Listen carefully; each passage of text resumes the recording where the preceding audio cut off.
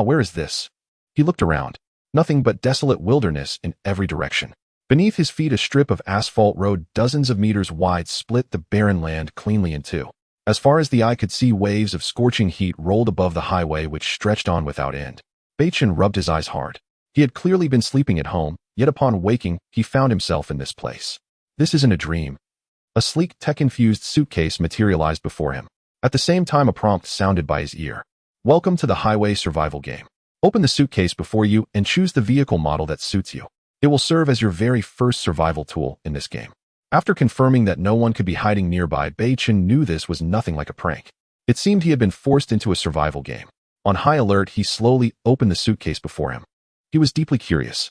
How could a whole car possibly jump out of such a suitcase?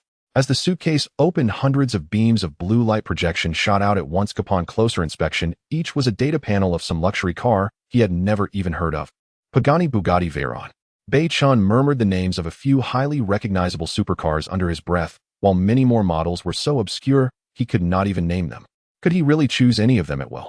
One luxurious supercar image after another scrolled before his eyes. Their exclusive silhouettes and distinctive designs almost drew Beichen completely in. No, if this truly is a survival game, choosing one of these would spell trouble. Reason triumphed over impulse. Beichen knew that these supercars not only guzzled fuel, but also had extremely low chassis that would be ruined by the slightest unevenness in the road.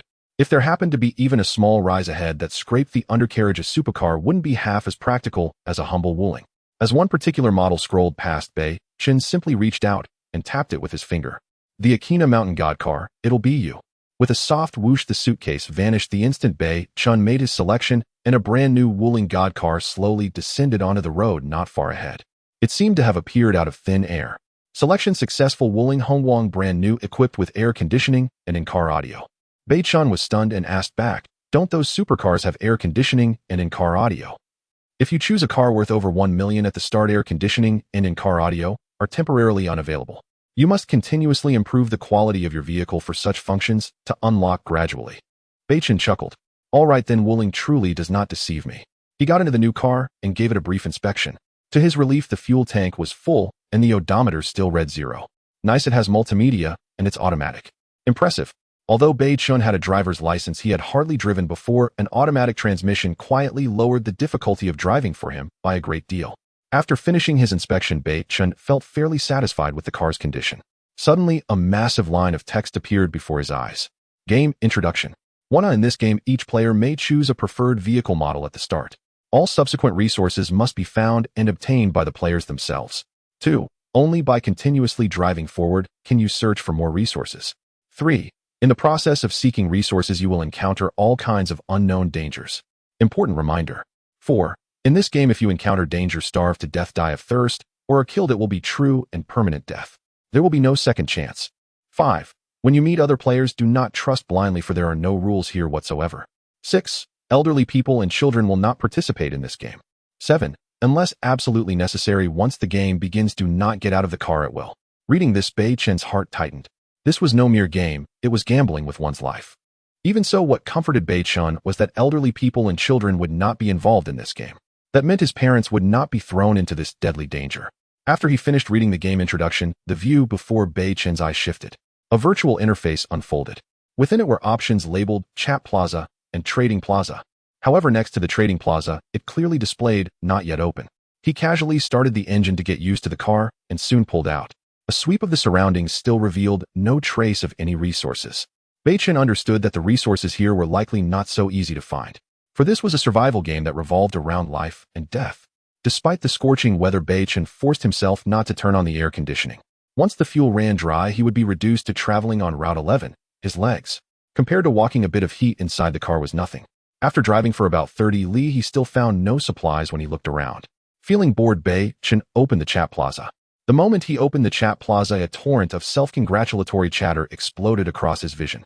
Because Beichen had adapted quickly to reality, choosing his car and familiarizing himself with the game rules had taken only a short time.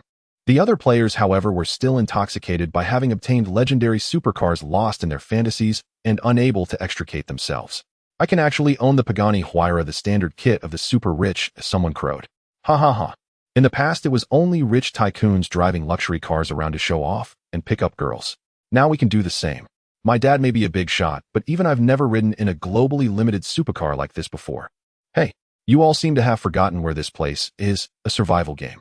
Are you seriously choosing supercars that burn 30 liters per 100 kilometers? In an instant, the chat plaza fell into silence. Clearly, many people had not even reached the game introduction yet, and had jumped straight into the plaza to celebrate. Watching the chat plaza, Beichen could not help but smile. He could already foresee the tragedies to come. Sure enough, less than 3 minutes later, a chorus of wails erupted across the chat. What the hell is this place? All resources have to be collected. We can actually die. Help. My Pagani is a fraud. It doesn't even have air conditioning or in-car audio. Fuel consumption of 30 liters per 100 kilometers. My car will be useless in 12 minutes. Someone save me, I'll have my dad wire you 100 million. Call the police, quickly call the police. Wait, where's my phone? A heavy mood began to spread through the chat plaza. Those who had chosen supercars realized that all resources here had to be collected, and one by one, they started crying and lamenting. Staring at the dense barrage of messages, Beichen finally became completely certain that this was not a dream, but a brutally real survival game of life and death. Soon Beichen shut down the chat plaza. A crowd complaining in misery, some even shouting for everyone to die together. There was no point in watching any of it. He carefully examined the functions on the interface in his field of vision. Aside from the chat plaza, Beichen found only a single trading plaza that remained locked. Newly arrived in a strange and perilous environment, Beichen inevitably felt lost and uneasy. Stay calm. At a time like this, what you need is calm. Just stay alive. By now the car had traveled more than 100 li. Under the blazing sun, the temperature inside the cabin soared, and Beichen's mouth grew parched and his tongue dry. Even so, his thirst was still bearable for the moment. Glancing at the fuel gauge, Beichen finally breathed a little easier. Fuel consumption of 1.5 liters per 100 kilometers is no joke. The advantage of the Wuling God car is gradually revealing itself. The tank is still full. Endure a bit longer. Try not to use the air conditioning. Huh, what's that? Suddenly on the right side ahead in the wilderness, Beichen spotted a box, about the size of a suitcase, wooden and seemingly very sturdy. A resource crate. He got out and looked around, not a single human figure in sight.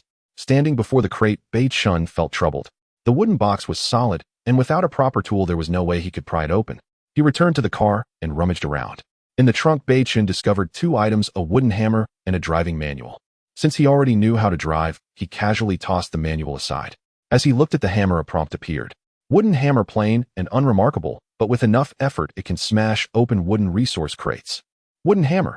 So there might be hammers of other materials as well. Weighing it in his hand, he found it reasonably handy.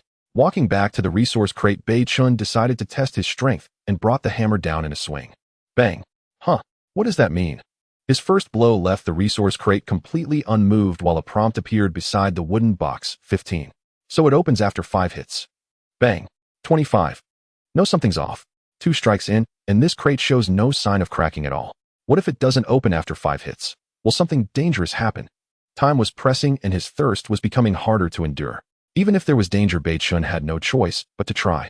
This time he gritted his teeth, swung his arm in a full arc, and slammed the hammer down with all his might. Bang. Crack. The solid wooden resource crate finally split with a thin fissure.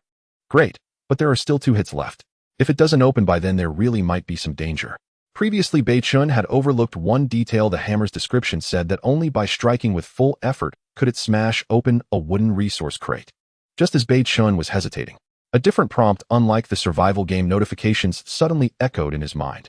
Infinite Amplification System is now binding.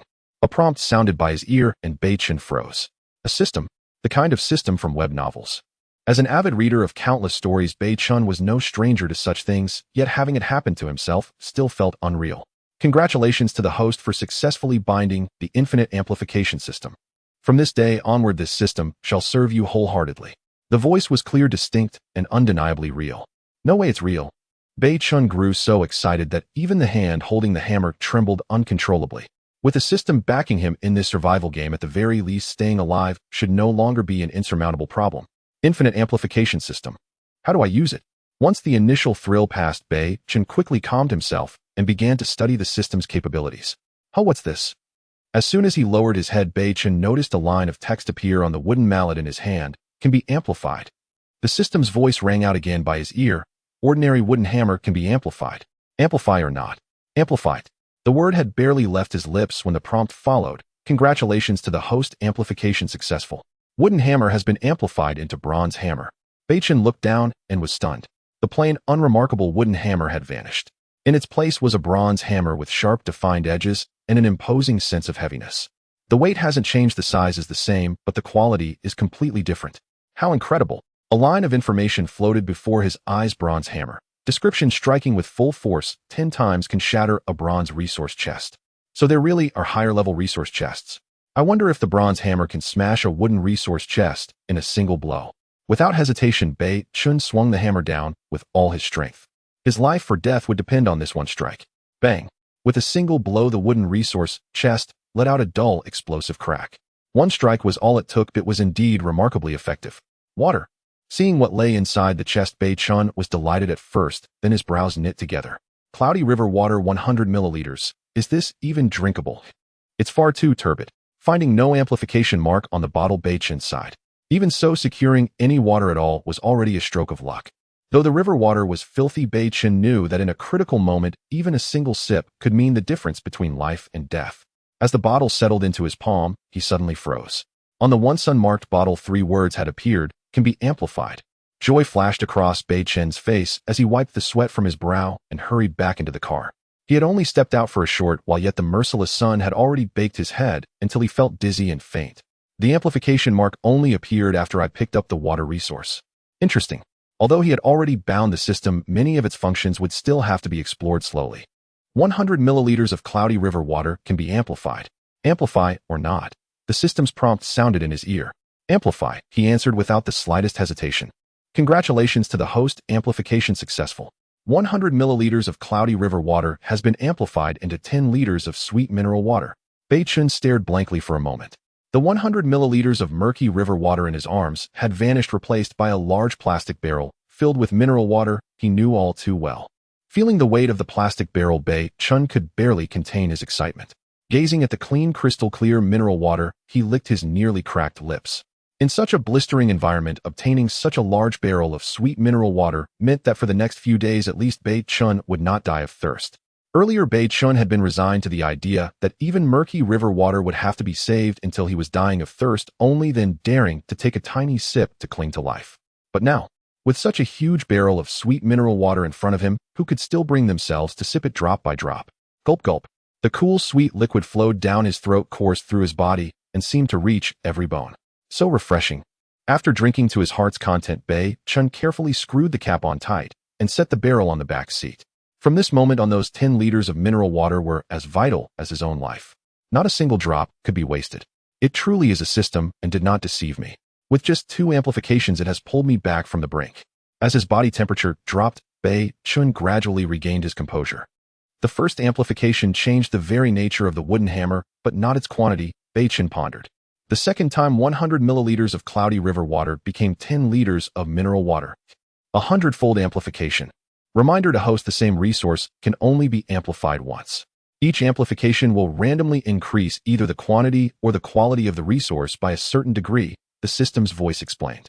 The system's voice appeared at just the right time. So that's how it works.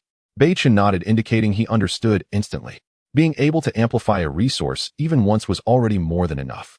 He glanced at his beloved car and noticed no amplification icon appearing. Gradually, Beichen realized that the vehicle, like the resource chests, could not be directly amplified. He started the engine and drove on. Now that he had secured water, the next priority was to search for fuel.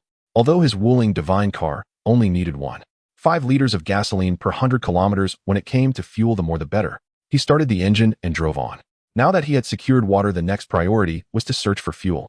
Although his wooling divine car only needed 1.5 liters of gasoline per 100 kilometers, when it came to fuel, the more the better. In this scorching heat, once the car ran out of fuel, even the hot wind outside would no longer blow in.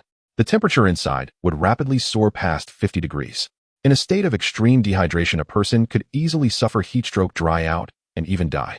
While Beichen was starting his car and searching for resources, other players were still reveling in the fact that they had been given supercars. Thus, Beichen became the very first player in this survival game to find and successfully open a resource chest. He opened the global chat plaza again. Instantly, a flood of desperate pleas for help cascaded across the screen. Help, water. I need water. Whoever gives me water is my father. Sob, damn this supercar. I hate it. After driving for barely half an hour, the fuel gauge is already in the red. Whoever gives me gasoline is my ancestor.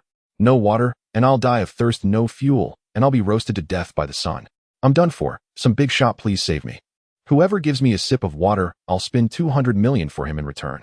Whoever gives me a sip of fresh water, I'll repay him with a mouthful of salty water. I'm still a virgin. Seeing these messages, Beichen shook his head slightly. This was a game where death was very real. Empty fame and women. For now, they meant nothing at all. Suddenly, one message caught Beichen's eye. Holy crap, what am I seeing? I've just encountered a resource chest. I'm rich, I can survive now. What a resource chest. Big shot, you found a resource chest. Damn it, I've driven my supercar over 100 li and haven't even seen a hair of one. Big shot, hurry and see what resources are inside. If there's water, please spare your little brother a mouthful. I'm really dying of thirst. Ha ha ha, worthy of the Pagani function. I truly am the chosen one to be the first to encounter a resource chest. Flatterers, bootlickers, and sycophants emerged in droves, all hoping to get a share of the resources. Huh. I hit it once, and a 15 prompt appeared on the chest. The wooden chest doesn't show any sign of cracking at all. Hurry, Big Shot, hit it 4 more times in a row, and the resource chest will open. Yes, Big Shot, we're rooting. Just then another message appeared directly tagging the player who had found the chest. You'd better strike it 4 more times with full force. You've already wasted 1 chance. After 4 more blows, I don't know what will happen either. The moment that message appeared, the chat plaza fell silent for an instant. Then waves of sycophants flooded the screen with mockery and disdain. Who is this guy daring to tell the Big Shot what to do like he's already opened a resource chest himself? Exactly. If you want to curry favor with the Big Shot, you don't have to make it so obvious. And reply came back to Beichen at that moment. Thanks for the reminder. I also noticed the wooden hammer's description. It really does say you have to strike with full force to smash a wooden resource chest, but I've got no way out now. My car's out of fuel and my throat is so dry it's almost smoking. Reading this message, Beichen nodded slightly. Clearly the other players were nowhere near as comfortable as he was without having to worry about water. For the others, taking a desperate gamble might be their best option. Besides, Beichen himself was curious to see what would happen to a wooden resource chest if one failed to strike it 5 times with full force. By now the other players had also noticed the wooden hammer's description, and those 2 inconspicuous words were being scrutinized by everyone. I'm about to start, brothers. Time to witness a miracle. 80. 80. Final 80. 4 identical messages flashed in quick succession, and then the chat plaza fell completely silent from that player. What happened? Did he die or what? No idea, he just suddenly went quiet. I've got a bad feeling the Big Shot's in serious trouble. Has serves him right. Smashing a resource chest blindly without figuring it out first. Now he's paid with his life. True enough. Good thing we didn't find a resource chest first, or else we'd be the ones dying now. Beichen watched these messages and shook his head slightly.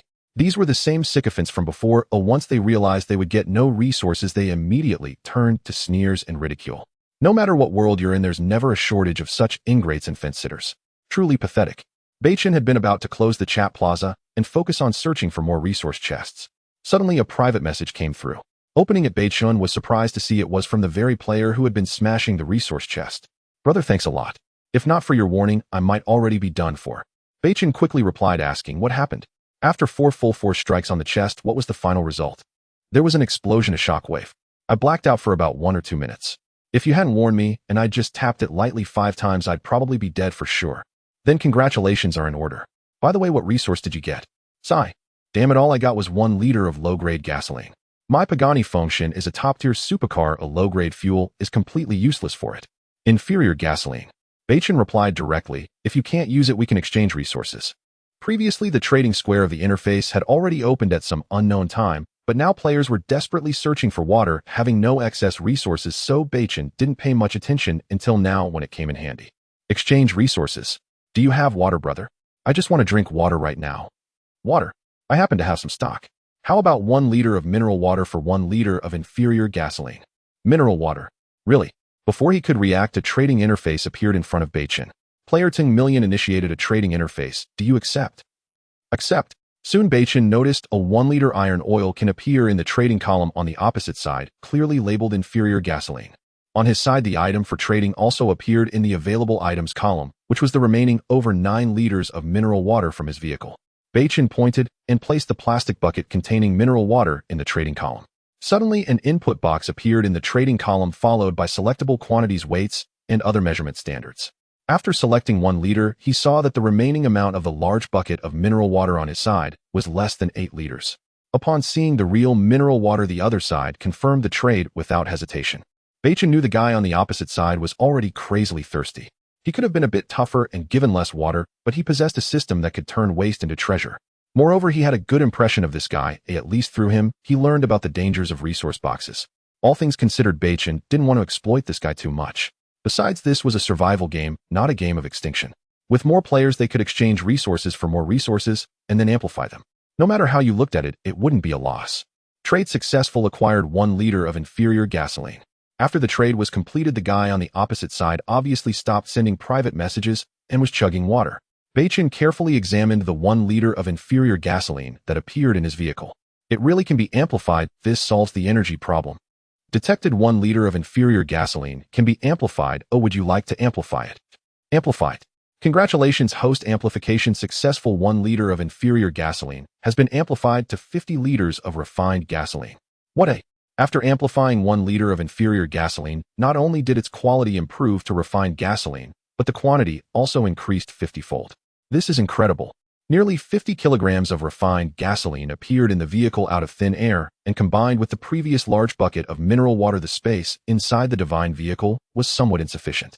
The refined gasoline was obviously more concentrated and burned longer. The Wuling divine vehicle itself had a small displacement and low fuel consumption, so Beichen could finally open the air conditioning with peace of mind and enjoy the cool breeze. In the scorching summer heat, waves of heat rolled outside the car. Yet inside Beichen's car, a cool wind howled. At this moment, Beichen revealed a long-lost smile, feeling an indescribable comfort. At this time, Tung Million also sent a private message, his words filled with excitement, as it was not murky river water, but sweet mineral water amplified by Beichen's system. Brother, so you are the big boss. In the chat square, someone was bragging, saying they found a water resource, but it was actually yellow muddy water, while you managed to trade 1 liter of mineral water. Just luck. By the way, how's your situation now? So there's still a bit of fuel in the car. I'm going to take a gamble. If I can find better gasoline, there's still hope to survive. Beichen hesitated, but ultimately held back. Fuel resources were precious, and he didn't want to give any away for free. Having obtained inferior gasoline, he also paid with water resources, so he felt no burden. You better change to a different vehicle, steal, or team up with other players to share a low fuel consumption vehicle. The Pagani is really not suitable for survival games. I understand. By the way, what car did you choose, boss? Oh, Wuling Hongguang. Huh. Oh my. Why didn't I choose the divine car of Akiyama back, then, which only consumes 1.5 liters per 100 kilometers? Beichen smiled, fully understanding. After all, when they first entered this game, everyone thought it was a prank. Faced with limited edition supercars, few could resist this temptation. Even among the players participating in this game, there were true tycoons, but some divine cars were so limited that only private collections could be seen. By the way, if you find valuable resources, we can trade. I will also help you look out for high-quality gasoline. Alright, definitely. Closing the private chat interface, Beichen knew that although the chat square was filled with people lamenting their misfortune, there were still some wise individuals who chose low fuel consumption models. After all, this was a massive-scale entry into the game, with the number of participants being too numerous to count. Even if 99% of people were blinded by luxury cars, that remaining 0.1% was still a terrifying number. The scenes outside the car passed by continuously, and Beichen dared not think too much. In this survival game filled with death and the unknown, all he could do was live well. Only by living could there be all possibilities. Although the Wuling divine vehicle was practical due to its price, it lacked safety measures like airbags, so Beichen didn't dare to speed and kept the speed around 100. Second resource box. Slowing down, braking. According to custom, he first checked the surroundings before getting out of the car. In this lawless world, like kind might be the greatest danger. Seeing that there was nothing abnormal around, Beichen quickly took the bronze hammer from the passenger seat and got out of the car. The amplified hammer was already of bronze quality, so Beichen was completely unguarded. Bang! Sure enough, with one strike, the sturdy wooden resource box shattered with a crash. The feeling of opening a blind box was much more exciting than unboxing a delivery, because you have no idea what treasures will appear in the resource box. Just as the resource box shattered, a shadow transformed into a fierce wind and pounced directly towards Beichen. Damn, a big black rat. Beichen, having trained for a few years, reacted quickly. Seeing a large rat charging at him, he hurriedly ducked down, avoiding a gust of wind. The big rat missed and landed on the asphalt 2 meters away. When the big rat turned to attack again, Beichen had already taken the supplies from the resource box and returned to the car, slamming the door shut. Bang! Bang! Hearing the impact on the car body, Beichen felt a lingering fear and cursed inwardly. What kind of rat is this? Its size rivals that of a cat, and it even attacks people. Without a suitable weapon at hand, Beichen couldn't face such a large rat heathen. If he got injured and infected, there were no medical supplies here, and only a dead end awaited him. Quickly starting the car, the Wuling Divine vehicle sped away out of sight. Looking through the rearview mirror, the rat, which was the size of a cat, was still chasing after him. Beichen felt his heart tighten. If such a rat was already so powerful, what about other creatures? Stepping on the gas. Virum. Soon Beichen shook off the large rat chasing behind. Having just fought with the large rat, Beichen didn't have time to glance at the supplies in the resource box. He grabbed them and fled back to the car. What supplies could possibly be hiding such a danger? Taking out 2 thin items from his pocket upon inspection, Beichen's face turned dark. Moldy pancake stored in a sealed environment for a long time, it has become moldy. Even a rat would fear food poisoning from eating it. Thinking about the pancake being in the same resource box as the large rat, Beichen instantly lost his desire to eat it. However, he still kept it because he had already seen the words "can be amplified" on the pancake. Looking at the second item. Oh, this is a weapon design blueprint. Ordinary paratrooper knife, blade length 7.5 inches, blade thickness 416 inches. Materials needed: refined iron 0.8 pieces, white copper 0.1 piece. The bottom right corner of the blueprint has a manufacturing option, but since the forging materials aren't complete, this button is grayed out. A weapon. If I had a paratrooper knife earlier, why was I chased by a rat? With the weapon design blueprint in hand, Beichen was itching to figure out how to gather the materials. In this survival game, having a weapon equals an extra layer of protection for life. Otherwise, no matter how many supplies one is being ambushed, would be extremely tragic. No rush, let's amplify first, Beichen thought with great anticipation. I want to see what quality weapon this ordinary paratrooper knife will become after the system amplifies it. Before amplifying, Beichen glanced at the rearview mirrors and the surrounding wilderness. Confirming there were no dangers nearby, he began to amplify the weapon design. The design for the ordinary paratrooper knife can be amplified. Would you like to amplify it? Amplify. Congratulations to the host for successfully amplifying. The ordinary paratrooper knife design has been upgraded to the Scaleboard T1 multifunctional military knife design.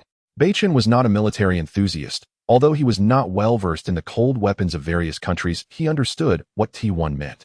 T1 level melee weapons represent a relatively advanced and exclusive design internationally, or possess unique forging techniques, both of which meet the internationally recognized T1 standards.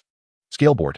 Could it be modeled after the ancient artifact, the fish intestine dagger design for the Jiao Long Special Forces? His curiosity was piqued. Because China is an absolutely safe country, ordinary people cannot purchase sharpened blades unless they are needed by special departments. Beichen had always fantasized about obtaining a knife that could cut hair, but he had never acted on it. Beichen continually imagined the appearance of the Scaleboard T1 military knife. A glance at the required materials made him gasp in shock. Scaleboard T1 multifunctional military knife design, handle length 4 inches, blade length 9 inches, blade width 1.9 inches. The materials required for crafting: 26 pieces of fine iron, 3 pieces of fine steel, and 1 piece of white copper. What the hell? After amplifying the blueprint, the materials needed are too frightening. At this moment, Beichen was unsure if other players could find ordinary iron, let alone fine iron. It took 10 ores to refine into iron, 20 to refine into fine iron, and 50 to refine into steel. In the early stages of the survival game, Beichen knew it would be difficult to obtain these materials. He sighed and neatly folded the design, placing it in his pocket. Picking up a moldy pancake beside him, Beichen no longer hesitated. Amplify. Congratulations to the host for successfully amplifying. The moldy pancake has been upgraded to 100 roasted naan. Almost simultaneously, a large number of naan the size of wash basins appeared out of thin air in Beichen's embrace. As the naan appeared in the car, a waft of charcoal grilled aroma and the unique scent of sesame wafted to his nostrils. What the hell? Beichen was instantly enveloped in delight. He had eaten this before. He could handle two without needing to stir-fry, and the naan was made of flour and sesame with calories and energy far beyond that of bread. Waking up abruptly to participate in this survival game, Beichen had only drunk a bit of mineral water. If not for the threat of death and the fear of the unknown dominating his thoughts, his stomach would have been in turmoil. Gulyulu. Beichen disregarded his image, picking up a naan with one hand and taking bites left and right. He had never eaten anything so delicious. Before he could chew the first bite, he had already swallowed the second. 5 minutes later, Beichen was enjoying the air conditioning, gazing ahead at the endless road, his mind filled with chaotic thoughts. I wonder what the ultimate goal of this survival game is. Only after Beichen was full in content did he think about this. The other players were either close to dying from heat or thirst and hunger. As for the future of this game, no one was paying it any attention. He withdrew his thoughts. Beichen moved a stack of naan out of the car to sunbathe. Although these were charcoal grilled, they still contained moisture, and if not handled, they would likely mold soon. Drying them would make them easier to store and last longer.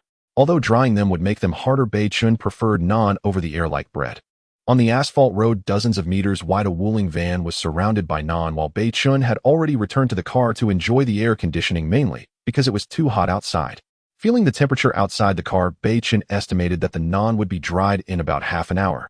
In a situation where all players lacked phones, perhaps the chat square was the only place for everyone to unwind. After briefly calculating the supplies he possessed, Beichen quickly made a decision.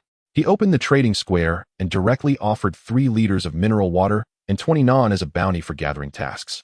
As he confirmed the release, 2 bounty tasks appeared in the trading square, and upon obtaining the bounty supplies, rewards of water resources and food resources could be earned. Player Beichen issued a bounty. Bounty range: fine iron, fine steel, white copper, and various metal resources. Each type of metal resource can earn 100 milliliters of mineral water or 1 naan. After posting, Beichen switched directly to the chat square. He had no confidence that he could find the needed metal resources during this time period. As soon as Beichen opened the chat square, a flurry of messages bombarded him. Wow! Everyone hurry to the trading square and check it out. A big shot called Beichen is actually offering pure mineral water and naan to collect metal resources. What? No way. We're still struggling to avoid the scorching sun. How could anyone start collecting metal resources? Damn, it's true. I just came back from the trading area. It really is pure mineral water. What? Are you sure it's not yellow muddy water or murky river water? Mineral water. Really, it's true. I've already got 100 milliliters of mineral water. Everyone check if you have any metal resources. Damn, this water is so sweet. Woo, I searched for ages and only found 1 resource box. Damn it, inside was just half a moldy bun. What is metal? Sigh, I only found a box of condoms, the Okamoto 01 brand. That Beichen can't be an idiot, right? He actually offers clean mineral water as a bounty. Of course he must be a fool. If I had this water resource, I'd definitely keep it for myself.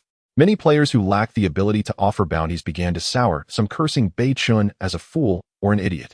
Seeing that someone had successfully received the bounty, Beichen felt delighted and hurried back to the trading square to check.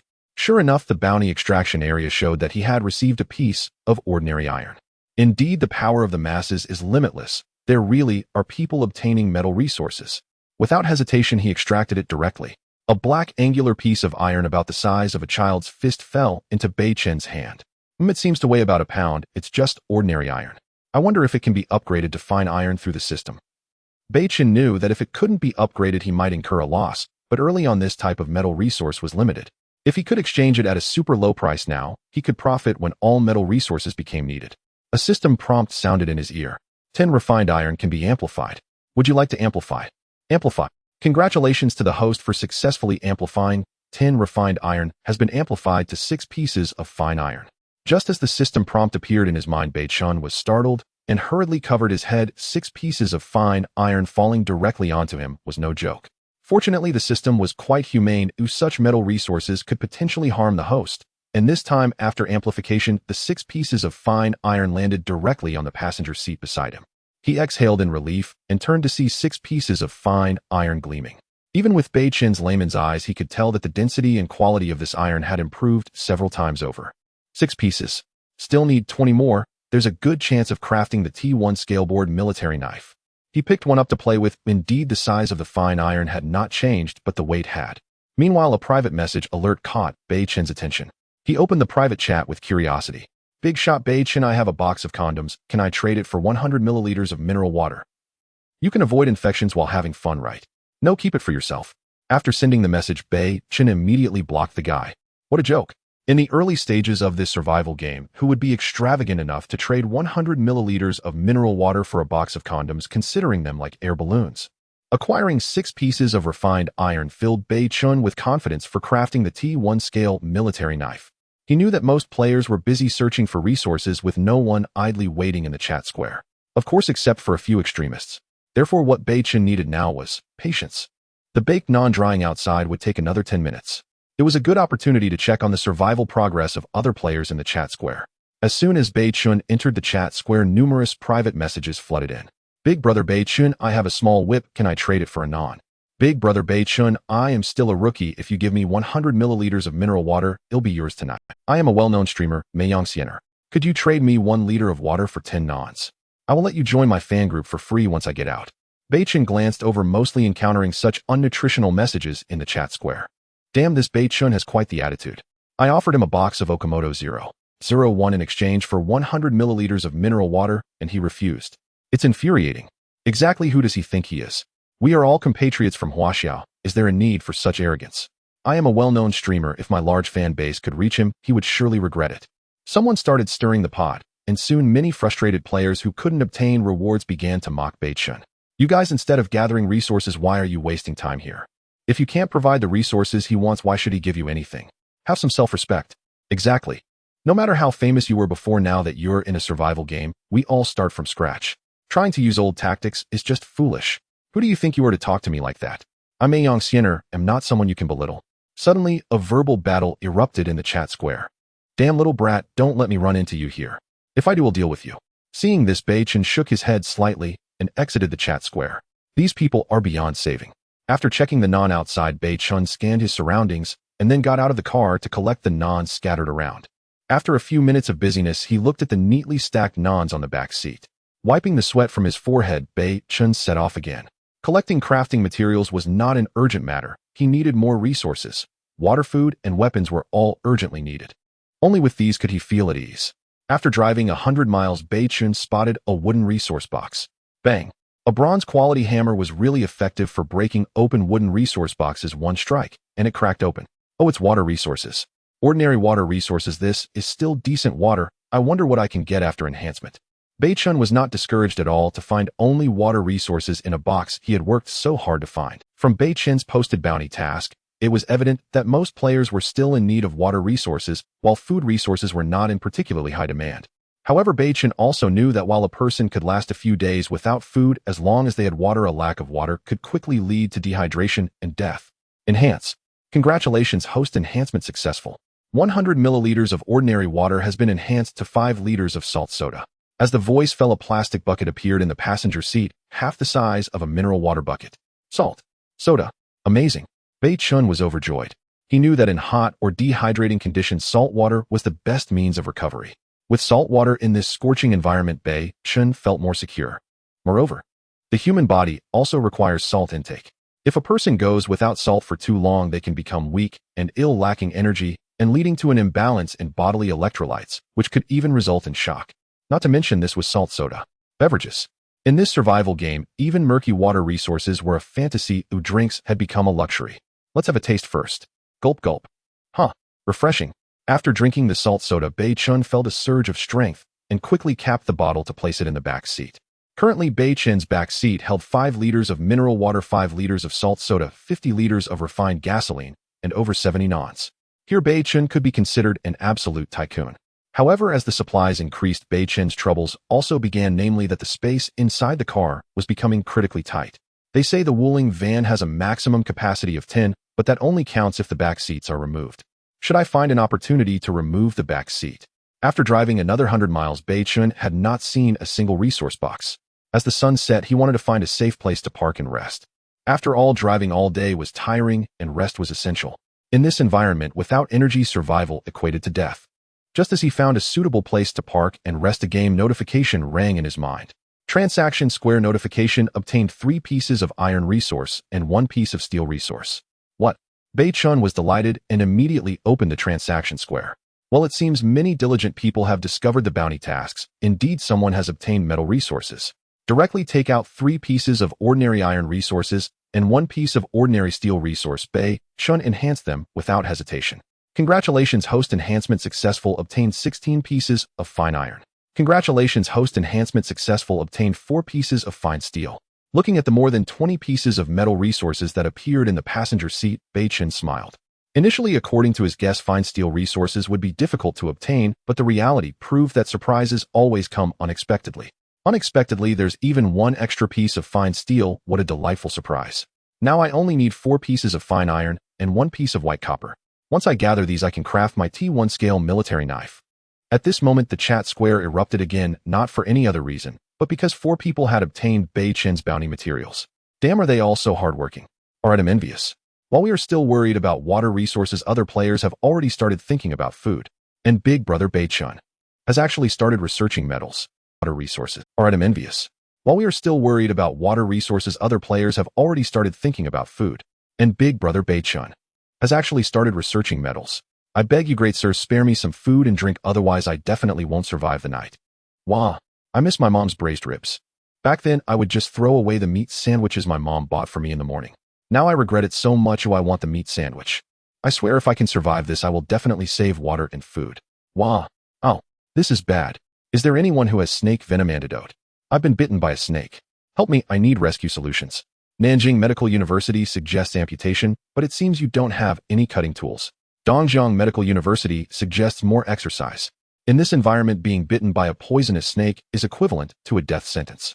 Perhaps saying that more exercise could hasten the onset of the toxin is a decent suggestion. Seeing this information, the guy bitten by the snake suddenly cursed. Although I am not human, you are truly dogs. I am not someone who can't suck out the venom because my butt was bitten. I just got bitten on the finger. Does it warrant amputation? As for making me exercise more to trigger the poison, Beichen looked at the messages and suddenly found it quite amusing. Of course, this feeling entirely depended on his ample supplies, and he was not worried about food and drink for the time being. Since entering the game and learning about the chat square, Beichen had only posted once, which was a kind reminder to the player Tung Million, who usually lurked. As time flowed, the sky gradually fell into darkness, surrounded by wilderness as far as the eye could see. When is a person the most vulnerable? Of course, it's when they are sound asleep, unless they are machines that don't need to sleep. Looking at the desolate surroundings, Beichen checked the car lock again, feeling reassured. Just before falling asleep, Beichen spoke again. Last night, I heard unusual noises around. Everyone should avoid moving at night. The players in the chat square did not have their names displayed. So when this message was sent, no one knew it was Beichen. The fantasies within are the most terrifying. Sure enough, after Beichen's remark, someone in the chat square responded, "Really, I heard something scraping against my car. It's so freaking scary. I heard a howling sound just like a ghost crying on my end." Seeing this, Beichen smiled with satisfaction. If everyone stayed inside at night and didn't search for supplies, the chances of encountering other players would be greatly reduced, thus ensuring his safety. Finally, he glanced at the trading square. Still no one was offering a reward for the white copper needed to forge a T1 scaled military knife, which left Beichen a bit discouraged. However, he also knew this was not something to rush, and he could only take it slow. After closing the chat and trading squares, Beichen reclined the seat and slowly closed his eyes. After driving all day, it would be a lie to say he wasn't tired. The night sky had no scorching sun. The temperature inside the car dropped significantly, and to save fuel, Beichen turned down the air conditioning a bit. He let out a long sigh. At this moment, Beichen felt exceptionally lonely, but thinking about his current situation, he didn't know how much better he was than other players. At least he didn't have to worry about food, water, or gasoline. And the other players. The next day, when Beichen woke up, the sun was slowly rising. He instinctively looked at the trading square. Still no one was offering a reward for the white copper. He opened the chat square. Beichen found the atmosphere in the chat square somewhat dull, even heavy. Last night, a few of my named buddies have gone silent. They must have perished, probably couldn't withstand hunger at night, and went out to search for resources only to be attacked by beasts. After a night of fermentation, many players had accepted the reality. That is, without the necessary resources for survival, one could truly perish. A new day begins with searching for resources. Let's go today, I must get some metal resources. Soon the chat square had fewer people. On the wide asphalt road, a brand new G-Class was parked. Inside the car sat a girl in hot pants and a t-shirt. Her features were quite standard, and from a distance, she looked fairly beautiful, but up close, she could be terrifying. In such hot weather, her makeup had long been ruined, but she still refused to wipe it off. To be honest, her face was not great, but her figure was acceptable. According to Wong Fatty's words, the face is lacking, but the body is still quite smooth. Wow, as expected of my number one big brother, my destined soulmate has found the white copper. Mei Yang Xianair is a well-known streamer, and of course, she rose to fame by relying on her looks, having no Xianair, if we meet here, would you be my girlfriend? I believe this is fate. Number one big brother, rest assured, I will definitely give that Beichen a good beating once I get the resources, and we will share them. Mei Yang Xianair's eyes were filled with disgust, but her voice was indeed sweet and gentle. It's ridiculous that this office worker, relying on his salary to pose as a rich man, thinks he can sleep with her just because he donated a few planes in a month. Soon after the transaction ended, a piece of pure white metal fell into Mei Yang Xianair's hand. Humph, stinky lick dog, did you think I didn't know you're just an office worker? Donating that little money monthly, yet you still want to pursue me. It's truly laughable. A lick dog of your level is only worthy of appreciating my voice meat. You are not worthy. Mei Yang Xianair cherished her makeup. If it weren't for suddenly participating in this survival game, I wouldn't even bother with you. Her vanity played a role. That guy was not even Mei Yang Xianair's number one. Yet she pretended to mistake him for someone else, making that lick dog think he had a chance to pursue her. and unwittingly handed over the white copper to Mei Yongxian. On number 1, big brother, I have something to attend to. I'll be busy first. Once I get the resources, I will definitely share them with you. With that message sent, Mei Yongxian chose to block him. Playing with the rare metal in her hand, she revealed a proud smile. Men are indeed all despicable, each one easier to deceive than the last. This kind of merchandise can be easily brought to their knees with just a few words. Sigh. I am truly outstanding. Beichen, since you dared to ignore me today, I will make you lick my boots and beg me. Mei Yongxian opened the chat square and sent out a message. At that moment, Beichen was eating roasted naan and drinking salty soda. His hands and mouth were occupied, but his eyes could not be idle, constantly monitoring the progress in the chat square. Suddenly, Beichen's eyes lit up because he saw a message. Since messages in the chat square did not display names, Beichen also did not know who sent this message. To know the sender's name, he could only them privately. Oh, what luck! I actually got a piece of rare metal. I wonder who needs rare metal. I want it. I'll trade you half a steamed bun for it. I will trade you a small whip. No need for a condom exchange, okay? Many people thought the player who got the rare metal was a newbie unaware of the bounty tasks in the trading square. That won't do. I am hungry and thirsty. To get the metal in my hand, you need to provide 5 liters of clean water and enough food for me to eat for 3 days. Damn idiot. 1. I remember that pretentious act. It's that well-known streamer, Mei Yongxian from yesterday, pretending to be something she's not. 5 liters of clean water resources and 3 days of food. You really are small in stature, but big in mouth. Your father must be called Big Mouth. 1. Not to mention other players cursing Mei Yongxian as an idiot. Even Beichen frowned. It's not that he couldn't produce these supplies, but opening such a precedent would make it difficult to control later. If he offered supplies in the future, he would end up being held hostage. So Beichen immediately dismissed the idea of bargaining with her. Such people are general. If he approached her, he might be even more severely ripped off. As she was exposed by the crowd, Mei Yongxian didn't bother pretending anymore. She directly sent a message. Beichen, I know you are lurking. Indeed, what I have in my hand is white copper. Do you want it? Just obediently take out 5 liters of mineral water and 3 days of food. Otherwise, you will never get the white copper. This blatant extortion silenced everyone in the chat square. Indeed, compared to them, Beichen was living too comfortably. Not only did he present baked flatbreads, but he also offered 3 liters of mineral water as a bounty. What does this indicate? It indicates that Beichen is not lacking in water and food at all. Out of a mentality of not having and not wanting others to fare better, many silently supported Mei Yongxian's actions. There was no helping it. After all, Beichen was wealthy. However, to be fair, Beichen's access to water and food resources was purely based on his luck. He had no obligation to share his limited resources. It is important to note that this survival game was not for just 1 or 2 people, but for countless individuals. Even if Beichen were a saint or a savior, he wouldn't be able to help everyone. Moreover, he didn't want to help and wouldn't help. For a moment, the chat square fell silent. Everyone was waiting for Beichen to speak, but he had already lost interest in the chat square. Because he had just received a private message from Tung by someone he knew before. Brother, do you urgently need the rare metal white copper? Hearing urgently need, Beichen frowned, but still replied yes. Just as he replied to a trade request, it appeared before him. He clicked to accept. Soon a piece of white metal appeared in Tung by Wan's trade window. The name was exactly the rare metal that Beichen needed. White copper.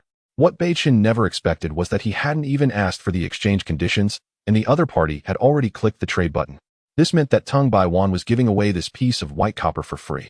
In this environment, filled with death and devoid of rules, encountering such a situation warmed Beichen's heart. After hesitating for a moment, Beichen still refused this trade. As he declined the trade interface before him also vanished. However, soon Beichen took the initiative to send a trade request to Tung Bai Wan. I don't like taking things for free from others. You might need these items. He placed 5 liters of refined gasoline, 1 liter of mineral water, and 5 baked flatbreads directly on the table. When these 3 items appeared, Tung Bai Wan was momentarily stunned. Is this more than what that famous streamer extorted from Beichen? So much. Thank you, brother. Tung Bai Wan instinctively wanted to refuse, but thinking of his and his sister's current situation, he held back. If people respect me a foot, I will return a mile. Rather than being publicly extorted by Mei Yongxian and submitting, Beichen would rather give Tung Bai Wan more resources to obtain the white copper. The key point is that the nature of the two matters is different. Publicly submitting would lead to endless troubles. Beichen did not like the feeling of being cornered in the future. Brother Beichen, you saved my life, and now you are giving us urgently needed refined gasoline, water, and food. I don't know how to repay you. Prioritize finding rare resources and exchange them with me. Definitely. Both parties confirmed the trade. Beichen's 5 liters of refined gasoline, 1 liter of mineral water, and 5 baked flatbreads disappeared, while a piece of rare metal white copper fell into Beichen's hands. With the white copper in hand, Beichen finally let out a big sigh of relief. However, to his surprise, the white copper obtained from Tung Baiwan could not be amplified. He didn't think too much about it. After all, system amplification had its conditions, and it couldn't be amplified if the conditions weren't met. As for withdrawing the bounty, Beichen had no interest in what other players would do, because his crafting materials for the T1 fish-scale military knife were all ready. Opening the trade square, Beichen directly canceled 2 bounties. However, Beichen's unintentional action caused an uproar in the chat square. Soon a flood of curses erupted, bombarding Meiyang. No, Brother Beichen is angry. Everyone go check, the 2 bounties are gone, canceled. What? No way. I just found a piece of iron resource. What the hell happened before?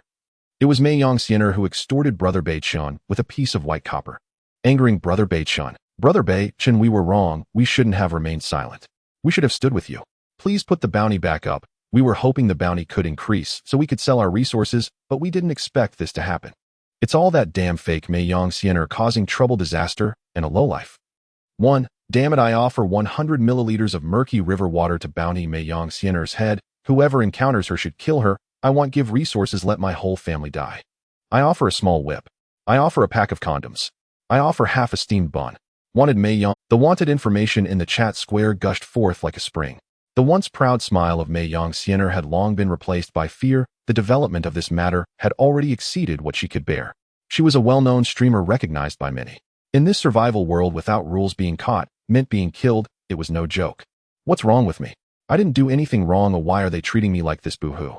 Now all Meiyang could think about was submitting and apologizing. This place is different from before the game. Before the game she could offend the public, but at most she could hide away on a trip and enjoy herself. In Huaxiao, no one dared to lay a hand on her.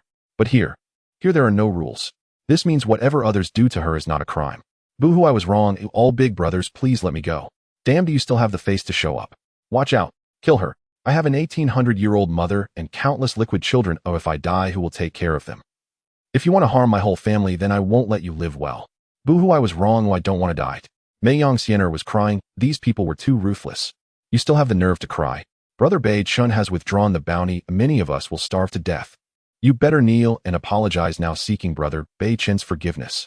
At this point, the clever crowd was thinking of ways to remedy the situation. After an avalanche, no snowflake is innocent, right? If Brother Beichen doesn't repost the bounty task within 3 days, you will still be wanted by us. 1. Boo-hoo will go right now. However, Beichen was completely unaware of what was happening in the... Although Beichen felt unhappy about being maliciously extorted, he believed there was nothing to say. After all, it was someone else's resources and the price they asked didn't matter. If it didn't suit him, he simply wouldn't buy it. He unfolded the T1 fish-scale military knife design in his pocket once more. Sure enough, the crafting button at the bottom of the design sheet had lit up, now selectable. Fish-scale T1 military knife required materials for crafting 2,626 refined iron, 43 refined steel, 11 white copper. Yesterday, a large rat jumped out of a wooden resource box to attack him. To be honest, Beichen was startled, and his desire for weapons grew even deeper. One who often walks by the river will inevitably get their shoes wet. Luck may have helped him avoid injury this time, but can he always rely on luck? Luck has an expiration date. However, with a sharp weapon in hand, he could handle much danger. At the very least, there was hope for survival. Otherwise, facing strange beasts, empty-handed humans had no chance whatsoever. Taking a deep breath, Beichen no longer hesitated and directly chose to craft. Congratulations, player Beichen, you have crafted a T1 level fish-scale military knife. Should it be announced across the region? Upon hearing this, Beichen was taken aback. No announcement. This is a Norals game. Only a fool would expose their trump card in the early stages of the game. After saying no to the announcement, a flash of white light appeared before him and the design sheet in his hand vanished. When Beichen opened his eyes again, he discovered a cold military knife, antique in style, and covered in delicate fish scale patterns, had appeared in his hand. The knife handle is 4 inches, the blade is 9 inches long, and the width is 9 inches. It felt icy to the touch, as if forged from mysterious iron. The handle seemed designed specifically for a right hand, easily wielded with a slight grip, and the overall weight was less than a pound, with the blade's edges adorned with fish scale patterns, the entire knife black and non-reflective under sunlight. Indeed, it is a T1 level individual military knife. Just looking at the blade makes me feel like my eyes might get cut. Beichen cherished the T1 level military knife in his hand like a treasure, reveling in the joy it brought him, while other players were still struggling for the most basic survival resources. Beichen had already acquired a weapon for self-defense equipped with the single-soldier combat knife from the Dragon team of the Chinese Special Forces, something that was not easily obtainable by ordinary people.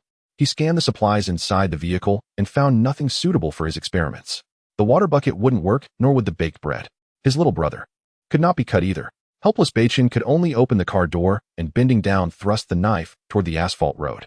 Ripping sound. What? This sharpness. It's a divine weapon. Beichen slowly withdrew the fish scale knife that was about to pierce the asphalt. It slid in and out effortlessly. That moment's feeling. Beichen thought he was stabbing not the solid and hard asphalt, but a block of old tofu. Goodness, it turns out the grooves between the fish scale patterns on the blade serve as blood grooves, preventing the blade from getting stuck under pressure. This design is absolutely brilliant. He retracted the fish scale knife and closed the car door.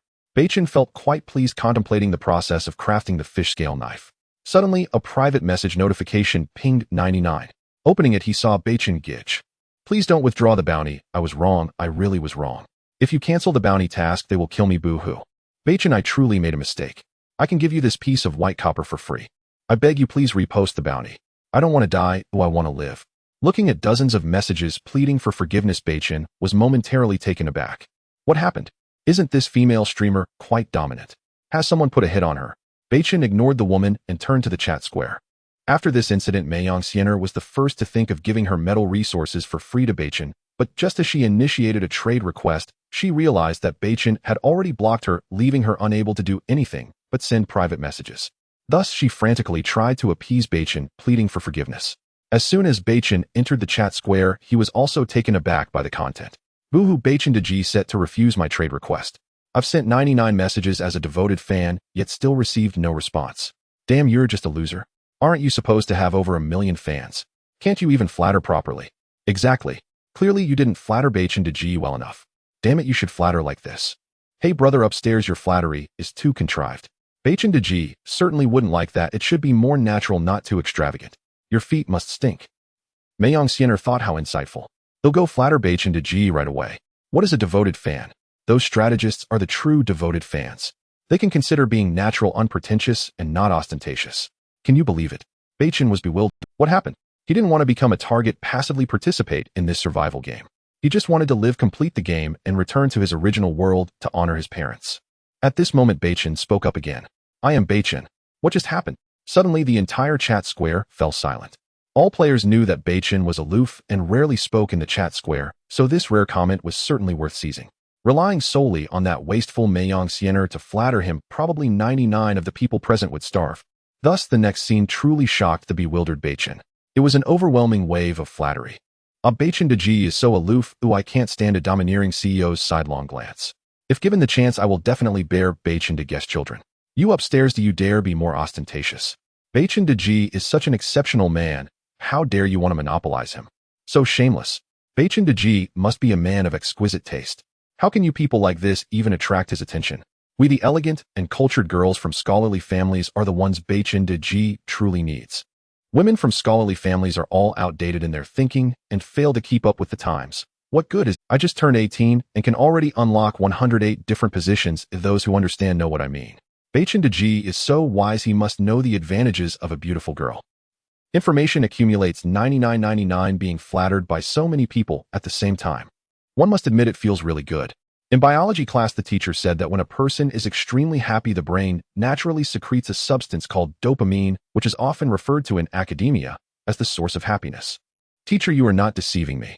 Although Beichen was feeling great now, he was aware of the unique nature of the chat square. He knew that among those who were frantically flattering him, there must be a considerable number of rough men hiding among them, as girls wouldn't flatter so skillfully. Feeling this pleasant, of course, the actual operation aside, Beichen smiled, then exited the chat square and went to the trading square. That's right, Beichen intended to relist the bounty information. It wasn't because of the flattery he received. Rather, he knew that in the early game, there were almost no players capable of studying metal resources. At this stage, 99 of players were busy worrying about food, water, and energy, so they wouldn't value metal resources highly. However, as time passed, those who survived would eventually obtain various design blueprints. Therefore, Beichen was certain that in the future, various metal resources would appear in the trading square at a terrifying price. And now, with the hype surrounding this event, he could take the opportunity to gather a wave of metal resources. With the enhancement system on his side, he would certainly need various rare metals in the future, so it was better to collect more now. Soon Beichen relisted 2 bounty tasks. Each piece of metal weighing over 500 grams could be exchanged for 100 milliliters of mineral water with a limit of 3 liters. Alternatively, each piece of metal weighing over 500 grams could be exchanged for 1 baked bread with a limit of 50 pieces. Given Beichen's current worth, he could naturally offer a higher bounty. However, he knew that limited resources would greatly incite players' competitive spirit, potentially allowing him to obtain truly rare resources. After reposting the bounty tasks, Beichen didn't return to the chat square. Focusing on driving and searching for supplies was essential. Bounty successful, you received a piece of iron.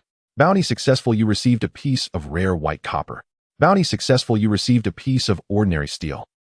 Almost simultaneously, over 10 successful bounty notifications rang in Beichen's ears. He couldn't help but marvel.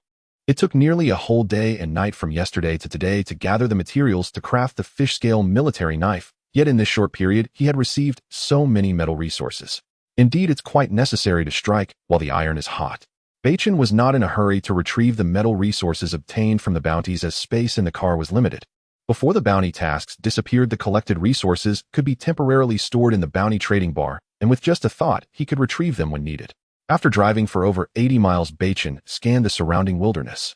Suddenly, he froze, his gaze fixed on a patch of weeds to the left. Had it not been for his adequate sleep last night, he was sure he would have overlooked that resource box at first glance. A bronze resource box. This is my first time seeing one. The blue resource box was placed among the weeds. Typically, someone distracted or with poor eyesight might miss it in a glance. However, Beichen was currently resource-rich, wealthed, and well-rested. Slowing down, he parked the car. With the newly crafted fish-scale T1 military knife at his waist and a bronze hammer in his right hand, Beichen slowly got out of the car. After scanning the surroundings for threats, he walked straight towards the bronze resource box a short distance away. The morning sun was not too scorching, merely in the teens in temperature. Yet as Beichen drew closer to the bronze resource box, beads of sweat began to form on his forehead. It was not excitement that caused this, but the unknown dangers lurking within the resource box. Last time when he smashed a wooden resource box, a mouse the size of a cat sprang out. If it weren't for Beichen's quick reflexes, he would have been injured, or worse.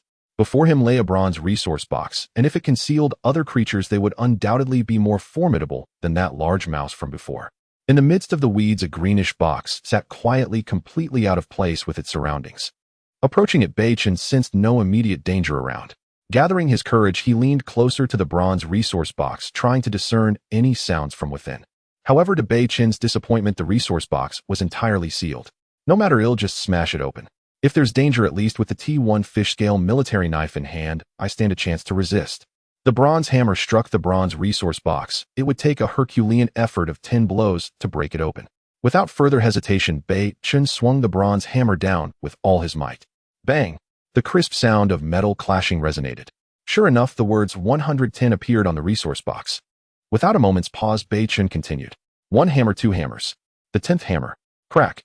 It's opened. After the 10th blow, Beichen staggered back 2 steps, discarding the hammer at his feet as he brandished the fish-scale military knife in his right hand. Without a moment's pause, Beichen continued. 1 hammer, 2 hammers. The 10th hammer. Crack. It's opened. After the 10th blow, Beichen staggered back 2 steps, discarding the hammer at his feet as he brandished the fish-scale military knife, and finding that no beasts had sprung out from the bronze resource box greatly relieved Beichen. A first aid kit. Armor pieces. He bent down to pick up the 2 items, scrutinizing them carefully. As soon as he grasped the 2 supplies, Beichen noticed the prompt enhancement available. Not bad, it can actually Without the luxury of further study, Beichen decided to leave the area. The game introduction had advised against leaving the vehicle unless absolutely necessary, and there was wisdom in that warning. In truth, Beichen had been cautious enough, yet an unexpected turn of events unfolded the moment he turned. Rustle. As the weeds behind him stirred, cold sweat drenched Beichen's back. He knew whatever was coming was no small creature, as the commotion was akin to an earthquake. Daring not to look back at the approaching threat, Beichen first grabbed the hammer from the ground and took off in a grr. The sound of rushing wind was followed by a piercing gasp and a heart-wrenching howl. Where did this tusked wild boar come from? It's massive. Beichen glanced back and nearly cried at the sight of a wild boar the size of a calf chasing after him, looking nothing like any species from Earth. Forget about being directly hit. Even a brush from this creature could cost him half his life. Realizing he faced a gigantic wild boar with menacing tusks, Beichen instantly abandoned the thought of returning to the vehicle. It wasn't that Beichen couldn't run fast enough. He just knew how limited his small car was. While the Wuling was fuel efficient, it certainly couldn't withstand the force of a charging wild boar of this size. This Wuling was essentially Beichen's lifeline. Without it he would have to traverse the scorching sun on foot, and it was only a matter of time before he succumbed to the heat. Surveying the terrain, Beichen quickly decided to change direction towards the uneven pile of rocks ahead. Damn it, this isn't a survival game, it's practically a hunting game. Can my 9-inch fish-scale military knife really kill such a huge wild boar? As Beichen rushed up the rocky hill, he narrowly avoided the tusk of the boar behind him. The wild boar was massive and heavy. With every step it took on the loose stones it struggled to maintain balance, yet it was unwilling to retreat from the intruder. In that moment a stalemate formed. Beichen's palm was slick with sweat as he watched the white tusks near the creature's mouth instinctively swallowing hard. I swear it's not that Beichen was craving pork, but rather the cold sweat from a brush with death. I swear I need to get a decent firearm quickly. Facing a wild boar of this size with a military knife seems insufficient. As time passed, Beichen became increasingly anxious. He couldn't stay here too long. Not only was the scorching sun about to unleash its full heat, but encountering other players would also pose a problem. Ultimately, Beichen chose to take the initiative, trying to provoke the wild boar that was persistently trying to climb. 1 stone, 2 stones. Each stone struck the massive wild boar. Sure enough, after the last stone hit the boar's rear, it became completely enraged. It charged recklessly towards the rocky pile. However, its enormous size and heavy body made it impossible for it to balance itself. As it reached the top of the rocky pile, the rounded stones beneath it scattered, creating a deep pit from its weight. What? Did it flip over? Indeed, the wild boar had flipped in the rocky pile. Its back was stuck in a concave pit, and no matter how hard it kicked its short legs, it was powerless to escape. Wow, what a situation. If this pile of rocks were any sturdier, I might have been crushed. To Beichen, this was truly a life-and-death moment, a narrow escape. Seize the opportunity. Beichen was a calm and decisive person. Upon realizing he was facing a tusked wild boar, he unhesitatingly chose to flee. No joke. Forget about a fish-scale military knife. Even a full magazine from a 9mm pistol might not take this beast down.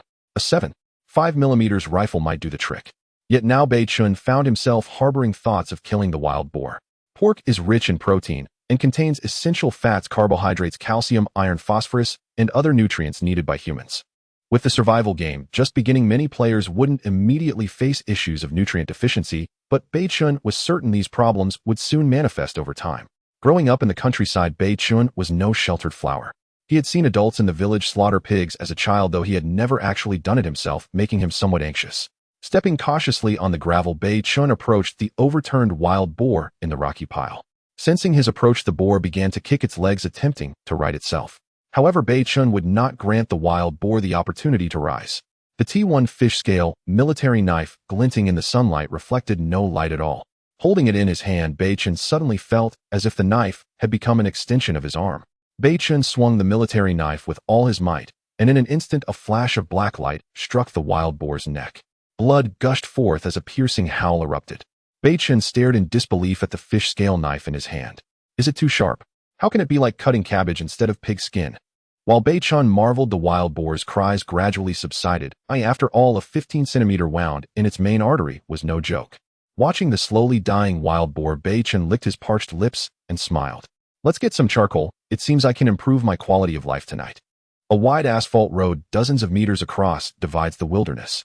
On a small hill formed by piled rubble in the distance, a handsome young man with messy hair holds a black-scaled military knife, unsure how to proceed as he gestures toward the enormous dead wild boar before him.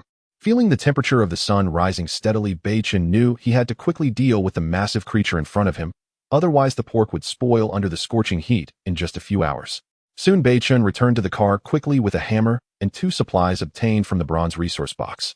Thud, thud, thud, the sound of the hammer striking echoed from within the brand-new Wuling vehicle. Indeed, to carry more fresh pork, Beichen ultimately decided to modify the back seat of the car. In no time, 2 side-by-side seats were tossed out of the vehicle. With 2 space-consuming seats removed, the interior of the car suddenly felt much larger. This way I can take more pork with me. Without hesitation, he only held the military knife in his hand. The wild boar that had attacked Beichen earlier was estimated to weigh around 1,500 pounds. With such a massive size, Beichen could only carry a limited amount by himself. After all, this game world is filled with dangers everywhere. If one lingers in one place for too long, they may encounter not only unseen beasts, but also other players. Regardless of whom he might encounter, it would not bode well for Beichen, who was currently quite plump. He dashed toward the pile of rubble ready to get to work. Fortunately, Beichen's newly crafted T1 level military knife was incredibly effective, otherwise even the cutting would have been a daunting task. He tossed the boar's head aside. He decided to keep the 2 front legs and 2 hind legs. He set aside the pork belly and 2 complete pork chops. To be honest, Beichen's speed was already quite impressive, but completing all this still took him half an hour. He decided to keep the 2 front legs and 2 hind legs. He set aside the pork belly and 2 complete pork chops. To be honest, Beichen's speed was already quite impressive, but completing all the weather was too hot, coupled with the strenuous climbing over the rocky slopes. The car's air conditioning had long been set to the lowest temperature, while Beichen was gulping down soda. My goodness. He wiped the moisture from the corner of his mouth and smiled wryly. It might be hard to believe, but at this moment I'm actually worried about having too much supply. Looking back at the car filled with fresh pork, Beichen suddenly thought of grilled pork. He swallowed hard.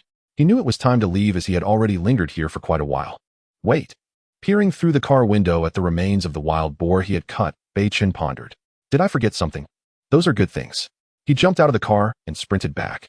In less than a minute, Beichen returned with 2 kidney-sized pieces already thrown on top of the pork belly. It wasn't that Beichen was losing out. Rather, the pig kidneys contain nutrients such as zinc, iron, copper, phosphorus, vitamins, AB vitamins, vitamin C, protein, fat, carbohydrates, etc., and could treat deficiencies, waist pain, edema, and deafness. In short, this stuff is good for both men and women. Why? Women, if it's good for him, it's good for me. Moreover, this is a survival game, and Beichen naturally wants to take as many good items as he can. However, Beichen's wooling space was insufficient. Otherwise, not even a single hair would be left behind. As he restarted the vehicle, Beichen could clearly feel the car was much heavier. Alas, the only regret is not having a refrigerator or something, otherwise these ingredients could be stored much longer. Strangely enough, ever since Beichen opened the bronze resource box and unexpectedly obtained hundreds of pounds of pork, it seemed that his luck had run out. In the following hours, Beichen surprisingly did not encounter any other resource boxes. Soon the sun set in the west. Bang! 55 crack. Watching the wooden resource box shatter and seeing no dangerous creatures jumping out, Beichen breathed a sigh of relief. Not bad, it's 200 milliliters of water. He returned to the car and placed the newly obtained water supply on the passenger seat. As night gradually descended, Beichen knew it was time to find a sheltered place to park and rest. All day, Beichen's heart had been in his throat. Through today's wild boar incident, he realized that even with his awakened 100-fold amplification system, he could still die carelessly in the game. And the wild boar was merely a low-intelligence creature, if it were a human. After obtaining the system, Beichen didn't feel like he was the chosen one and acted flamboyantly. Instead, he became increasingly cautious. He had a vague premonition that the number of people participating in this road survival game would be astronomical. Ants can take down an elephant, let alone Beichen, who was just an ordinary person without any trump cards to act high profile early on. Soon Beichen, driving the wooling, found a suitable place to spend the night. He let out a heavy sigh of relief and lazily leaned back in his seat to rest. Anyone who has driven knows the feeling of driving all day without a break. Tired, mentally exhausted, physically drained, and his eyes were weary too. After doing eye exercises for 2 minutes, the soreness in his eyes improved significantly. Regaining his spirit, Beichen took out the 2 supplies he had received from the bronze resource box for examination. Medical first aid kit. I wonder what he'll get after amplification. Detected that medical first aid kit is suitable for amplification. Would you like to amplify it? The system's prompt rang in his ears. Amplify. Congratulations, host. Amplification successful. The medical first aid kit has amplified to a military first aid kit. Hearing the system's prompt, Beichen smiled. Anything related to the military will greatly enhance its quality, no exceptions. Zipping open the military first aid kit, a variety of emergency supplies came into view. 1 pressure band, 1 fast-acting pain relief injection, 2 bags of concentrated hemostatic powder, 2 strong antibacterial injections, 1 pack of sticky hemostatic tape, and 1 adrenaline injection. Upon seeing the names of these items, Beichen was astonished.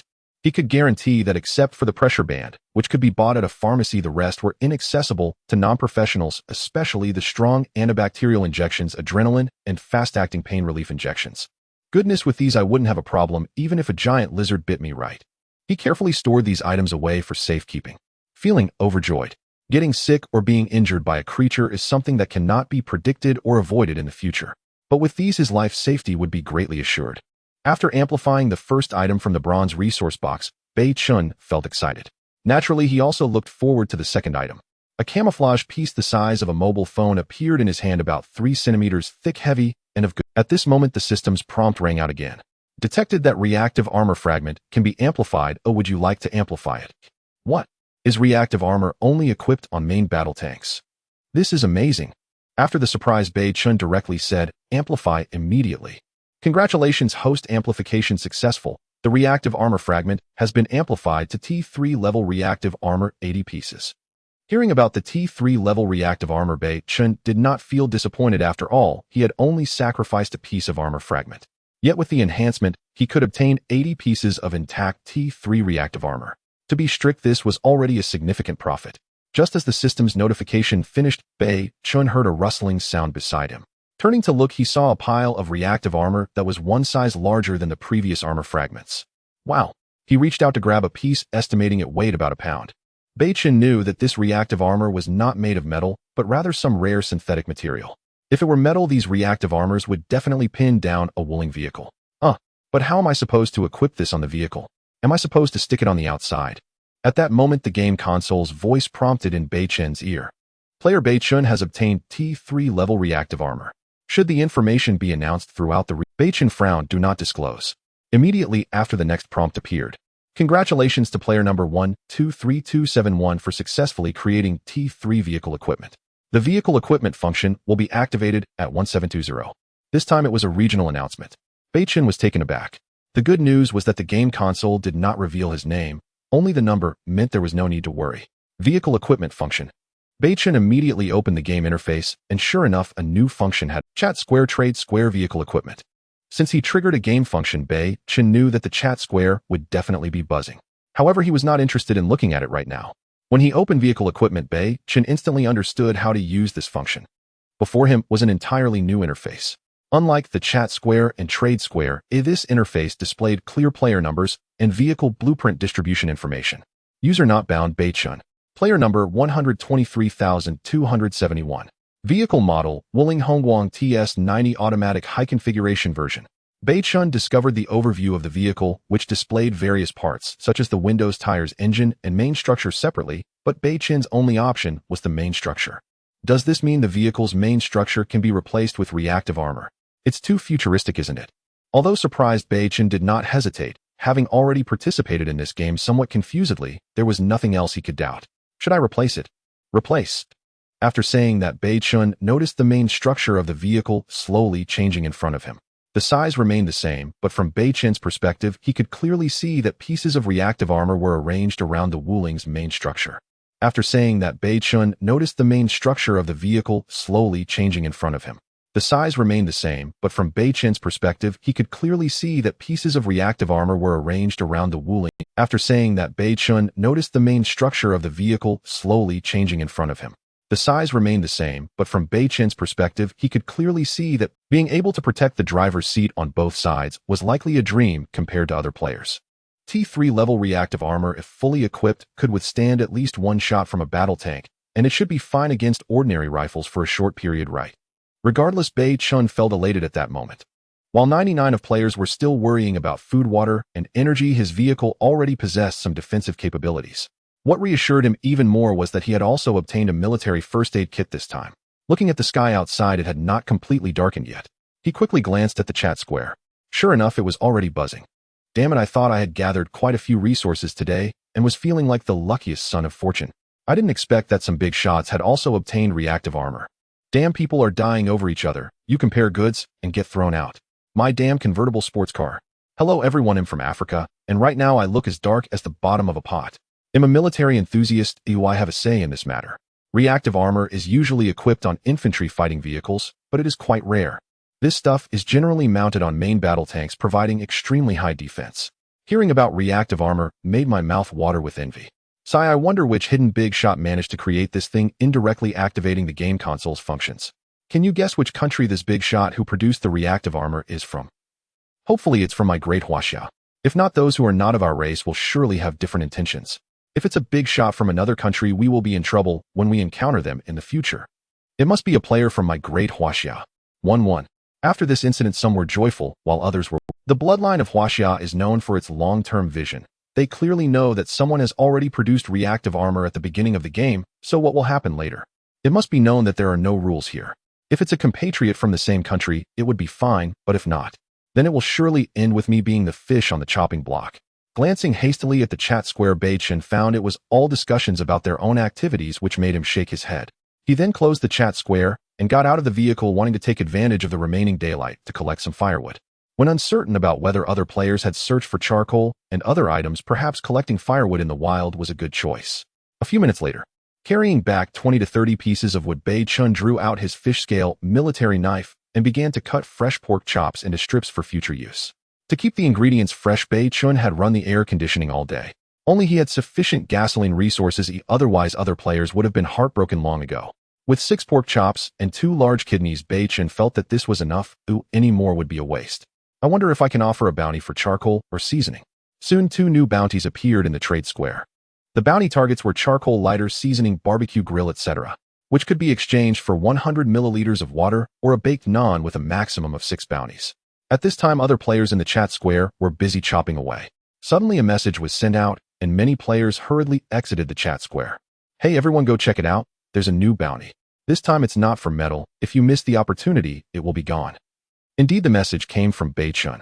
Within 30 seconds, a notification sounded in Beichen's ear. Bounty obtained barbecue grill 1. Bounty obtained charcoal 3 pieces. Bounty obtained cumin chili powder 200 grams. Bounty obtained white alcohol jiang xiaobai 1 bottle.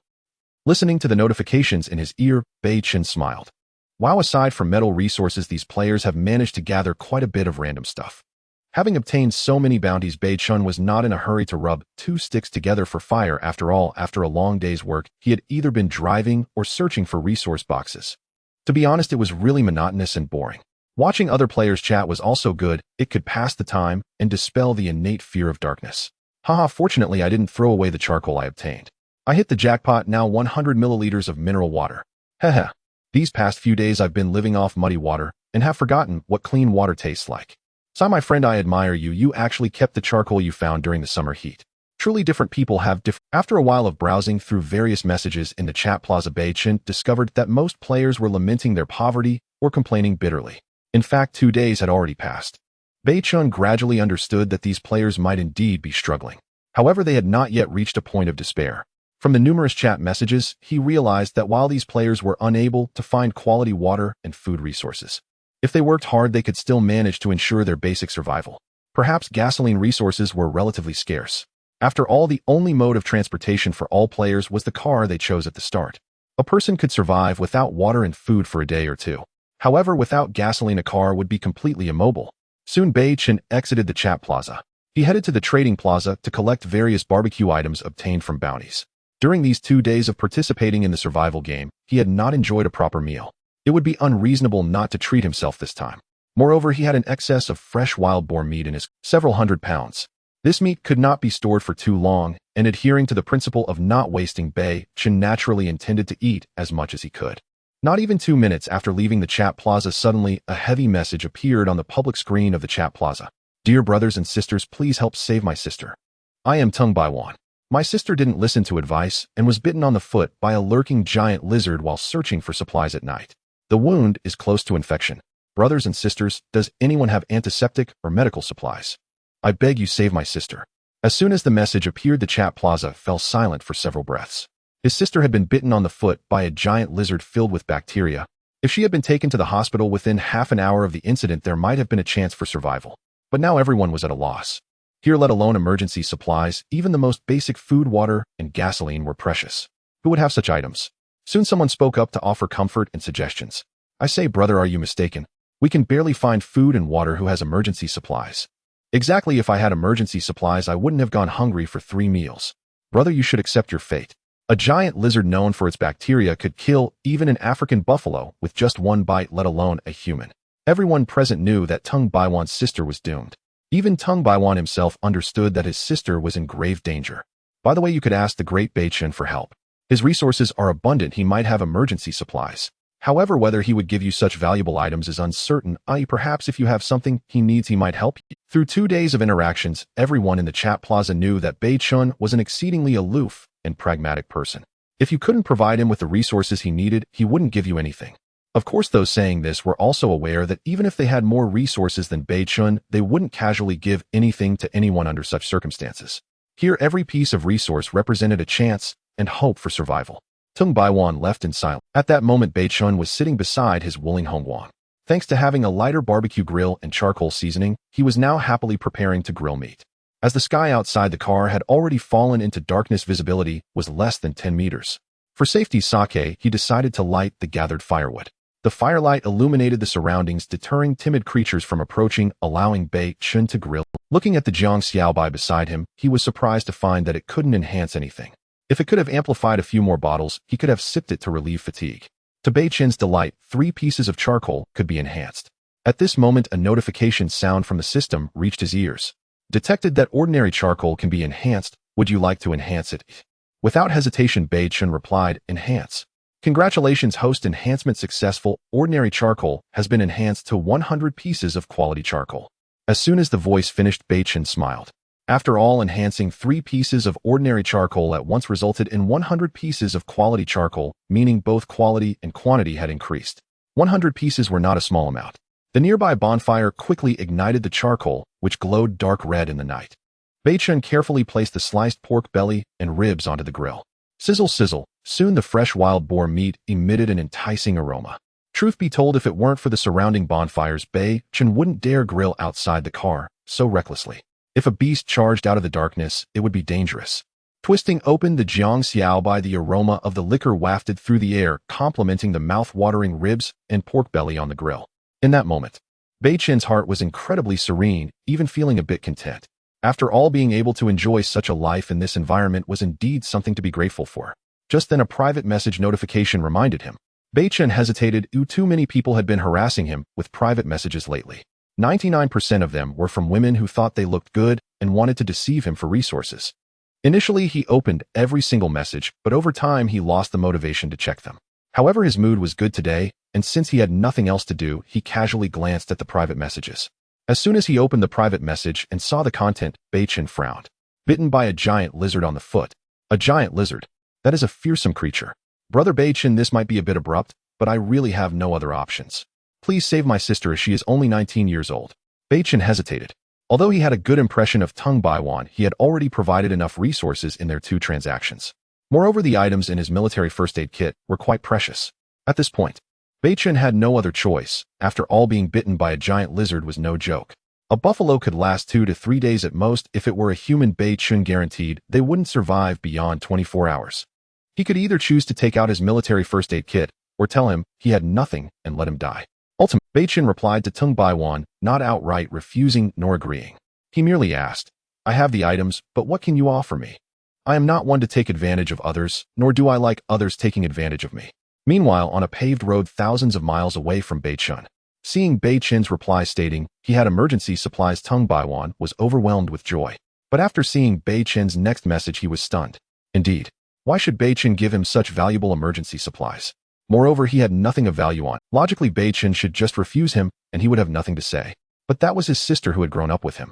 As an older brother, how could he watch his own sister suffer from an infection and not act? Tung Baiwan gritted his teeth, deciding not to immediately ask Beichen for those items, because he felt he didn't have the right. Soon he sent a private message to his sister. Choo-choo, quickly tell me what resources you have. Anything precious, just give it to me. I found someone who can save you.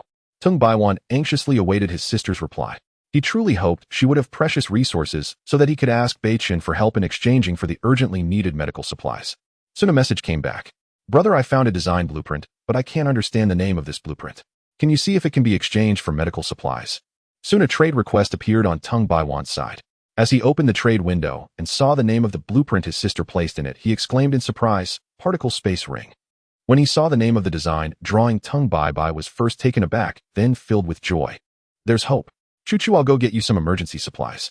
You find something to apply pressure on the wound and prevent bacteria from spreading through the blood to other areas. Tung Baibai didn't care about what the design drawing was. He only wanted to exchange this design drawing with Beichen for emergency medical supplies to save his sister. Beichen stared at the campfire in front of him, his expression somewhat dazed. Ever since entering this survival game, every player had to keep their nerves taut, constantly worrying about resources and the future. Even at night, they had to be cautious of lurking ferocious beasts that could strike at any moment. In such a lonely and fearful environment, everyone's heart was filled with pressure. The chat square was lively precisely because it was difficult for players to encounter one another on an asphalt road, so they exchanged words without any guard. But when people were gathered, it was hard to say, after all, this game world had no rules. He had had 2 pleasant transactions with Tung Bai. Their relationship couldn't be called friends, but they were certainly not strangers. Now Tung Bai's sister was bitten by a giant lizard, her life hanging by a thread. And he just happened to have a military first aid kit. Beichen knew that the supplies in his military first aid kit could definitely save Tung Bai's sister.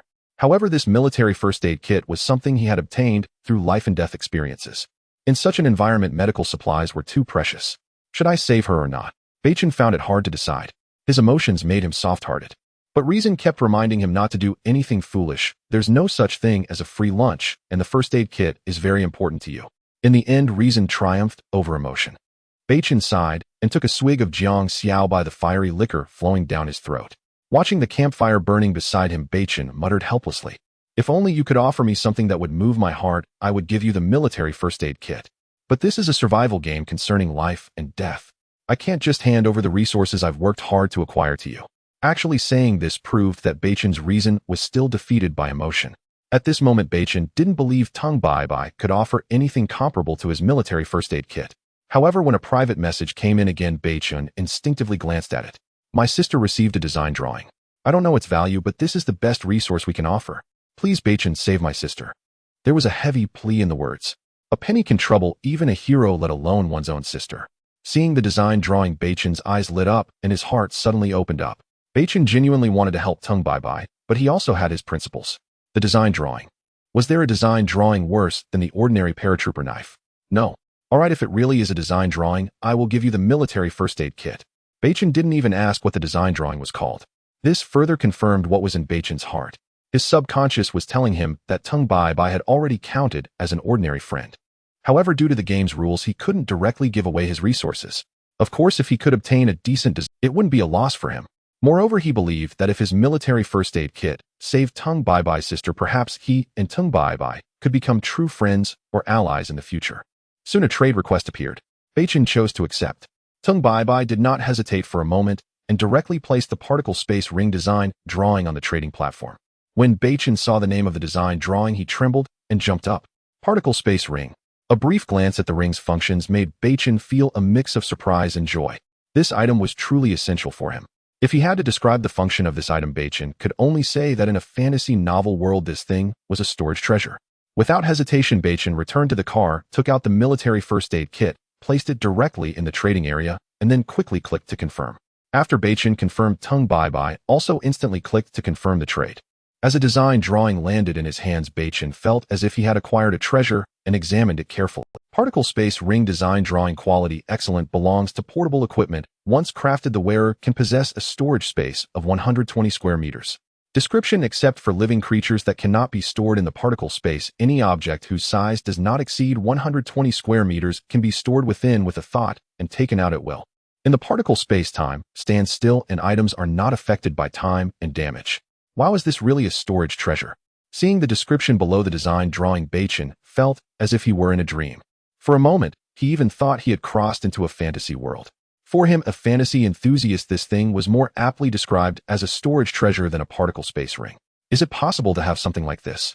I'm curious, what direction will this survival game ultimately develop towards? Will all players evolve towards the ultimate of life in the end? Or will they find things that allow them to cultivate immortality in the ongoing game? At this moment, Beichen was filled with myriad thoughts. Unintentionally, he became filled with anticipation for this game. Soon he cast aside the chaotic thoughts in his mind and began to look at the materials needed to craft this design drawing. Not looking was fine, but once he looked, Beichen was also taken aback. The materials required for this design drawing were quite singular. But for Beichen, the name of these materials was truly too sci-fi. Particle dust, what is this? Isn't this something that appears in science fiction novels? Is it possible to find such materials in this game? His heart was filled with fantasies about the storage treasure. At this moment, if he crafted the particle space ring, then the hundreds of pounds of fresh wild boar meat in the car could be perfectly preserved. But reality was very challenging. However, Beichen would not give up easily. Unexpectedly, this particle space ring design drawing actually could not be amplified. But Beichen knew that if the crafting materials couldn't be amplified, it would be like this. If it could be amplified, the required materials would probably be even more precious and harder to find. The aroma of roasted meat wafted outside, but Beichen quietly sat in the car deep in thought. Soon 2 new bounties appeared in the trading square specifically. offering wild boar meat as a reward for particle dust with no restrictions on the rules, offering refined gasoline for particle dust and previously unseen materials with no restrictions on the rules, issuing 2 heavyweight bounties at once instantly cleared up space in the car. Now Beichen still had 30 baked naan, about 4 liters of mineral water, less than 5 liters of salty soda, 10 liters of refined gasoline, about 20 pounds of wild boar meat. After successfully posting the bounty task, the game host automatically took the resources posted by the player, temporarily hanging them in the trading square. Thus, Beichen's car was rare to be spacious for a while. This was also the reason Beichen desperately wanted to craft the particle space ring, as it was incredibly convenient. Just think about it. If Beichen crafted the particle space ring in the future when facing an attack or a robbery, he could directly pull out a rocket launcher without the opponent being prepared. One could only imagine such a scene. It would definitely be thrilling. A heavyweight bounty is announced. Beichen knows that if any player obtains the material particle dust, they won't be able to resist resources like gasoline, food, and water. What worries him is that other players might not have heard of this material. Sighing with relief, Beichen returned to the campfire, picked up a nearly fully cooked pork chop, sprinkled some seasoning and cumin chili powder, and began to eat heartily. Taking a big bite of the tender pork, Beichen couldn't help but let out a moan. So delicious. While munching on the char-grilled wild boar meat and drinking Jiang Xiaobai, Beichen activated his storm devouring mode. In less than 10 minutes, he had devoured nearly 5 pounds of roasted meat. I can't take it anymore. Beichen burped, unable to eat another bite. He took out a bottle of soda from the car and gulped it down to ease the greasiness. Looking at the 4 to 5 pounds of roasted meat remaining on the grill, Beichen was in a dilemma. The meat did not have any strange smell when fresh, but once grilled, the aroma could easily attract other beasts. Beichen did not want to be tracked by beasts at all times. Just as he was considering whether to wait until he was less full to finish off the roasted meat, a message from Tung Baiwan popped up. Opening it, Beichen smiled with satisfaction. It had been more than 10 minutes since he sent the military first aid kit to Tung Baiwan, and calculating the time, the crisis should have passed. Brother Beichen, thank you so much. Your military first aid kit was truly effective. My sister is no longer in life-threatening condition, just a bit weak. No need to thank me. I also received valuable blueprints. In short, you are my benefactor, Tung Baiwan. If there's ever a need, don't hesitate to ask. I assure you that whatever I can do, I'll do it without hesitation. Upon seeing this, Beichen paused for a moment. Thinking carefully, it seemed that he had never come out at a loss since he met this guy. The first time, Tung Baiwan risked himself to inform Beichen about the dangers of resource boxes. The second time, Beichen crafted a T1 scale military knife threatened by Mei Yang regarding the white copper, yet it was Tung Baiwan who indirectly helped him obtain the white copper. And this time, although he gave the military first aid kit to Tung Baiwan, he also obtained a design blueprint for a particle space ring. Moreover, after several pleasant exchanges, Beichen had a really good impression of Tung Baiwan. In this survival game world, one could face dire situations at any moment, yet Tung Baiwan was still willing to sacrifice everything to save his sister. From their previous conversations, Beichen knew that the particle ring design blueprint was given to him by Tung Baiwan. This means that after seeing the blueprint, Tung Baiwan did not feel a shred of possessiveness and unhesitatingly chose to exchange it for a military first aid kit. It must be said that in this world where faith is severely lacking and morality is gradually declining, Tung Baiwan's actions are truly commendable. Glancing at the uneaten roasted meat, Beichen ultimately decided to give it to Tung Baiwan. He never liked to take advantage of others. Although the military first aid kit is precious, it pales in comparison to the particle ring design blueprint. I have some things you might need. Don't refuse. I'm a person who believes in fairness. Your design blueprints are very valuable, and this is what you deserve. After sending the trade request, the other party hesitated for a breath before choosing to accept. Beichen did not hesitate, either directly putting up the leftover 4 to 5 pounds of roasted meat and 800 milliliters of soda. Brother Beichen, this is too precious. I can't accept it. Just take it. Your sister needs these calories due to her injury. The other side fell silent for a moment. A great kindness does not require thanks. I will definitely repay this favor. The trade was accepted, and the uneaten roasted meat and 800 milliliters of soda disappeared without a trace. In this situation, to sincerely refuse. I'm really curious about Tung Baiwan's identity. In this survival game, let alone roasted meat and soda, 99% of players have never had a full meal. Seeing the roasted meat and drinks, Tung Baiwan actually thought about refusing, which indeed piqued Beichen's curiosity. Watching the flames of the campfire gradually diminish, he knew it was time to return to the car and rest. After a hearty meal of roasted meat, his hands were a bit greasy. Looking at the remaining several liters of mineral water, Beichen ultimately couldn't resist pouring some out to wash his hands and face. Water resources are too precious here. Among countless players, it seems only Beichen can afford to use a bit of pure water to wash his hands and face. As for taking a shower, Beichen didn't even dare to think about it. During the hot daytime, even when Beichen had sufficient gasoline resources and kept the air conditioning running, stepping out of the car for more than half an hour would leave him drenched in sweat. Thus, being able to take a shower without any burden became Beichen's fantasy. He who would have thought that in this world washing my face with clean water is a luxury. Thinking about how much clean water I wasted before the game. Perhaps this game is a punishment from some deity for the people of Blue Star. Washing my face felt so refreshing. After collecting the remaining pieces of charcoal and folding the grill to put in the trunk, Beichen climbed into the car, comfortably lying back on the seat and closing his eyes to rest. Today's harvest for Beichen was quite abundant.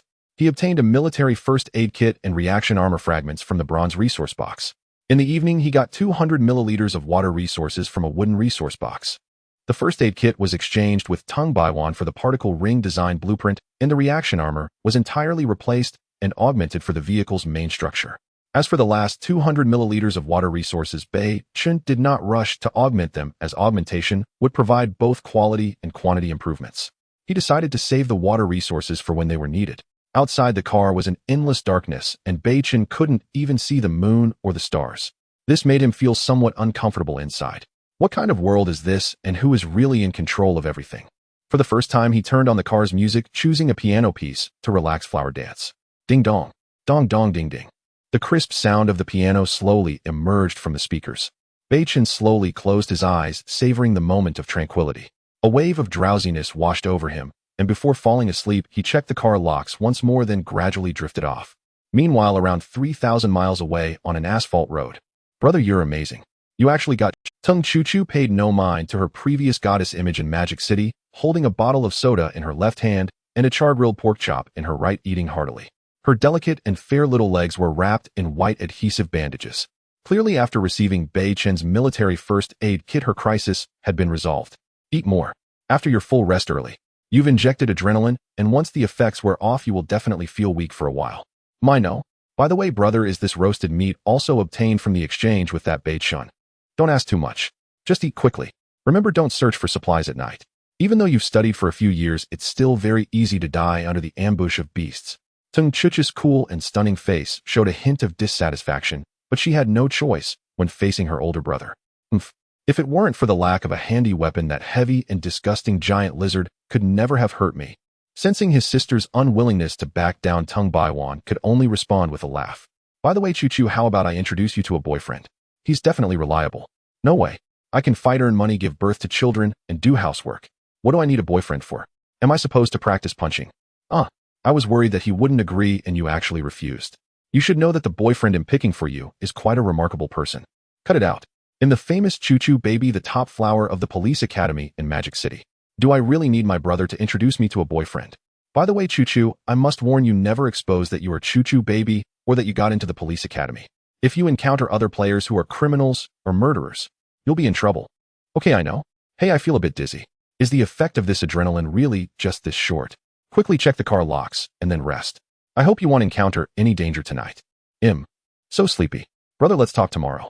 You take care of yourself. Time flowed silently. As the dazzling sunlight filtered through the windshield and fell on Beichen's face, the glaring discomfort slowly awakened him from his dreams. He shivered.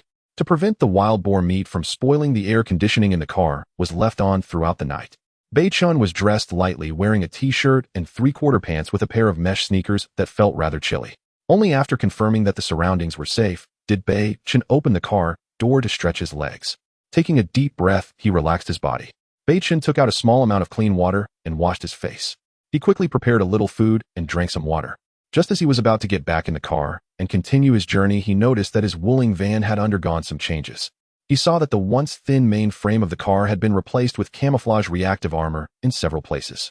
Alright, this is truly black technology that can seamlessly integrate the reactive armor of a main battle tank onto a wooling vehicle. As he touched the high-quality reactive armor, Beichen couldn't help but marvel. Soon the wooling Hongguang set off again.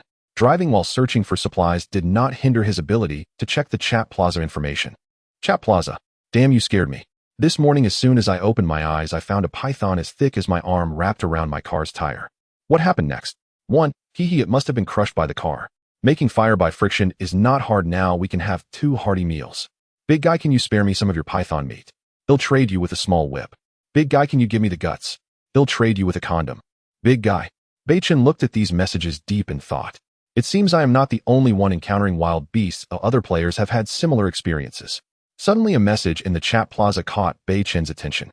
Damn it, I set out to search for resources at 5 today, and after a hard time finding a wooden resource box, I smashed it open and a big bird flew out. Not only did I fail to catch it, but I also got scratched on the face. Haha buddy, you're really unlucky. The cooked bird flew away. Even though the bird flew away, I found a nest next to the resource box with 2 eggs inside. What? Then can't you have the bird eggs? No way. At first I thought the same. If I couldn't eat the meat, I could at least have the eggs. But then, what happened? Speak up. One.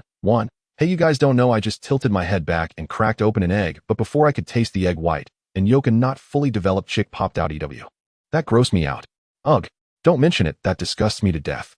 I can imagine that scene, buddy. My heart goes out to you for a second. Brothers, who is interested in these bird eggs? Water or food is fine. Ooh, I'm not a fan of eating live birds. Come on, you're thinking too much, right?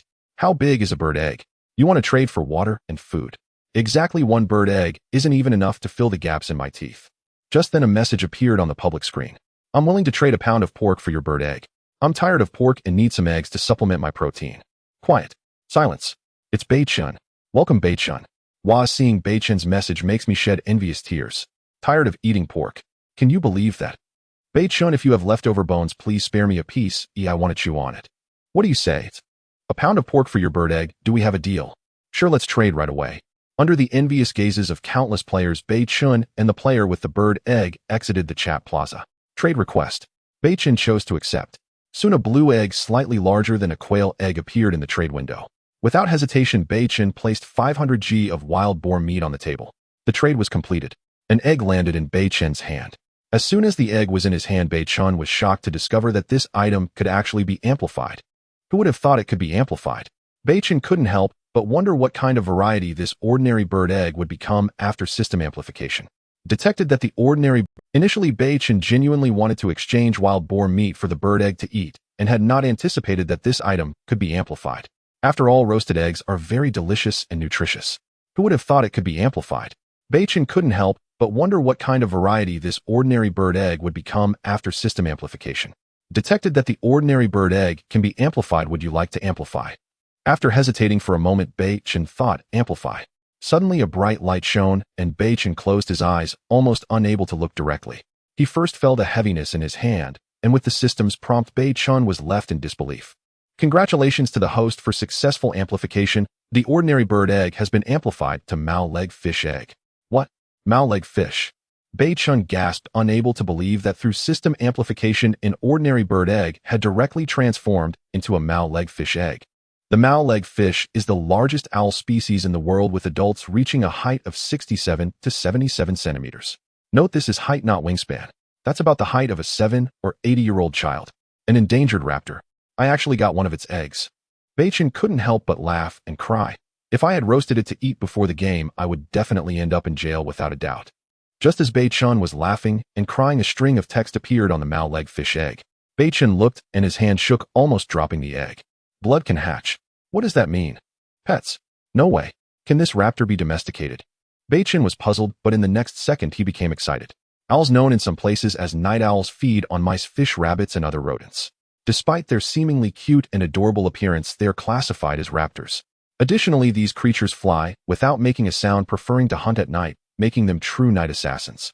If it can really be domesticated as a pet, I could let it keep watch at night, allowing me to sleep soundly. Without hesitation, Beichen drew his fish-scaled military knife from his waist, lightly touching the tip to his fingertip, causing bright red blood to flow out. Drip, drip, drip. 3 drops of bright red blood fell from his fingertip onto the Mao-leg fish egg. Beichen was surprised to discover that his blood seemed to be absorbed by the egg. He put his bleeding finger in his mouth to suck and stop the bleeding. At this moment, a prompt from the game console sounded in his ear. Congratulations to player Beichen for obtaining an outstanding level flying pet. Would you like to announce it to the entire area? Beichen smiled and directly said no announcement. He discovered that whenever he acquired something good, the game console would prompt whether to disclose the information. Although it was quite annoying, Beichen could also understand that the new items he obtained were indeed valuable, worthy of the game console's prompt. Congratulations to player number 123271 Beichen for obtaining an outstanding pet egg, Mao-leg fish egg. The Mao-leg fish egg has entered the incubation period. Expected incubation time, 10 hours. During the incubation period, try to keep the pet egg in a warm place. Note if the pet egg is damaged during this period, the incubation will fail. Hearing the prompt, Beichen immediately took off his t-shirt and carefully wrapped the pet egg, placing it on the pass. Glancing at the 20-plus pounds of fresh pork behind him, Beichen smiled. Now this is comfortable.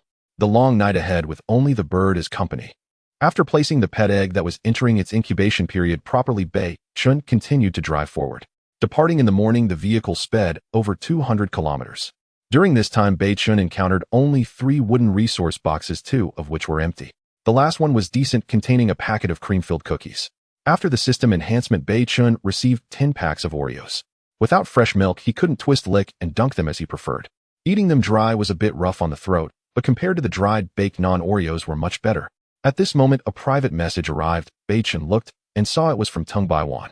Beichen, brother, what are you up to? Are you busy? I'm just resting. Is there something?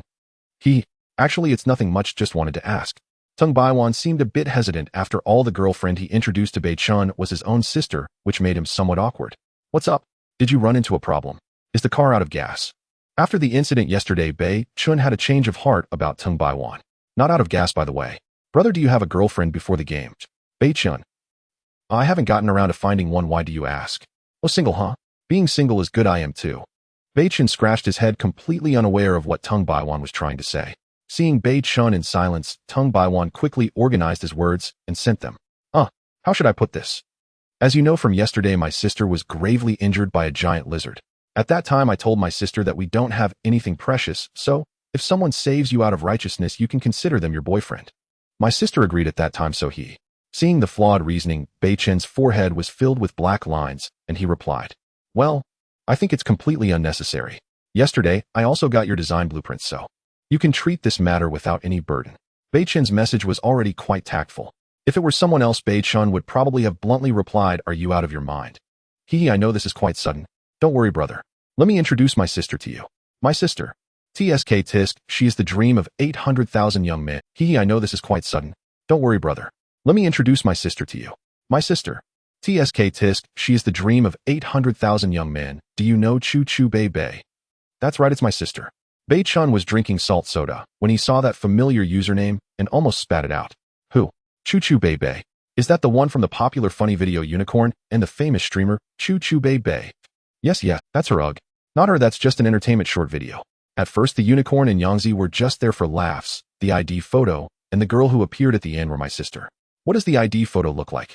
It's something that many netizens refer to as the mirror of truth.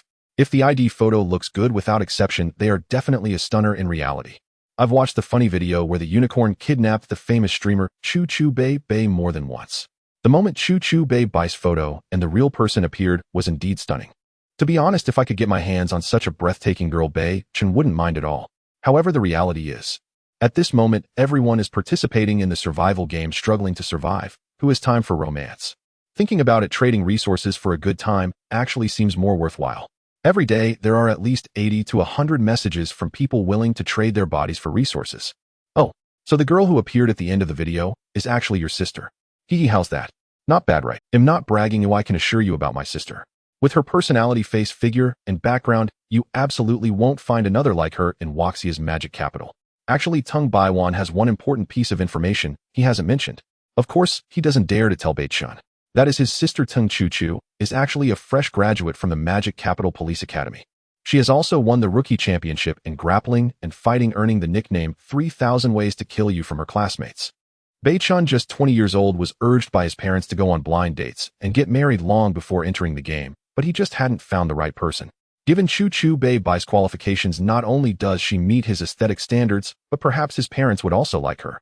After some thought, Beichen still decided to abandon this idea. Participating in this game, whether one can survive and return to the original world, is still uncertain. Romance holds no significance for Beichen at this moment. Let's talk about this later. Alright, then I'll take that as your agreement. Later I'll have her add you as a friend, and you better give me your brother-in-law some face. Beichen. What the hell is a brother-in-law? The conversation ended and Beichen began to focus on driving and searching for resources. Just for fun, Beichen didn't take this matter to heart at all. Love is an illusion in a stable world, let alone here. Time flew, and soon it was evening. In the morning, Beichen found only 3 wooden resource boxes, 2 of which were empty. He only got a pack of Oreos from the last one. However, Beichen seemed to have better luck in the afternoon. Not only did he find a piece of bread and a small amount of water, but he was also delighted to find a pack of fever-reducing medicine in the last resource box. Medicines are better to have and not need than to need and not have, so Beichen wouldn't complain about having too much. Congratulations, host enhancement successful. Wheat bread enhanced to meat floss toast 20. Congratulations, host enhancement successful. 100 milliliters of regular water source enhanced to 10 liters of pure water. Congratulations, host enhancement successful. Regular fever-reducing medicine enhanced to military rapid-acting fever-reducing medicine 50 pills. Looking at today's haul, Beichen smiled and casually put away the military rapid-acting fever-reducing medicine. As for the meat floss toast and the 10 liters of pure water, he placed them in the back. After doing all this, Beichen was still looking forward to something. Because his pet mouthful was about to finish its incubation period. Beichen slowed down the car and carefully took the pet egg wrapped in a t-shirt from the passenger seat. Oh, there's definitely some movement.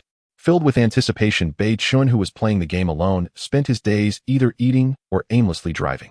It was indeed very boring and dull. Having a pet by his side would certainly make it much better. Moreover, considering the supplies in his car, he could easily take care of not just one, but even two owls. Crack, it's about to hatch. Small cracks began to spread across the entire egg. This was Beichen's first time witnessing such an egg hatching a flying creature, and he couldn't help but be filled with curiosity. Pop, a small piece of eggshell cracked off. Soon Beichen heard a series of low chirps, peep peep. As a wobbly, adorably tiny head popped out from the eggshell, those big shiny eyes immediately locked, peep peep.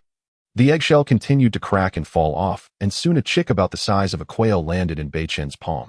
Its body was covered in soft feathers of black and gray tabby color, with a wider triangular head than usual bird, staring with its shiny big eyes, tilting its head to carefully observe Beichen. After confirming several times, it determined that he was its mother. The little guy began to make pitiful sounds while constantly nudging Beichen's hand with its small head, opening its beak, as if to say, "Mommy, I'm hungry." This series of actions left Beichen utterly bewildered. What does this mean? They say that chicks will treat the first living being they see as their mother. Is this real, eh? I must say, the moment the little creature hatched, Beichen was smitten with it. Its adorably naive demeanor was simply irresistible.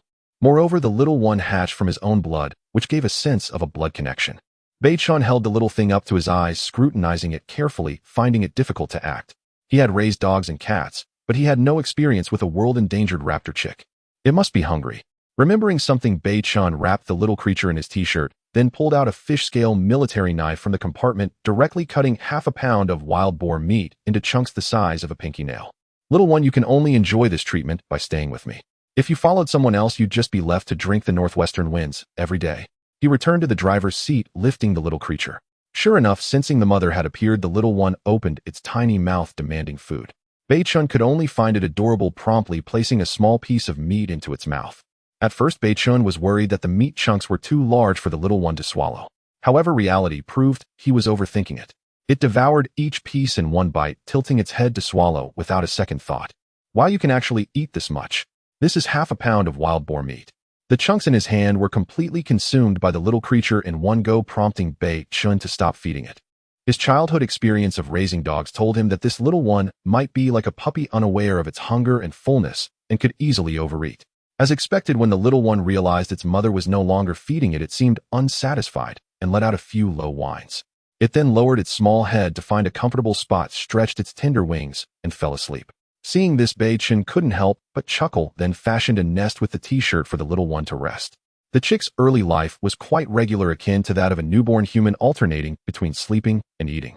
The little one's arrival inadvertently made Beichen smile more. As the sun set, dusk fell. Soon the dark red sun began to dip below the horizon. Beichen carefully examined the surrounding environment, knowing it wasn't suitable for an overnight stay, as he could hear the whimpering wind through the car door's gaps. It seems tonight is destined to be anything but quiet. Beichen felt puzzled. Although the previous 2 nights had some noise, they were still relatively safe. However, today's weather was clearly unusual, with signs of rising winds. Beichen speculated that the climate in this world wasn't constant and could be accompanied by storms or even hail. If only it would rain, then I could wash up too. The Wuling sped along the asphalt road while Beichen continued looking for a suitable shelter to camp for the night. The wide asphalt road split the thicket of low trees. A red sports car had its trunk severely deformed, with black smoke billowing from its engine. Similarly, the front of an SUV behind the red car was also badly damaged. It was clear that an accident had occurred. Wow, big brother, look at that girl. I swear I've never seen such an exquisite girl in my life. It's been 10 years since the three of us have been in prison, and we've completely forgotten what a girl tastes like. This time we have to enjoy it thoroughly. Two bald men in prison uniforms with fierce expressions were drooling as they continuously eyed the girl who appeared dazed. I never expected that the three of US brothers would have a chance to see the light of day again. This game has saved us. The scarred bald leader urged, "Second, hurry, and push third. Why is it taking so long to find something? I can't wait any longer." All right. The smileyed second brother was anxious, glancing back at the laughing figure.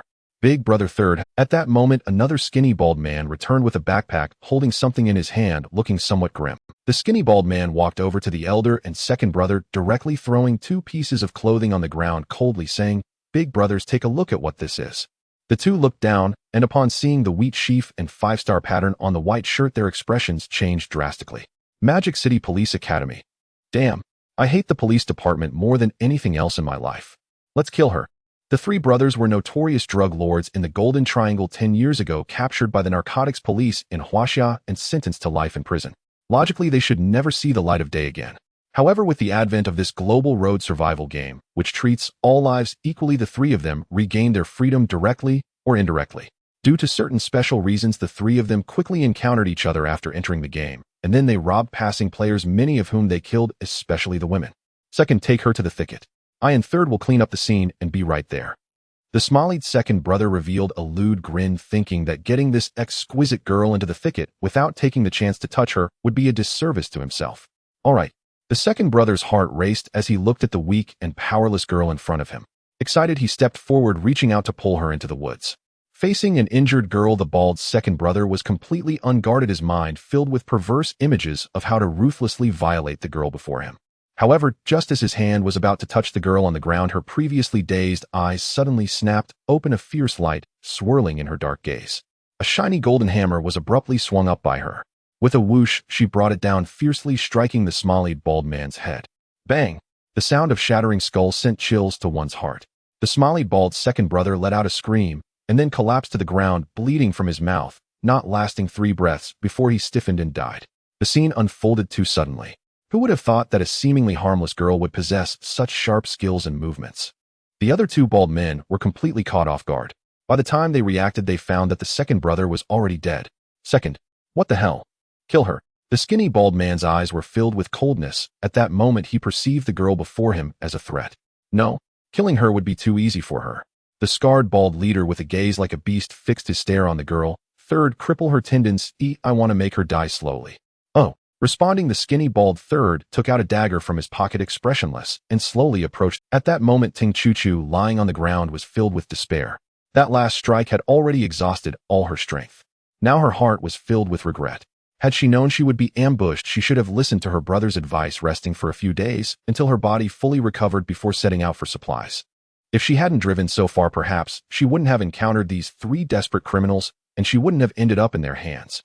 As a fresh graduate of the Magic City Police Academy, she was keenly aware of the fate that awaited her if caught by these men. It would surely be worse than death. Although she had a carefree personality, loved adventure, and wasn't afraid of danger, being violated and killed by 2 heinous criminals filled her with terror. After all, she was only 19 this year. You stay away. What do you want to do?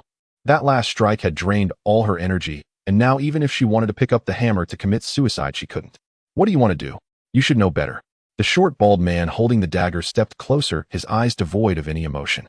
Just then, the sounds of a speeding vehicle echoed. Hearing this, the 2 bald men's expressions changed slightly. Big brother. The scarred bald man also had a grim expression and said, depending on the situation, if he doesn't know what's good for him, we can only kill him too. No one will care about murder around here. Having made up their minds, the 2 began to divide their tasks. The scarred leader, feigning injury, laid down. The seemingly frail and unthreatening third brother slowly walked into the middle of the asphalt road, watching as a vehicle approached, gradually slowing down. As the 2 were too preoccupied with Ting Chu-Chu, they inadvertently gave her a moment to breathe. Ting Chu-Chu understood that she had to seize this opportunity. Straining to look back at a Wuling Hongguang blocked by a small bald man, Ting Chu-Chu weakly shouted, "Hurry up, they are murderers." However, she was already injured and even more weakened by this second injury, making her shout nearly sound like a soliloquy. Despite this, her mouth was still stuffed with her earlier uniform. It was indeed the bald, scarred leader. Damn it. If you make another sound, I'll kill you right now. As night gradually fell, Beichen continued to drive, searching for a sheltered place. From a distance, he spotted a low grove of trees, which would provide some cover from the wind, allowing him to sleep soundly at night. However, as he entered the grove, he sensed something was off. Two vehicles suddenly appeared ahead. Is someone there? Beichen's expression changed slightly. He had anticipated encountering other players, but not this quickly. Was there an accident? Or is this the scene left from a pursuit? There was only one road ahead, and Beichen had nowhere to retreat, as these people would always be in front of him. In other words, he had to face them no matter what. He hit his fish-scale military knife. The speed of the vehicle gradually decreased. Is that a bald head? When a small bald head appeared in the middle of the road, Beichen felt a flicker of doubt, but with a T1 level military knife in hand, and his years of practice, Xingyi, Quan, he felt confident. At this early stage of the game, Beichen was confident that other players could not possibly possess firearms. Even if they did, they would only have designs for them. In hand-to-hand combat, he truly feared no one except beasts. As he slowly passed by the two rear-end vehicles, Beichen inadvertently caught a glimpse of the red flag's open door, causing his pupils to constrict. Brother, please help us. Our car has stalled after a rear-end collision, and we have lost all our gasoline. To lower Beichen's guard, the small bald man did not approach Beichen's wooling, but instead shouted from a distance. Had Beichen not noticed the thing inside the red flag vehicle, he might have been deceived by the seemingly friendly bald man. However, the item in the red flag vehicle left a deep impression on Beichen. He carefully considered and ultimately chose to get out of the car. It was not that he enjoyed taking risks. Given his current condition, going along with the plan might be the best choice. While the Wuling Hongguang was fuel efficient and had a small displacement, its speed was truly sluggish compared to other outstanding cars. Even if he managed to escape by car, these people would quickly catch up to him. Rather than flee, it would be better to face them directly. If things turned against him, he could strike first. Oh, gasoline. Beichen frowned and peered out impatiently. I also lack energy and have no excess. Hearing this, the small bald man smiled. We won't let you do it for free. We have something to exchange with you. What do you have to exchange? Soon the small bald man took off his backpack and pulled out a 500 milliliters bottle of purified water. How about 500 milliliters of purified water for 100 milliliters of gasoline? Isn't that sincere enough? At this point, Beichen had already determined that this person had ill intentions. 500 milliliters of purified water could definitely be traded for an equivalent weight of gasoline at the trading square, yet this person openly produced a 500 milliliters bottle of purified water in front of him. Beichen smiled and said, sincere enough, I like it, but I need to check the quality of your water. Taking a deep breath, he casually tucked his fish-scale military knife behind his waist and stepped out of the car. As soon as he got out of the car, Beichen saw two people lying not far away. One was a fierce-looking bald man, while the other had a white shirt covering her head. Judging by her figure, she was definitely a woman. Noticing that the person under the cover was still alive, Beichen secretly breathed a sigh of relief. Then, without thinking, he smiled at the small bald man and said, wow, you guys had quite a serious accident. One dead, one injured. I don't mention it, the SUV I chose had faulty brakes right from the start. The small bald man, seeing Beichen get out of the car shirtless with no weapons, laughed even more brightly. Choosing the Wuling at the start means you'll have some supplies in the car. Kid, don't blame us, running into us is just your bad. The small bald man thought to himself while secretly preparing the dagger hidden in his sleeve. Noticing the odd movements of the person opposite, Beichen remained expressionless, casually reaching back as if scratching an itch. Oh, it really is purified water. Good old trade, it'll get you the gasoline right away. Beichen slowly turned, and in that moment the fish-scale military knife was drawn during the turn. Suddenly a fierce wind arose from the left. No need, if you die, all the supplies will be ours. Whoosh, a white light suddenly shot toward Beichen in the darkness, which was the dagger in the small bald man's hand. Beichen had been on guard since getting out of the car. How could he allow an attack to succeed? The T1 level fish-scale military knife was incomparable to an ordinary dagger in terms of design, materials, blade quality, and characteristics. Faced with someone trying to kill him, Beichen could not afford to hold back, for he needed to survive and clear the game to return to his parents. With a swift move reminiscent of the white crane spreading its wings, a black light flickered invisible to the naked eye. Playing, the crisp sound of metal clashing rang out in an instant, followed by a brief silence in the surroundings. Sizzle. The knife broke, blood sprayed. The small bald man vaguely saw a black light flash, by then felt a chill at his neck, his whole body going limp, as if all his strength had been drained. What? Unable to comprehend what kind of weapon could neatly cut his dagger in half. Because you're skilled, Beichen slowly sheathed his knife, whispering. He did not wish to kill, but he needed to survive because his parents were waiting for him to return home. At that moment, the scarred bald leader lying not far away also got up and grumbled, second brother, your skills have really declined lately. How can you take so long to kill a kid? Hearing this, Ting Chu-Chu, unable to move, turned pale, her last hope shattered. As dust fell, the scarred bald leader, glancing around within 20 meters, saw a figure lying stiffly not far away and instinctively thought that the third brother had killed the intruder. However, as Beichen stepped out with the fish-scale military knife, the scarred bald leader was suddenly startled and quickly took a step back. Having spent over 30 years together, the three brothers were extremely familiar with each other's walking styles. As soon as the figure stepped out, he concluded that this person was not the second brother. "Who are you?" "Second brother. Second brother." No one replied. Clearly, the second brother was also dead. The scarred bald leader's first thought was to escape. The third brother was the strongest among them. The fact that the third brother had been taken down without a scream said a lot. It indicated that the newcomer was a master. Making his decision, the scarred bald leader began to retreat, wanting to create distance from the intruder. "Go," he whispered, and dashed into the woods behind him. At that moment, a sharp sound whistled through the air. Beichen was still in a crouched position, his hand swinging. A black light nearly blinked before catching up to the fleeing scarred bald leader. Thud. Ugh. The scarred bald leader, desperately trying to flee, barely heard the piercing whistle before feeling a chill at the back of his head, his consciousness gradually fading. A 9-inch-long fish-scale military knife almost plunged into the back of the scarred bald leader's head. The three men, once notorious drug lords before the game, ultimately met their end in the game. Knowing that these men were brothers, Beichen had no intention of holding back. Cut the grass and eliminate the roots. A spring wind will make them grow again. Based on these men's habits, he could guess that before the game, they were probably fugitives or reformed for labor prisoners, or they wouldn't have been so quick to resort to murder. Although the night covered him, Beichen did not directly see the two he had killed. However, the fear of killing and the pungent smell of blood made him nauseous. Dimly, Ting Chu felt someone pass by her side, and her body instinctively tensed up. Fortunately, the ruthless person who came afterward did not make a move to kill her. After a brief rest to regain some strength, she tore away the clothing sealing her mouth and turned her head, looking with curiosity. Weakly, Ting Chu said, "Hey, is it really appropriate to loot a teammate while they are down?" Beichen remained vigilant, step by step approaching the fallen scarred bald man, bending down to draw out a fish-scale military knife. Just as he was about to rejoice at having survived this crisis, a nonsensical remark from behind stunned him. There was no response. Beichen began to search the dead scarred bald man for any useful supplies. To his disappointment, he found nothing. The man had nothing on him except for half a pack of cigarettes and a lighter. Naturally, Beichen stuffed the half pack of cigarettes and the lighter into his pocket and then turned to head straight toward the skinny bald man. Beichen was certain that the supplies of these people must be in the skinny bald man's backpack. On his way back, Beichen passed by Ting Chu again, still not glancing at her, and walked past her without acknowledging her. "Hey, uncle, I'm injured. Can't you help me a little?" In the darkness, Ting Chu couldn't see Beichen's face at all, but his calm and cold demeanor instinctively made her define him as a heartless uncle. Hearing her call the corner of Uncle Beichen's eye twitched, but collecting supplies was more important now. A woman would only slow down his movements. As he opened the skinny bald man's backpack, a hint of joy appeared on Beichen's face. "I want 5 sticks of Wang ham, can be amplified, 500 milliliters of slightly sweet Farmer's 3 fists, 300 milliliters of regular gasoline, can be amplified, 2 packs of cigarettes, can be amplified, 1 piece of hemp rope, 5 meters, can be amplified, and purified water cannot be amplified." Although Beichen was puzzled, he didn't think much of it. Perhaps these people were using rewards exchanged at the trading square. The backpack was empty.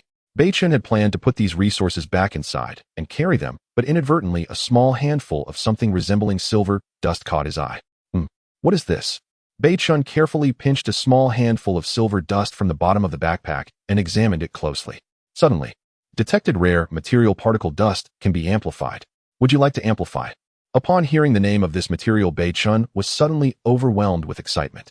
Without considering his surroundings, he thought, amplify. Congratulations, host, amplification successful. Particle dust amplified to 30 portions of pure particle dust. As 30 portions of pure particle dust appeared in the backpack, the sound of a game console's notification rang in Beichen's ears. Materials meet crafting requirements. Would you like to craft an outstanding grade portable equipment, particle space ring? Upon hearing this, Beichen looked around, not worried about being discovered. Craft. Congratulations, player Beichen number 123271. Crafted outstanding grade portable equipment, particle space ring. Would you like to make a district-wide announcement? No announcement.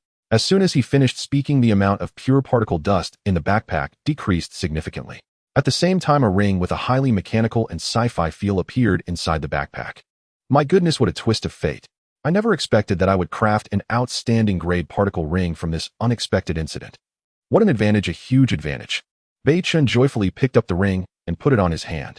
He still found it hard to believe the function of the particle space ring. The wearer could retrieve or store resources not exceeding 120 cubic meters with just a thought. So fantastical. However, since he inadvertently appeared in this unknown world, Beichen's mindset had changed, accepting many of the inexplicable advanced technologies here. Looking at the ham, water, gasoline, and other supplies lying on the ground, Beichen stared wide-eyed. Then he waved his hand at these items, thinking store.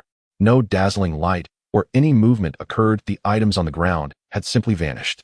This is too amazing, right? Out. Beichen thought about retrieving the cigarettes, and in an instant a pack of unopened cigarettes appeared in it. Damn, this is... Ha ha. This laughter was almost a roar from Beichen, who felt nothing wrong with it. But to Tung Chu-Chu, who was lying in the distance, it was a different story. She was so frightened that she shuddered. Crazy. Psychopath. Tung Chu-Chu was almost in tears. What was going on? Why couldn't she find a single normal person? Now sending a distress message to her brother would be futile. It would only worry him. At this moment, Beichen was still immersed in the joy of storing and retrieving. As if recalling something, he stood up, took the backpack, and jogged back to his vehicle. Store for me. In less than a few seconds, a large amount of supplies inside Beichen's car was stored in the particle space ring. Time in the particle space is frozen. Therefore, Beichen no longer needed to worry about fresh ingredients going bad. Following that, Beichen opened the trading square and canceled the bounty for wild boar meat, immediately causing over 300 pounds of wild boar meat to appear in the car. From now on, my little buddy, and I can eat fresh meat every day. As for the other bounties, Beichen did not cancel them. He still needed to continuously collect metal resources and rare materials. Now that he had solved the material storage problem, he could freely gather materials. Blueprints, designs for fire. Having been forced to kill 2 labor reform prisoners, Beichen knew the importance of firearms. If he had firearms in this battle, he wouldn't need to engage in close combat, as close combat was still somewhat dangerous. Bounty for gasoline, designs accepted from anyone. Everything is negotiable. Now, besides the unamplified gasoline resources, Beichen had over 30 liters of refined gasoline, so he could fully use gasoline as a bounty for weapon design blueprints. Congratulations, host amplification successful. 5 sticks of Wang ham amplified to 50 sticks of premium meat ham. Congratulations, host amplification successful. 300 milliliters of regular gasoline amplified to 30 liters of refined gasoline. Congratulations, host amplification successful. 2 packs of cigarettes amplified to 2 packs of premium cigarettes. Congratulations, host amplification successful. Hemp rope, 5 meters amplified to steel wire rope, 5 meters. This time the harvest, except for the 500 milliliters of purified water that couldn't be amplified, was all amplified and stored in the particle ring. A wave of riches. Premium meat ham cannot be compared to the starchy ham sausage. Ha. Cigarettes. I'll have one first to relax a bit. Crack. A flame ignited as he lit a cigarette. Lowering the car window, Beichen lazily leaned back in his seat, resting his hand with the cigarette on the window. It had been 3 days since he last smoked. As he took this puff, Beichen felt a bit lightheaded. He had to admit that this feeling was truly delightful. Turning his head, he glanced at the little buddy in the passenger seat, who was sleeping with its belly up and wings spread out, and Beichen smiled. It's time to find a good place to grill something to eat. Beep beep. Woo woo. As the sound of a distant car engine starting came. Tung Chu-Chu, lying on the ground waiting for her teammates to help her up, was stunned. What does this mean? Ignoring me? Or have they completely forgotten about me? Hey, uncle, brother, sir. Don't go, there's someone here. However, her weak voice was drowned out by the sound beep beep. Without any hesitation or doubt, the Wuling Hongguang sped away. Listening to the rustling sounds coming from the nearby low bushes and the night sky, overtaken by darkness in front of her, Tung Chu-Chu shed tears of grievance. Brother, save me. Future husband, save me. Woo woo. Who would have thought that I, the goddess of the demon city with 8 million fans, would end up like this? Am I not gentle enough? Or is my nickname, I'll take your life for 3,000 too vicious? I Tung Chu-Chu swear that whoever saves me this time, I will be his woman. Even if it's for free or I have to pay, I'm willing. Help. At this moment, Beichen was still immersed in the joy of obtaining the particle space ring, having long forgotten about having personally dealt with 2 murderers. In a zen-like state, Beichen was almost a master. After all, dwelling on unpleasant matters would only bring unnecessary worries to oneself. Wait a minute. After driving for over 10 miles, it seemed Beichen remembered something, hurriedly slowing down and turning around. My goodness, how could I forget Tung Chu-Chu, the sister of Tung Baiwan? Indeed. The reason Beichen was certain that the girl lying on the ground was Tung Chu-Chu was that he had seen the military first aid kit bag in the red flag car. The author has something to say. The female lead is definitely not a tool, so feel free to chase the story. By the way, leave a review and urge for updates, my brothers and sisters. The day before, Tung Chu-Chu had injured her foot due to a giant lizard. Although it was perilous, she managed to get through the crisis thanks to a military first aid kit from Beichen. After injecting adrenaline, a person feels particularly energetic, although there can be some dizziness once the effect wears off. If Ting Chu had listened to Tung Baiwan, she could have taken a few days to rest and recover her wound, which might have been fine. However, being naturally adventurous, she set out to scavenge for supplies the next day. One can only imagine. Originally, she was over 3,000 miles away from Beichen, yet they unexpectedly encountered each other in less than 2 days. The speed of the vehicle was outrageous. This alone proved that Ting Chu not only enjoyed adventure and exploration, but also had extraordinary luck. Traveling nearly 3,000 miles, even a Hongqi sedan would consume a lot of fuel. Let's not forget that the design of Beichen's particle space ring was obtained by Ting Chu. Therefore, Ting Chu's current state is very dangerous. Her old wounds have not healed and new injuries have been added. When she entered the game, she was wearing the standard uniform of the police academy in Modu. However, after seeing the game rules, she realized there were no rules here, and wearing a police uniform might bring her a lot of trouble. Fortunately, the first resource box she encountered contained a set of clothes, which is what she is currently wearing. Thus, lying on the cold ground, she felt extremely cold. Oh no, am I about to get a fever? Why am I starting to shiver? A pair of slender and beautiful legs kept pushing against the ground, trying to use the force to crawl to a relatively safe shelter to survive the night. But her body was weak, and with the possibility of a fever, she had little strength left. Suddenly she heard, in a night sky devoid of moonlight and stars, the darkness and silence were unimaginable. From far away, she heard the sound of an engine gradually approaching. Soon 2 beams of light entered her field of vision. In that moment, Ting Chu's survival instinct surged. Help! I will dedicate myself, I'll pay you back. It seemed that even the heavens were moved by her offer. The car indeed stopped here. Unable to lift her head due to the uneven ground around her, Ting Chu could not see whether the person approaching was male or female, handsome or ugly. At this moment, she only hoped that if it was a man, he would at least be somewhat handsome, otherwise it would be quite uncomfortable. It would be best if it were a woman, so she wouldn't have to keep her promise. As the steady footsteps drew closer, Ting Chu's heart leapt to her throat. By the sound of the strong footsteps, she could almost determine that it was a man. Originally, she would have been quite happy to be saved, but things were not so simple at this moment. She began to feel scared, extremely scared, because she was embarrassed to realize that her hot pants and short sleeves were too cool. Plus, the collar of her t-shirt was damaged from the fight with the 3 murderers earlier, and the person was walking directly behind her, so she could not see their face. In an instant, a familiar scene emerged in Ting Chu's mind. It was an enduring shadow of a generation amidst the flowers at the foot of the ancient tomb, Sex Mountain. And now, as luck would have it, a leaf fell at that moment, landing on Ting Chu's face, perfectly covering her eyes. What do you want? I'm not a little deaf girl. Ting Chu's body tensed, her fists clenched, trying to resist whatever was about to happen next. To be honest, let alone Ting Chu, even Beichen could not see her face in this dark night. In Beichen's view, what appeared was a tall, slender, and fair-skinned figure. Of course, it was merely a silhouette. What is your name? His voice was extremely calm, showing no possessiveness over a defenseless, beautiful woman. He confirmed once more. If this person was not Tung Baiwan's sister, he would only provide a symbolic amount of help and then leave. However, if she truly was Tung Baiwan's sister, then he had to help her. The particle space ring, akin to black technology, was largely obtained because of the Tung siblings. Although he was not a saint or a savior, he felt it necessary to help friends he recognized. A magnetic young voice echoed in the silent night sky. This made Ting Chu breathe a sigh of relief. The fact that he did not act immediately indicated he was not that kind of person. My name is Ting Chu. My family is quite wealthy. If you help me, I can give you a lot of money once I get out. Money here is meaningless. There's no such thing as a free lunch. I can help you, but you need to pay some price. Beichen's abrupt statement had its reasons. The biggest reason was that he had noticed a golden hammer next to Ting Chu. A golden hammer. After his own hammer was enhanced by the system, it was merely a copper hammer, and this woman actually possessed a golden hammer. It was 2 levels higher than his hammer. No wonder she could obtain such a heaven-defying design for the particle space ring. What do you want? I can give you anything I have.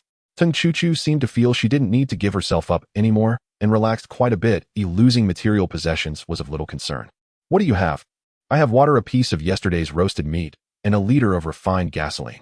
Anything else? There's also a golden hammer. And what? Beichen became interested. A design drawing. Even before she enrolled in the Modu Police Academy, Ting Chu had already dreamed of owning her own handgun. After driving over 1,000 miles today, she had finally obtained a handgun design blueprint from a silver resource box. She treasured this item. Oh, what design blueprint? Beichen continued to ask, his tone showing a hint of impatience. It's a handgun design blueprint. Upon hearing this, Beichen was suddenly taken aback. In that moment, he truly felt that Tung Chu was a chosen one, first with the particle space ring design and now with the handgun design. It was hard to believe that one person could have such continuous good fortune. Where is it? Beichen's change in tone made Tung Chu very worried. Would this person kill her to keep the handgun design a secret? It's in my pants pocket. As soon as the words left her mouth, Tung Chu regretted it. Wasn't this just asking for trouble? He originally had no desire for her. Hot pants or fitted clothing. Asking a man to reach into her pocket was almost the same as being directly touched, wasn't it? What if he had ulterior motives? Her curvy figure would surely drive any man crazy. The inner thoughts of a woman are not something an ordinary man can guess. In reality, upon hearing about the handgun design blueprint, Beichen's mind was filled with thoughts of enhanced firearms. What is a woman? At least at this moment, Beichen did not understand what a woman was. Feeling the wind rush closer, Tung Chu instinctively recoiled and dodged, turning her slim waist towards Beichen. Unaware, one might think that Tung Chu was cooperating, but in fact she was not. Don't. As soon as he touched a piece of paper, Beichen realized something was off. However, having come this far, Beichen decided to not care anymore. As long as he wasn't embarrassed, then it was the others who would be embarrassed. He reached in all the way. When his hand was pulled out, it also brought out a design blueprint. Under the night sky, although he couldn't clearly see what kind of firearm was depicted on the blueprint, Beichen had already seen the words enhancement possible. To be honest, when this man reached into his own pocket, Tung Chu was genuinely afraid he would tear her apart in an instant. Fortunately, that did not happen. He'll take this golden hammer as well. Beichen was not polite, bending down to stow the glittering hammer into his particle ring. Although Tung Chu was indignant, she felt powerless. If he were to go back on his word, now she would have no means to resist. Thus, even in her anger, she dared not say much. You took all my good stuff, so can you save me now? Took it all. It seems there's still one thing left, isn't there? Beichen was merely testing her one last time. Who knew what other treasures this girl was hiding? You? Could it be that you are despicable? The worries came true. Men were indeed all the same. Aside from water and some food and gasoline, all her good things had been taken by Beichen. If there was anything left, and for her the most precious thing, it was herself. Seeing that Tung Chu was silent, Beichen realized that the gun design and the golden hammer were likely her best possessions. So he did not press further. Since he had taken her valuables, and given his relationship with Tung Baiwan, he was certainly going to help her. Thus Beichen simply stepped forward and picked Tung Chu up effortlessly. Light, compact, slender, a perfect, delicate body nestled in his arms. Beichen's t-shirt served as a nest for the little one. Therefore this embrace was almost a zero-distance contact.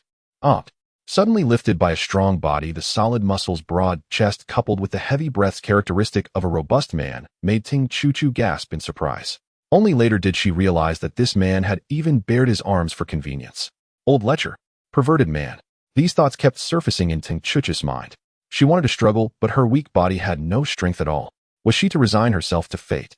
Circumstances were stronger than the individual. If she were at her peak, she could have easily taken down such an old lecher in a minute, but now. Imagining what was about to happen next, Tung Chu instinctively trembled.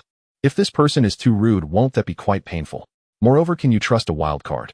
Under the dark night at such a distance, Tung Chu could only see the blurred outline of Beichen's face, subconsciously praying that he wouldn't be too ugly, otherwise it would be unbearable. After personally slaying 2 murderers, Beichen's mindset gradually changed. If it were before, he would definitely be curious about Tung Chu's appearance, but now, let's go with the flow. Carrying a girl weighing over 90 pounds, Beichen walked steadily, glancing at the Hongqi sedan not far away.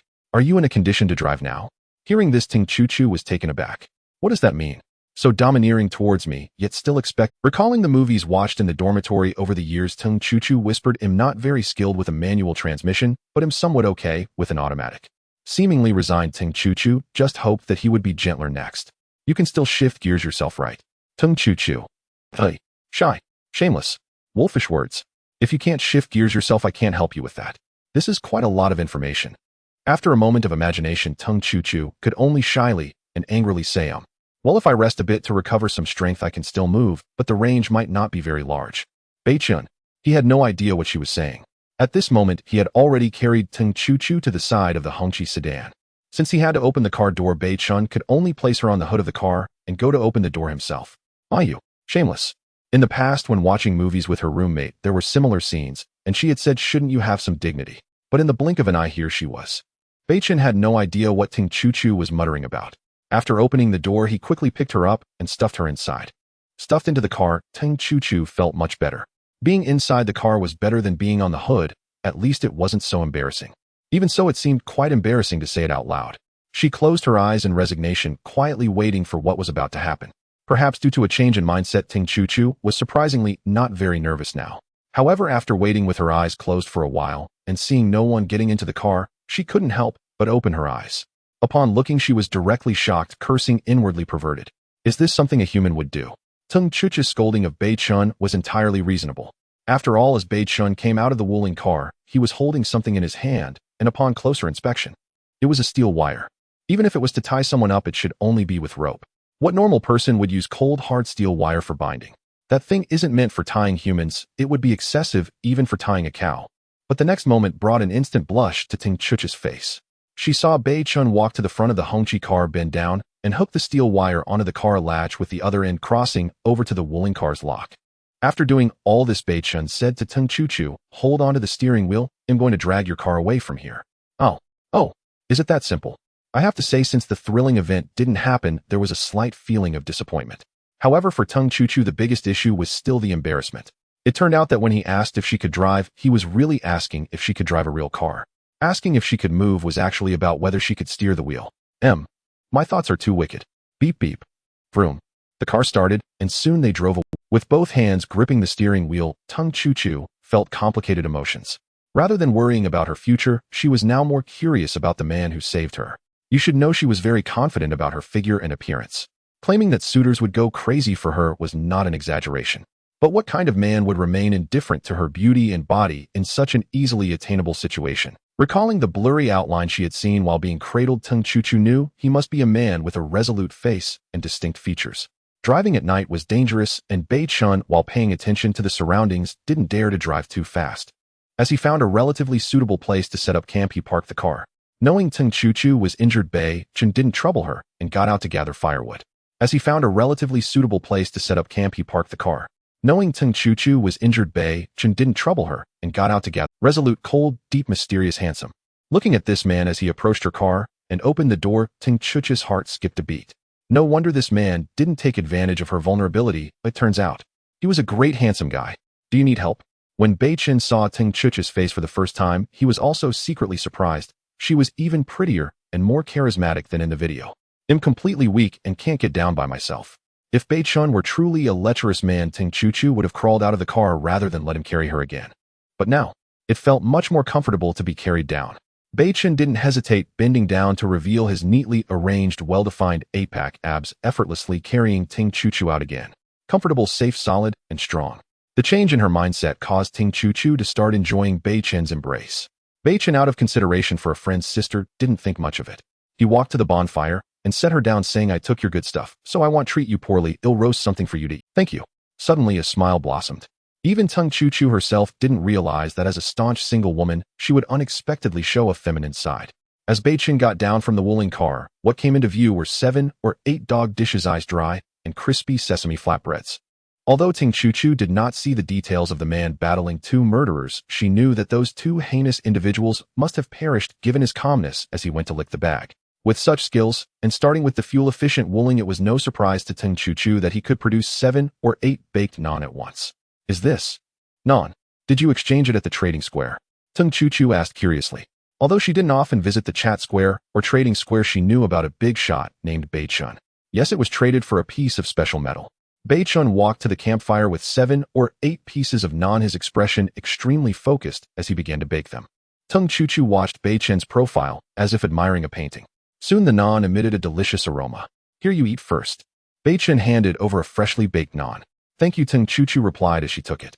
Seeing that Beichen still had 6 or 7 pieces, she didn't hold back and began to crunch on it. However, Ting Chu gradually realized this person was too kind, not eating himself, but giving her one after it was baked. It felt a bit warm. You, not eating. Oh, you're a guest. These are specially for you. I've already eaten before you came. Can you get the water from my car? This bread is a bit hard on my throat. Beichen handed over the last piece of naan, saying, this meal is on me. You can keep your water. He stood up and returned to the Wuling. Before long, he came back out, holding 300 milliliters of pure water in one hand and carefully cradling a bundled t-shirt in the other. It had to be said that this woman looked thin, but was truly frightening when it came to eating. Beichen took out 7 pieces of naan from the particle ring and it hadn't been long before Tung Chu-Chu surprisingly devoured 6 pieces by herself. What does that mean? Beichen could only eat 2 or 3 pieces in one sitting. As he handed over the pure water, he couldn't help but glance at Tung Chu-Chu again. Your appetite is not small at all. Hearing this, Tung Chu-Chu rolled her eyes at Beichen and mumbled, I haven't had a full meal since entering this broken game. As she finished the last piece of naan, she tilted her neck and drank the 300 milliliters of pure water in one go. Phew, I'm full now, so satisfying. Beichen was left stunned. What? This woman hasn't eaten enough since entering the game. Who is she trying to fool? Yesterday, I gave your brother Tung 100,000 worth of grilled meat. Given Tang's anxious attitude towards his sister Beichen would not doubt that he would leave some grilled meat for himself. It was estimated that most of it had already entered Tung Chu-Chu's stomach. Eating 4 to 5 gene of meat didn't fill her up. This was too frightening. Beichen decided to quickly separate her once she recovered a bit. Oh, will you sleep in the car or by the fire here? Beichen didn't want to say much. After all, she was not his girlfriend and her large appetite was not his concern. Tung Chu-Chu's t-shirt collar had been torn in the fight, revealing some smooth, fair skin, but due to her carefree nature, she did not mind. Now that she was full and satisfied, she was lazily sitting by the campfire combing her somewhat messy hair. Hearing this, she looked up at Beichen's handsome face and teased, do you want me to sleep there? Beichen was left speechless. I'll go back to my own car to sleep. If you want to sleep here, that's up to you. With a roll of her eyes at Beichen, Tung Chu-Chu replied, then I'll sleep in the car too. Looking at the crumpled t-shirt in Beichen's hand, Tung Chu-Chu curiously asked, what is that? It didn't take long for her to realize what was wrapped inside the shirt. It was an adorable little creature. In this survival game, you actually raised a chick. The newly hatched little fellow at first glance really resembled a chick with unshorn fluff, but upon closer inspection, its beak and a pair of thick claws were far from what a low-tier chick could compare to. Chirp chirp. The little fur-legged fish, which had been sleeping soundly wrapped in the shirt, suddenly being taken out immediately, let out an unhappy sound. A chicken. Which eye of yours sees this as a chick? After placing the little creature in a safe spot, Beichen walked in front of Tung Chu-Chu with his t-shirt. Can it walk by itself, or should I help you back? Seeing the cute little creature, Tung Chu-Chu really wanted to play with it, but upon noticing Beichen deliberately placing it just out of her reach, she understood that he didn't want her to play. I'm a bit injured and still a little warm. I can't get up or walk. Why don't you carry me back? She said as she opened her fair arms, voluntarily being quite cooperative. Beichen frowned, dodging her arms, but still picking Tung Chu-Chu up. He was puzzled. Don't women usually resist close contact with strange men? Why was this one so unusual? Being carried again, Tung Chu-Chu looked closely at Beichen's profile. I still don't know your name. Beiming. Beiming. What a strange name. He set Tung Chu-Chu down inside the Hongqi sedan. This t-shirt is intact. You wear it first, and give me your torn one. After saying this, Beichen turned to leave. I have some fever-reducing medicine in my car. I'll go get it for you. Watching Beichen leave, Tung Chu-Chu's lips curled into a sly smile. Little brother, so you're into this, huh? Heh. After putting on Beichen's t-shirt, Tung Chu-Chu waited quietly. 3 minutes later, Beichen knocked on the car window. Here, these 2 pills are for the fever. Take them. Just as Tung Chu-Chu was about to reach out to take them, Beichen avoided her hand. What does that mean? Is this a case of wanting to lure her in and then let go? Tung Chu-Chu's lips curled with a smile.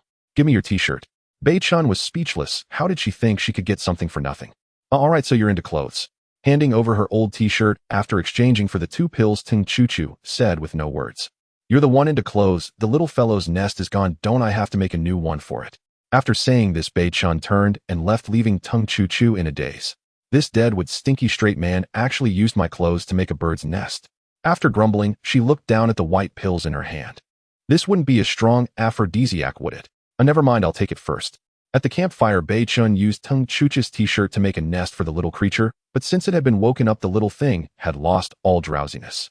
Instead, it opened its small mouth and continuously chirped. Are you hungry again? Gently holding the little creature in his palm, watching it nuzzle against his hand, Beichen laughed. Why are you so much like that woman, able to eat so much?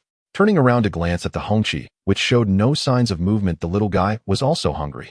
Immediately, Beichen thought of taking out the barbecue grill charcoal, a big piece of pork belly, and some pork chops from the particle space. It's been over 10 minutes, it should be asleep by now. He ignited the charcoal and placed the pork chops and pork belly on the grill. Then he took out a fish-scale military knife and cut the remaining piece of fine meat into small chunks. Chirp chirp. Seeing the food, the little creature instantly perked up, rubbing against Beichen's hand while opening its small mouth, as if to say, hurry up and feed me, this bird is already starving. Wow. The pieces were just the right size, 1 bite each. However, as the aroma of the roasted meat wafted from the grill, the little creature dropped a piece of meat it hadn't swallowed. Suddenly, the little creature felt that the meat in its mouth was no longer tasty. It turned its big shiny eyes and fixated on the roasted pork on the grill. Chirp chirp. What? You also know that cooked meat is delicious. Due to the troublesome nature of wild boar meat, Beichen chose not to eat the exquisite ham he had just received today. As the roasted meat turned golden and began to exude its fat, Beichen sprinkled cumin and chili powder as seasoning. The aroma of the meat wafted through the air, enticing one's appetite. He'll have a bite, you have a piece. Beichen ate while feeding a small creature beside him. With a wave of his hand, a 500 milliliters bottle of salted soda appeared before him. This particle ring is incredibly useful. Just after taking a fever-reducing medicine, a wave of drowsiness hit Tung Chu-Chu, leaving her in a half-asleep state. Suddenly, a private message jolted her awake. Rubbing her eyes, she saw it was from her brother. Chu-Chu, what are you up to? Why haven't you replied all day? I'm sorry, bro. Something unexpected happened today. Oh, I was intercepted by 3 murderers. What? How are you now? Are you okay? I'm fine, just suffered some minor injuries. I thought I was going to die today, but someone saved me. The message count increased. Looking at her brother's reprimands, Tung Chu-Chu managed a wry smile. All right, bro. I won't act on my own anymore. See, I'm fine, right? Suddenly, a familiar scent wafted into the car with the wind. Tung Chu-Chu looked up in confusion at the nearby bonfire, discovering Beichen amusingly interacting with the chickens he raised. By the way, bro, you're familiar with the chat square. Do you know someone named Beichen? Probably between 18 to 25 years old. Beichen. I don't know, I've never heard of him. You should pay more attention to the chat square instead of just focusing on scavenging for supplies all day. By the way, that person named Beichen didn't do anything to you, right? He did? He did something very inappropriate to me. Tung Chu-Chu replied directly. No way. I already introduced you to the great Beichen, and now you're involved with another man. Seeing this, Tung Chu-Chu's face turned red. Bro, I've realized that all you men are animals that think with your lower halves.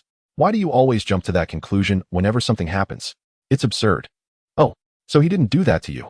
No, he didn't. I'm very principled. I exchanged a design for him saving me. It's a mutual benefit transaction. How is that possible? Sister, I know your looks well. Needing someone to save you means you've lost your ability to resist. In that situation, you weren't completely taken advantage of. Chu-Chu, tell me more about this Beichen. Provide the details of what happened between you two.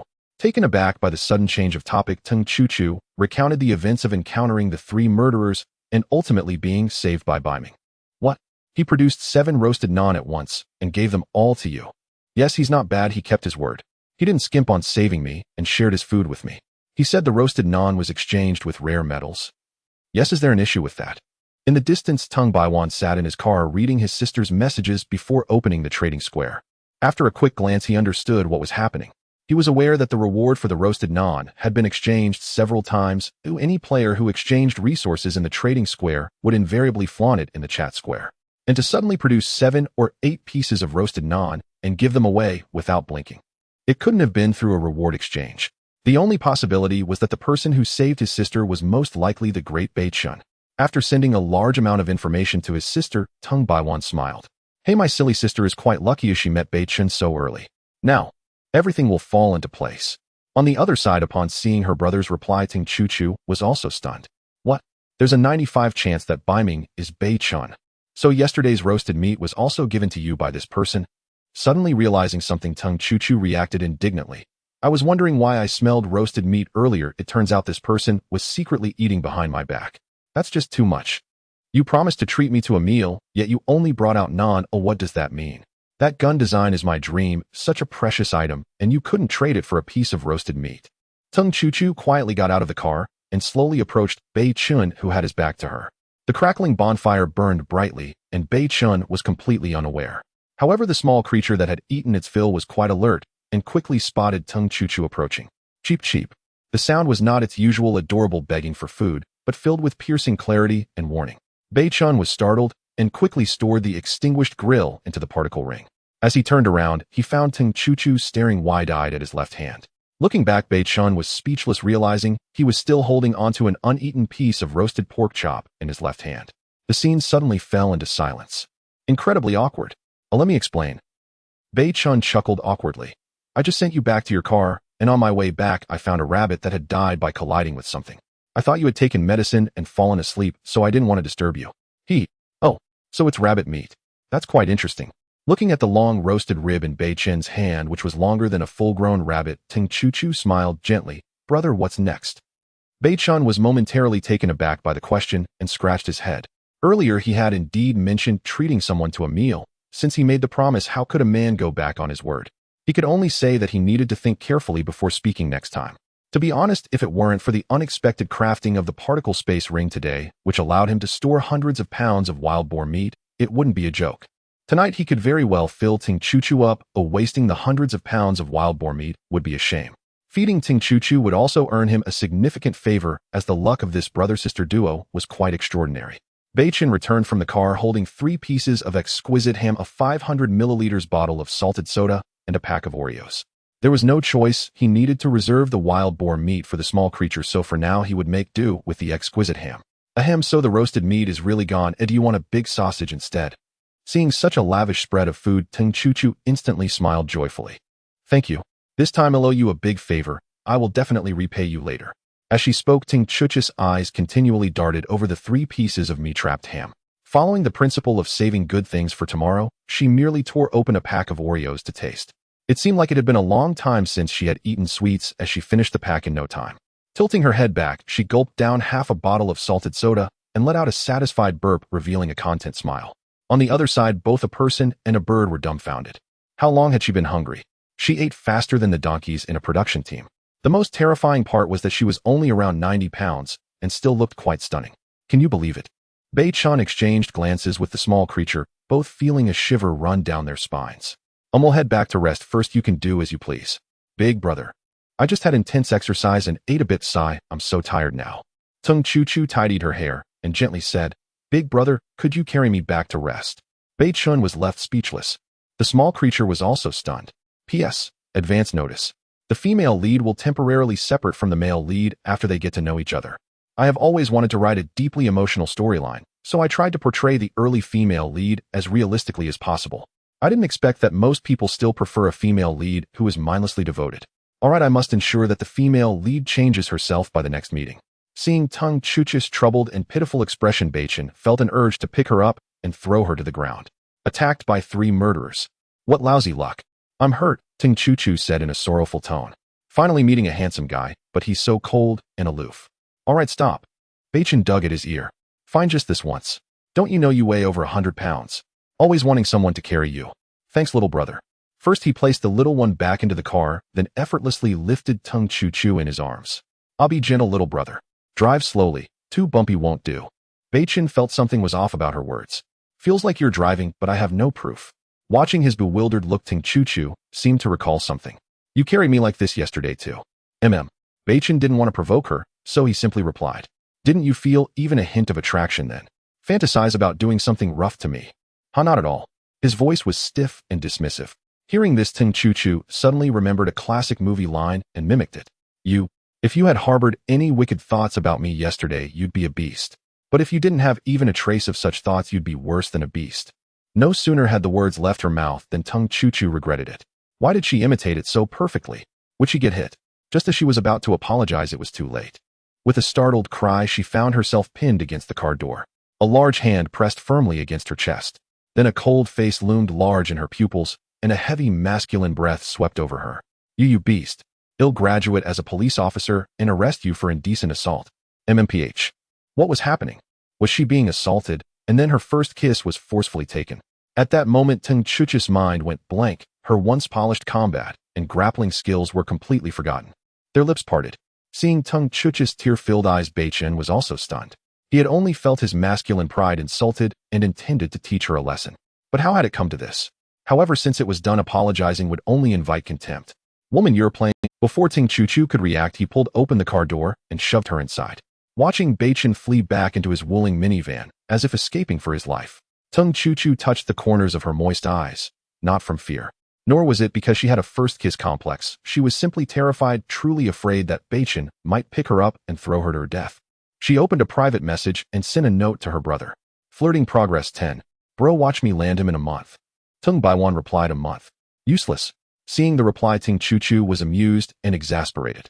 She touched her lips, her emotions tangled, and then mimicked a line from a movie, Zhigo Gio AI, Qing Ming.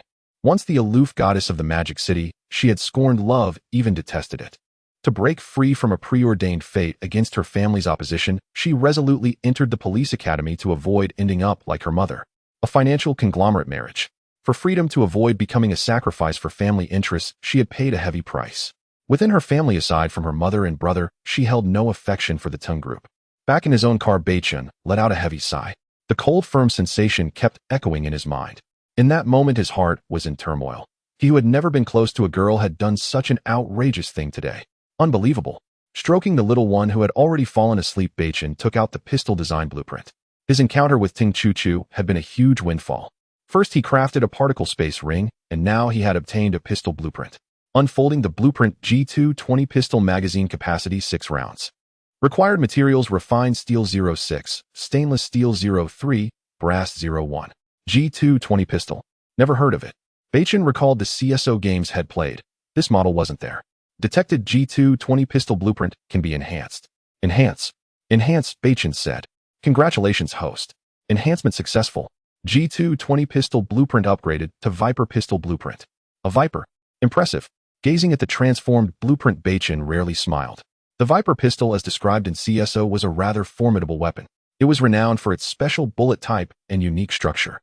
The 7.26mm caliber rounds had tremendous penetrating power.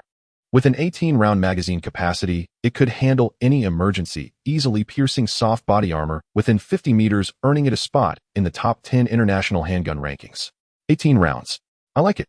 Such a famous pistol made Beichen worry about rare materials. But when he saw the required crafting materials, he smiled.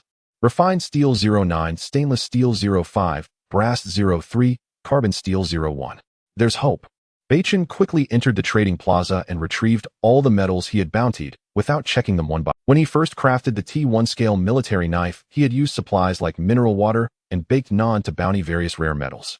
After a few days, he had already bountied 20 or 30 pieces of assorted metals, but lacking blueprints, he had never taken them out. Clatter.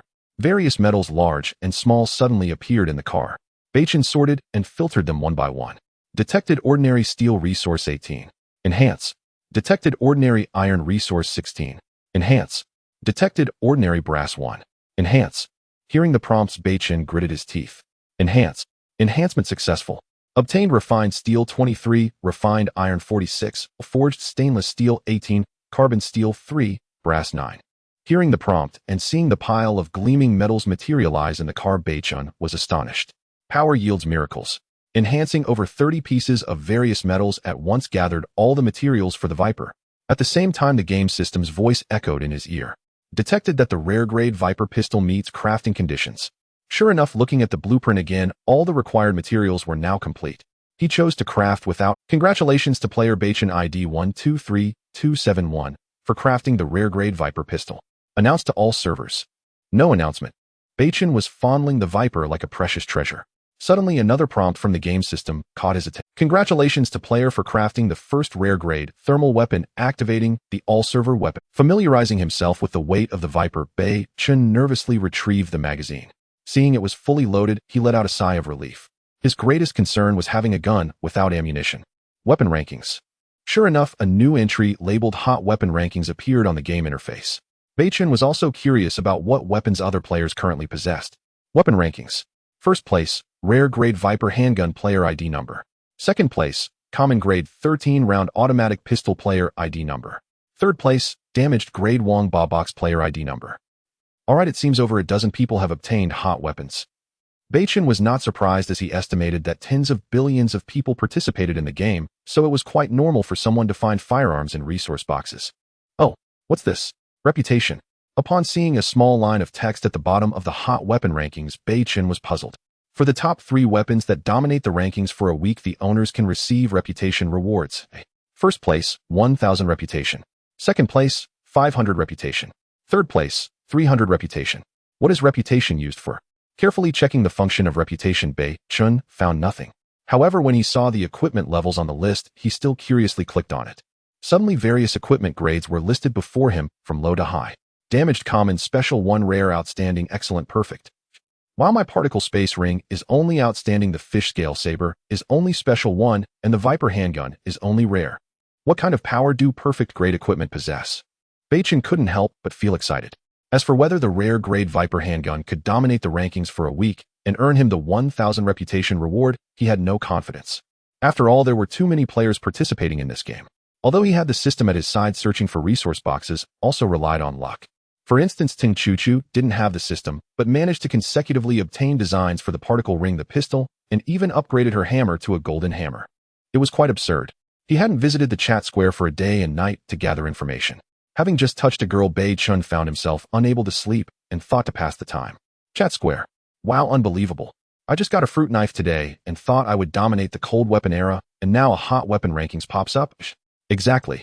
I just found a Wang Motzi kitchen knife and was contemplating how to chop my way from Dongxing Bay to Tsimsha Sui, and now this. Handguns have appeared. So everyone be careful when encountering fellow players in the future. Don't run into a big shot with a gun. 1. Speaking of which, it's been quite eerie lately. I've encountered several wrecked cars on the road. Players either died in car accidents or were taken by beasts. No corpses, no living souls. Yet it feels like the chance of encountering other players is getting higher lately. Seeing this, Beichen frowned slightly. Today he had encountered 4 people at once. Although 3 were dead, the encounter rate was already significant. No matter what, with the Viper in hand, I wouldn't be afraid even if 10 appeared. Gripping the Viper tightly, he aimed it at the window. Beichen wanted to test the feel of it, but due to the scarcity of bullets, he only aimed symbolically. A single bullet, if used wisely, could mean a life. He had to use it carefully. Otherwise, without bullets, this thing would just be for show. As drowsiness took over, Beichen exited the chat square. The next day the sun was shining brightly and the breeze was just right. Knock, knock, knock.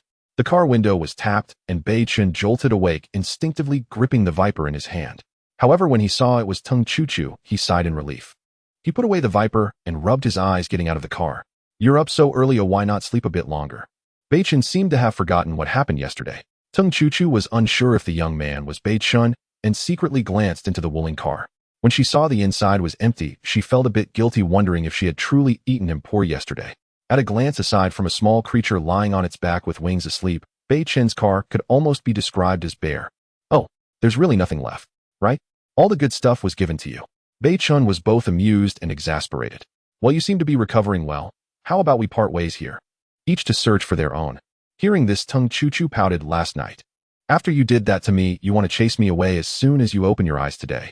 My former roommate said you were a scumbag. I didn't believe it, but it turns out it's true. Huh? What? Beichen was suddenly at a loss. Scumbag. Come on, that was my first kiss, okay? Kissing won't get someone pregnant. Seeing Beichen's bewildered expression, Ting Chu puffed up her cheeks and said, wait here. Watching her return to the Hongqi car, Beichen felt a headache coming on. Here, these are the 3 fine meat sausages you shared with me yesterday. Now I'll give you 2 more. Seeing the 2 sausages handed over, Beichen was taken aback and said, no need, we haven't eaten breakfast yet, or we're not used to it. Really? Tung Chu looked at Beichen with surprise. Beichen nodded. Then I won't hold back. In Beichen's astonishment, he watched Tung Chu devour all 3 sausages as thick as his arms. From the looks of it, Beichen felt that if he weren't there, she might even eat the packaging. Terrifying. Seemingly satisfied with the taste of the sausages, Tung Chu let out a contented burp and said, by the way, I just found out my car broke down this morning. Can you fix it? No way. Without a car, you'd be doomed. Beichen got into the Hongqi car and tried to start it. It really wouldn't start. It wasn't out of gas. It should have been damaged in the crash yesterday. This is troublesome now. Tung Chu was wearing Beichen's t-shirt, directly covering her hot pants, and from this angle, it felt like from the neck down was all legs. I still have some water. How about I save it for you? You can walk and see how far you can get on Route 11. What? You want me to walk by myself? Tung Chu dug at her ear, suspecting if there was something wrong with her hearing. Brother, considering my pistol design and golden hammer, you have to help me find a car. How far can I walk under this scorching sun on Route 11? Rather than getting sunburned to a crisp or dying of thirst, I'd rather die under your gun. Much more comfortable. Come on, I'm ready. So cute, baby. Since ancient times, who hasn't faced death? Let's leave behind a loyal heart to shine through history. Seeing this, Beichen's face turned dark as he asked, are you sure you're not from a media university, but rather from a police academy? With your acting skills, you'd be wasting your talent at the police academy. You're born to be a star. Of course, Beichen said this, but in this environment, he naturally couldn't leave Tung Chu behind. Not to mention his connection with Tung Millions. Even for the sake of the Viper handgun, he would pull her along. Moreover, he had crafted the particle space ring because of meeting Tung Chu. Without the particle ring, wouldn't hundreds of pounds of pork go bad? The Tao of Heaven has its cycles. To gain something, one must lose something. In the wooling car, Tung Chu, as the one being saved, had to drive herself. Beichen was already tired of driving every day, so he took the chance to sit in the passenger seat and tease the small creature. So letting you in the car was purely for the sake of the pistol design and the golden hammer. Once we find a new vehicle, we'll part ways. Sounds good. It's settled then. Beep beep. The car suddenly started, and with a puff of black smoke the Wuling shot forward. The car quickly reached 120 km/h, and Beichen worried gripped the handrail. At that moment he finally understood why Ting Chu could obtain such good resources as she drove like she was fearless. Hey, take it easy. This is our only car. If it breaks down again, we'll have to walk on Route 11. Whoosh, suddenly a hard brake, and Beichen reacted in confusion, looking at Ting Chu. Why did we stop? Ting Chu gestured outside. Turning his head, he was surprised to see a wooden resource box. What? Don't you think your luck has improved a lot with me around? Not at all. Ting Chu smiled serenely. Go on, little brother. Grab the supplies, and we'll continue on our way. Beichen glanced at Ting Chu, thinking to himself, who gave you the right to say we? Dream on. You go down and get it. What if I get out, and you drive off? I'd be done for. You're so petty, humph. Ting Chu huffed, and got out of the car, but she hadn't gone far before she turned back. The golden hammer. I can't exactly smash it with my bare hands, can I? Beichen chuckled, and from an angle Ting Chu couldn't see, he pulled out the golden hammer and handed it to her. Good luck. Go on, humph. Ting Chu spat in disdain, turned around, and walked off in a huff. Seeing the woman finally leave, Beichen quickly took the driver's seat. It wasn't that he was well rested, but rather that this girl's driving speed was a mystery. Bang! With a single blow, the wooden supply crate shattered instantly. Seeing the contents inside, Ting Chu was startled. Oh! Watching Ting Chu return looking somewhat displeased, Beichen stretched out his hand. Hand it over. That stuff isn't for you. Here you go, boss. 2 unopened sets of Septwolf's men's clothing, a white t-shirt, and a pair of light blue cropped pants. Beichen was in a good mood after receiving the new clothes. Let's move on. Compared to Ting Chu's driving, Beichen's pace was much slower. Ting Chu seemed to have found a new toy and scooped the little thing up in her hands. Beichen shot her a warning glare. I just think it's cute, just petting it a bit. No need. Ting Chu seemed to have found a new toy and scooped the little thing up in her hands. Beichen shot her a warning glare. I just think it's cute, just petting it a bit. No need to be so tense, right? By now the little creature was furious, pecking at Ting Chu's hand with its beak, as if to say, let go of me. Hey, you little thing, you're just like your owner. No sense of romance. When you grow up, you'll be a hopeless straight guy too. Stop touching it, or else. Hearing this, Ting Chu's interest was piqued. Or else. Or else what? Or else however you touch it'll touch you the same way, Beichen said flatly. Seeing the look in Beichen's eyes, Ting Chu shrank her neck. Beichen, who had never had a girlfriend in his life, felt from the bottom of his heart at that moment. Women are really a pain in the ass. Hey, I'm driving now and don't have time to feed it. Since you're free, help me feed the little thing. At some point a fist-sized ball of meat had appeared beside Beichen. Upon closer inspection, it was actually a mass of small meat chunks pressed together. Ting Chu was dumbfounded, not because she wondered where the meatball came from, but because this meatball was twice the size of the little creature. Are you sure it won't choke to death? Beichen rolled his eyes at Ting Chu, speechless. As Ting Chu stuffed the first piece of meat into the little creature's mouth, she suddenly found it amusing. Although the little thing resisted Ting Chu, the meat was truly fragrant, so it obediently ate. Good grief, this little thing is small, but has quite the appetite. Ting Chu stroked the little creature playfully. Don't you think it's like someone? Eats a lot, but never gains weight. Hearing this, Ting Chu's face darkened. It was clearly a dig at her for eating too much. By the way, I forgot to ask you something, Beichen said, changing the subject. Spit it out. How did you get a golden hammer? It's only been 3 or 4 days since we entered this game. How did you manage that? It was an accident. Still fuming from the earlier remark, Ting Chu was in no mood to tell Beichen the truth. The rest of the journey was silent as Beichen drove, scanning the surroundings. Hey, that's strange. We've driven over 100 li and not a single supply crate in sight. He turned his head to glance at Ting Chu, who was looking drowsy. Could it be because of this girl? Beichen didn't say anything and continued driving. After another 50 li without seeing a single supply crate, he finally grew anxious.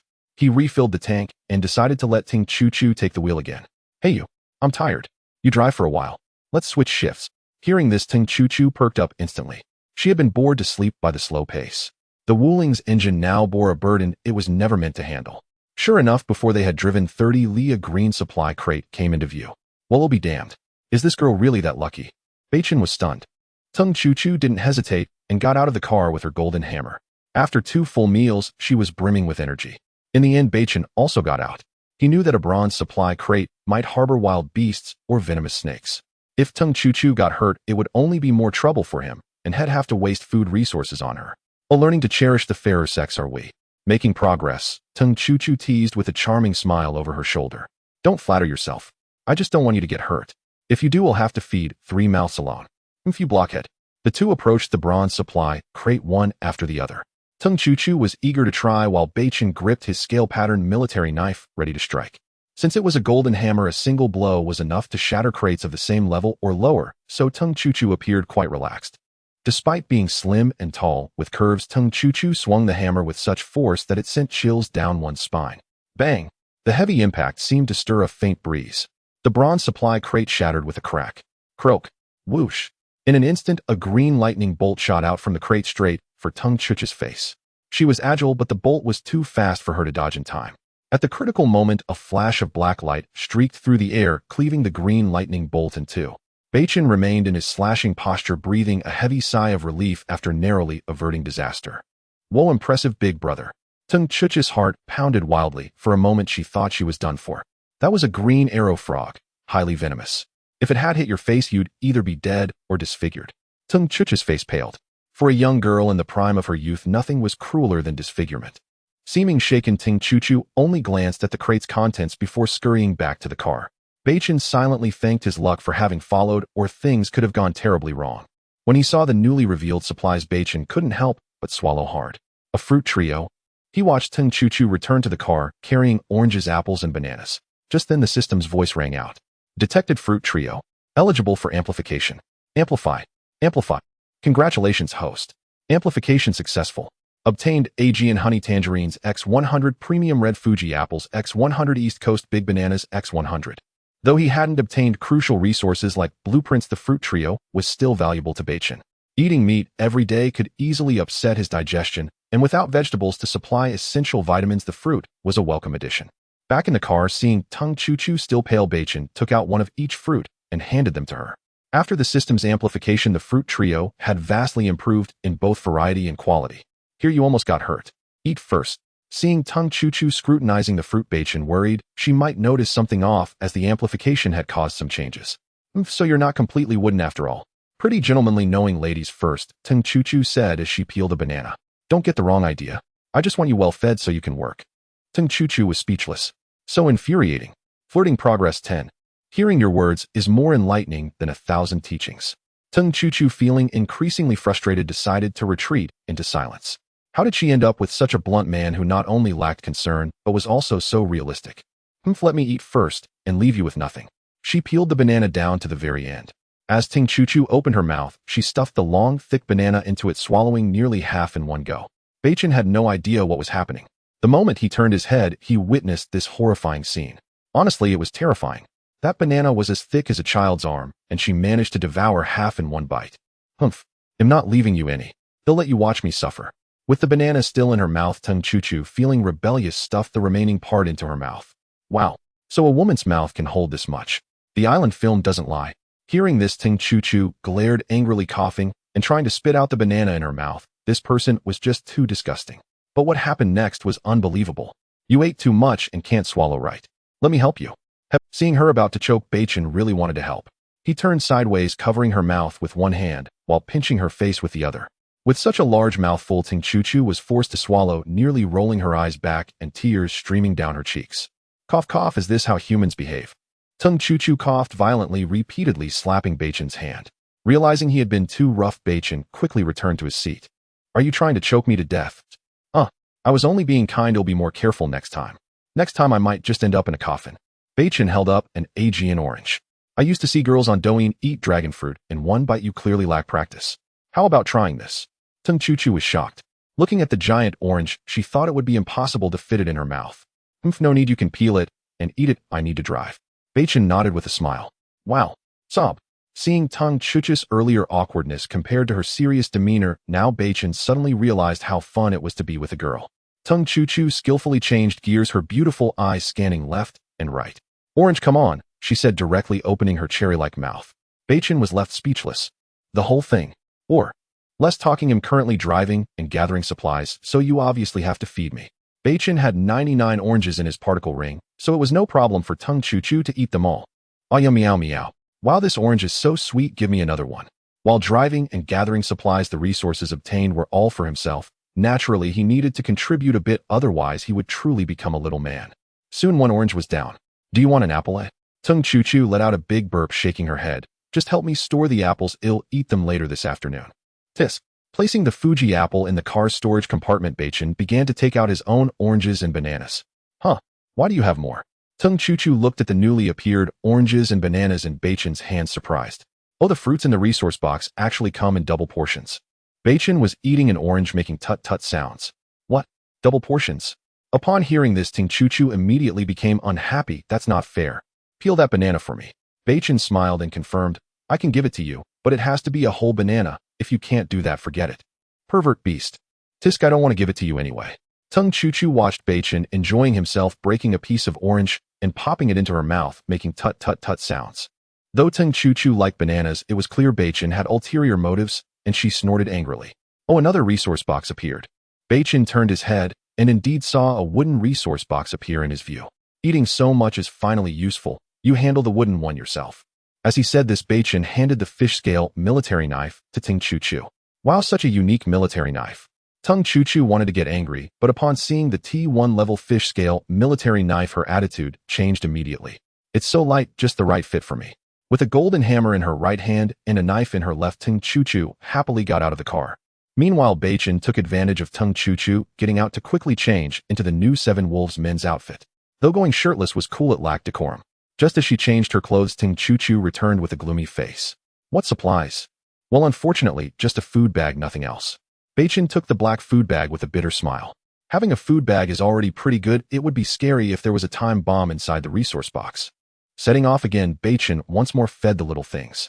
Although Ting Chu was carefree, she knew Beichen was mysterious, and there were some private matters she wouldn't inquire about. The car maintained a speed of about 100 miles per hour, which wasn't considered speeding. Suddenly, Tung Chu's expression changed as she slammed the accelerator to the floor. Instantly, the Wuling shot out like a sword. Knock it, hold on tight. Beichen had no idea what was happening, but the moment he glanced at the rearview mirror, his expression changed. 3 Lamborghinis were gradually enlarging in the rearview mirror. The Wuling Hongguang was simply not in the same league as the Lamborghinis in terms of speed. The newcomers don't mean well. Our car is too slow, we should find a place to get out.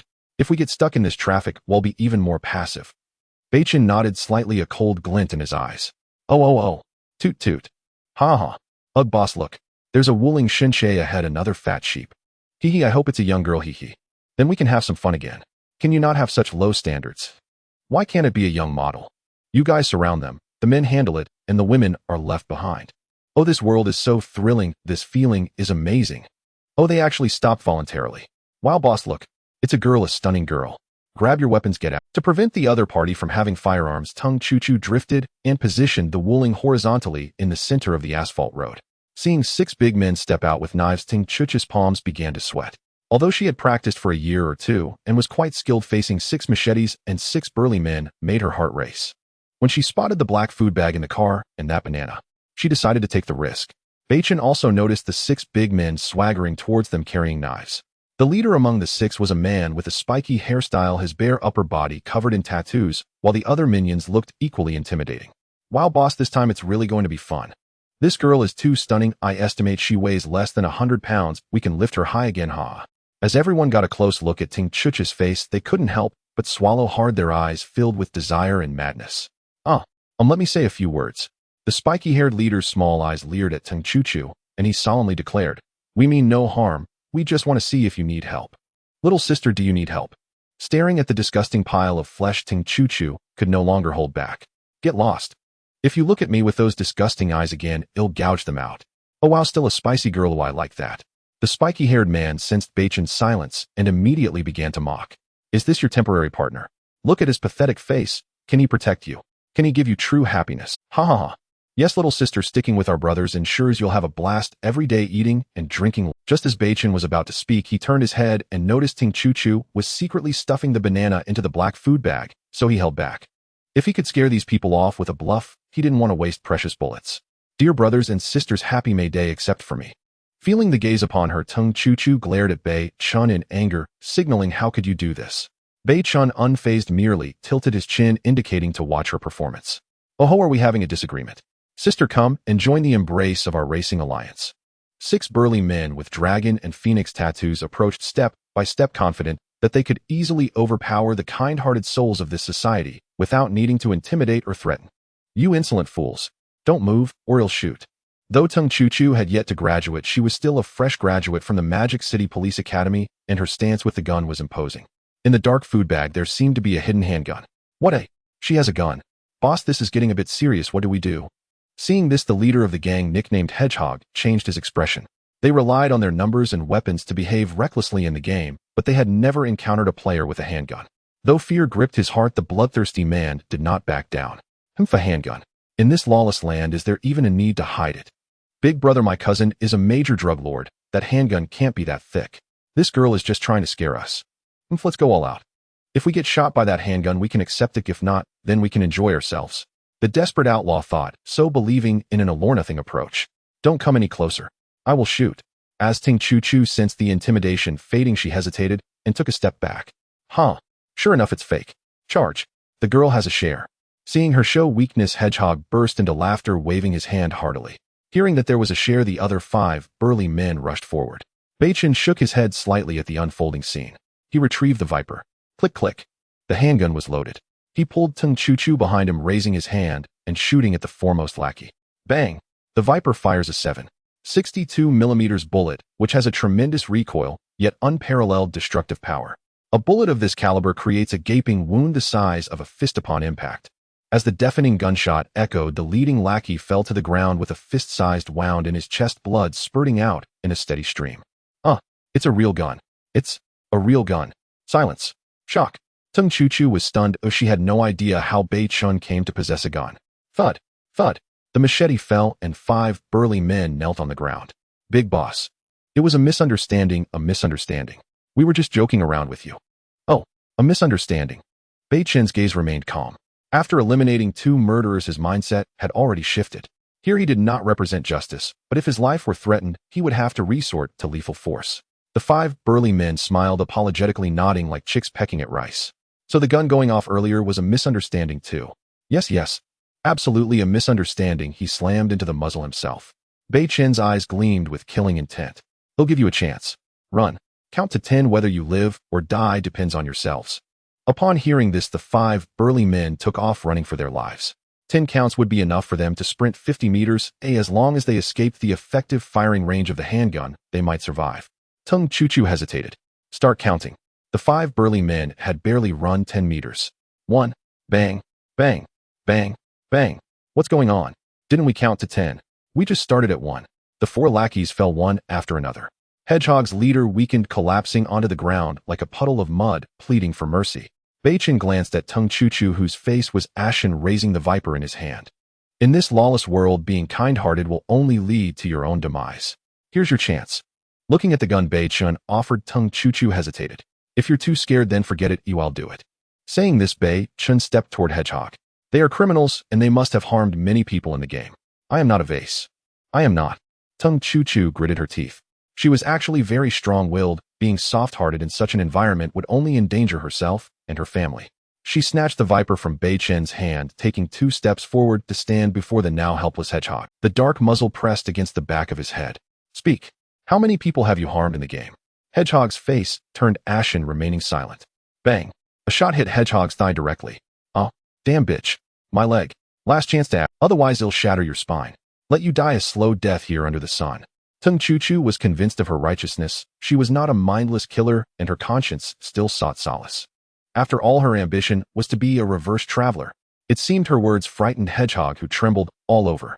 Being crippled and left to die under the sun was worse than being shot dead. I'll tell you. 7. I killed a total of 7, 3 women and 4 men. The men were dismembered and thrown away, while the women were all killed. Previously, the players they intercepted had all been ruthlessly tortured, and naturally the women who had been with them for several days were also killed, as they were a burden needing to be fed. Bang. Before he could finish his last sentence, the Viper spat fire, instantly splattering blood everywhere. The Viper fell to the ground, and Tung Chu Chu's face turned pale as she retreated, collapsing onto the ground. I killed someone. The terror and nausea of her first kill filled Tung Chu Chu with intense unease.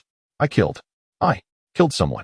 The terror and nausea of her first kill filled Tung Chu Chu with intense unease. You heard what they said earlier. If we hadn't had the handgun, we might have ended up like those 7, or even worse. Woo. Tung Chu Chu suddenly threw herself into Beichen's arms, bursting into tears. She felt as if her entire body was trembling, truly terrified. Beichen felt a bit guilty, wondering if he had gone too far. Why did he have her take action when he could have handled it directly? Nevertheless, Beichen acted out of goodwill.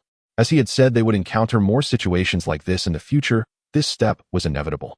Suddenly, Ting Chu pushed Beichen away and turned to vomit. Beichen patted her back, feeling unsurprised. It was normal for anyone to react this way the first time he hadn't vomited that day because it was night and not too intense. Help me go back, oh, I don't want to stay here anymore. Even when they first met, Beichen had never seen such a pleading look in Ting Chu's eyes. Beichen nodded, gently scooping Ting Chu into his arms and heading toward the wooling car. Just as he picked her up, Ting Chu felt the world spinning and fainted. There was no choice but to put Ting Chu back down. As for the burly men's car, without air conditioning, if he left the unconscious Ting Chu inside, she would likely spoil by the next day. Though he and Tung Baiwan were not close friends, they had a bit of mutual understanding. After all, they had helped him before, otherwise he wouldn't have sought out Mei Yangxian to talk about forging the fish scale knife. Beichen took out the Viper, holding it firmly.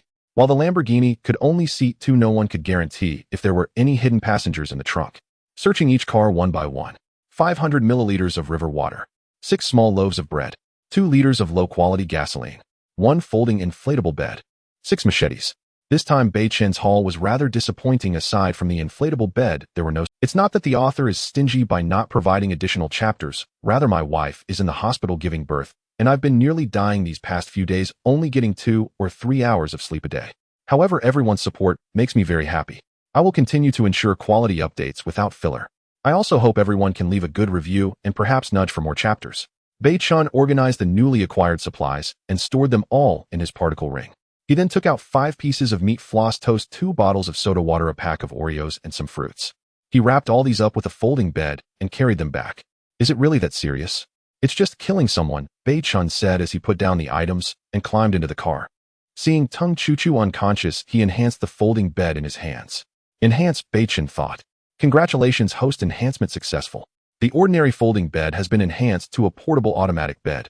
Initially, Beichen had to dismantle the back seat due to the abundance of supplies, and now it just so happened that the portable automatic bed could fit perfectly. Oh, it can also be filled with water. Then I don't have to worry about sweating on my back.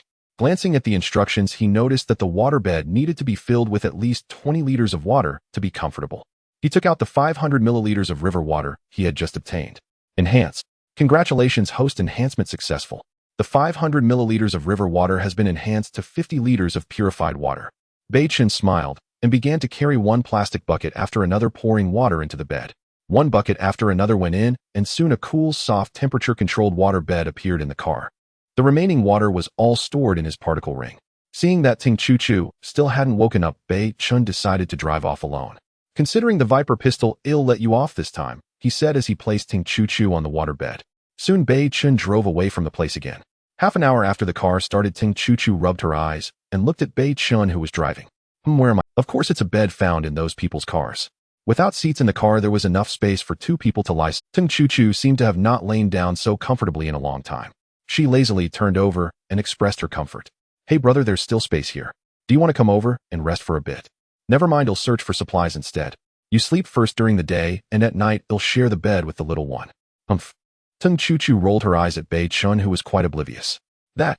Beichen forced a smile, though after all the supplies were in his hands, and Ting Chu hadn't contested it. It was quite normal for him to work for meals. This is our lunch, you eat first, and after you're done give it back to me. With a clatter, a large pile of food, snacks, and drinks appeared in the car. 5 long meat floss toasts, 2 bottles of soda water, a pack of Oreos, and some fruits. Although Ting Chu tried to take her time, she still finished eating too quickly and took Beichen's place early. Cheap. Beichen lay comfortably on the water bed, eating bread, while teasing the little one. Is the bird you raised called Little One? Aren't you going to give it a name? Ting Chu asked while driving. Beichen thought for a moment and nodded. Calling it Little One all the time wasn't appropriate. This guy, although it looks cute and silly, is a bird of prey, likes to forage at night, and flies silently. Let's call it Night Shadow. Cheap. The little one seemed quite satisfied with the name, constantly rubbing its little triangular head against Beichen. Night Shadow. Is it really capable of handling such a sophisticated name? How about calling it Shower instead? It's more down to earth. Or Shower. Beichen directly refused. Night Shadow seemed to understand their conversation and glared at Ting Chu with a sense of camaraderie.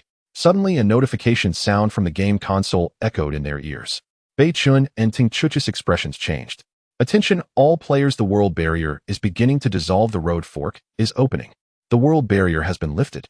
All players should note that your chances of encountering other players will significantly increase, as will your chances of encountering resource boxes and ambushed beasts. A serious reminder to all players: the dissolution of the world barrier also means that the first beast tide will erupt in 3 days. Forming teams, making alliances, and uniting may be a good choice. Of course, if you have enough resources and strong equipment, you can also go solo. With 3 heavy announcements made, it wasn't just Beichen who was stunned. All players participating in this road survival game were bewildered. World barrier, road fork, beast tide. The aura of death spread among all players. Beichen and Tung Chuchu exchanged glances, seeing the gravity in each other's eyes. Quickly taking out food for Night Shadow, Beichen then returned to the passenger seat. Beichen, a fork in the road has appeared ahead. Should we? Tung Chuchu asked worriedly.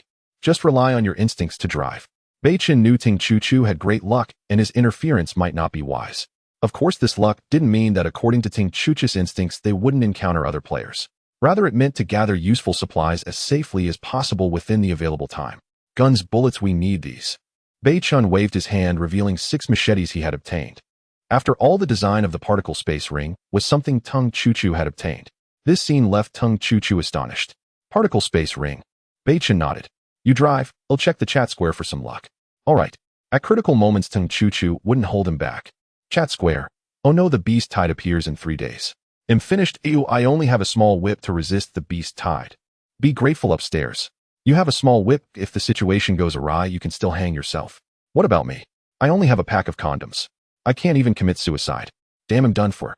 Are there any big shots forming teams? Please take me with you. Big shot, I beg you to take me. I don't want to die. Brothers, let's establish a code.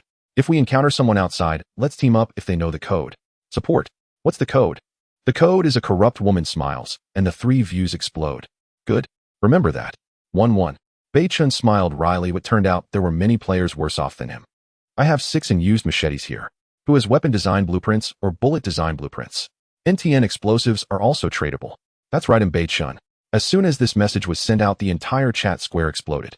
Beichen, do you want to team up? I'm willing to be adopted as a son. Beichen, do you need any charms? Beichen, can I borrow a machete?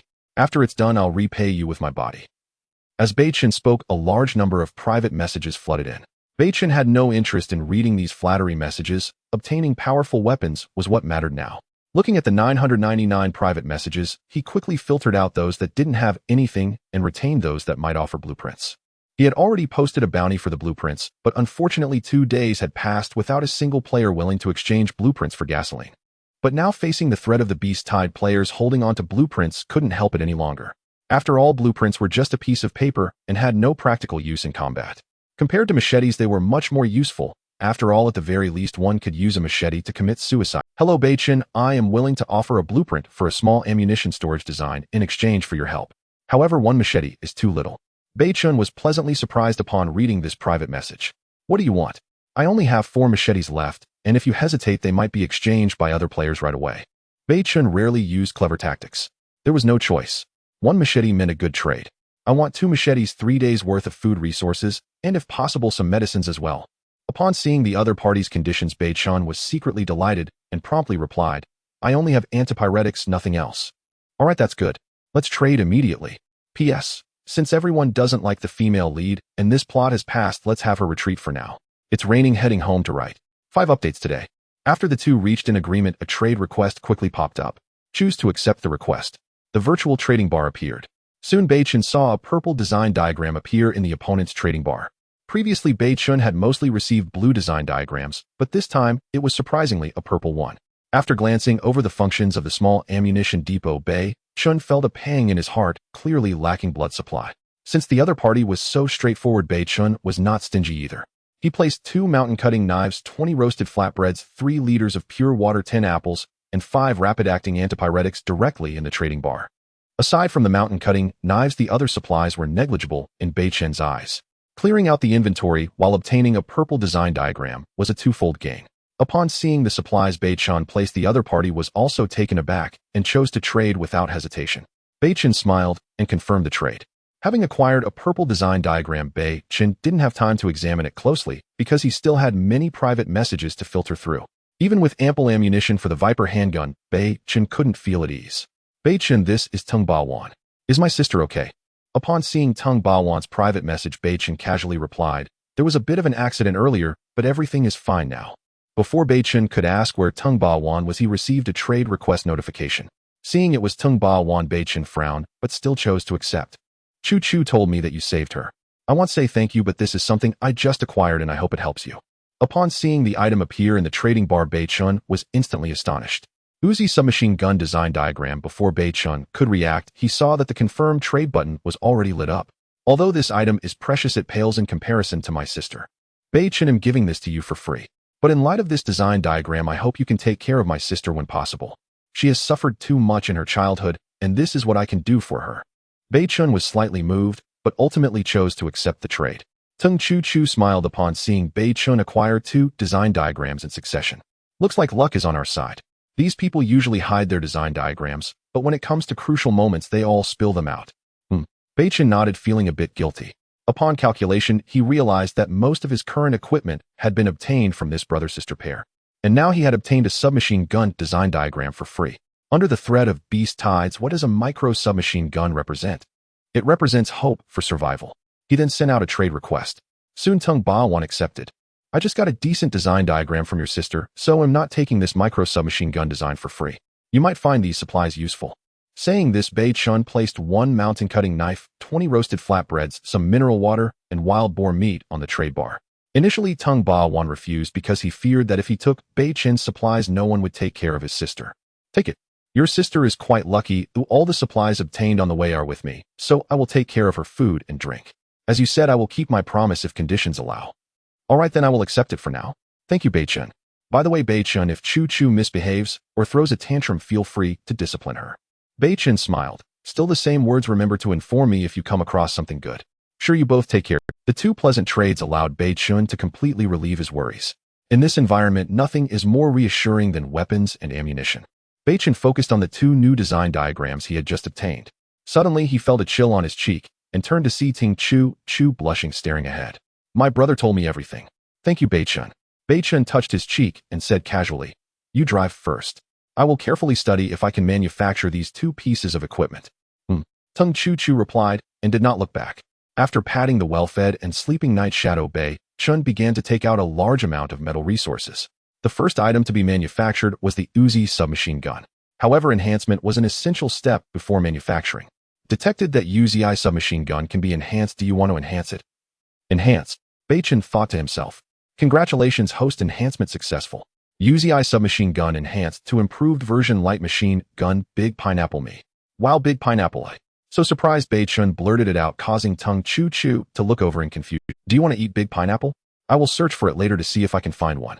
Beichen awkwardly smiled and hurriedly looked at the introduction of Big Pineapple, checking if this Big Pineapple is the same as the other one. 56mm bullets, magazine capacity 100. No doubt about it. He quickly looked at the materials required for manufacturing. After scanning the list carefully, Beichen felt much more at ease. After several enhancements, the metal supplies he had hoarded were already substantial. Refined iron 1212, refined steel 1616, carbon steel 1313, white copper 03, bronze 34. Only 3 pieces of white copper and 1 piece of bronze are missing. Beichen smiled because there was a high probability of enhancing 3 pieces of bronze into white copper. Enhance. Congratulations, host, enhancement successful. 3 pieces of bronze enhanced to 7 pieces of white copper and 26 pieces of bronze. Meanwhile, the notification in his ear rang. Manufacturing. Announcement. Congratulations to player No. 123271 Beichen for manufacturing an outstanding grade hot weapon Me, improved version light machine gun Big Pineapple. The design diagram and a large amount of metal materials disappeared into thin air, revealing a powerful, domineering light machine gun that delivered a strong visual impact. It featured dual supports, dual rods, a basic scope, and a square magazine. From its renowned design to its terrifying ammunition capacity and powerful firepower suppression, it showcased its status among infantry. Congratulations to holder Beichen, your hot weapon Me, Big Pineapple, has reached the top of the hot weapon leaderboard. In reality, Beichen hadn't seen much more than a few pistols, let alone light machine guns. With such a massive weapon in front of him, he felt a bit at a loss. He hugged it and began to study it slowly. Fortunately, aside from high-precision sniper rifles, other firearms were generally simple to operate. As long as the safety was off, the bolt was pulled back, ammunition was sufficient, and the trigger was pulled towards the enemy. Just moments ago, the compartment had been filled with the sounds of metal clashing, but it suddenly fell silent, causing Tung Chu Chu to look back in curiosity. Upon seeing this, a light machine gun was directly embraced by Beichen. Having lived in the Magic City for over 10 years, Tung Chu Chu had visited various war memorials and seen various firearms. She immediately recognized it as a light machine gun. Heavens, where did you get such a big guy? A light machine gun. Beichen, in a good mood, nodded and said, "Have you played chicken dinner?" "I've played it. Airdrop gun Big Pineapple." "Ah, this is the vehicle sweeping weapon Big Pineapple." Tung Chu Chu's eyes sparkled with dreams from the game. Just as both of their attentions were captivated by the Big Pineapple light machine gun, suddenly, moo moo, bang, the strange roar was heard, and Tung Chu Chu and Beichen hadn't reacted yet. The entire vehicle jolted violently, as if it had been struck by some powerful force. If it weren't for Tung Chu Chu's good driving skills quickly adjusting the direction, the Wuling would have overturned. "Ah, Beichen, what is that thing?" Tung Chu Chu looked in shock at the rearview mirror. Beichen had just stabilized his body and looked back, gasping in cold air. This is definitely not a creature from Earth. Three creatures covered in barbs with big fangs and a sharp horn on their heads initially resembled Earth's yaks, but were clearly monsters upon closer inspection. After all, yaks don't have fangs. What's more terrifying is that while the vehicle was maintaining a speed of over 100 miles per hour, these things bang, bang. Each impact made the Wuling's body shake violently with the danger of overturning at any moment. Crackle, the Big Pineapple was loaded and Beichen's eyes turned cold. Tung Chu Chu gripped the steering wheel with both hands, her face pale. However, upon seeing Beichen's resolute and confident gaze, she felt a sense of calm within. "Be careful. It's coming again." As Tung Chu Chu's exclamation fell, a loud moo echoed, and the entire Wuling vehicle shook violently once more. The main structure of the Wuling was not completely covered by the reactive armor. When it was first installed, Beichen only protected the area around the driver's seat with 80 pieces of reactive armor, resulting in a very vulnerable rear end. A sharp horn formed by a thick layer of keratin pierced through the metal of the trunk without any obstruction. Apart from a few specialized designs, a standard handgun weighs around 5 to 6 pounds, a rifle weighs between 10 to 18 pounds, while a light machine gun weighs at least 30 to 40 pounds. Beichen had good physical strength, otherwise lifting the Big Pineapple under these circumstances would make it hard to even stand up. With a crash, the car stabilized for a moment, and taking advantage of this instant, Beichen held the Big Pineapple and smashed the rear window with the barrel of his steel gun. With the glass gone, he could clearly see the three hulking beasts before him, causing his heart to tremble. They looked too ferocious. There was nothing gentle about them. "Beichen!" Tung Chu Chu cried out. "Oomph!" Click, click. Engaging the safety and pulling the bolt was completed in less than a second. "They say the Big Pineapple has fierce firepower. Today, I want to experience it myself." With the dual gun stocks resting against his shoulder, the dark muzzle pointed at the approaching yaks. Beichen unhesitatingly squeezed the trigger. The striking pin hit the bullet, igniting the primer. Driven by high pressure, the bullet would spin rapidly as it exited the chamber, and the larger the caliber, the faster the speed and greater the recoil. Da-da-da-da-da-da. At this moment, the 56 bullets turned into fiery serpents, continuously pouring out from the muzzle of the Big Pineapple. Each bullet exited the chamber at high speed, creating a whistling sound as they tore through the air. Only a foot away. If it weren't for Beichen's quick reflexes, the Wuling would have been toppled. Fortunately, despite the ferocious appearance and tough skin of the three monsters, they could not withstand the frenzied barrage from the light machine gun. In less than 30 seconds, the battle was over. The Wuling slowly decelerated and came to a stop, while Beichen was drenched in cold sweat, holding the Big Pineapple in his arms, looking like he had just survived a disaster. That was truly perilous. If it had been 3 seconds slower, this car would have been history. He removed the magazine, and seeing the bullets spent, his heart ached. That burst had used up a full 51 rounds. Tung Chu Chu in the driver's seat was too scared to speak. That scene had been too insane. So this is how fierce the firepower of a light machine gun is. After experiencing a life-and-death skirmish, both felt a surge of emotions, and neither spoke. Suddenly, Tung Chu Chu exclaimed, "Beichen, look behind us." Still concerned about his ammunition, Beichen flinched and turned his head sharply. Upon seeing the scene before him, even he couldn't help but gasp in shock. What? They've disappeared.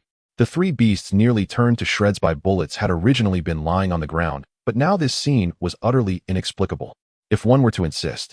The three monster corpses seemed to have been eroded, like they were slowly melting away due to sulfuric acid. Within a minute of their shock, the three giant yak corpses larger than the Wuling had completely vanished, all melt. What happened? This scene was reminiscent of a video game where monster corpses automatically disappear after being killed. "Go back," Beichen commanded assertively. Tung Chu Chu nodded in agreement. Beichen raised the big pineapple once more and scanned the surroundings with his dark eyes. Soon the Wuling back to the spot where the 3 monster corpses had vanished. What is that? What caught their eye was a freshly dripping crimson crystal, vividly red and pure. Seeing Beichen wanting to get out of the car, Ting Chuchu worriedly said, "It's dangerous outside. We should leave here as soon as possible. Wait here for me, I'll be right back." "You sigh?" Tung Chuchu, seeing Beichen so stubborn, helplessly picked up the fish-scale military knife beside her and got out of the car.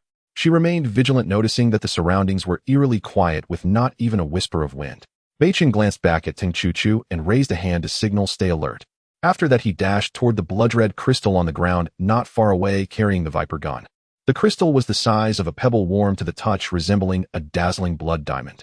But at that moment Beichen had no time to examine it closely, as the oppressive atmosphere around them was too suffocating.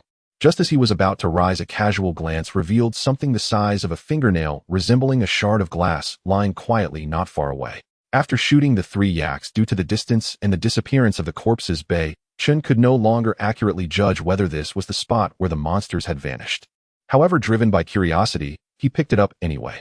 As soon as he held the glass shard, Beichen's heart leaped with joy, and he quickly stored both newly acquired items in the particle ring. Tung Chuchu, seeing Beichen's expression, looked at him curiously, asking what it was. "Let's go, we need to leave here." "Oh." Ting Chuchu, although curious, did not dare to press further upon seeing Beichen's unwillingness to explain, instead opting to stow the fish-scale military knife and get back into the car. This time the Wuling sped up to 125 miles per hour. Beichen said nothing more, as he too wanted to leave this eerie place quickly. The car shook violently, waking the night shadow, whose fur had not yet shed. However, upon seeing Beichen return, it merely let out a couple of displeased sounds and fell back asleep. Sitting on the waterbed in the cabin, Beichen took out the last glass shard he had obtained. At that moment the system prompt reappeared in his ear. "Detected common bulletproof glass shards that can be amplified. Oh, would you like to amplify?" Beichen thought directly. "Amplify. Congratulations, host, amplification successful. Common bulletproof glass shards have been amplified to the value of 8 pieces of explosion-proof glass." Ting Chuchu looked ahead, searching for supplies while driving, completely unaware of the 8 pieces of explosion-proof glass that had appeared in the cabin. Beichen directly opened the vehicle equipment function. Indeed, on the blueprint structure of the Wuling, 8 pieces of car glass had become replaceable options. He selected to replace the newly obtained 8 pieces of explosion-proof glass. Unknowingly, the 8 pieces of glass surrounding the Wuling had been thickened by 5 millimeters, and their transparency had become clearer. As the replacer, Beichen could subtly notice the changes in the car glass, but Ting Chuchu's focus was entirely ahead, making it impossible for her to notice. Explosion-proof glass. What a good item. Beichen sighed in relief. If the glass shards I casually picked up are so useful, what could that blood crystal be? With a flick of his hand, a pebble-sized blood crystal appeared in his palm. Upon hearing the reminder prompt, Beichen sat up straight on the waterbed. "Detected special material, soul crystal, can be amplified. Would you like to amplify?" Hearing the system's prompt, Beichen suddenly stood up. Special materials. This was the first time the system had recognized something as special since Beichen entered the game and bound to the system. Previously, when crafting those messy white copper items, the system had never given such a prompt. Moreover, this block of crimson crystal was dropped by a Yaks monster. Soul crystal. From its name, Beichen could already guess its uniqueness. Detection complete. Special material soul crystal can be amplified. Would you like to amplify it? The system's prompt still echoed in his ears. Amplify. He felt a surge of anticipation. Congratulations, host, amplification successful. Special material soul crystal amplification, results soul essence. The moment the system prompt sounded, a bloody glow enveloped the entire car, making it impossible for Beichen to look directly. "Don't look back," he yelled urgently. Ting Chuchu was startled and almost turned to look, but held back. The car was going 120 miles per hour. If the driver went blind, it would be dangerous, and at this speed a rollover would mean disintegration, leading to their deaths. Beichen knew he had obtained something extraordinary, but for now he didn't know its function and could only store it in the particle space ring. However, from another angle, a pair of eyes suddenly opened wide the moment the soul essence appeared. Indeed, it was the little creature Night Shadow, still fast asleep. Though its small body was weak, it showed immense desire for the item in its mother's hand. However, what made it unhappy was that the item disappeared in an instant. Chirp, chirp. Night Shadow emitted a mournful call, sounding very sad. Having just survived a disaster and obtained such a precious special material, Beichen completely failed to notice the little one's longing gaze. After all, their perspectives were different, and the little one was too short. "What is that?" Tung Chuchu couldn't help but ask. "It's just a material. I don't know what it does yet," Beichen replied candidly. "Oh, By the way, Beichen, have you noticed? Her tone was somewhat uncertain. What? Beichen asked, puzzled. The surrounding environment seems to have changed, but I'm not sure where. Beichen also felt confused. The oppressive feeling in the air after they got out of the car was too intense. Camille, check the chat plaza. You keep driving. Okay. Chat plaza. As soon as Beichen entered the chat plaza, he sensed that the atmosphere was off, very oppressive and heavy. Camille, check the chat plaza. You keep driving. Okay. Chat plaza. As soon as Beichen entered the chat plaza, he sensed that the atmosphere was off. Damn, it's ridiculous. How could a goat possibly grow tusks and be so fast? In one swoop, my tire. Not only that, but the creatures here have mutated. Have you ever seen an ostrich that can fly? I swear on my ancestors that was definitely an ostrich. 2 out of the 3 buddies I teamed up with died, and I barely escaped. It's not just that, I'm certain that the environment we are in has undergone a massive change. If I had to say, it's as if the map has been shrunk. With this statement, many players began to ask questions. Don't rush, Bill explained slowly. Just now while I was taking a leak, I suddenly felt dizzy. When I regained consciousness, I found that the urine I had just released was already 10 meters away. Come on, dude, you must have drunk too much. That's impossible. Yeah, this is too surreal, right? Damn, I didn't believe it either, but when I went back and dipped my hand in that puddle, I found it warm, very yellow, and wow, what the hell? Beichen was also taken aback. That sudden encounter felt like it appeared out of nowhere, and there was no reason for the attack on the car. Seeing this, Beichen, filled with confusion and disbelief, chose to exit the chat plaza. He took out the design blueprint for the small ammunition depot that he had exchanged for with 2 mountain knives and began to examine it carefully. Detection complete. Outstanding level weapon equipment. Small ammunition depot design can be amplified. Would you like to amplify it? Amplify. Beichen decided he must craft this piece of equipment. Although he didn't know why this design blueprint was purple in terms of practicality, it was incredibly overpowered. If this item could be successfully crafted and the ammunition was sufficient, it could essentially mean infinite bullets for a handgun. Why say essentially? Small ammunition depot level outstanding. Category weapon equipment.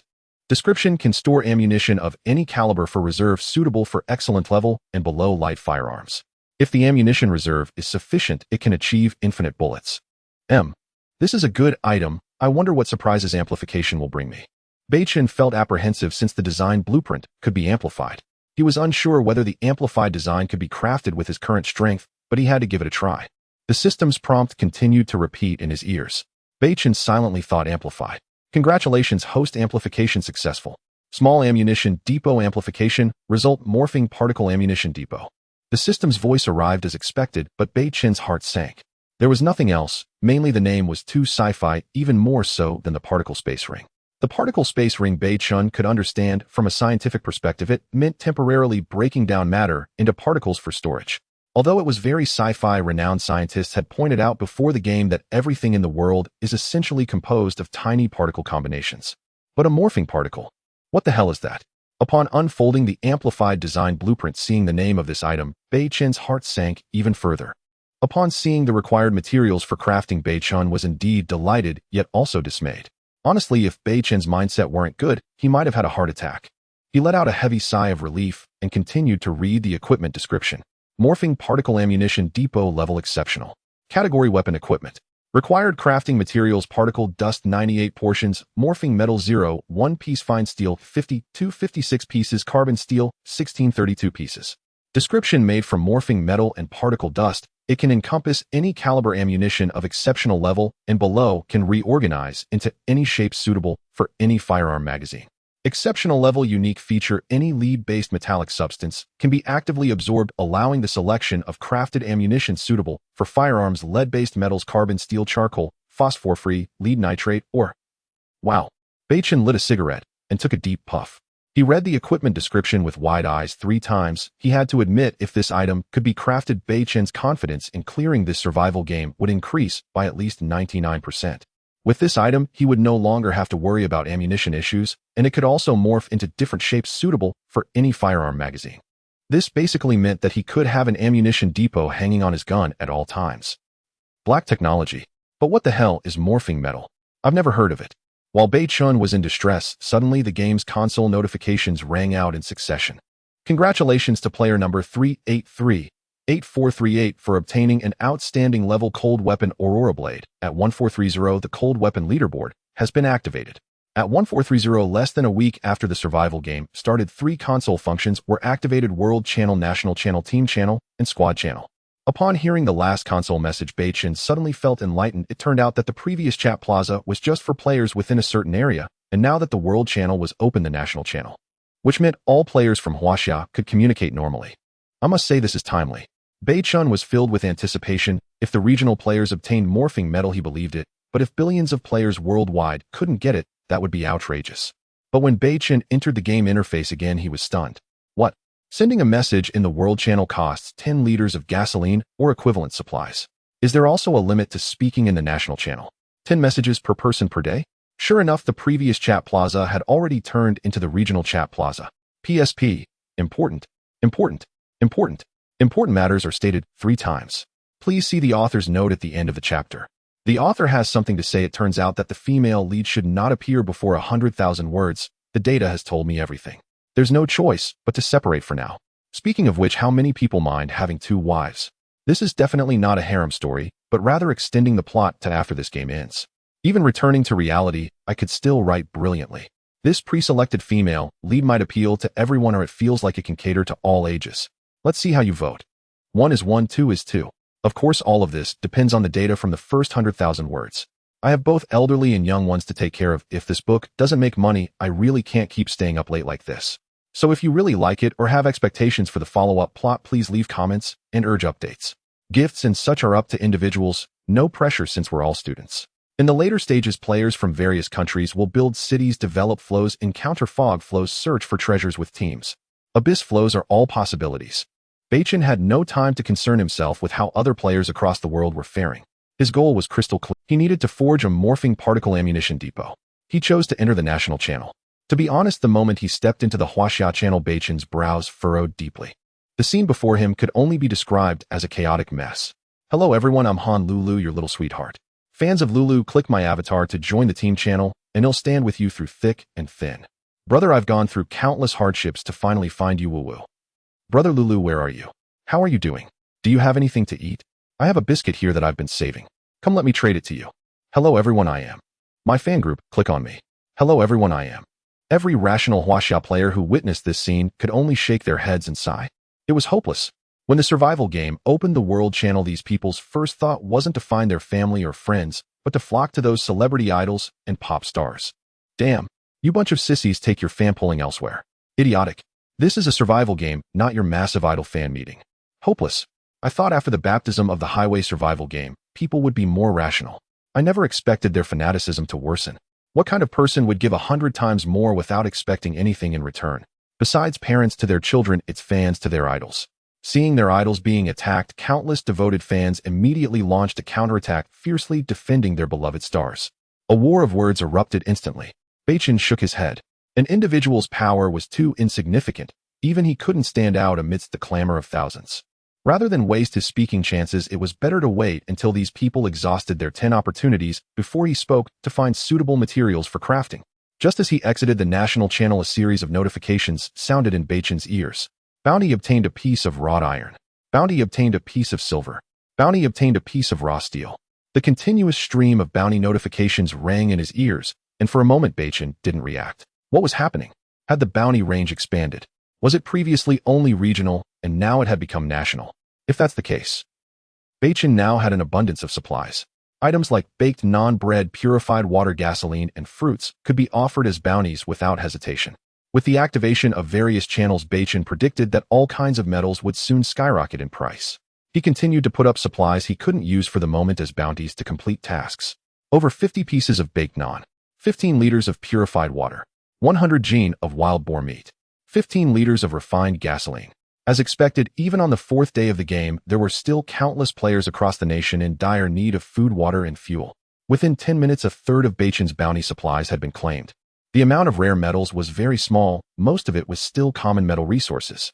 Of course, to prepare the morphing particle ammunition depot and self-select ammunition production, Beichen had put up all materials this time. Having done this, Beichen breathed a slight sigh of relief. Opportunities are always reserved for those who are prepared. On the national channel is just 2. Tung Chu had also been paying close attention to the various frequent postings. There's no helping it. It's the era of internet traffic. Beichen didn't dwell on it. These were problems for the higher-ups to worry about. Let's keep moving. The enhanced harvest of the exceptional grade blueprint plus the bounty of many metal resources had Beichen in a good mood. Soon the Wuling van turned at a fork in the road. A new fork often meant new opportunities, but it also brought new dangers. Rolling down the window, Beichen lit a cigarette. Vaguely, Beichen felt something was wrong. It seemed that since the battle with the monstrous bull, this girl had changed, becoming more withdrawn and silent. What's wrong? Having spent a few days together, though not exactly pleasant as a friend, Sister Beichen asked out of courtesy. I'm thinking about my brother. He hasn't replied to my private messages all day. I don't know how he is. Beichen fell silent. He also hoped to find Tung Baiwan soon so he could continue on his own. That attack just now seemed like a trial set by the game host, as if all players would encounter it. Beichen nodded slightly. Dangers lurked everywhere in the game. One wrong move could mean death.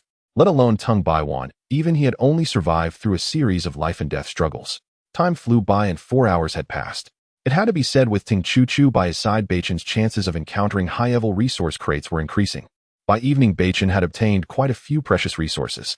The most valuable were probably 3 gene of TNT explosive and a first aid kit. As for other resources like water and food, Beichen didn't rush to enhance them, as he still had a considerable stock in his particle ring. To reward Tung Chu-Chu, Beichen specially brought out some roasted pork. However, this time Tung Chu-Chu didn't devour it ravenously as before. What's wrong? No appetite? Beichen asked, holding the roasted pork chop. Tung Chu-Chu seemed preoccupied. After only a few bites of the pork, she got up and walked towards the Wuling van. Stopping at the car door, she said calmly, Beichen, let's separate once we find a car tomorrow. My brother's old injury has flared up. Without someone to care for him, he probably won't last long. Hearing this, Beichen was taken aback. Old injury flared up. A first aid kit won't work. Tung Chu-Chu shook her head. The internal struggle for inheritance among the direct descendants of a major conglomerate is brutal and dark in ways you can't imagine. Although I was born into a wealthy family and appear glamorous on the surface, the truth is that noble families have their own hardships. It's just that few truly understand this kind of suffering. Beichen nodded slightly. Everyone is an independent individual with their own lives' value, and he didn't want to delve too deeply into this. All right, Beichen agreed. Suddenly the atmosphere grew heavy. Tung Chu-Chu had her back to Beichen, while Beichen's gaze was fixed on the blazing campfire. Beichen, do you like me? Her voice was somewhat calm. Beichen was stunned for a moment. The grudges of wealthy families were as deep as an abyss. His parents were just ordinary people. Getting involved would bring nothing but harm. Moreover, after such a short time together, he truly couldn't say he liked her. Silence was the best answer. Tung Chu-Chu remained calm. What is your ideal type? Can you tell me? Beichen didn't want to brush her off. He answered directly, a man should marry someone like Peng Yuyin, a woman should marry someone like Li Ziki. Li Ziki, huh? She's too perfect. Compared to the muddy abyss of a wealthy family, that kind of idyllic paradise, a utopia where you farm and tend flowers, is indeed something to yearn for. After saying this, Ting Chu-Chu opened the car door and got into the driver's seat, even voluntarily giving up the waterbed. Beichen thought helplessly to himself, Mom always said every family has its own troubles. I never believed it, but now I do. So even the rich have their worries. His family was too important to Beichen. He couldn't put his parents in danger for the sake of his own feelings. Besides, he had always seen Ting Chu-Chu as just a friend's sister with no long-term intentions whatsoever. He drank a little wine, smoked a cigarette, and ate some meat. Then Beichen fed the remaining meat to the little creature Nightshade, just as he was about to get up and return to the cabin to rest. Suddenly, the sound of a car engine growing clearer from a distance shattered the tranquility of the moment. Beichen's face darkened. He quickly put away the grill and drew his Viper pistol. Tung Chu-Chu had just opened the car door to get out, but Beichen stopped her. Stay up there and don't move. Let's see what these people want. The main reason was that Tung Chu-Chu was too beautiful. Showing her would only invite unnecessary trouble. He had the Viper pistol, and in his particle ring, he even had a light machine gun, the Big Pineapple, which he could summon with a single thought.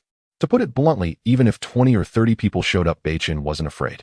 With 49 rounds of 5.56 ammunition, he could handle that many. Unless the other side also had firearms, but the probability of that was negligible, as only a few dozen players on the firearm leaderboard possessed such weapons. After all, there were billions of players participating in this game. So Beichen felt emboldened, waiting calmly for the approaching visitors. Of course, even armed with modern firearms, Beichen would never brazenly wait beside the campfire. His Wuling was reinforced, its windshield made of blast-resistant glass and reactive armor installed around the driver's compartment, leaving only a few hollow sections unshielded.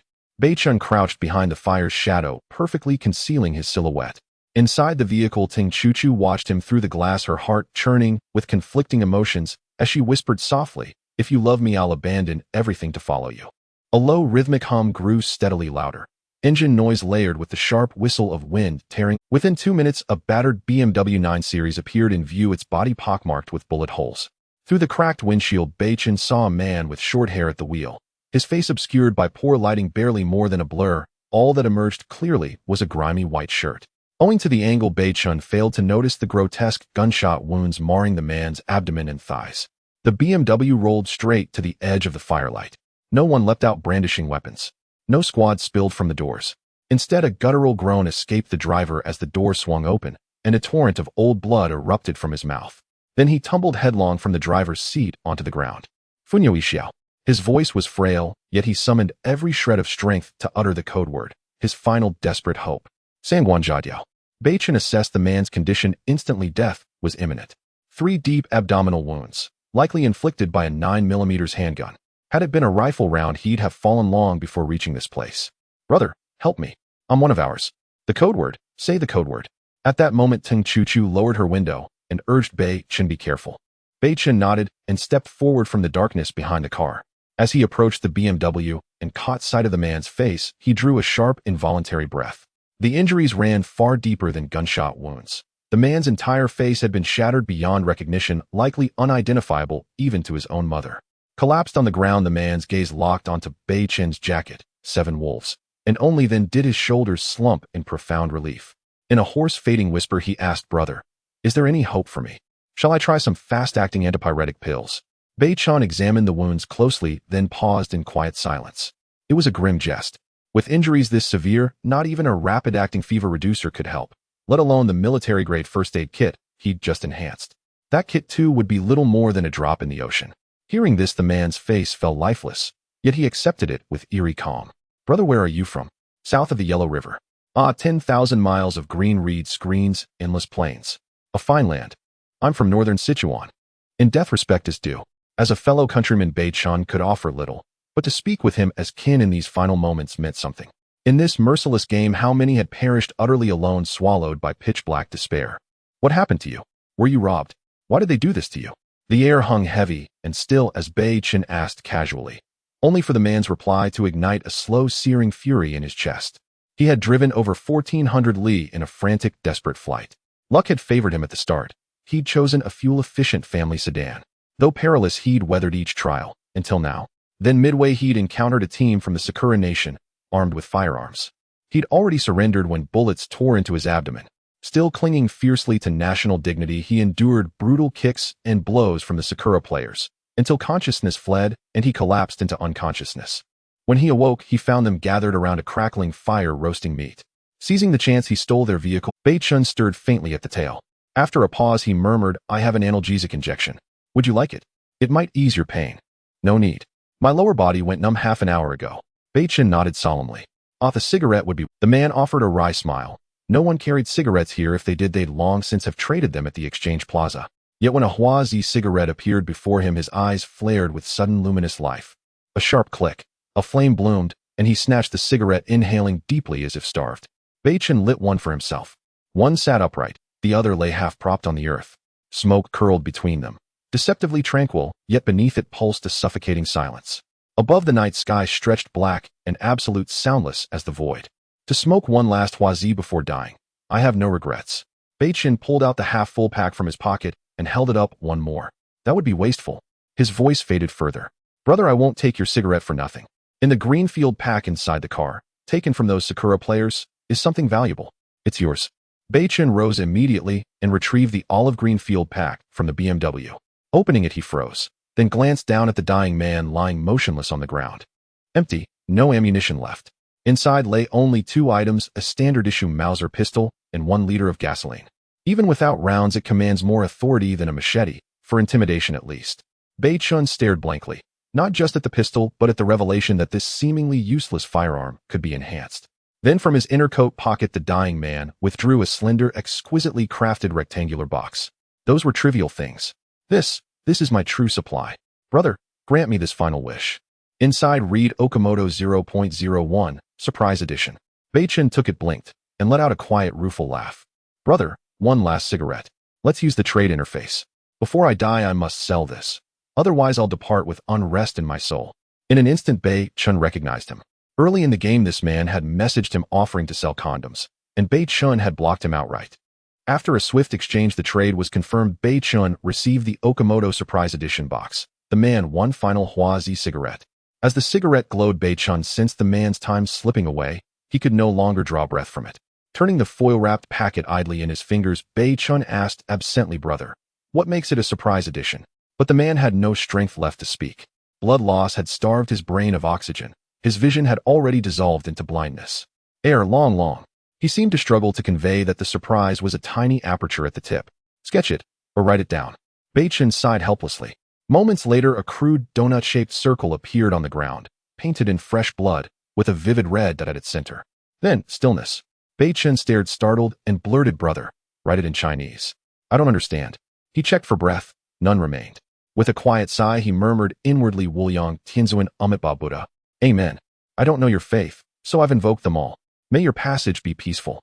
He gathered dry grass and gently covered his countryman's body, then climbed into the BMW. He turned the key, revved the engine. Vroom. All systems intact. Every moment unfolded under the watchful gaze of Tung Chu-Chu, observing silently from the Wuling. She wiped away tears, knowing that boarding the car meant parting forever. Then, as if sealing an irrevocable vow, she entered the Wuling's cargo bay and placed the sleeping child, Ying, gently into the front passenger seat. A loose t-shirt and a tiny pair of hot pants were tossed carelessly into a corner. And in the dim interior revealed at last, a lithe sculpted figure radiant as polished jade. She lowered the window, without showing her face. "Beichen, come back. I need you." "Oh, I'm coming." As he returned and reached for the rear door handle, two pale arms shot from the shadows within the cabin, locking tightly around his neck. Before he could react, soft, cool lips pressed firmly against his own. Beichen stiffened, utterly motionless. Their lips parted briefly. Then, low and unwavering, her voice brushed his ear. "Ask nothing. Just kiss me, since this has no end." The game, filled with deathly crises where the future is unseen, has begun. All players are perpetually tense, their nerves stretched to the limit, driving aimlessly every day, unaware of what awaits in the next moment. In such an oppressive environment, countless people have succumbed to mental breakdowns. Ventilation has essentially become the first choice for stress relief. Inside the Wuling car, a smooth, curvaceous body nestled into his embrace. As the soft voice whispered in his ear, Beichen, who had never been in love, felt his mind go blank. Instinctive guidance and primal desires stirred his central nervous system. Just as he was about to say something, his lips were unexpectedly enveloped by two cool ones. This moment marked the beginning of a deeper connection. About 5 hours later, the tightly closed car door was pried open by a strong arm. As a latex-like object was thrown out of the car, it signified that the battlefield had been cleared. Tung Chu-Chu lay lazily on the waterbed, as if on a cloud, with clear tear stains in her eyes. Cough, cough. "Why? Beichen's voice was somewhat flustered. "It's nothing, I just don't want to give it to him, or let it be easily taken by others." Beichen was momentarily taken aback, completely failing to understand the meaning of this statement, offering only a symbolic, "oh," in response. As young men of the 21st century, it's perfectly normal to fall into passion when encountering someone they fancy. "Beichen, will we meet again in the future?" "Perhaps."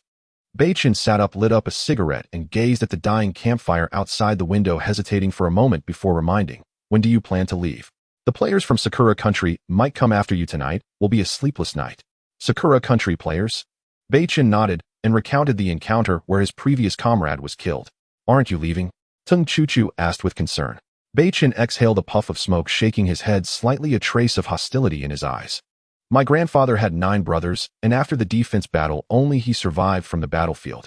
Huaxia is what my ancestors protected with blood and life. I will not allow anyone from Sakura Country to insult or trample it." "Beichen, don't be impulsive." Beichen waved his hand. "I know what I'm doing. Your brother is in dire straits. Now that you're in the car, it's best to leave under the cover of night." Looking at the determined expression in Beichen's eyes, Tung Chu-Chu wanted to say something more, but held back. "Okay, then I'll leave. You. By the way, I've left some supplies in the BMW for you. I wish you success in finding your brother." Looking at the BMW speeding away, Beichen gazed into the distance before getting out of the car and stoking the campfire. Snuffing out the cigarette, Beichen took out the newly acquired Mauser pistol. At that moment, the system notification sounded in his ear. "Detected standard Mauser pistol can be enhanced. Would you like to enhance it?" "Enhance." Beichen replied directly. "Congratulations to the host for successful enhancement. The standard Mauser pistol has been enhanced to the Collector's Edition Desert Eagle." The Viper and Desert Eagle are of similar grade, so Beichen did not display excessive surprise. However, after removing the magazine, Beichen revealed a slight smile. 16 rounds, not bad. The sound of the pistol being chambered echoed unusually crisp in the silent night. No rules. No restraints.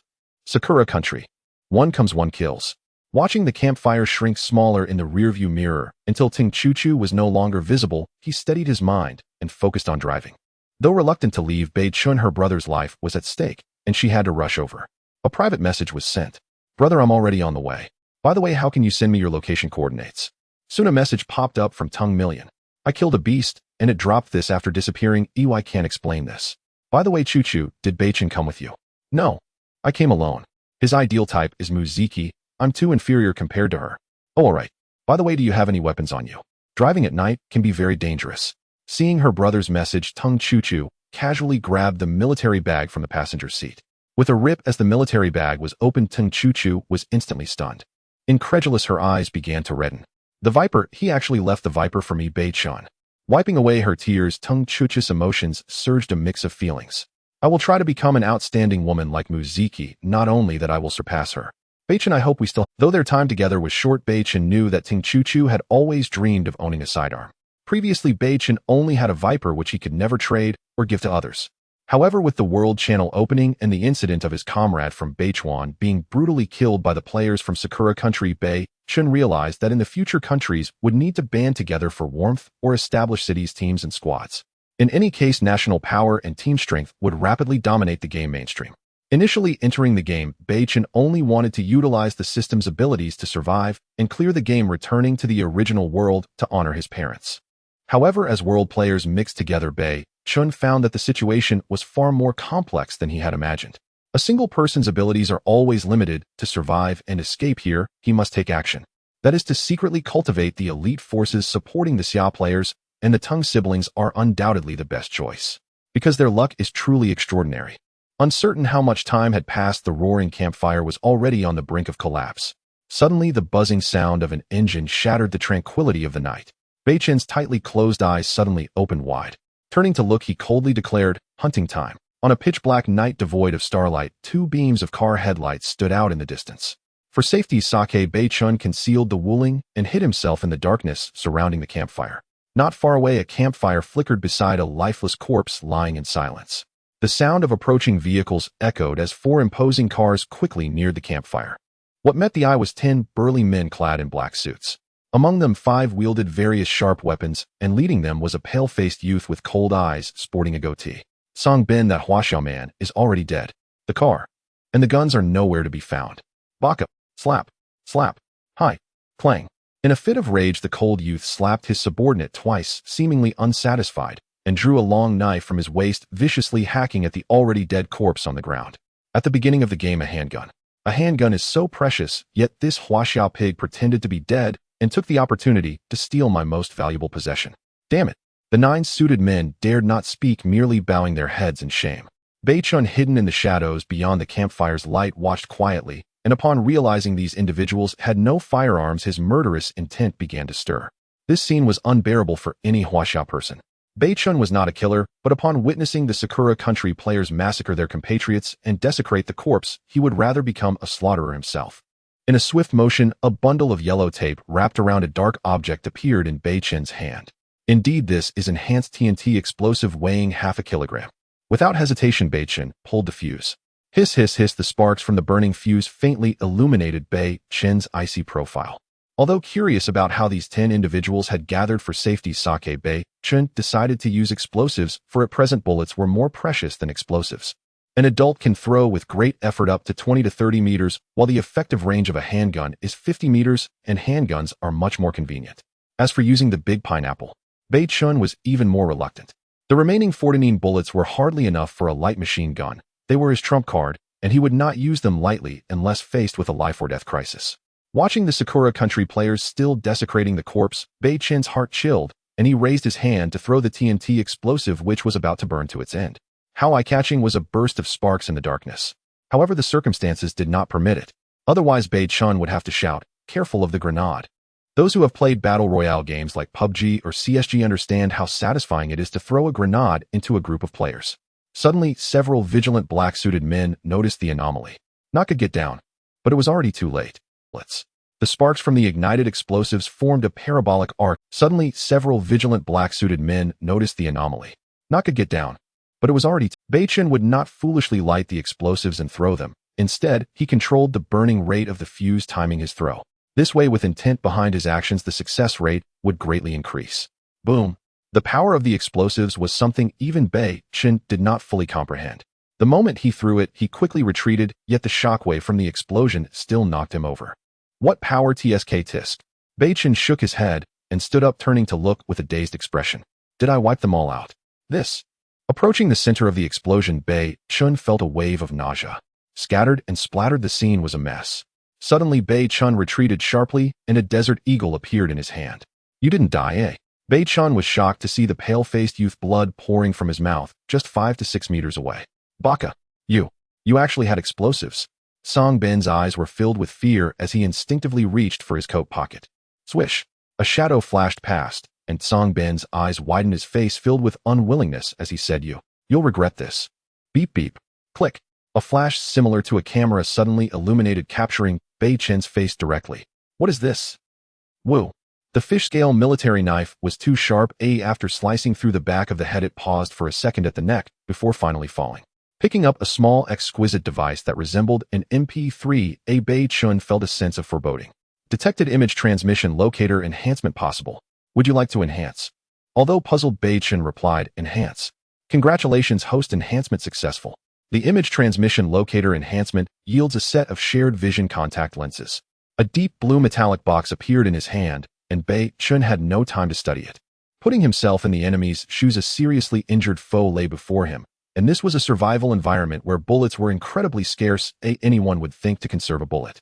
As for being photographed, Beichen did not mind. The game world was vast, and it wasn't easy for any faction to locate someone. Beichen obtained 5 various cold weapons. The most manageable was the katana previously used by Song Bin. Although its grade was not as high as the fish-scale military knife, it was still a long weapon. As the saying goes, a longer weapon is stronger while a shorter one is more perilous.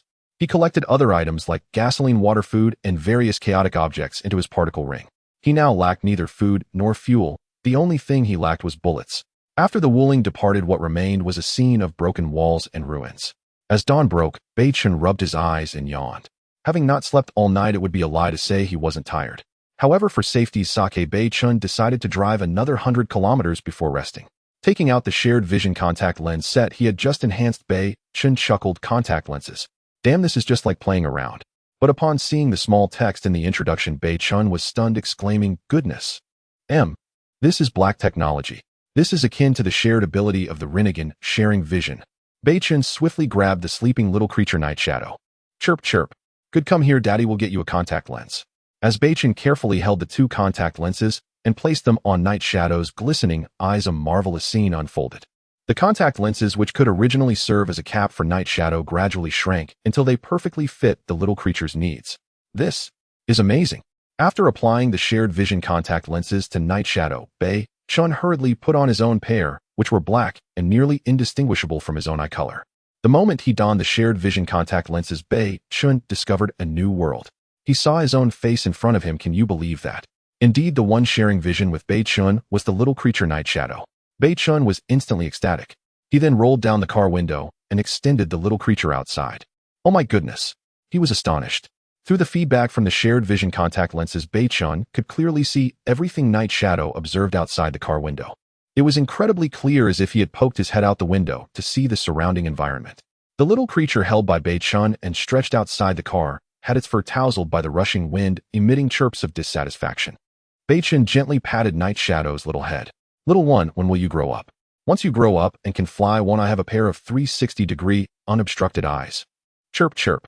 Night Shadow flapped its furry wings, seemingly aggrieved, saying, As long as you give me that thing to eat, I can grow up quickly. Unfortunately, the languages of humans and beasts do not communicate. However, as Beichen took out the essence of the soul for research again, the little creature suddenly made a fierce lunge and clutched the essence of the soul in its mouth, swallowing it whole. Although the essence of the soul was significantly smaller after system enhancement, for a newly hatched Night Shadow, swallowing it directly was still too much. Sure enough, it got stuck in its throat. Unable to swallow or spit it out, it looked like it was about to roll its eyes back. Beichen was shocked. You silly bird, I haven't skimped on meat for you. What are you eating stones for? In a single motion, he reached in. Since it was wedged tightly, Beichen was concerned about choking the little creature, so he applied a bit of force. This resulted in a good outcome. Not only was the essence of the soul that had been stuck in Night Shadow's mouth extracted, but a transparent hard-shelled object resembling a bird's tongue was also pulled out. What the heck? How did I pull out its tongue? It's ruined. Yet the next second what happened made Beichen's scalp. The little creature Night Shadow had finally obtained something that could rapidly promote its growth and evolution, only to have it forcibly taken away by its mother. It instantly became disgruntled and disregarded everything. Flapping its wings, it lay down in the passenger seat, continuously emitting mournful chirps, its legs kicking as if in a scene of dramatic protest.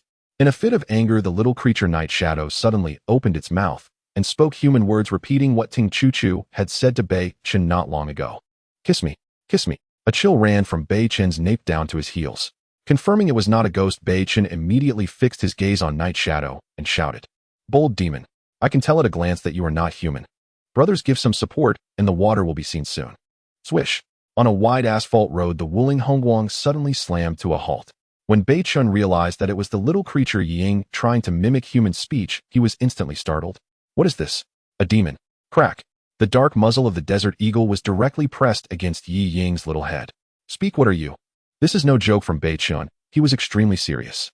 Ever since entering this game, he had witnessed too many scientifically inexplicable phenomena. As for solitary spirits, wild ghosts, demons, and monsters, it seemed perhaps not so hard to accept.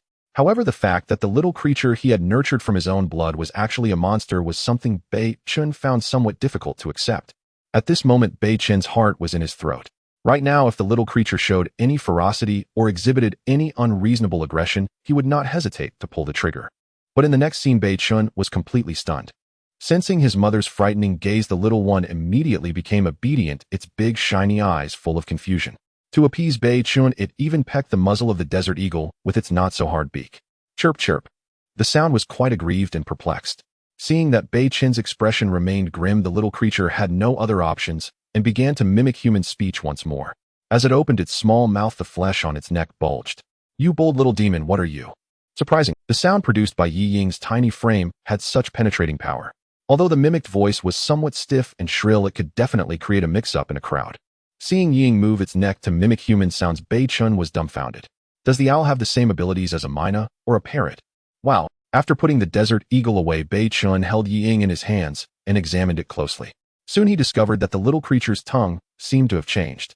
If it had previously been a very stiff tongue, now it could bend and stretch. Could it be that the transparent hard shell that was removed earlier was the reason? Beichen looked at the little creature again and attempted to say, "A smile from a corrupt woman can blow up one's worldview."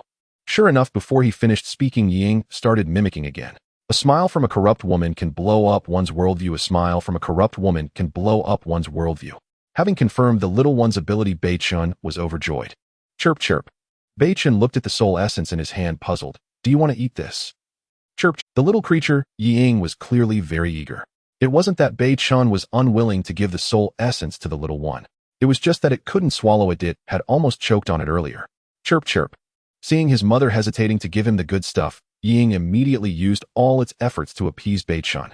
First it made an aggrieved sound, then it rubbed against Beichen's hand. Seeing this, Beichen felt quite puzzled. Logically, the little creature had eaten nothing but fresh wild boar meat since its birth.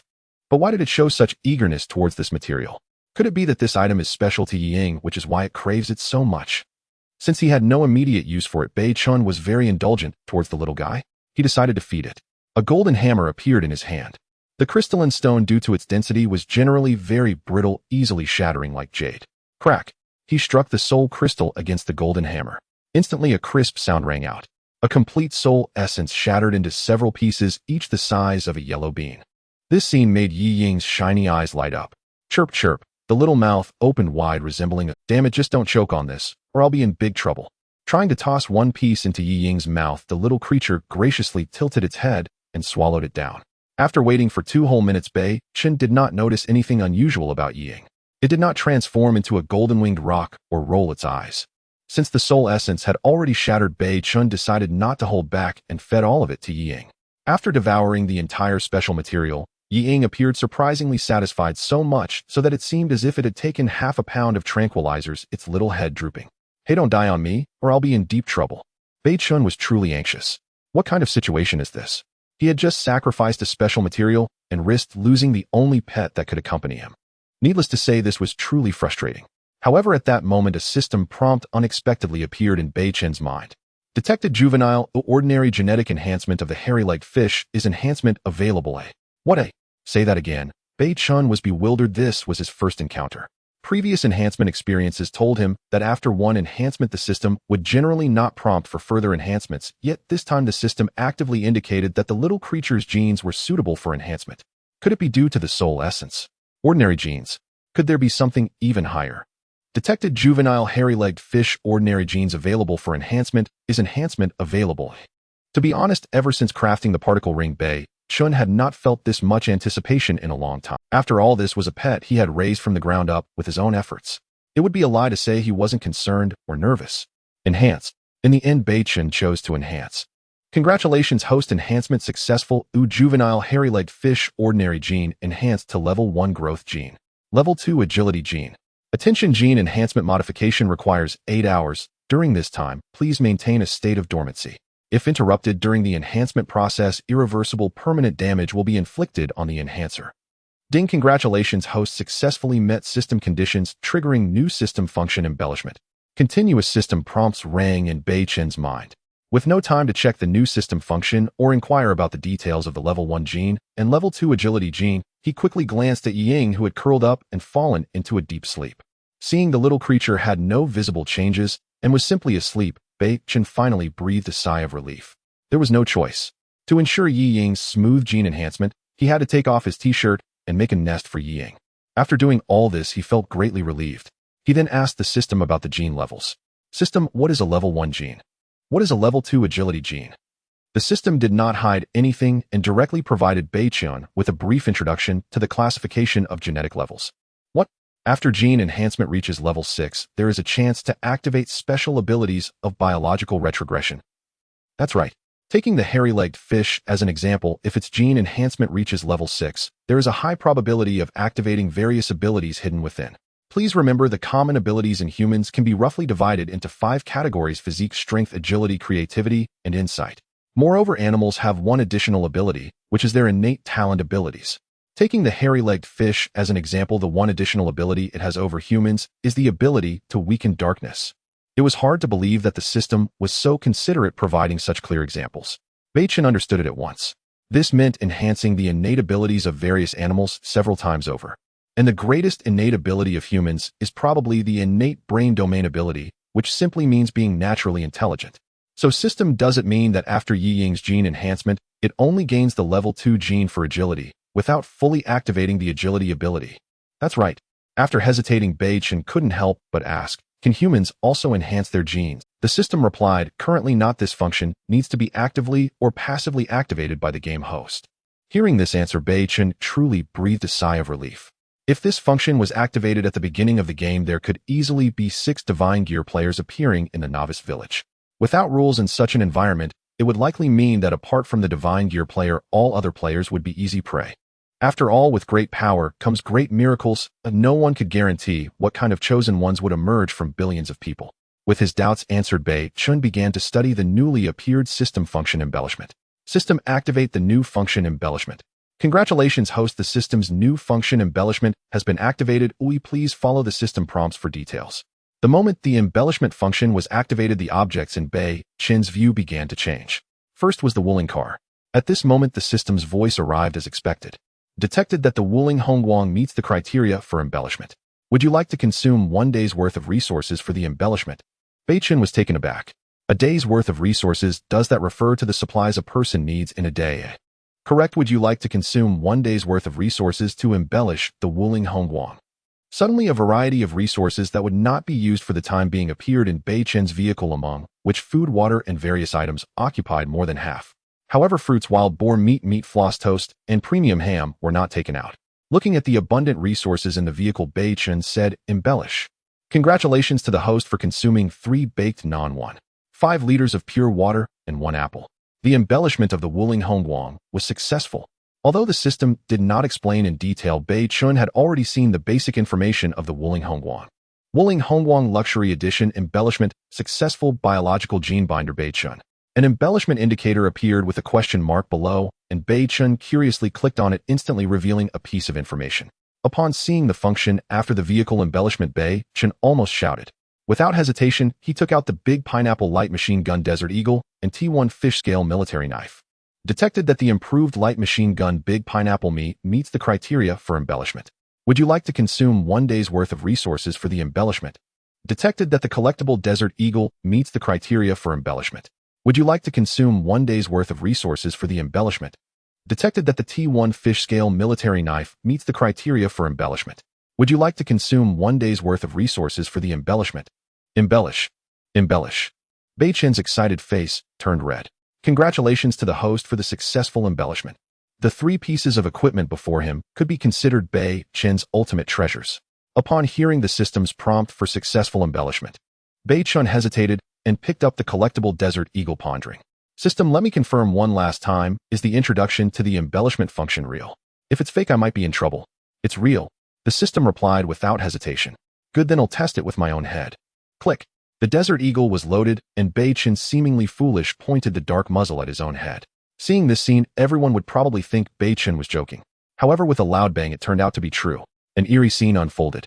A 7.62 bullet shot straight out from Beichen's left temple, the bullet head instantly striking the left side of the bulletproof glass, and then the impact was blocked, falling with a ding. Beichen was completely dumbfounded. There was no explosion as imagined. No rupture as expected. If one had to describe Beichen's current state, it was simply astonishment from this incredible function. What the hell is this? The function after successful embellishment turns out to be this. Biological gene lock. Or some black technology. Or am I already dead? The mechanical hand put down the collectible Desert Eagle. Slap. A powerful slap landed directly on his right cheek. From the crisp, clear sound, it was easy to tell that Beichen had really hit himself hard. He almost spat out blood from his own slap. A fiery pain surged in waves, and Beichen knew this was not a dream. He truly had not died. I took a shot from the Desert Eagle and came out unharmed. Instantly, Beichen let out a laugh akin to that of a certain famous figure. Damn, if I don't embellish some infantry equipment, it would be a wasted opportunity for this function. Beichen's imagination was quite understandable. What if he embellished the modern weapons of other countries and sold them back? TSK. One could imagine that scenario. Alone, facing an army of millions equipped with superior gear from various countries, Beichen strolled through the ocean of bullets and artillery like a deity, feeling not fear, but even a bit of amusement. TSK. Beichen smiled and then asked, so system, if I embellish all the hot weapons and cold weapons in the world, wouldn't I be invincible? Aside from fists, no one can hurt me. However, upon hearing the system's chuckling, Beichen knew he was thinking too much. Reminder to the host, only items that have been enhanced by the system meet the primary criteria for embellishment. Beichen nodded in agreement. After personally trying the embellishment function, he knew the criteria for embellishment would definitely be stringent, otherwise he would truly be invincible. Sure enough, as Beichen took out the cold weapons he had obtained earlier, they unsurprisingly could not be enhanced. Must they be enhanced by the system before they can be embellished? But the Wuling Hongguang had not been enhanced, right? Why?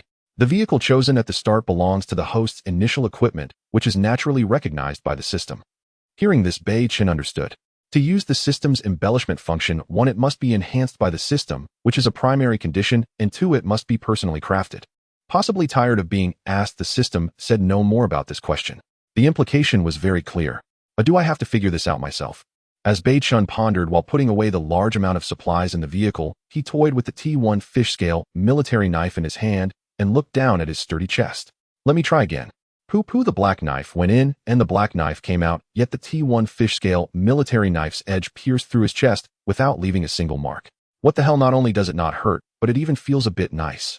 Suppressing the excitement in his heart, Beichen quickly had a light breakfast. He then drove off again. Because of the system, Beichen knew in advance the classification of gene levels. Coupled with the uniqueness of the embellishment function, he had to seize this information gap to establish his advantage as soon as possible. Soul Crystal. Soul Essence. Beichen now had 2 clear objectives. 1 was to collect materials for crafting the shape particle ammunition depot and aim to complete it before the beast tide so he could produce a large quantity of bullets either for personal use or for sale. In short, as long as he establishes the shape particle ammunition depot, Beichen's speed of accumulating strength would surely soar. The 2nd was to gather soul crystals, extensively enhancing and stockpiling soul essence for future preparations. Where could he find soul crystals? Beichen set his sights on this beast tide, though uncertain, he could only give it a try. He opened the game page and chose to enter the national channel. After the outburst of insults yesterday, the national channel seemed much more normal today. Sure enough, Beichen noticed that many were beginning to buy and stockpile supplies extensively. Tycoons, corporate forces, and resellers were everywhere, both in reality and in the game. However, compared to their purchasing prices, Beichen merely smiled.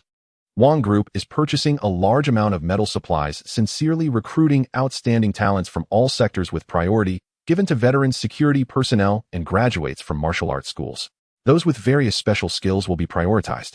Our group promises that once hired, as long as you follow management, the treatment will be excellent and weaponry will be prioritized for equipping. Ma Group is purchasing a large amount of metal supplies and strategic materials, sincerely recruiting outstanding talents from all sectors with priority given to veterans, security personnel, and graduates from martial arts schools, as well as those with various special functions. Tung Group, Zhou Group, Zhou de Fu Commercial, Ma Jian Department Manufacturing. Seeing these recruitment messages, Beichen was not surprised. Other countries' chat channels were likely the same, quickly gathering strength and stockpiling resources to prepare for the game's first beast tide. Yesterday's various popular figures who were lively and exuberant dared not speak when they saw the true tycoons speak. Capital is indeed the father of traffic stars. This statement is not an exaggeration. Although the recruitment information from various tycoons and large groups was overwhelming, the number of those willing to join was actually quite limited.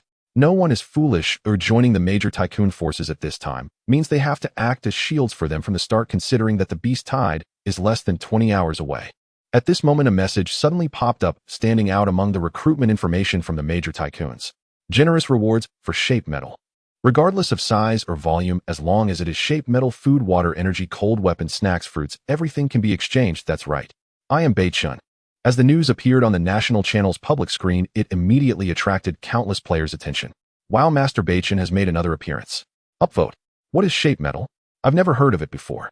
I'm envious. It turns out Master Beichen is so wealthy that he even has surplus cold weapons for bounty exchange. Who is Beichen? Is he famous? How come I don't know him? Cough, it's probably just another internet celebrity. It's outrageous that such a young star possesses so many resources. I feel like taking him down myself. 1. Take me with you when you make your move. 1. All the players who knew Beichen were from the same area. With over 1 billion players in Huaxiao, the system categorized them into hundreds of regional channels. Therefore, most people actually didn't know who Beichen was. But no matter who Beichen is, being able to present such high-quality resources for bounty indicates he is incredibly lucky. Instantly, large organizations and wealthy conglomerates seeking to recruit powerful players began to privately message Beichen. The private messages rang nonstop for 3 minutes, causing Beichen's scalp to tingle. He dove into the ocean of private messages and frowned as he read through them. Some of the messages were attempts to recruit him, and some even suggested leveraging connections to offer him a stake in a publicly listed company. Most were cries of poverty and pleas for him to provide assistance, even offering to exchange their bodies for help. Beichen deleted the messages one by one. Suddenly, a particular message caught his eye. Upon seeing it, Beichen instantly became energized. Master Beichen, I have shape metal. Beichen quickly replied, asking, can I take a look? If it's real, I'm willing to exchange a large sum for it. Soon a notification for a trade request rang in Beichen's ear. Player Pang Xinjia has initiated a trade request with you. Do you accept? Accept. After the virtual trading interface appeared, the other party did not hesitate and immediately placed a piece of blue metal in the trading slot. Shape metal, a rare material. The description was simple and did not specify what could be forged with it. Is this what you need, Master? Indeed, what do you want? I have just about everything except for hot weapons here. Wow, Master, you're amazing, but I don't want anything, I just want to follow you. Seeing this, Beichen frowned and quickly replied, no, I only exchange for resources. Subsequently, he placed 6 various cold weapons that he no longer needed in the trading slot. 2 mountain cutting swords, 2 daggers, 1 curved sword, and 1 paratrooper knife. Compared to food, water, and gasoline, weapons are far more practical. What do you want? Seeing such an array of weapons clearly surprised the other party. Although Beichen appeared calm internally during this transaction, he was actually quite anxious. However, he had already made it clear that he had no hot weapons. Pang Xinjia either wouldn't exchange or would choose from the tradable resources. Besides the 2 mountain cutting swords, I need 2 daggers, 1 curved sword, 1 paratrooper knife, and 10 days worth of food and fuel resources. If you can provide that, I'll give you the shape metal. This price was undeniably steep. Beichen looked at the list of resources in the private message and calmly took out a cigarette to smoke. It's not that Beichen didn't urgently need the shape metal, on the contrary, he was in dire need of it. However, he couldn't agree too readily. He needed to hesitate to create the illusion that it was difficult for him. Even if both parties reached a consensus, they could retract at any time. If Beichen agreed too readily and the other party realized the value of the shape metal, they might raise the price exorbitantly. Then Beichen would be at a disadvantage. There was no choice. The shape metal was too rare, with only one player knowing and possessing it among the hundreds of private messages, so Beichen had to be cautious. So what's the verdict, master? Can you provide it or not? Pang Xinjie clearly felt uncertain and took the initiative to ask. Seeing this, Beichen smiled and replied, I can provide it, but I need to gather 10 days' worth of resources. My dozens of subordinates will have to go hungry while I search for supplies. Your price is a bit steep. Without waiting for the other party's reply, Beichen sent another message. How about this? I'll give you the weapons as you said, but for the resources, I can only provide 5 days' worth. If you think that's not acceptable, then this trade must come to an end. After sending the message, Beichen took a deep drag on his cigarette and anxiously awaited a response. The success or failure hinged on this moment. Success would lead to mutual satisfaction. A failure would at least fix the price of the shape metal around 10 days' worth of resources, preventing it from skyrocketing. He could easily message Teng Yibai or Teng Chuchu to have them help him secure the shape metal from this person. It would be killing 2 birds with 1 stone. This was a game of wits, testing which side could remain calmer and more patient. The air was silent for 2 minutes. Sure enough, Pang Xinjie couldn't help but reply. This was actually within Beichen's expectations. His design for the shape particle ammunition depot had been enhanced by the system and was an excellent level design. At the current stage, players being able to forge exceptional rare level weapons and equipment was already quite remarkable. As for outstanding level or excellent level, the design blueprints were likely scarce. How about this? We each take a step back, 4 cold weapons and 6 days worth of resources. Seeing this, Beichen laughed heartily. Deal? This is the best I can offer. After reaching an agreement, the trading interface closed and reopened. Glimpsing the shape metal placed back in the trading slot by the other party, Beichen unhesitatingly placed 6 days worth of resources, food, water, fuel, using 2 daggers, 1 curved sword, and 1 paratrooper knife. Beichen clicked on the trade. Master, may the trade be pleasant. The trade succeeded, and a large amount of Beichen's resources disappeared. In return, he received a piece of blue metal with a high density. He let out a heavy sigh of relief. Beichen felt comfortable now. He was just missing this key material to forge the shape particle ammunition depot, while the other materials like fine iron, carbon steel, and refined steel were already prepared.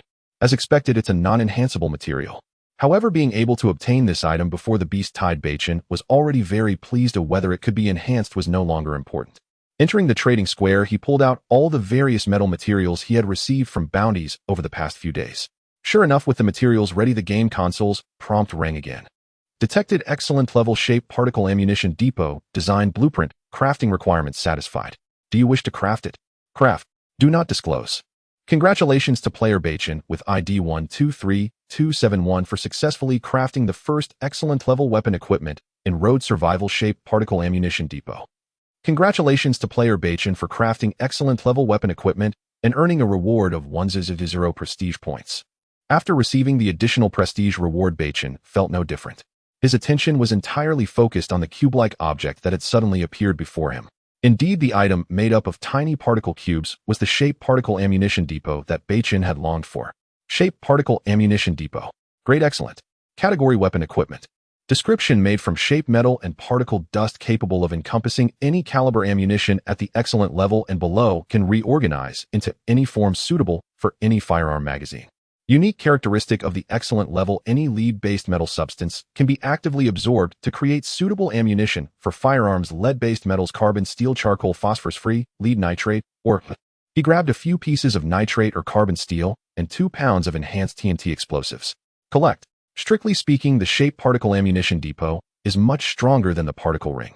While the particle space ring can only serve as storage, the shape particle ammunition depot can not only store, but also process specific materials into selectable ammunition. Indeed, after the nitrate or carbon steel and 2 pounds of TNT explosives were collected, a virtual list appeared above the shape particle ammunition depot. Can manufacture 9mm pistol micro submachine gun bullets, 1200 rounds. Can manufacture 5mm sniper rifle submachine gun pistol bullets, 700 rounds. Can manufacture 56mm versatile ammunition, 500 rounds. Can manufacture 62mm sniper rifle assault rifle submachine gun pistol bullets, 500 rounds. Can manufacture 300mm Magnum special sniper bullets, 100 rounds. The list continued down, all options grayed out, indicating that they could not be selected for crafting. But what the hell is this rocket launcher? After calming down, Beichen selected 450 rounds of 56 bullets and 50 rounds of 7.62 bullets. The big pineapple light machine gun requires 5.56 bullets while the Desert Eagle needs 7.62. Crafting succeeded, obtained 450 rounds of 5.56 bullets, 50 rounds of 7.62 bullets. After successful crafting, Beichen noticed that the previously available options for crafting other calibers turned gray. This meant there were no suitable materials left for crafting. Beichen happily picked up the nearby Desert Eagle, removed the magazine, and stored it in the particle ring. Thanks to the Shape Particle Ammunition Depot's reorganization feature, Beichen no longer needed to use the original Desert Eagle magazine. The Desert Eagle has a full capacity of 12 rounds, and once fired, a magazine change is needed. The description of the excellent level weapon equipment made it clear that as long as there are sufficient bullets stored in the Shape Particle Ammunition Depot, infinite bullets could essentially be realized. The newly crafted ammunition depot's initial form resembled a Rubik's Cube. However, once used, it could rearrange into any weapon magazine not exceeding the excellent level. Beichen watched as if seeing a magic trick as the Rubik's Cube-like miniature ammunition depot transformed into a Desert Eagle magazine. Click, the pistol was loaded, and Beichen felt delighted. 50-round collector's edition Desert Eagle. Take note. With ample ammunition support, I now have enough confidence to face this beast tide. He restarted the vehicle and continued driving forward. The blazing sun was high in the sky and the temperature gradually rose. However, Beichen's Wuling was fully equipped not only with in-car music, but also air conditioning, so he was not worried about the heat. He glanced at the sleeping little creature Night Shadow and was curious about what abilities this owl which he had raised himself would have after the system amplification of its genes. However, there was no choice. The system prompt was clear. The amplification gene process required 8 hours and Beichen could only wait patiently. The Wuling did not move fast, only maintaining around 100 miles per hour. An hour later, he exclaimed, "Oh, a silver resource box." Beichen rubbed his eyes in disbelief and said, "I encountered a silver-level resource box for the first." Now Beichen's confidence was sky-high. He had the 50-round Desert Eagle and a light machine gun with nearly 500 rounds. He wasn't afraid of 50 people, even 100. He casually checked the surroundings. Beichen got out of the car holding a golden hammer. With the particle space ring, retrieving the gun was just a thought away. Curiously examining the silver resource box in front of him, Beichen couldn't help but exclaim. From his past experiences with rare metal bounties, he knew this silver resource box would certainly not be for him. Otherwise, he should have been able to collect a lot of silver or even gold before. The golden hammer smashed the silver resource box, needing only a single strike. Although he had ample ammunition and powerful firearms, Beichen still did not dare to be careless in the face of a silver-level resource box. Human strength can sometimes be limited. If a fast-moving poisonous creature appeared inside the box, even having a gun would be of no use. Being cautious is the best policy. Beichen was still well prepared for any sudden situation. Bang! The golden hammer swung with great effort, transforming into an arc of golden light that struck hard against the silver resource box. The moment the hammer made contact with the resource box, Beichen had already swiftly retreated 2 to 3 meters, withdrawing the hammer while a Desert Eagle appeared in his hand. Fortunately, there was no unexpected attack. This made Beichen breathe a sigh of relief. Ever since he learned that resource boxes could hide various attacks from creatures, he had developed an inexplicable fear of smashing them. Poisonous snakes, green tree frogs, that was manageable. He just feared that a single strike might unleash a sound bomb. A mortal body facing a bomb could only ascend. However, when the silver resource box shattered and disappeared, what appeared before Beichen was indeed beyond his expectations. It was a round, pitch-black, brand-new item. My luck. Wow, it's really good. The silver resource box actually yielded 4 wheels. Beichen sighed and walked closer to examine it carefully. Galactic Vacuum Tires 4 description, designed by the 21st Century Bill Shirtai Space Research Institute. This ultra-futuristic concept tire has maximized durability and slip resistance from the beginning. After storing the 4 wheels in the particle space ring and finding no other supplies, Beichen simply detected Galactic Vacuum Tires 4 can be amplified. Would you like to amplify? Amplify. Congratulations on the successful amplification. Galactic Vacuum Tires 4 amplification to Triple Defense Vacuum Tires 4 Triple Defense, explosion-proof, fireproof, puncture-proof. This was truly a pleasant surprise. Beichen initially thought that this time the silver resource box would be a bust, but unexpectedly, just as he was dozing off, someone sent a pillow. At this moment, there are still 40 minutes until the first beast tide of the road survival game. Rather than saying Beichen has been in the car for 10 minutes, it would be more accurate to say that he spent 10 minutes stunned by the shock of seeing the amplified gene. For a full 10 minutes, Beichen remained in a state of shock, unable to comprehend the scene before him. What kind of power could transform a fluffy, unfeathered owl chick into a 7 or 80-year-old girl wearing a pastel-colored feather dress with big bright eyes and cute pigtails within 8 hours? This has already crossed the boundaries of species, hasn't it? To be honest, had he not heard the word mother right after getting into the car, Beichen's Desert Eagle would have already unleashed its fire. This is a genetic monster. Mommy, I'm hungry. The little girl's patience seemed to have reached a critical point. Ignoring her mother's terrifying gaze, she lifted her small head, closed her kawaii big eyes, and opened her mouth. I'm asking for food. Beichen's heart skipped a beat recognizing this familiar scene. He could conclude that this little creature was indeed the one. Where did you come from, baby? Why are you calling me mommy? Beichen had tried to control his emotions, but his voice still trembled. Woo, mommy. I'm hungry. A soft, fluffy small girl rushed into his arms. Beichen's mind short-circuited. They say marrying before love is nonsense, but here, he is unexpectedly a father to a 7 or 80-year-old girl. What a shock. The moment he came into contact with the little girl, a bond originating from blood made Beichen realize that this suddenly appeared girl had an indescribable connection to him. But that being said, this little creature is indeed adorable. Soft and plump with baby fat that hasn't completely faded, her round, glossy big eyes held shimmering blue pupils. Beichen swore as long as this little girl remained still, she would definitely be a doll straight out of an anime. Baby, you can't just call anyone mommy, and you definitely can't call me randomly. With a comforting tone, Beichen took out a piece of fine ham. If you're hungry, eat this first. Once I figure out the situation, we can talk about recognizing each other. Wow, okay, mommy. The little girl lit up at the sight of the fine ham, her smile bright enough to turn an evil spirit into a believer. Initially, Beichen wanted to help this little creature unwrap the ham packaging. However, the scene before him completely shattered his perception of the destructive power of a 7 or 80-year-old girl. With hardly any effort, she tore the ham apart, exposing it completely. Meow meow, meow meow. It was clear the ham tasted delicious. Beichen wiped the sweat from his forehead, instantly furious, thinking, system, get out here right now. Ding, the 100-fold amplification system is at your service. Do you have any questions, host? Hearing this, Beichen instinctively scratched his head and murmured, such an official opening line.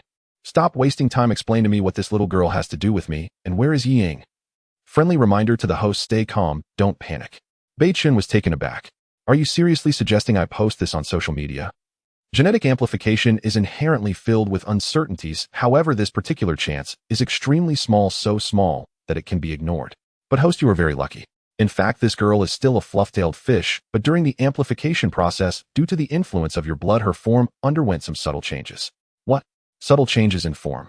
Beichen looked down at the little girl in his arms who was munching on the fine ham, her cheeks stuffed and round. Is this what you call a subtle change? Exactly, it is indeed subtle. This human-formed juvenile fluff-tailed fish can only maintain this state for a short time each day, while most of the time she remains in her owl form. Beichen was speechless. Are you kidding me? Isn't this a monster coming to life? No, this system is very scientific and never resorts to superstitions. The host can refer to the Hulk or Ultraman. At that moment, Beichen suddenly realized the system was a bit unreliable. The Hulk was a person who turned into a monster, and Banner was a human before transforming. As for Ultraman, Beichen was left speechless. Yes, you're right. Beichen sighed. So you're saying that we have a direct or indirect blood relationship? Correct. All right, you can go wash up and sleep. I don't want to see you for now. After sending away this unreliable system, Beichen's troubles were just beginning. Due to the egg-laying kinship at first sight, coupled with the fact that Ying was hatched from Beichen's blood, Ying showed a strong dependency on him, whether in human or bird form. While chomping on the fine ham, she clung to Beichen's arm with her other hand, as if afraid of losing him. To have a youth who has never been anyone's boyfriend suddenly become a dad. This is just ridiculous. For a moment, he didn't know how to speak. Looking at the time, there were still 35 minutes left on the countdown to the beast tide in the game interface. After holding back for a while, he finally managed to say, Ahem, baby, are you full? Do you want some water? He took out a bottle of mineral water and waved it in front of the little girl. Wow, I'm thirsty. Glug glug. Hey baby, drink slowly, ma. Brother still has some here. Upon hearing Beichen refer to himself as brother instead of mommy, the little girl immediately pouted, displeased. It's mommy, not brother. Hearing this word made Beichen's head spin. If others heard it, what kind of look would they give him? A baby, actually, mommy would prefer you to call me daddy. Is that okay? Beichen had run out of options and could only coax gently. Baba. The little girl tilted her head, looking at Beichen with her big sparkling eyes, repeating the word. As long as she didn't call him mommy, Beichen didn't care whether it was Baba or daddy. He was fine with either. That's right, from now on, just call me daddy. Baba. Beichen was left speechless, feeling as if a sudden pain in his right sciatic nerve had caused a brain hemorrhage. In the pitch-black night, even turning on the car lights didn't provide much illumination. Despite this, Beichen wanted to carefully examine Yi Ying's human form. He picked her up and felt that the layer of clothing she wore felt like soft fluff, inexplicable. Ying, what kind of clothes are you wearing? Why are they so soft? As he spoke, Beichen tried to tug on one. Ow, daddy, that hurts. Beichen shivered. It turned out this was Yi Ying's outer feathers in her human form. This. Oh, from now on, daddy won't pull at Yi Ying's feathers anymore. Don't call me Ying, daddy should call me baby. With tears still in her big eyes, she looked at Beichen with to be honest, who could withstand such cuteness? Ahem, fine, from now on I'll call you baby. By the way, baby, can you? Beichen was really worried that baby might not be able to fly anymore, otherwise his shared vision through her beautiful eyes would be in vain. He had thought that after Yi Ying's genetic amplification, she would be able to fly, allowing him to share her vision and have eyes that could see clearly at great distances. But now Beichen had no confidence at all. Of course, baby can fly, and very fast too. Baby seemed very confident in her abilities, bouncing with excitement. Before Beichen could even move to open the car door, a flash of white light suddenly appeared. The next moment, a piercing sound of metal being torn apart echoed. Then came a loud bang. By the time Beichen reacted, he was utterly dumbfounded, mechanically sticking his head out. Beichen's eyes nearly bulged out as he stared at a large hole in the left side of the car, clearly torn by claws, and then smashed into a hole. Did this seemingly harmless little girl do this? However, Beichen didn't have time to feel sorry for his wooling. The next second he exclaimed, baby's talent ability, weakening darkness. At this moment, the pitch-black night, where not even a finger could be seen, appeared to Beichen like a black and white television image, no longer obstructing his vision. By the time Beichen reacted from his surprise, he let out a sound of delight akin to a starving man finally getting roasted lamb. This girl, I officially acknowledge her. The scenes in his vision were rapidly changing, clearly a fast feedback image. Suddenly the visuals came to a halt. Beichen knew that this angle of vision was from a height of 100 meters. What is that? Through baby's shared vision, Beichen saw the ground trembling in the distance with numerous, indescribable monsters crawling out of the cracks. Has the beast tide begun? Beichen's heart sank seeing that there were at least hundreds of them. Due to the aerial view, Beichen couldn't clearly make out what monsters were coming, but he could determine that those monsters were not particularly swift. In other words, they weren't very agile, a bit sluggish. Baby, come back, it's dangerous there, Beichen silently thought, hoping baby could hear him. But the next second he suddenly shouted, baby, what are you doing? Come back, don't go. In the shared vision, the scene below was constantly magnifying. Clearly baby had charged down alone. This panicked Beichen. He didn't care about the pile of firewood he had painstakingly gathered. He jumped onto the wooling. Roar. With a whoosh, the wooling shot out like a sword, vanishing in an instant. However, after darting less than 10 miles, the speed began to decrease. Looking at the scene reflected in his vision, Beichen swallowed hard and gasped. So brutal, was my little girl really this fierce? To be honest, Beichen's temperament and composure were quite high. Yet upon seeing the scene of corpses strewn everywhere, an inexplicable fear arose in his heart. At that moment, he finally heard baby's voice proudly announcing, Baba, those malicious creatures trying to rush over to your side have already been taken care of by baby. What will Baba reward baby? Of course, a reward of 5.56, 7.62. It's a reward of Oreos for baby to twist and lick. Oreo, give it to you and Egio.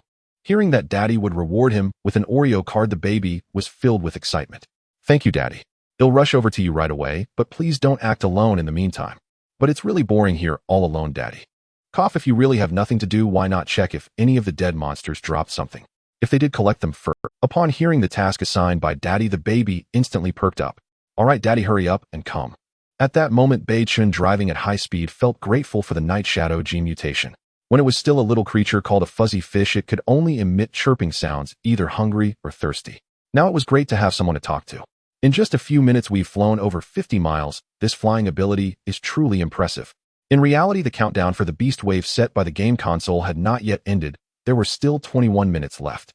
Because Beichen shared the aerial vision of the baby, he witnessed the scene of the beast wave's emergence, with the underground creatures moved slowly, easily wiped out by the baby in its juvenile stage.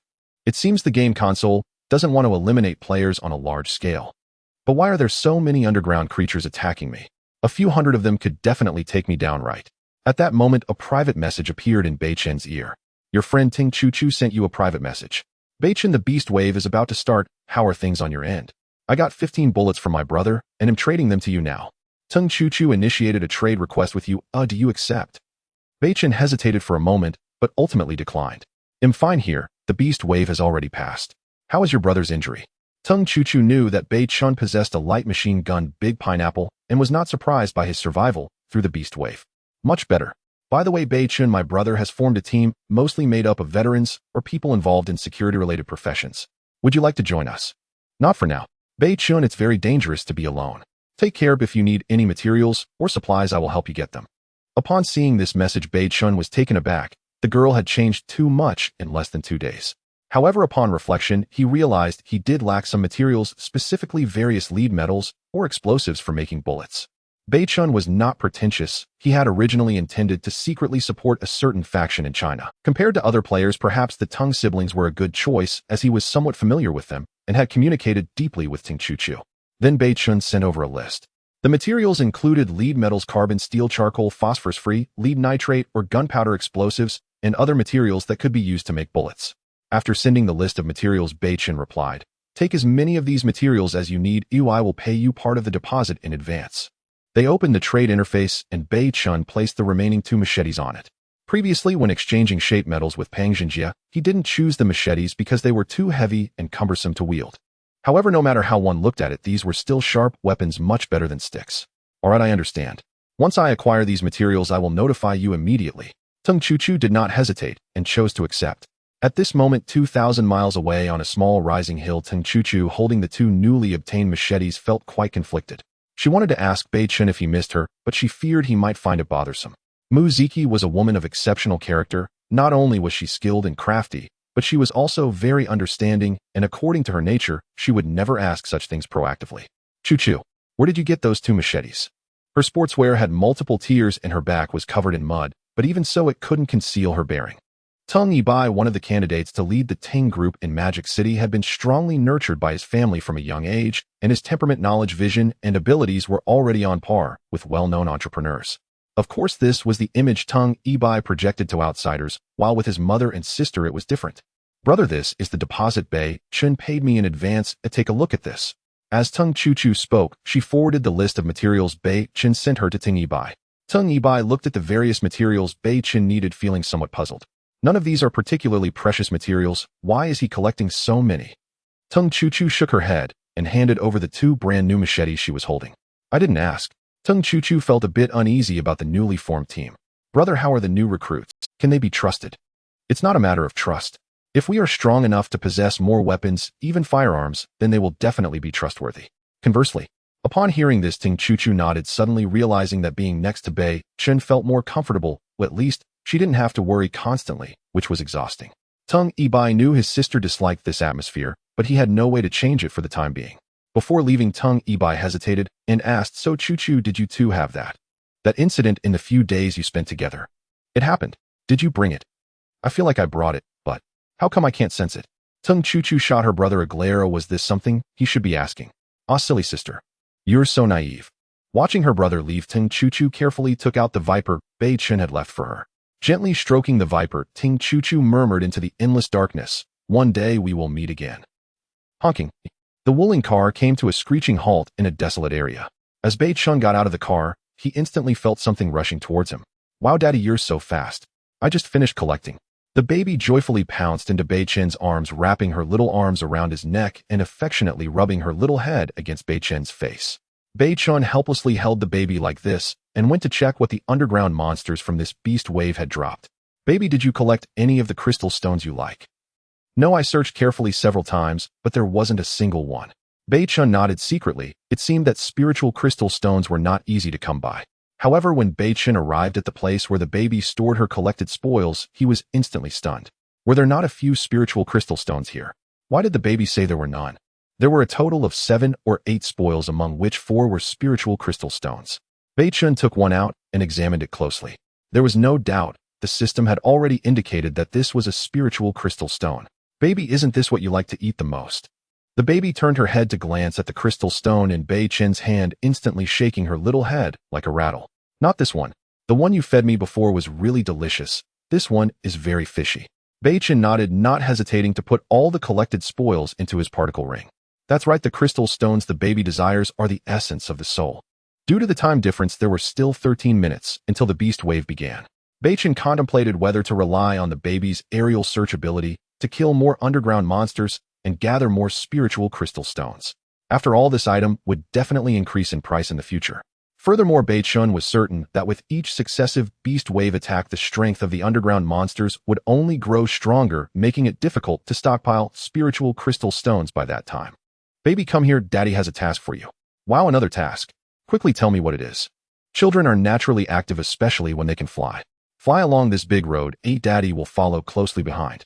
Just let me know if you spot any underground monsters, alright? The baby instantly found it fun, like a game of hide and seek. Alright, I'll go ahead, Daddy, hurry up and catch up. They'll wait for you if I find something first. Just as Beichen placed the baby on the ground, the soft fur that had been closely attached to the baby suddenly began to grow wildly. In the blink of an eye, the fur, which was less than 3 centimeters, had grown to 10 centimeters.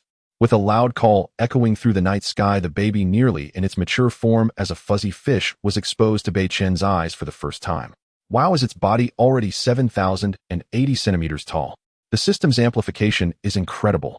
Quickly, he got into the car, started the engine, shifted gears, and stepped on the gas. Roar. That's right. While all the players in the world were nervously digging trenches, building fortifications, and gathering strength, Beichen had already taken the initiative to drive and search for the underground monsters from the beast wave. Vehicle equipment function. Oh, it only takes 3 blocks of refined iron to repair the damaged areas of the vehicle. Beichen hesitated for a moment before directly selecting repair. Consumed 3 blocks of refined iron. The damaged main structure of the Wuling Hongguang has been repaired. At this moment, the baby's delighted report sounded in his ear again. Daddy, look. Not only are there underground monsters here, but there are also many two-legged people. Shared vision activated. P.S. 2 chapters, 6,000 words. Consider it an extra update. 100,000 words is enough. Oh, I don't know if it will be recommended today or tomorrow. Nervous, fearful, with no sense of certainty at all, the Wuling Hongguang sped through the darkness. Hearing Bao Bao's message in his ear, Beichen did not hesitate to activate their shared vision. Once the shared vision contact lenses linked, Beichen realized Bao Bao was still 100 meters up in the air. He looked down. At the angle between 2 cliff ridges, 3 large bonfires blazed fiercely. Huddled in the most advantageous positions were over a dozen players, most of them girls. Directly in front of these sheltered players was a bottleneck position. Through the firelight, Beichen vaguely saw 3 men in military camouflage. Only one of the 3 soldiers had a service shovel that counted as a weapon, the other 2 merely held thick branches.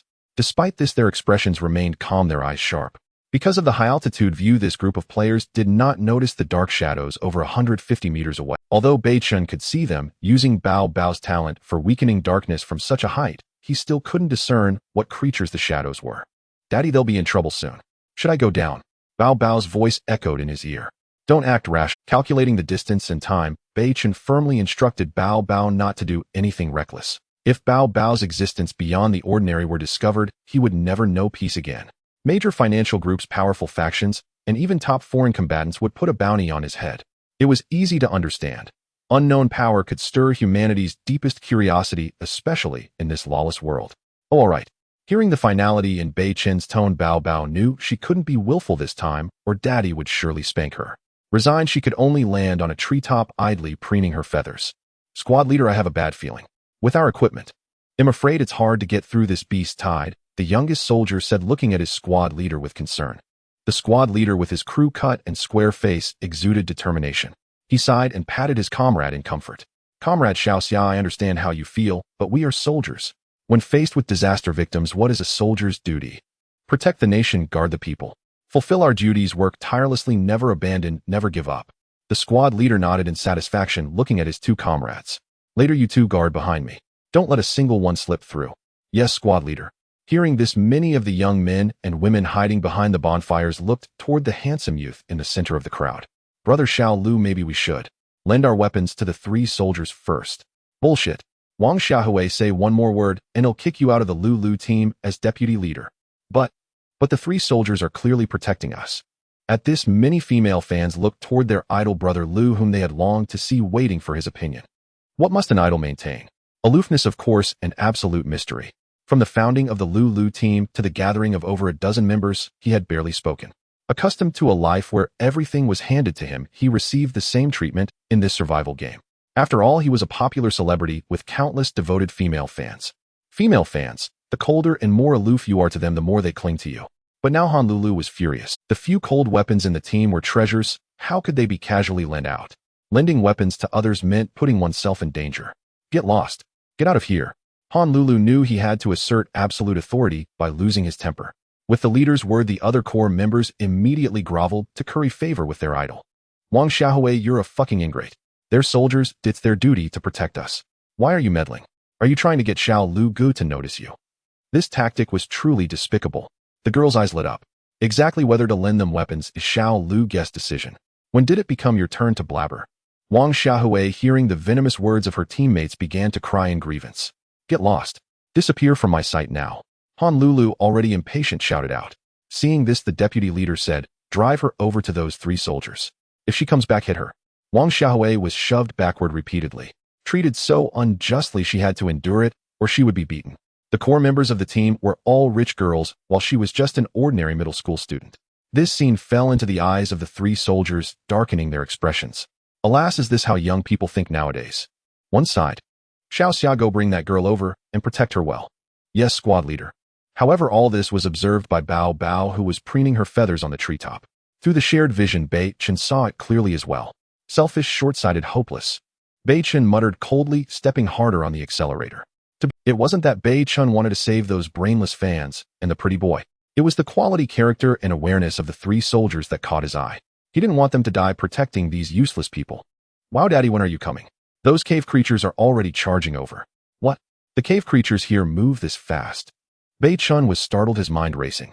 Bao Bao, I still need 3 minutes to get there. Go down first and help those 3 soldiers. Great. Bao Bao's claws have been itching. Remember, don't use your full strength. If possible, just intimidate and hold them off until I arrive. Hearing Beichen's words, Bao Bao pouted in displeasure. Oh, all right then. From a high vantage point, the left cliff triangular ridge held the sheltering players and 3 soldiers at the front. On the left, an open field was thick with shadows like a black tide of fish, vast and menacing. A woo. Roar a woo. Squad leader, it's a wolf pack. Cave wolves. Holy shit, squad leader, we're done for. There must be hundreds of them. Not to mention, we only have a shovel and branches now. Even if we each had a Type 76, we'd be dead. The square-faced squad leader's heart skipped a beat when he saw the shadows emerging at the edge of the firelight. Xiao Xiao, big guy, follow my orders. Take this female comrade and fall back. The 3 quickly pulled the limp Wang Xiaohui and retreated rapidly, stopping only at the narrow bottleneck. The 3 formed a triangular formation. The squad leader with the best physique and combat skills stood at the front with the shovel, while Xiao Xia and Big Guy positioned themselves behind. This way, using the terrain, they could support each other without being surrounded and overwhelmed by the wolf pack. Before the game, wolves feared fire. At night, if people ventured into wolf-inhabited forests, as long as they kept a bonfire burning, the wolves wouldn't dare attack rashly. But the cave wolves in this game clearly were not afraid of the blazing flames.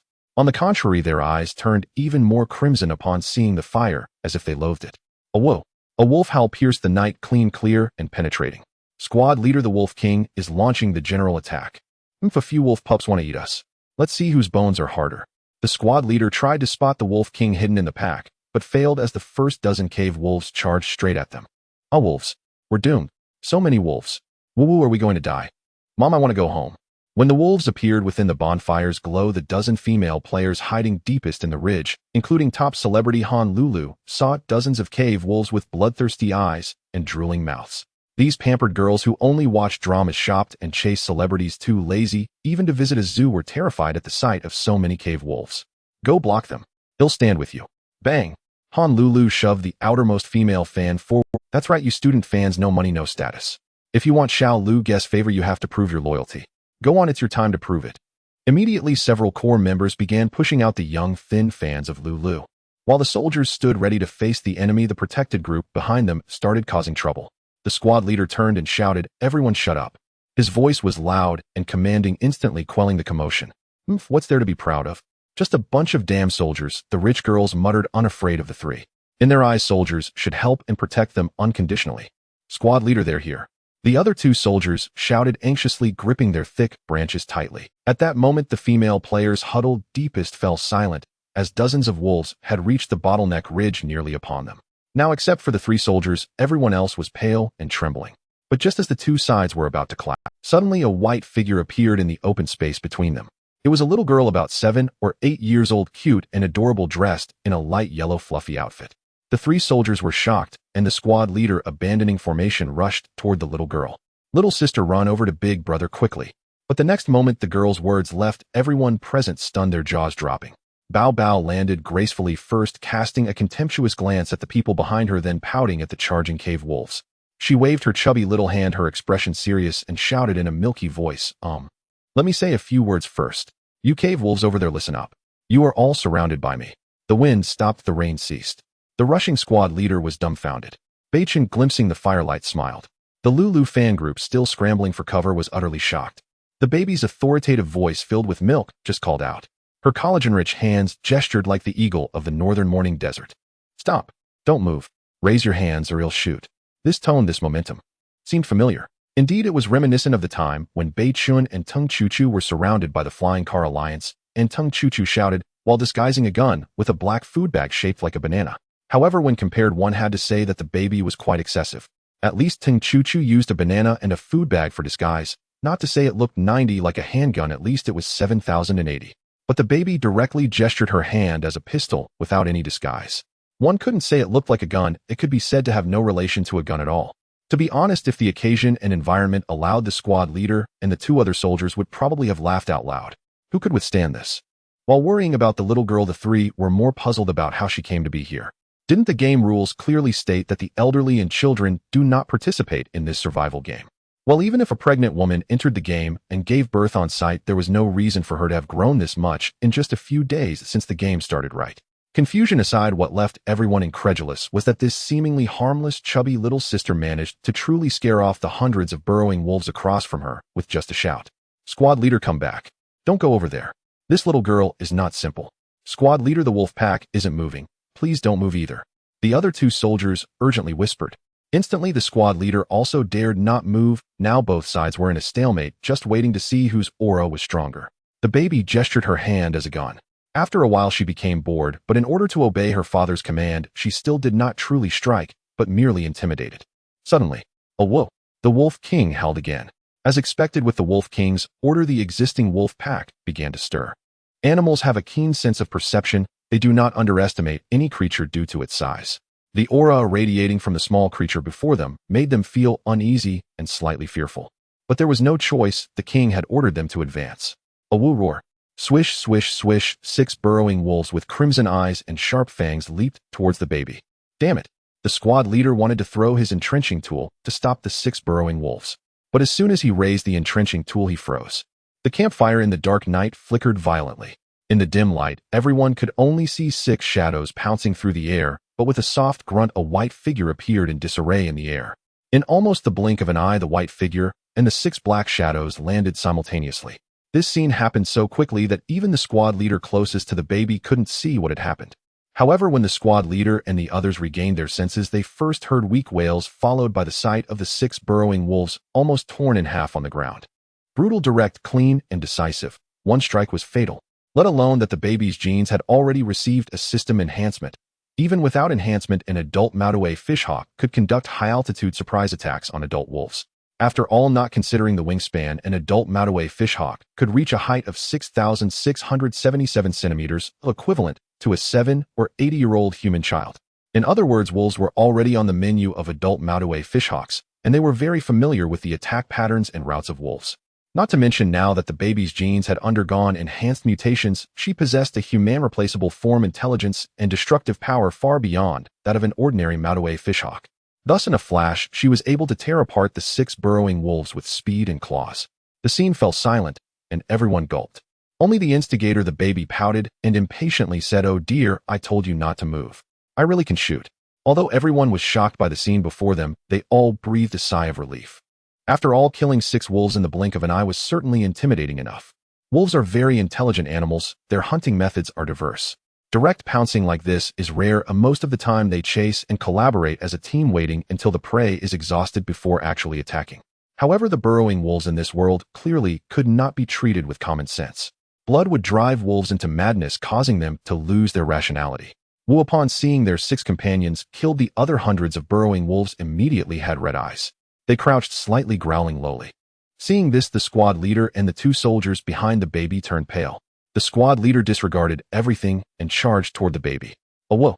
The wolves howled in anger and bloodlust. The Wolf King commanded once more, and this time hundreds of burrowing wolves rushed towards the human refuge like crazed beasts. Witnessing this scene, the baby's expression turned grim, her large blue eyes flashing a fierce glint. Meanwhile, the dozen or so members of the Lulu fan group hiding behind the gourd's mouth all collapsed to the ground. Hundreds of burrowing wolves charging with their gaping, bloody mouths was terrifying. Many people had little left to spare, otherwise they would have completely lost control. The baby stood alone facing hundreds of burrowing wolves. Her expression was not one of fear, but uncertainty, her father's admonishments still ringing in her ears. At that moment, a familiar voice came from nearby. "Baby, stand there and don't move. Daddy is coming." The squad leader had just rushed behind the baby, intending to bend down and grab this cute little sister to escape. Suddenly, from behind the right slope, came a roar like that of a beast. In an instant, two beams of dazzling light appeared, and a Wuling Hongguang dashed down from the low slope, blocking the way of the wolf pack. Seeing the familiar Wuling car, the baby jumped up, raised her small hand, and a delightful smile spread across her face as she joyfully exclaimed, "Heaven did not create me, the obedient baby. The ancient summons are like a long night. Daddy is here." As the Wuling car landed, the driver's window was already rolled down. A black barrel extended out. In an instant, bullets transformed into beams resembling meteor showers pouring down upon the charging, burrowing wolves. Da-da-da-da-da-da. One could only imagine the terrifying scene when a light machine gun, the Big Pineapple, with a capacity of 500 rounds, fired at full force. Thanks to the baby's shared vision ability, each bullet fired by Beichen under weakened darkness was almost a precise hit. Even a white wolf hiding far in the back could not escape. M249 light machine gun. The squad leader and the two soldiers immediately recognized, just from the sound of the gunfire, that it was a weapon only regular infantry units would be equipped with. The three exchanged glances, their eyes filled with surprise. The squad leader suddenly remembered something and hurriedly took a military water bottle from the big guy's backpack. "Big guy, Xiao, you stay here and hold the position. I'm going to cool down the M249. "Yes, squad leader." "Why is the barrel of a Gatling gun rotating?" "Exactly, it's for cooling down. When bullets are rapidly fired from the barrel, they generate high temperatures. The Big Pineapple has a capacity of 100 rounds. According to logic, after firing a full magazine, it needs to cool down to continue using it, otherwise the barrel will become red hot and risk exploding. That's why the squad leader was anxious to pull out the water bottle to cool down Beichen's M249. In fact, Beichen was also worried about this issue because his Big Pineapple's full capacity was not 100 rounds, but rather infinite due to ample ammunition.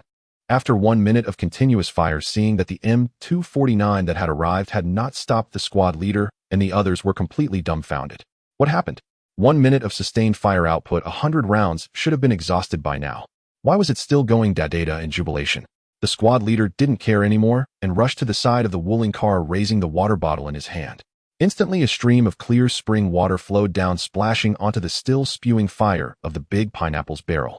In an instant, white smoke rose from the barrel, emitting a sizzling sound. Seeing this, Beichen did not forget to express his gratitude. A timely reign, squad leader.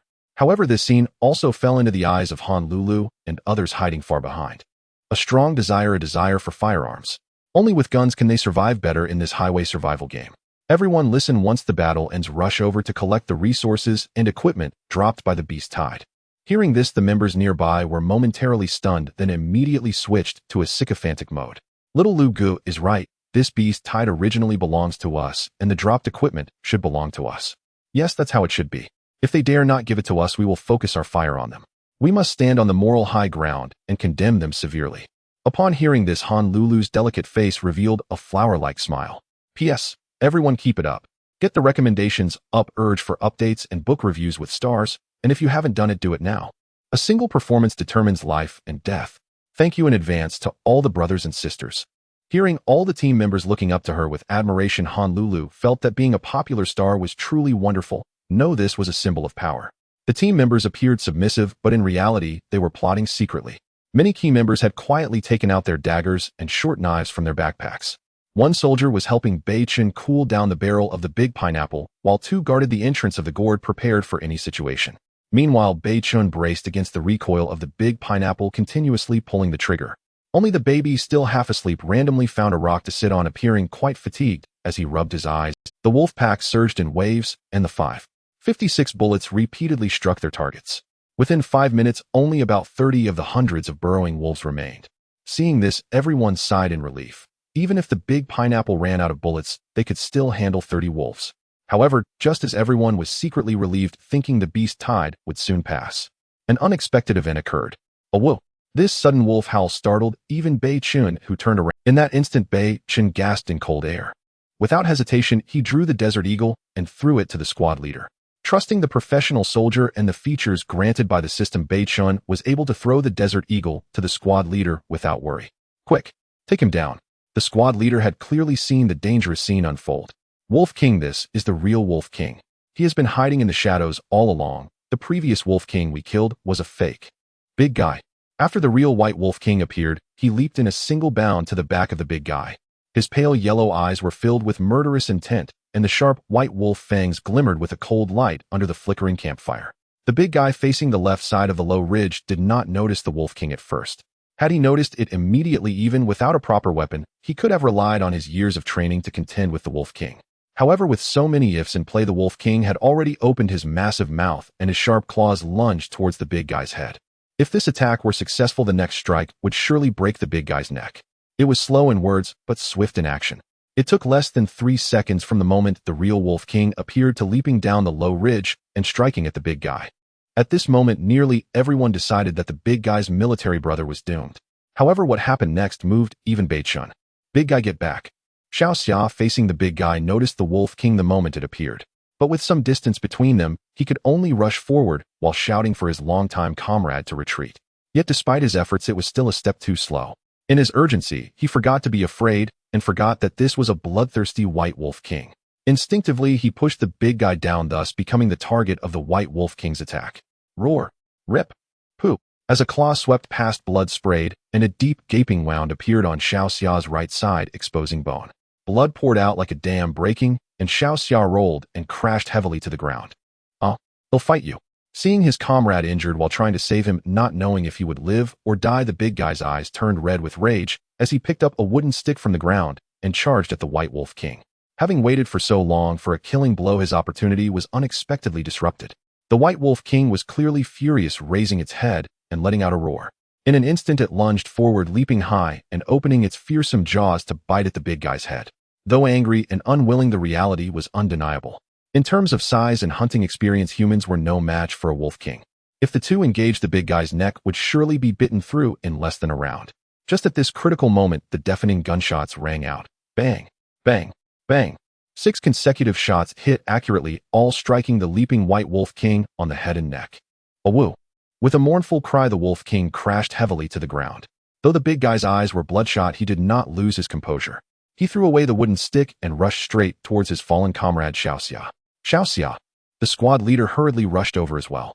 The two reached Xiao Xia's side, and the squad leader anxiously placed the Desert Eagle on the ground, pressing both hands against the gaping wound on Xiao Xia's back. Beichen had no time to worry about what was behind him, as no one was cooling down the big pineapple. He could only take aim shots, and it seemed the bullets stored in the big pineapple were running low.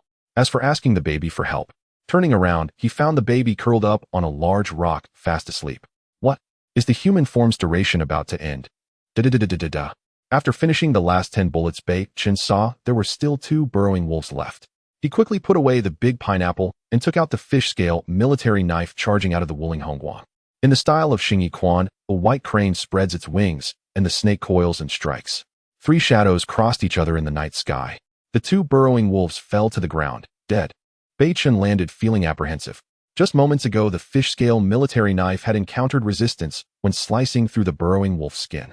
This meant that the Tia-level fish-scale military knife's blade could not cut through the flesh of the burrowing wolf like slicing through tofu, which left Beichen in disbelief. He remembered that when he faced the wild boar, the fish-scale military knife had cut through it as easily as chopping vegetables. Putting away the fish-scale military knife, Beichen walked straight towards the sleeping baby on the rock. Gently picking up the baby, he said, "Baby, you're tired. Let's go sleep in the car. Daddy, I want to kill people." The baby rubbed his eyes and looked towards Lulu's fan, saying, "They took advantage of Daddy and the military brothers' inattention to steal our Desert Eagle." Hearing this, Beichen's expression turned cold, but he did not say much. He merely shot a cold glance at the group of over 10 people and then returned to the Wuling Hongguang holding the sleeping baby. "Interesting, I didn't have enough reason to act against you all, but now you've brought it upon yourselves. Who has a hemostatic agent? Who has bandages? Quick, bring them out." Seeing that the wound on Xiao Xia's back had not reached any internal organs, the squad leader shouted at everyone. "As long as we can stop the bleeding, disinfect, and stitch up our comrade Xiao Xia, he will definitely survive." However, as soon as the squad leader saw what Han Lulu was holding, he immediately became furious. Are you even human? That is the gun of our savior, and at this time you dare to do such a thing. At that moment, both professional soldiers revealed a fierce aura. I've tolerated you for a long time. Now that the gun is in my hand, let's see who dares to shout at me again. Having obtained the Desert Eagle, Han Lulu suddenly spoke with a domineering tone, completely disregarding the two professional soldiers. Hee, this is truly interesting. Slowly getting out of the car with the military first aid kit, Beichen looked at the arrogant Han Lulu and her group. By the way, those burrowing wolves from the Beast Tide should have dropped quite a few items. What are we waiting for? Hurry up and collect them. Upon hearing this, the squad leader and the big guy were taken aback, while Han Lulu and her fans laughed. Right, let's not worry about these people for now. All team members go collect the equipment dropped by the Beast Tide and regroup in 5 minutes. Han Lulu, holding the gun in one hand, waved her arm proudly. Wow, brother Lulu is really charming you. I admit I'm wet. No wonder he is the man I pursue wholeheartedly. He is a real man. I've always said that my Lulu is a real man. Let's see who dares to say Lulu is a sissy again. A group of women holding torches chattered excitedly about their idol while rushing towards the distant battlefield to collect the dropped materials. Beichen ignored the crowd passing by and walked up to the squad leader and the others, directly handing them the military first aid kit. You'll surely know how to use this better. Seeing the military first aid kit, the squad leader and the big guy were immensely grateful. Beichen signaled them to save Xiaoxia first, then glanced at Han Lulu, who was proudly holding the Desert Eagle. He looked back at the members of the Lulu team who were eagerly scrambling to collect the items. Beichen smiled knowingly, remaining calm as he leisurely took out a cigarette. Crack. Lighting it, he took a long puff and exhaled the smoke while murmuring, "What's the rush? Each of you are bending down to pick things up, isn't it effortless?" As for the collectible version of the Desert Eagle falling into Han Lulu's hands, Beichen was even less worried because the Desert Eagle had long been enhanced by the system's embellishment feature. The introduction to the embellishment ability is as follows: all weapons or equipment enhanced by the system's embellishment cannot cause any biological or physical harm to the host. P.S. Today the kid is having a full moon celebration. My third uncle, sixth aunt, and all my relatives are here. I had originally finished the first draft and was about to revise it for publication, but now in this situation. He'll wait. By the way, help my brother promote a new book. The old author has a strong writing style starting with a 5-star rating, and it's smooth throughout the whole network. Is shocked my wealthy identity has been exposed. Not much else to say. I'll add more after finishing today's tasks. Upon seeing this mysterious man showing no reverence towards her and ignoring her while smoking, Han Lulu felt a tightness in her chest. As the light machine gun ceased fire and the man got out of the car to fight, he deduced that the bullets in the light machine gun must have run out. Meanwhile, he still had 9 bullets left in his Desert Eagle. Why? Why is this person not afraid of me? Does he think I look like a woman and assume I wouldn't dare to kill? Get up, you bastard. Who told you to smoke? Han Lulu's delicate face turned crimson while Beichen continued to smoke, rubbing his right shoulder. The recoil from 500 rounds fired continuously was no trivial matter. Only Beichen, with his years of martial arts training, could handle it. Otherwise, an average person would likely have been shaken to their core. Why are you speaking so aggressively, little girl? Have you lost your will to live? Beichen tilted his head and glanced at Han Lulu. Upon hearing this, her face turned pale with anger, her fair hand trembling slightly. Do you believe I will shoot you dead? If you don't want to die, then behave yourself and bring that light machine gun and that little girl over here. He had to get his hands on the light machine gun as it could intimidate people even without bullets. As for that little girl, he had vaguely seen what had happened earlier. The girl's origin was definitely extraordinary, and at such a young age her physique was quite remarkable if developed early. At that moment, a group of Han Lulu's enthusiastic fans returned, each looking quite pleased with themselves. Little Lulu, look at what I found. It's a military dagger. I also found something good. This might be a blood diamond, very precious, reportedly worth billions. I found a black hidden blade. Brother, doesn't it look cool? Each of them, like devoted fans, presented their findings to their idol in hopes of earning her favor. The resources released by this Beast Tide included weapons, rare materials, water, food, and energy, making Han Lulu extremely happy. The reason Han Lulu did not shoot Beichen dead immediately was her fear. This man was too mysterious. First there was a strange little girl, then a big pineapple light machine gun, and now, even more bizarre, he was not afraid of her Desert Eagle loaded with real bullets. However, now that the cannon fodder had returned, she was no longer afraid. Even if this man had weapons, he could hide behind his fans and counterattack. Damn it, can you not understand human language? I said, bring that light machine gun and that little girl over here. Otherwise I will shoot you. Do you believe I will blow your head off? Previously, Han Lulu could suppress her voice, but with the return of the cannon fodder, she became reckless. The squad leader and the big guy had just finished stitching up Xia's wounds when they heard this. Their expressions turned as ugly as it could get. Are you still Chinese? Does this show any humanity? The squad leader shouted angrily, his hands trembling. He saved all of us at the most critical moment. He is our benefactor. A drop of kindness should be repaid with a fountain of gratitude. How were your parents educated? The big guy, rarely speaking standard Mandarin, proved he was quite angry. Heh. Beichen rose, turned his neck, and raised his hand to stop the two. No, to be precise this time, he only saved the three of you. After saying this, Beichen wore a chilling smile as he stepped closer to Honolulu and the others. At the same time, a 9-inch black blade appeared in his hand. Seeing this, the squad leader and the big guy grew anxious. A military knife against a desert eagle. How could they win? Brother, don't be impulsive. That's a desert eagle. Beichen ignored them and continued to stroll. Ha ha, this idiot really dares to walk over sisters. I bet this guy will kneel and apologize the moment he comes over. Exactly, using a knife against little Lou's gun. This person is either insane or a lunatic. I can't wait to see the show. Oh, I must admit, I'm looking forward to watching him get his head blown off. Honolulu's lips curled into a cruel smile. The firing speed of the gun was something no human could evade. As long as she pulled the trigger, this person would instantly have his brain splattered. Kid, if you kneel before me now and crawl through my legs, I might consider taking you as my little brother. Otherwise, bear the consequences. Honolulu saw Beichen remain calm and couldn't help but speak harshly to increase her side's intimidation. Oh, are you planning to retreat together? Beichen looked at the girl standing in front and said lightly, nonsense, we are merely a piece of meat on little Lou's body. Retreat together. Who do you look down upon? Very well then, let's die together. As the words fell, a shadow like a ghost swept through the crowd. Wherever the black light passed, blood gushed forth. You. Lines of blood gradually appeared on the necks of 7 or 8 of Honolulu's fans, their eyes wide in disbelief that they were about to die. Thud thud. 7 or 8 people collapsed to the ground, their eyes wide open, unable to close them. Murderer, quickly shoot him dead. Crimson blood quickly stained the ground with blood everywhere in sight. The core of the group, Honolulu, who held the Desert Eagle, was dumbfounded, trembling so much that she lacked the strength to pull the trigger. Beichen, holding the fish scale knife, smiled coldly, and his figure flickered, disappearing again. Anna, let me go. I was wrong. Don't kill me, or I will do anything you ask, I beg you. Silence.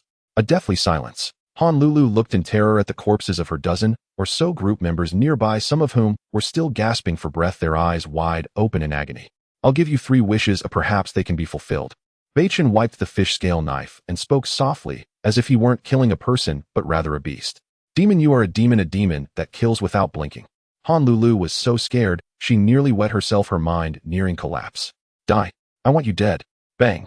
The Desert Eagle finally spat out its fire, aimed straight at Beichen. However, what happened next left the squad leader and the others gasping in shock. A direct shot to the head with a bullet from the 7.62 caliber should have caused damage, yet he remained unscathed. Why did this happen? Die.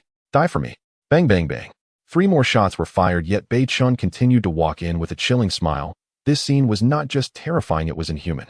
Looking at this young man who corrupted the younger generation, Beichen had no intention of letting him. He lunged forward, instantly arriving before Honolulu. Without waiting for her terrified reaction before shooting again, Beichen seized Honolulu's neck and slammed her hard against the stone wall behind. Puff, puff, puff. 6 consecutive stabs all avoided Honolulu's vital points. This way she wouldn't die immediately, but would endure immense pain. Leaning close to Honolulu, Beichen whispered, the first 2 wishes cannot be fulfilled. For the last one, you should think carefully. Woo, brother, father, grandfather, ancestors, I beg you to spare me. After we get out, I will give you all the money I've saved over the years, not a single cent less. Oh, it seems you want to keep the last wish. Very well. The tip of the fish scale knife slowly pierced her spleen, causing Honolulu to widen her eyes and emit a pig-like wail. Kill me. The last wish is for a quick death. Whoosh, a black blade swept across. Beichen sheathed his knife and turned to leave. It was as smooth as flowing water, clean and decisive. Seeing Beichen turn to leave, Honolulu, who belatedly realized, felt a moment of joy, thinking she had tricked this idiot. But before she could even smile wide enough, her head suddenly spun, and when she opened her eyes again in a daze, a terrifying scene appeared. She saw her own body lying quietly not far away, perfectly intact, yet her neck was empty. Where's my head? Why can I see my own butt? As if remembering something, Honolulu cried out in horror, her features contorting in pain, resembling a flower battered by a storm. Yet no matter how much Honolulu screamed and struggled to open her mouth, no sound would come out.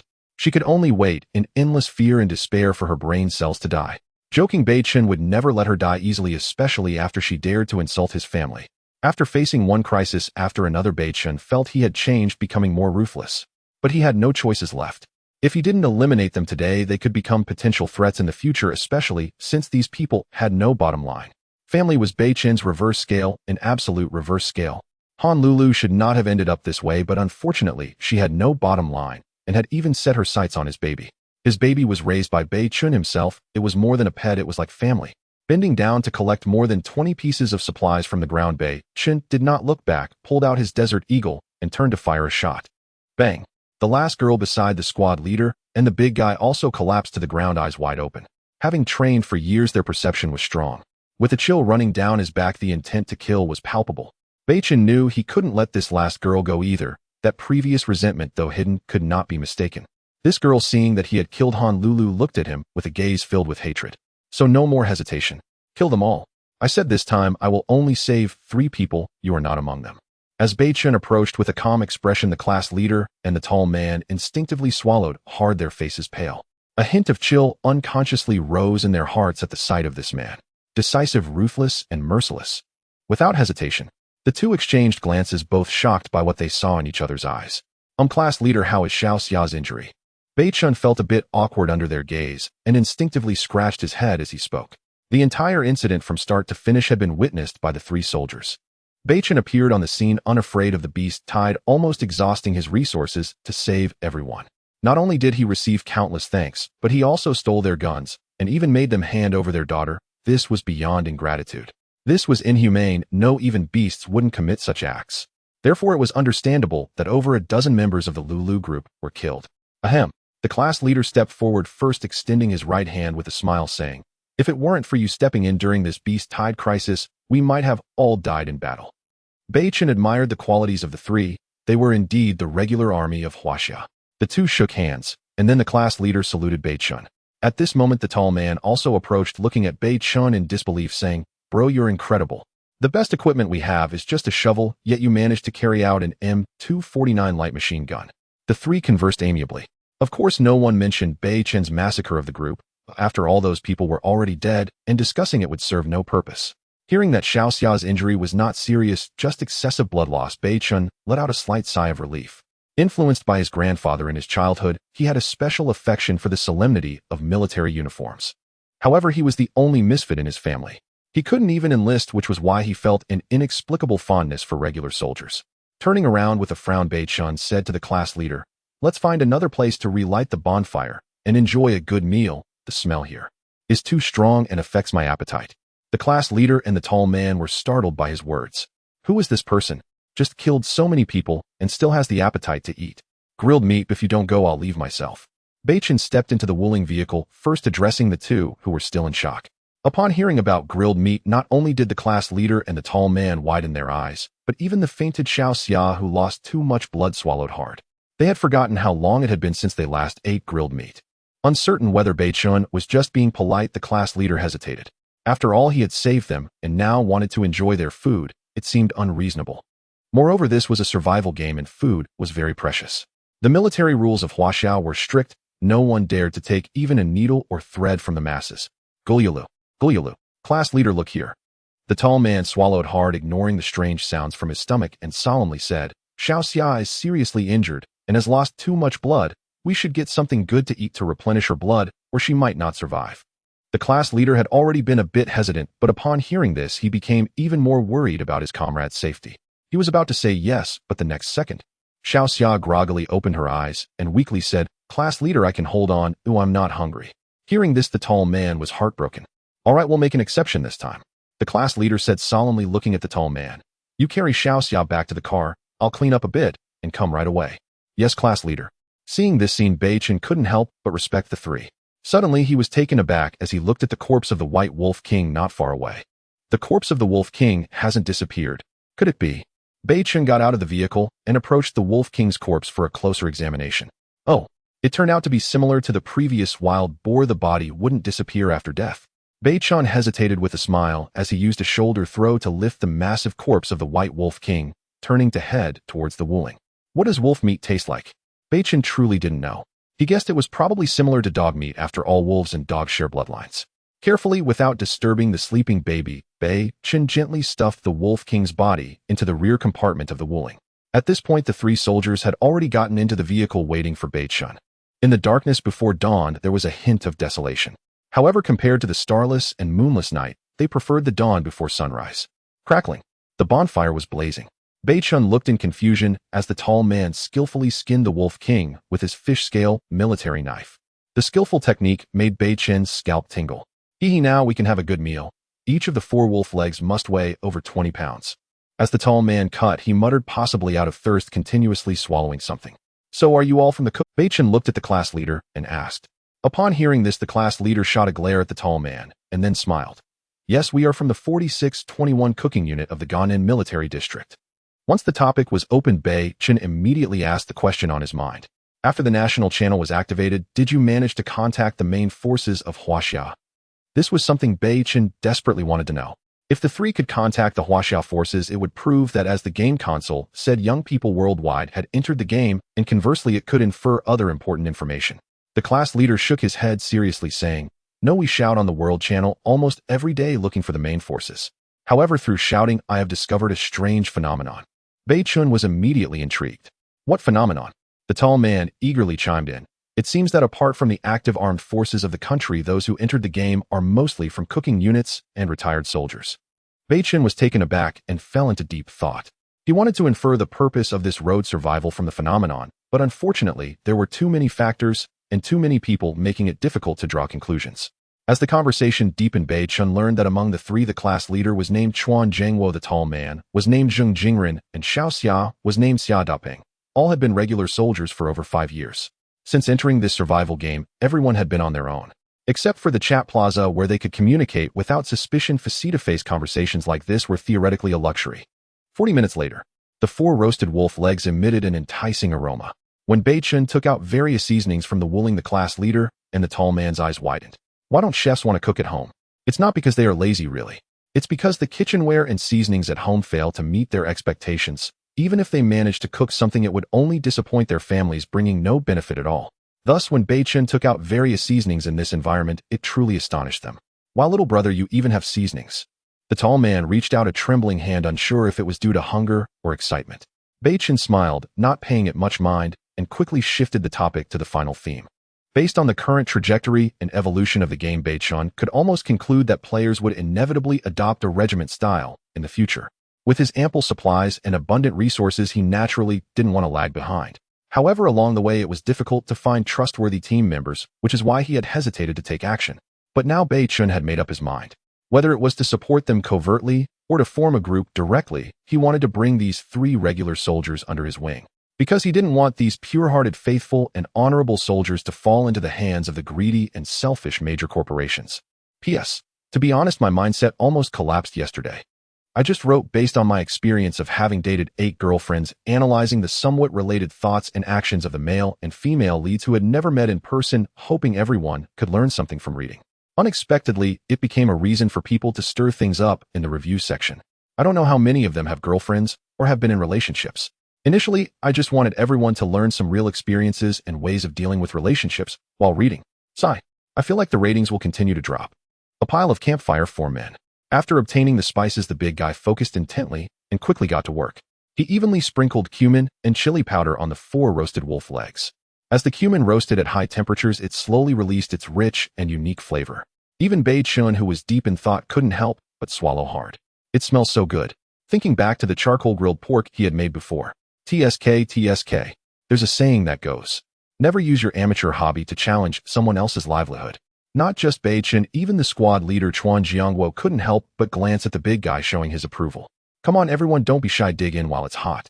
The big guy with a confident expression first handed the roasted meat to Beichen. Thank you, Beichen said with a smile, taking a big bite.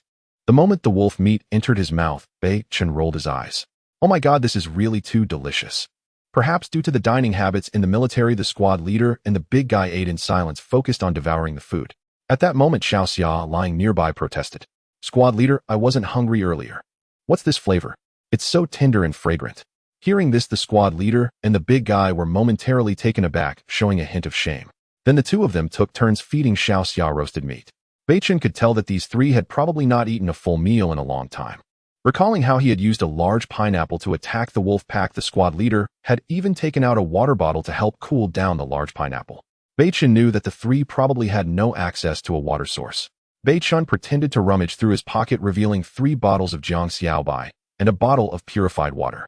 Squad leader, the water you used to cool the gun barrel earlier was your last supply, right?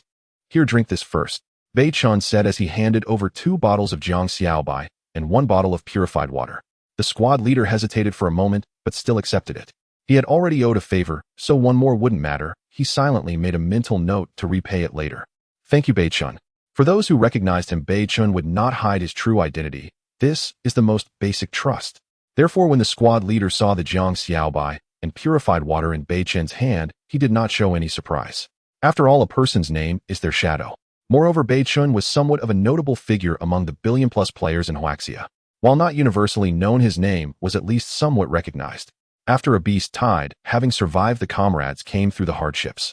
Everyone, including Beichen, enjoyed this moment of relaxation and tranquility. By the way, squad leader, what are your plans for the future? Beichen began his main topic. Upon hearing this, the squad leader, the big guy, and the weak Xiao Xia fell into collective silence, because they also did not know where to go next. Although they could contact other troops through the world channel, without coordinates the chances of randomly encountering them on an endless road were too low. The squad leader shook his head and said nothing. Beichen directly shifted the topic, asking the key question, squad leader, you are the most senior in the military. Using your strategic insight, what direction do you think the game will likely develop next? Strategic insight is a basic quality that a military officer must possess. Based on the experiences of entering the game, the complex environment and encounters along with the world channel and country channel that would be open later. 2 possibilities. 1 is to form a military group to huddle together for warmth to resist the ever-emerging beast tides and survive until the game ends. The second is to establish cities belonging to our nation after forming a military group, either to fight against unknown monsters or to engage in battles with players from other countries.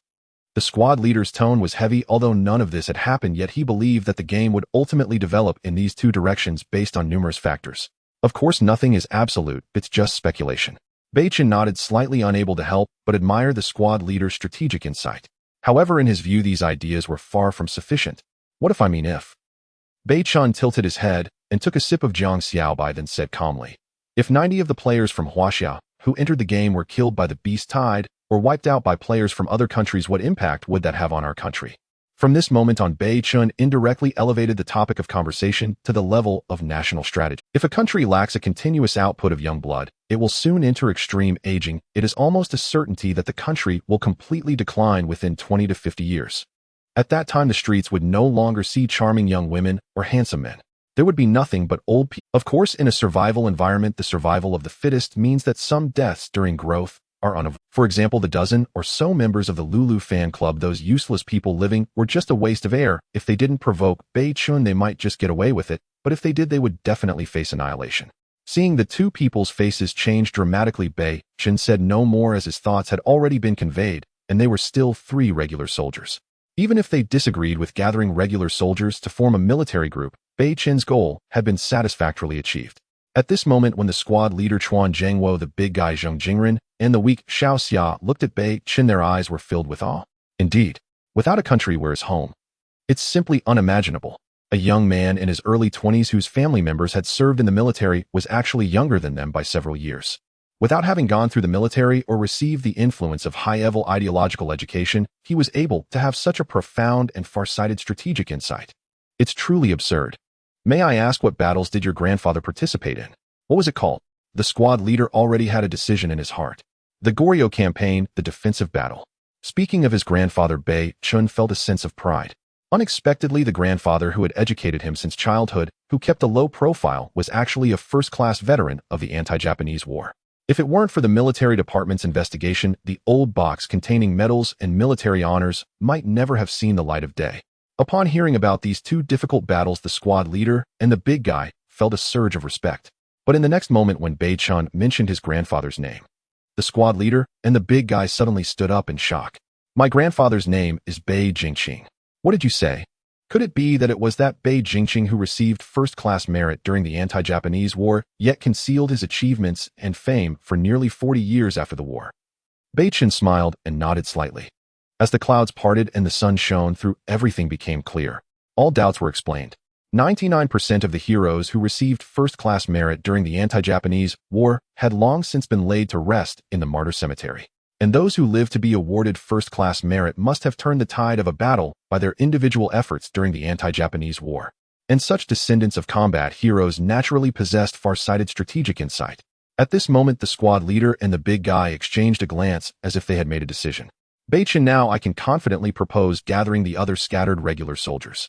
The squad leader let out a long sigh of relief and continued, "You leading the Huaxiao military group can be said to be in accordance with the will of heaven, and you have a legitimate reason for it. It would also gain the trust of other troops and veterans. Having a legitimate reason. Usually most people would think this is just a cliché. But for Beichen, who had this vision, he had to take this matter seriously. Why? Because he was not gathering ordinary players, but the regular army of Huaxiao. Zhu Di of the Ming dynasty, who spent half his life on the battlefield, could not wash away the fact that he killed his nephew and usurped the throne with all his achievements. But did he want to usurp the throne? No, the environment forced him. However, later generations were not interested in understanding that Zhu Di was coerced. They only knew that he killed his nephew and usurped the throne. Therefore, if Beichen wanted to form a regular army, he must have a legitimate reason. Of course, his actions were not to seek power or indulge in pleasure, but rather, after the survival of the fittest in the game, to lead the remaining elite forces of Huaxiao back to reality. Beichen looked at the squad leader and nodded solemnly.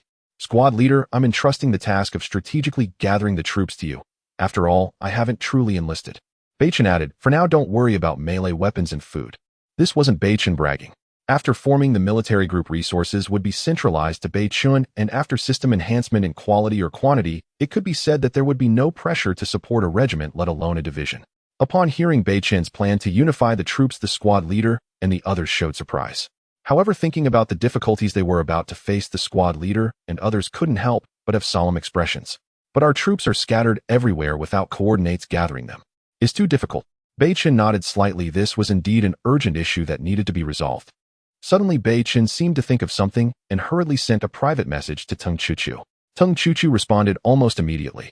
Seeing Tung Chuchu's reply, Beichen smiled, and then said to the squad leader and the others, "You guys eat first, I'll be right back. The positioning issue will be resolved tonight."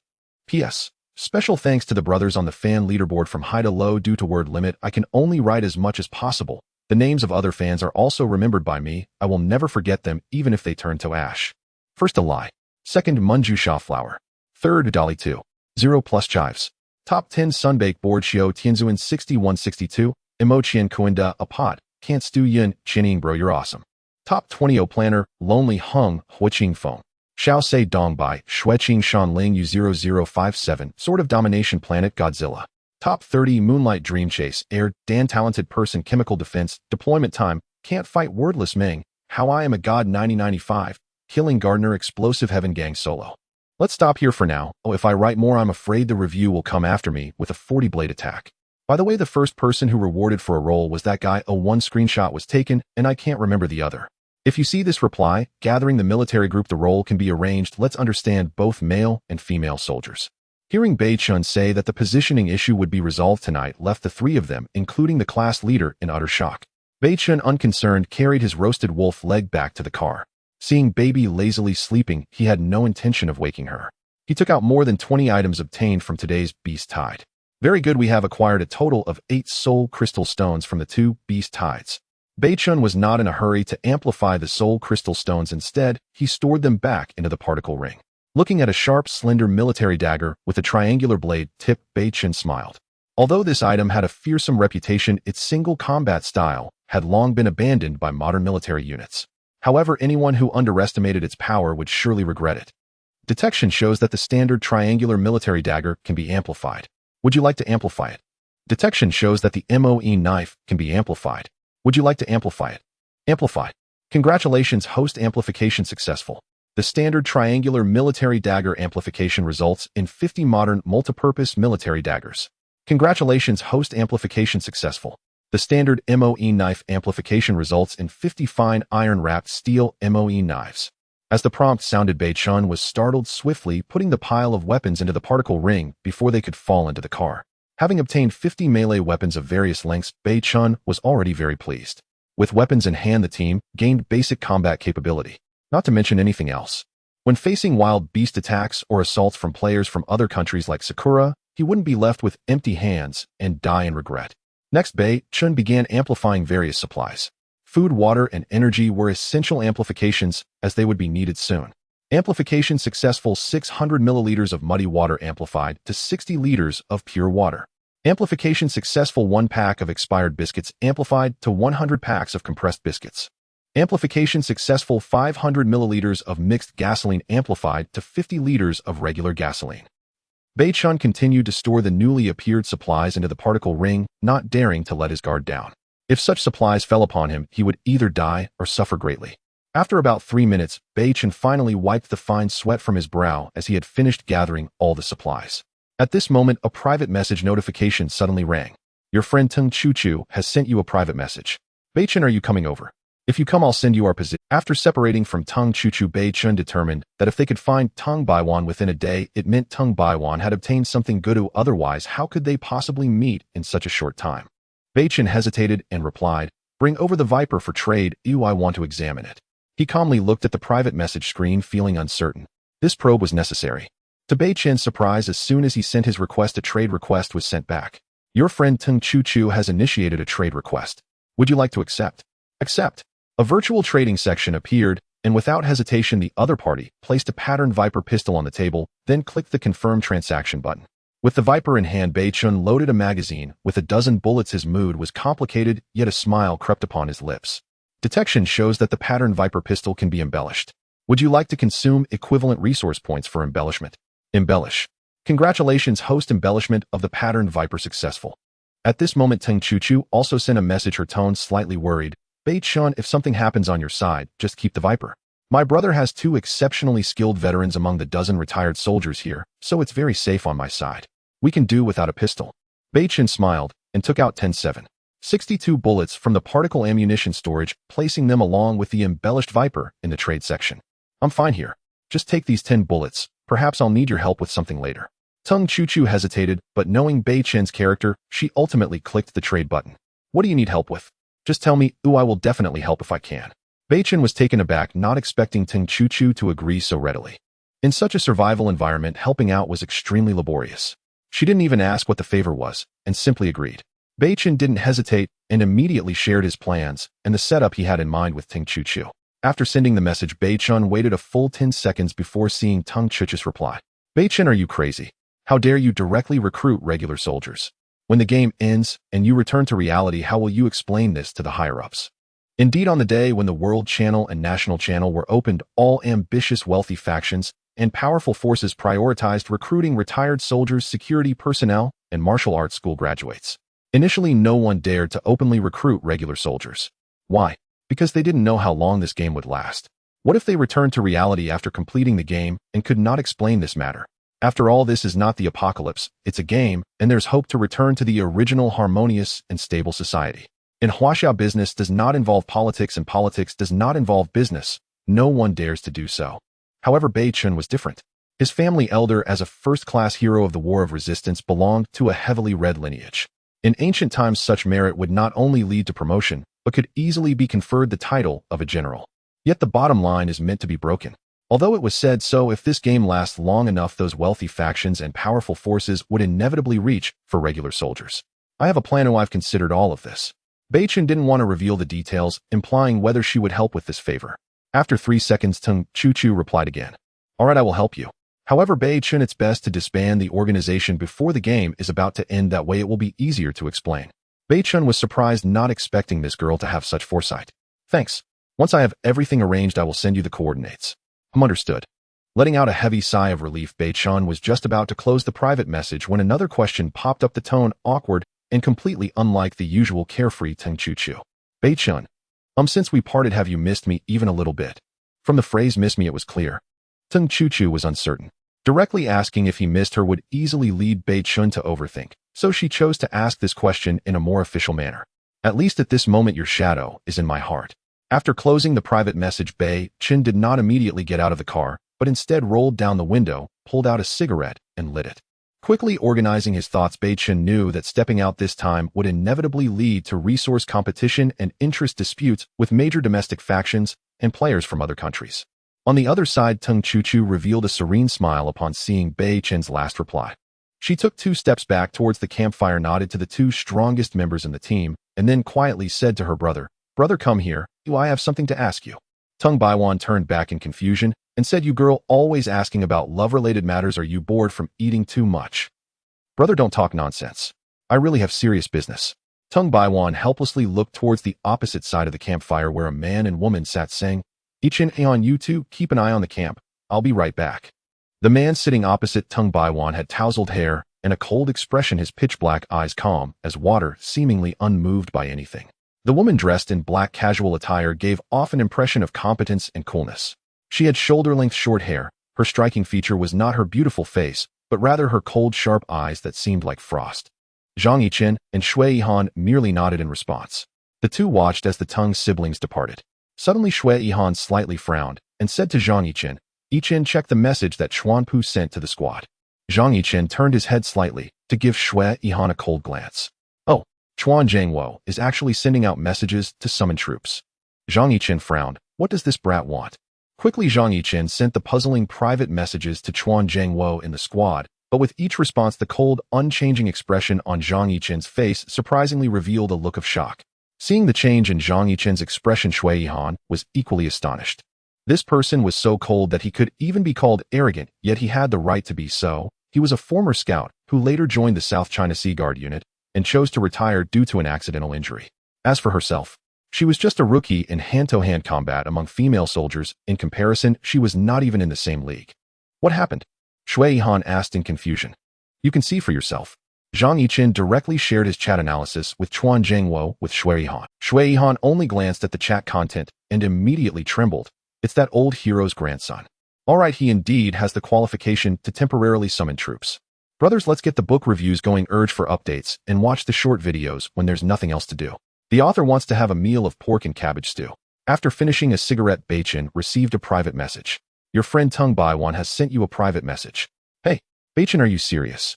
Are you gathering a regular army? Beichen tossed away the burnt-out cigarette and replied with a smile.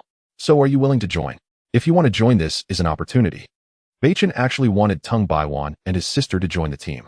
Regardless of their relationship, their luck alone was worth bringing along. Moreover, the army is a relatively closed environment, and most of the recruits he was gathering would definitely still be active military personnel. He needed someone intelligent and capable to constantly observe the overall situation. After gaining some insights, Beichen learned from Tung Chu that Tung Baiwan was one of the potential candidates to lead the Tung family group in Modu. Those who were designated as family candidates were undoubtedly talented and astute individuals. After hesitating for a moment, Tung Baiwan replied, "All right, my sister and I have decided to join. Beichen, I have no ambitions. I just want to guide my sister through the game and return to reality." Seeing this, Beichen smiled. This was exactly the kind of team members he was looking for. A gentleman's word is his bond. A promise made is hard to break. The two reached an agreement. In 10 minutes, send me the number of your team members, their professions before service, and all the resources you currently have. A regular army must have regular army protocols. All right, I will take care of it right away. After disconnecting the private message, Beichen did not hesitate and took out 3 sets of military supplies from his particle ring. They included 3 Mitsubishi bayonets, 3 MOE knives, water, food, and several gallons of gasoline. Detected 3 Mitsubishi bayonets, 3 MOE knives, 3 meet the embellishment conditions. Would you like to consume 6 days' worth of resources for embellishment? Beichen had already tested the powerful embellishment function. It was simply delightful. Therefore, any weapon augmented by the system had to be embellished. If enough embellished weapons were to circulate in the future, who knows, they might save his life at a crucial moment. By then, Beichen could also imitate Yin Shuanging saying, "I bet your gun is empty." After the embellishment, the firearms in front of Beichen could indeed be said to be without bullets. If you didn't believe it, just fire and see. Embellish. Congratulations, the host has consumed 6 days' worth of resources. Embellishment of 3 Mitsubishi bayonets 3 and 3 MOE knives 3 was successful. From several embellishments, Beichen learned that the system would automatically deduct resources from the particle ring, specifically from the least heated items, likely the lowest quality water or gasoline. So Beichen didn't have to go through the hassle of taking out resources like the first time. After completing all of this, he directly carried the prepared military supplies off the vehicle. 1 barrel of 10 liters of regular gasoline, 5 liters of purified water, 11 packs of compressed biscuits, 3 bayonets, 3 MOE knives. Only Beichen could carry this all at once. Changing people would require several trips. The big guy at the campfire who was gnawing on a wolf's leg bone dropped the bone in shock upon seeing this scene. Wow, brother, that's impressive. So many supplies. The squad leader's face turned red as he realized that his earlier decision was indeed the right one. Here, squad leader, these are the weapons and equipment for the three of you along with supplies for 4 days. Food, water. Beichen placed the items down and said, with these you can meet up with the main force without the risk of getting off the vehicle to scavenge for resources. Main force. The squad leader and the others were taken aback.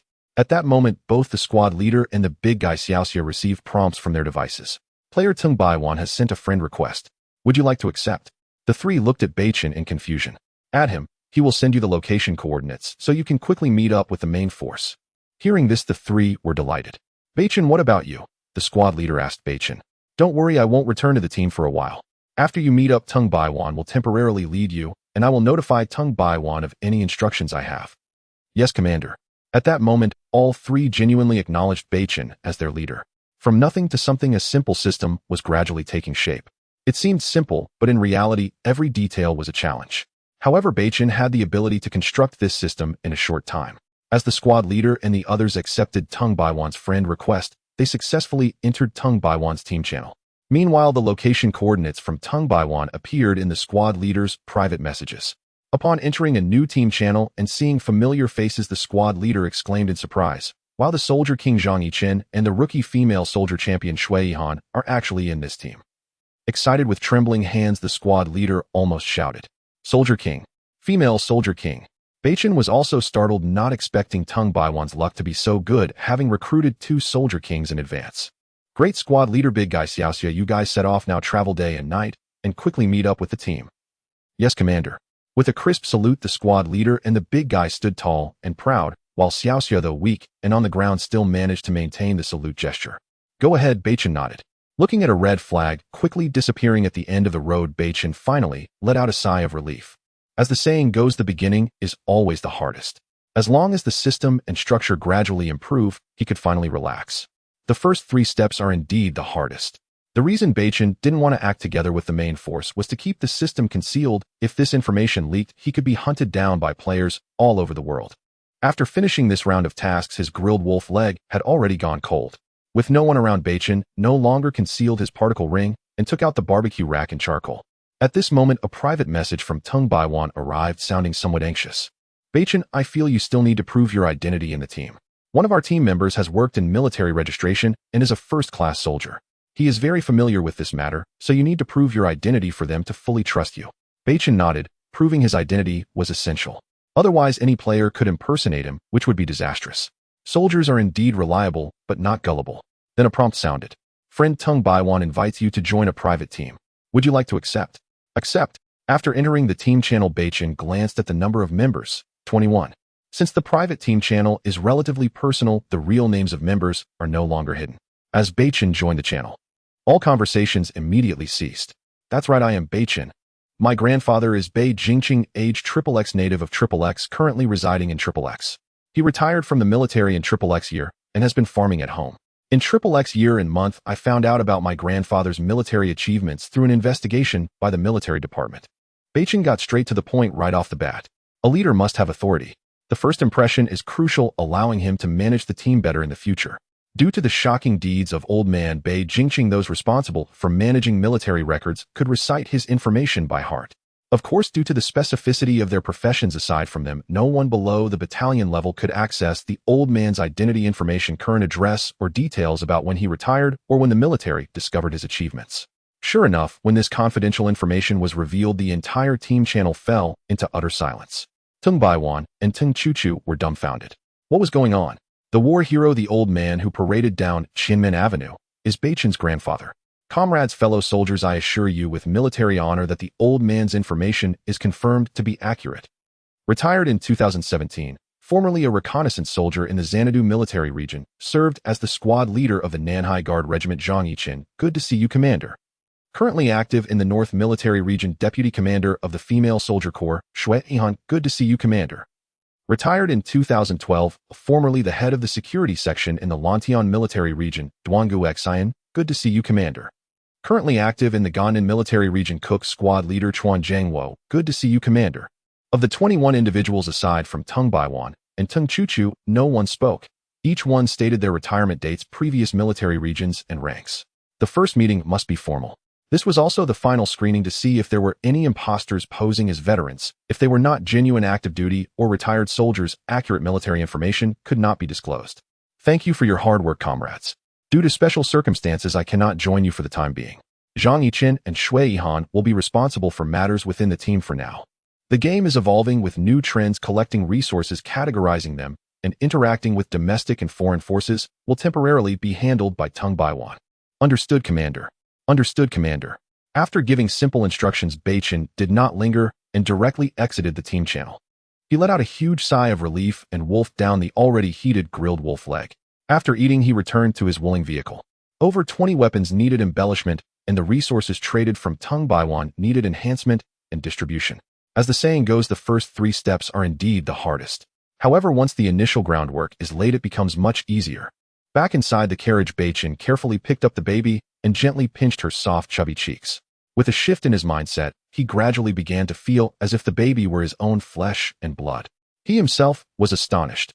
How could he suddenly have the heart of a father right after bidding farewell to his innocence? Only after finishing the major matters did he find time to care for the baby, which made Beichen feel somewhat apologetic. Tonight the baby had rendered great service. Baby, wake up, are you hungry?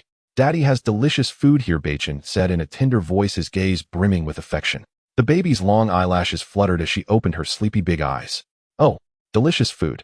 Daddy, do you have those red sugar beans? Beichen knew she was referring to the soul essence. Without another word, he turned and retrieved a soul crystal from his particle ring. Amplify.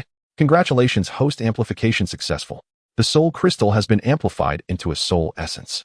Since the baby was now equivalent to a 7 or 80-year-old child, there was no need to crush the soul essence into small pieces for feeding. Hey baby, look what this is. The moment she saw the soul essence in Beichen's hand, the baby perked up instantly. Instinctively, she opened her little mouth, waiting to be fed. Beichen smiled and placed the amplified soul essence directly into the baby's mouth. Crunch, crunch, crunch. The crisp sound resembled that of chewing hard candy. Beichen was startled. How could she bite through and swallow a crystalline substance like that? Eat slowly, slowly, don't choke.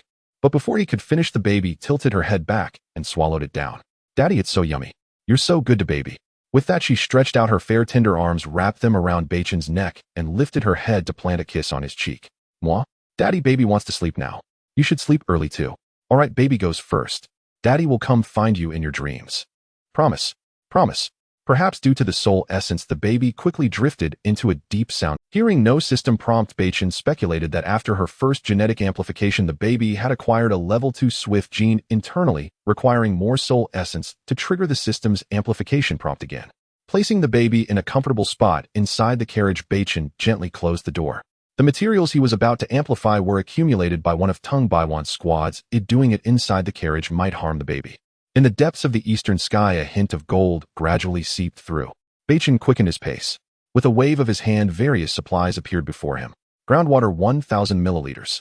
Amplifiable sour steamed buns 3 pieces. Amplifiable a rat-bitten hamburger 1 piece. Amplifiable refined gasoline 2 liters. Low pyramide 4 tablets. Amplifiable Yunnan Baiyao 1 bottle. Amplifiable. Beichen noticed that everything except the refined gasoline could be amplified. Since the team's most urgent needs were food and energy, while metal resources were unnecessary for now, Beichen chose not to take them out for amplification. Detected. Numerous materials amplifiable. Amplify. The phrase numerous materials amplifiable caught Beichen off guard. Was it so user-friendly that it recognized the variety and skipped listing each one? Amplify. Congratulations, host, amplification successful.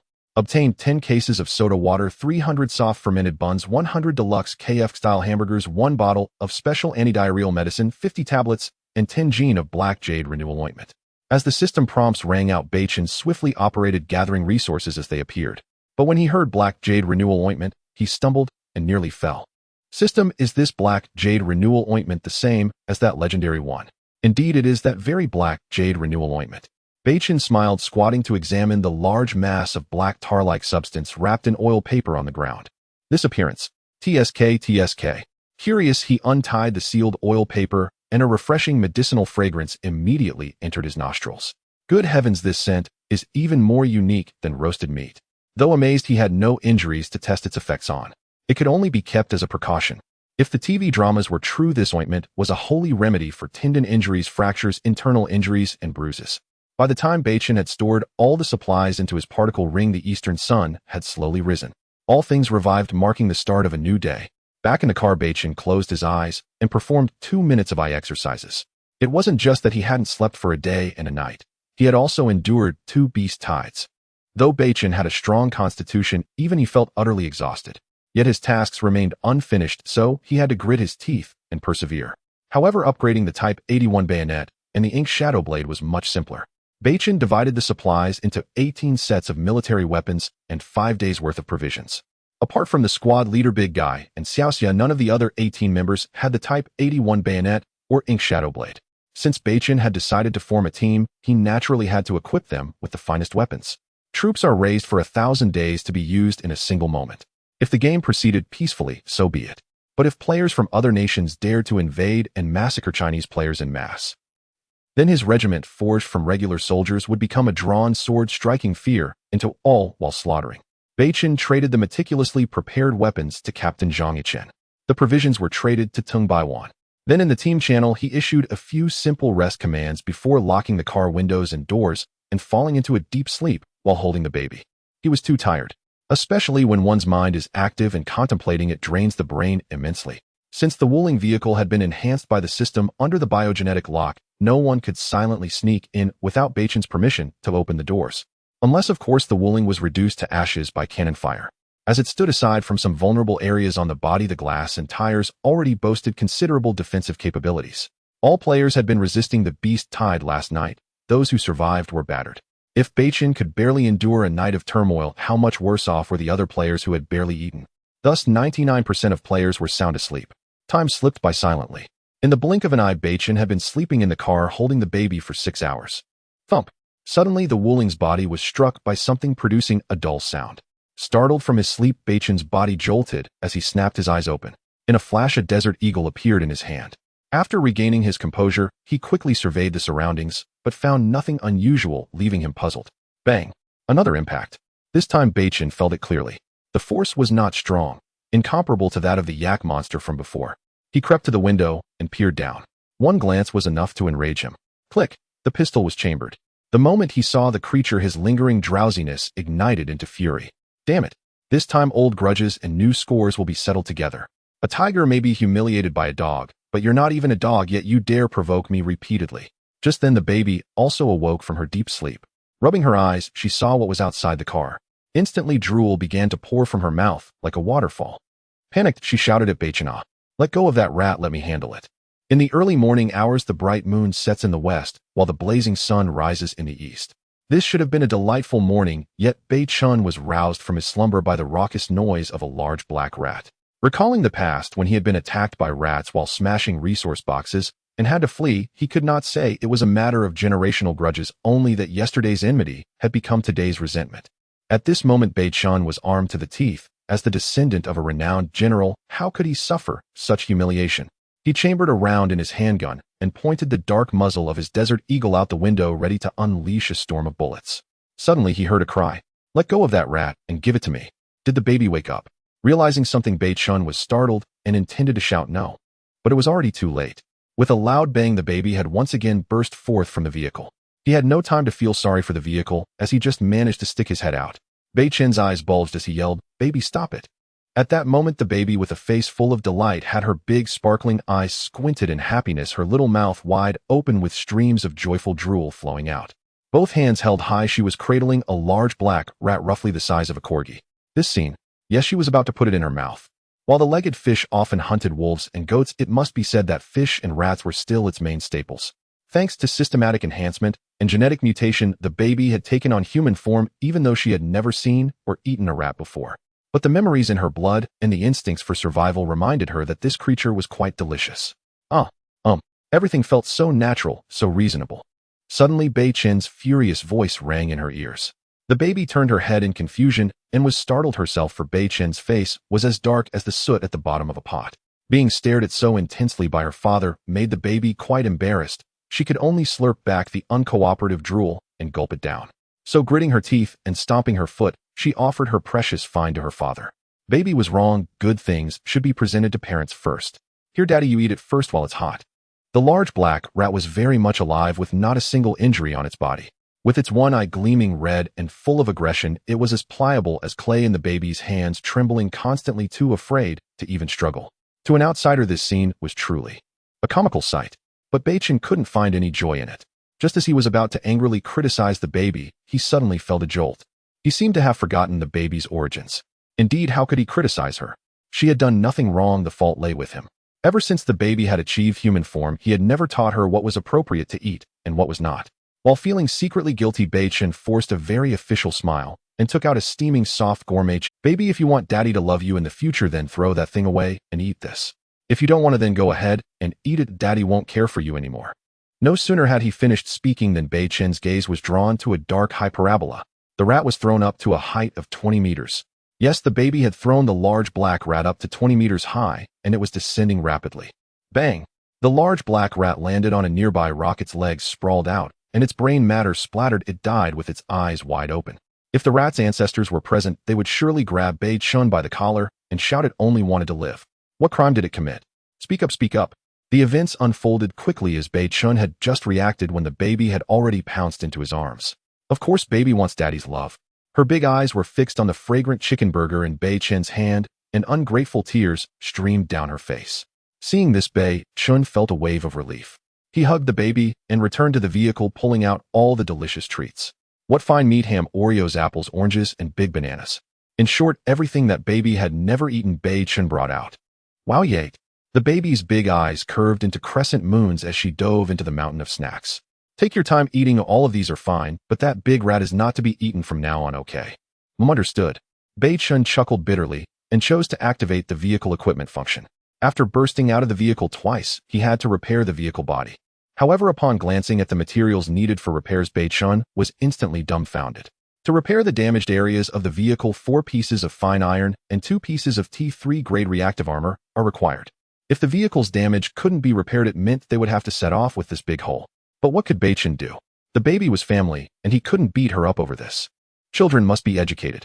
After education, if they still act like this, then they can practice Xingyi Quan. Well, let's just treat it as if we opened a skylight. It will have to be this way. Seemingly recalling something, Beichen got out of the vehicle and picked up the dead rat. Weighing about 5 or 6 pounds, Beichen certainly wouldn't eat rat meat, but some players in Huaxia did.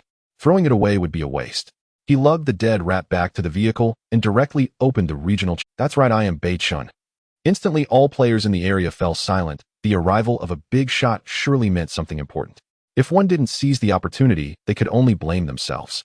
Yes, I just hunted a rat weighing around 6 pounds, just recently dead, not poisonous fresh. Wow, Beichen, you're amazing. I set traps for that big rat before, but unfortunately, it was too cunning. I never caught it a single time. Ill trade. Beichen, what do you need? I just got an inflatable doll. If you want it, we can chat privately. It's heatable. Beichen, I got a cup. It's soft and can't hold water, but it can definitely help you with physiological issues. Ill trade. 1. Various absurd items appeared on the screen, names Beichen had never heard before. Beichen frowned. He didn't need any of these. Suddenly, a striking message appeared, and Beichen immediately. Beichen, I want to trade. I have a pot. Hey, a children's educational machine. Want to swap for the big rat? Beichen smiled. This was exactly what he needed. Sure, let's trade for the children's educational machine. Let's go out and trade. His words rendered the regional chat square silent. The sound of numerous hearts breaking echoed. Big shot, don't go. One last question. Why do you want a children's educational machine? You tell me so I can rest easy. Who tasted Beichen's flute first? Get out here. I want to duel with it. Big shot, don't say anything. Sob. I can't die in peace. Messages 9,999. Beichen was taken aback at this scene. Was he really that? As the saying goes, killing is but a point, but to harm the heart is to overdo it. To keep a low profile, he unified his response before leaving. The children's educational machine is to educate my daughter, yes, my biological daughter. Beichen left gracefully, leaving a mess behind. Exiting the regional chat square, the transaction with Brother Guangdong went smoothly. Having acquired a tutoring machine, Beichen wore a fatherly smile. Swapping a dead rat for a tutoring machine. According to Teacher Ma, you might earn a fortune, but I will never lose. Oh, it has power, let's give it a try. The cartoon notebook-like tutoring machine powered on. Upon hearing its introduction, Beichen's face darkened instantly. Ding ding ding. Bad kid's tutoring chicken, where it doesn't know something it smashes it. With a thud, it'll beat you. From now on, daddy will no longer worry about my studies. What the? Had it not been for the possibility of enhancement, Beichen would have almost thrown this cursed thing away. He closed the tutoring chicken in silence. At that moment, another voice message rang out. Little Sakura Mama is starting class. Kids who don't study or eat well are likely to be beaten. I suggest using a guillotine and a strong knee from now on. Mama will no longer worry about my studies. Beichen was left speechless. Is this really a proper tutoring machine? Indeed, Beichen was neither a teacher who led by example, nor did he have experience in marriage or raising children. He could only use this clumsy method to educate the baby. As long as a child has a solid foundation in the early stages, they will all become talents when they grow up. If a girl is educated well, she will be a treasure in the future with quick capital turnover and high interest. However, if education is poor, don't even mention attracting investment. You may end up losing both principal and interest, and they might run off with it. If a boy is educated well, he can bring smoke to the ancestral grave. But if the education is poor, even the ancestral grave can emit smoke. At that moment, a system prompt rang in his ears, detected that the bad kid's tutoring chicken can be enhanced. Do you wish to enhance it? Enhance it. Beichen was not worried about wasting resources. After all, enhancement didn't consume anything from him. I want to see what kind of bizarre thing you will turn into after enhancement. P.S. This chapter has over 2,700 words. Bailong is not stingy. Also, while Bailong loves his country, he won't impose this patriotic sentiment on any reader. As the saying goes, having a gun and not using it is one thing, having none at all is another. All of the protagonist's prior arrangements are for prevention. By the way, I will publicly release chapters every weekend to thank the brothers who rank on the fan leaderboard for their rewards. Thanks, I love you. Free. Over this. By the way, I will publicly release chapters every weekend to thank the brothers who rank on the fan leaderboard for their rewards. Thanks, I love you. Free. As Beichen confirmed the amplification, the voice of the system arrived as expected. Congratulations, host, amplification successful. The Bad Kid brand educational machine has been amplified to 1 unit of Vank infrared smart educational machine. In my heart, I prayed that this educational machine would be more reliable after amplification. What caught my eye was a small, cute pink notebook that was very kawaii. Vank Infrared Smart Educational Machine. Introduction. The content of the encyclopedia is like a younger brother in front of it, because this product is called Vank. Product advantages: easy to use. As long as the sun in the sky hasn't exploded, it doesn't need to be charged. Design patent: unique line design, smooth, no sharp corners, greatly reducing the probability of children getting hurt from bumps. The colors are eye-friendly and warm, and once your baby has it, good luck getting it back. Haha, that's just a dream. After reading this introduction and the boastful advertisement, Beichen felt a bit overwhelmed. This is not very reliable, huh? With a mindset of giving it a try, Beichen opened the Vank educational machine. While the introduction isn't great, but the features are quite complete. As Beichen examined it carefully, he was slightly because this educational machine surprisingly contained all teaching courses from kindergarten to doctoral level. Additionally, it also included various professional knowledge, terminology, and skills across 360 trades, simply astonishing, encompassing everything. The Vank educational machine is a bit impressive. Those familiar with Beichen knew the functions well, and he first found the courses from kindergarten to elementary school, casually selecting comprehensive idioms and a few types that the baby might like. Looking back, he saw the baby comfortably lying on the waterbed playing after having eaten enough. Hey baby, look what this is, a teaching machine. If you don't know something, just point to it. Beichen tried one letter, and sure enough, the educational machine emitted a serious voice, scan YC. Amazing. Seeing the baby intrigued, Beichen revealed a fatherly smile. Indeed, the exquisite and compact design combined with the irresistible pink color for girls caught the baby's attention. At this moment, Beichen started the car and prepared to set off. Meanwhile, the baby was immersed in the joy of learning. From the outside, Beichen's wooling looked quite unfortunate. The car had a huge, unrepairable hole, which meant Beichen had to control the speed, only able to drive between 80 and 90 miles per hour. Due to the hole going over 100 miles per hour risked catching wind and skidding. Unconsciously, Beichen had driven over 100 miles. During this time, he only encountered a wooden resource box, which when smashed open didn't have much to show for it. To be fair, there was indeed a hair inside. However, Beichen had ample resources, so he dismissed this small find. A single hair was just a hair. Suddenly, the baby spoke up.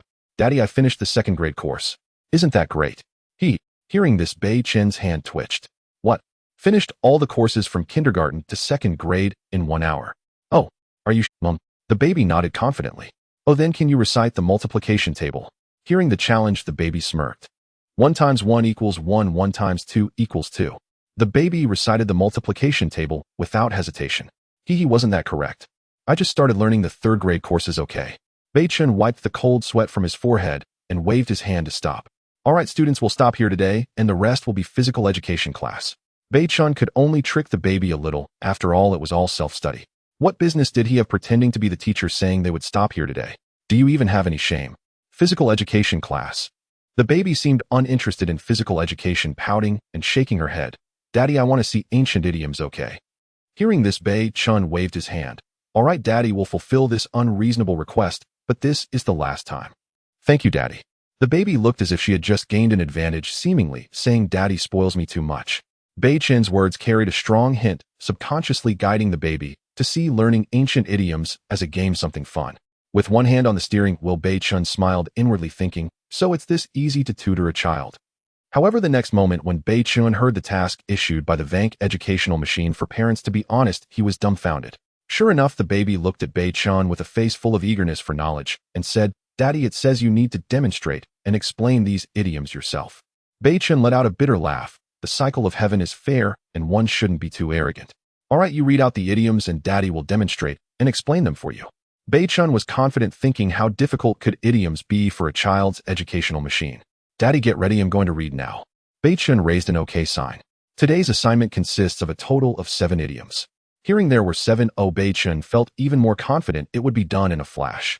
Baby, just read them out loud. Wow, Daddy is so amazing. The baby's eyes were filled with admiration watching Beichen's tall figure. Then the baby loudly recited the 7 idioms.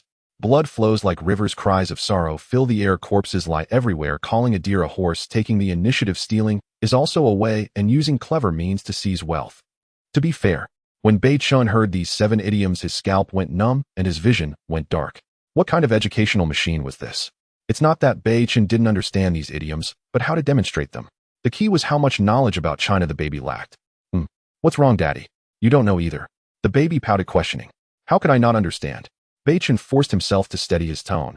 Then let's start with calling a deer a horse. What is meant by calling a deer a horse is that after Yingzheng died at the end of the Qin dynasty, Hu Hai took power and Zhao Gao supported him. Actually, Beichen's explanation was very accurate and easy to understand, but he forgot one thing. Daddy, who is the Qin dynasty? What is Yingzheng? What fruit is Hu Hai? Can Zhao Gao eat? The baby swallowed and looked at him expectantly. Beichen was dumbfounded, feeling as if the sky had fallen. But as an elder, how could he show fear in front of the younger generation? Haha, well baby, how about this? Express your thoughts. What do you think stealing is also a way means? If you don't know, you can let the baby express their thoughts. When the baby says something incorrect, you can still maintain a serious demeanor and correct them, establishing a tall image while also gaining the baby's trust. Stealing is also a way. The baby's knowledge of Chinese history only extended to 2nd grade, so of course they understood what a thief meant, but stealing is also a way. Wow, I know. It means I stole your stuff and then rented it back to you at a high price to save your life. The baby looked at Beichen with anticipation.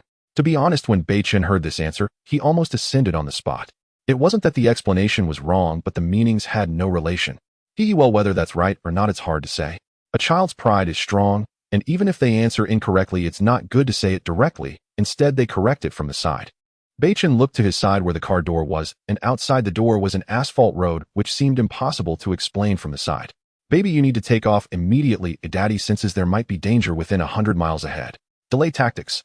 Distract the baby and seek help from the broader player base. With enough strength, miracles can happen. There are bound to be talents among the many netizens. Seeing Beichen's serious expression, although the baby wanted to hear Daddy demonstrate and explain the idioms, there was no choice but to scout first due to the danger. Then when I get back, Daddy has to explain the meanings of the idioms to me. Beichen remained calm, nodding slightly. Suddenly, the baby's light yellow fur began to grow wildly, quickly transforming into its true form, and it flew out of the car's gaping hole, turning and dashing 100 meters away. Since the shared vision function would link both parties for voice communication, how could Beichen let the baby know he was seeking help? Beichen felt like an ant on a hot pot, needing to quickly organize his words to seek assistance in the chat square to see if he could encounter any talent. Suddenly, with a whoosh, Beichen was stunned as he looked back. Baby, why are you back? Daddy, you're so amazing. There really are robbers ahead, 3 of them. Upon hearing this, Beichen was moved to tears. This was like a timely rain song, Jiang. Ha, robbery is great, the more brutal and vicious the better. Beichen laughed heartily, then confidently turned to say, Baby, watch as Daddy demonstrates and explains what it means to have blood flowing like rivers, cries of sorrow filling the air, corpses lying everywhere, calling a deer a horse, taking the initiative, stealing is also a way, and using clever means to seize wealth. The baby looked at Beichen with eager eyes, seeing him as an incredibly impressive dad in that moment. Yay, P.S. There will be an extra chapter added tonight. I have a small wish, which is to hope that those who haven't left a review will quickly give a 5-star review. Those who are creating negative vibes have lowered the book's rating. Brothers and sisters, let's push for updates. In a few days, I'll create a group to notify everyone. Although it is said that one should be careful about a child's education, Beichen felt it necessary to prepare for a vivid demonstration of 7 idioms, even though he knew there were robbers ahead. After all, blood flowing like a river is akin to cries of despair and corpses scattered everywhere.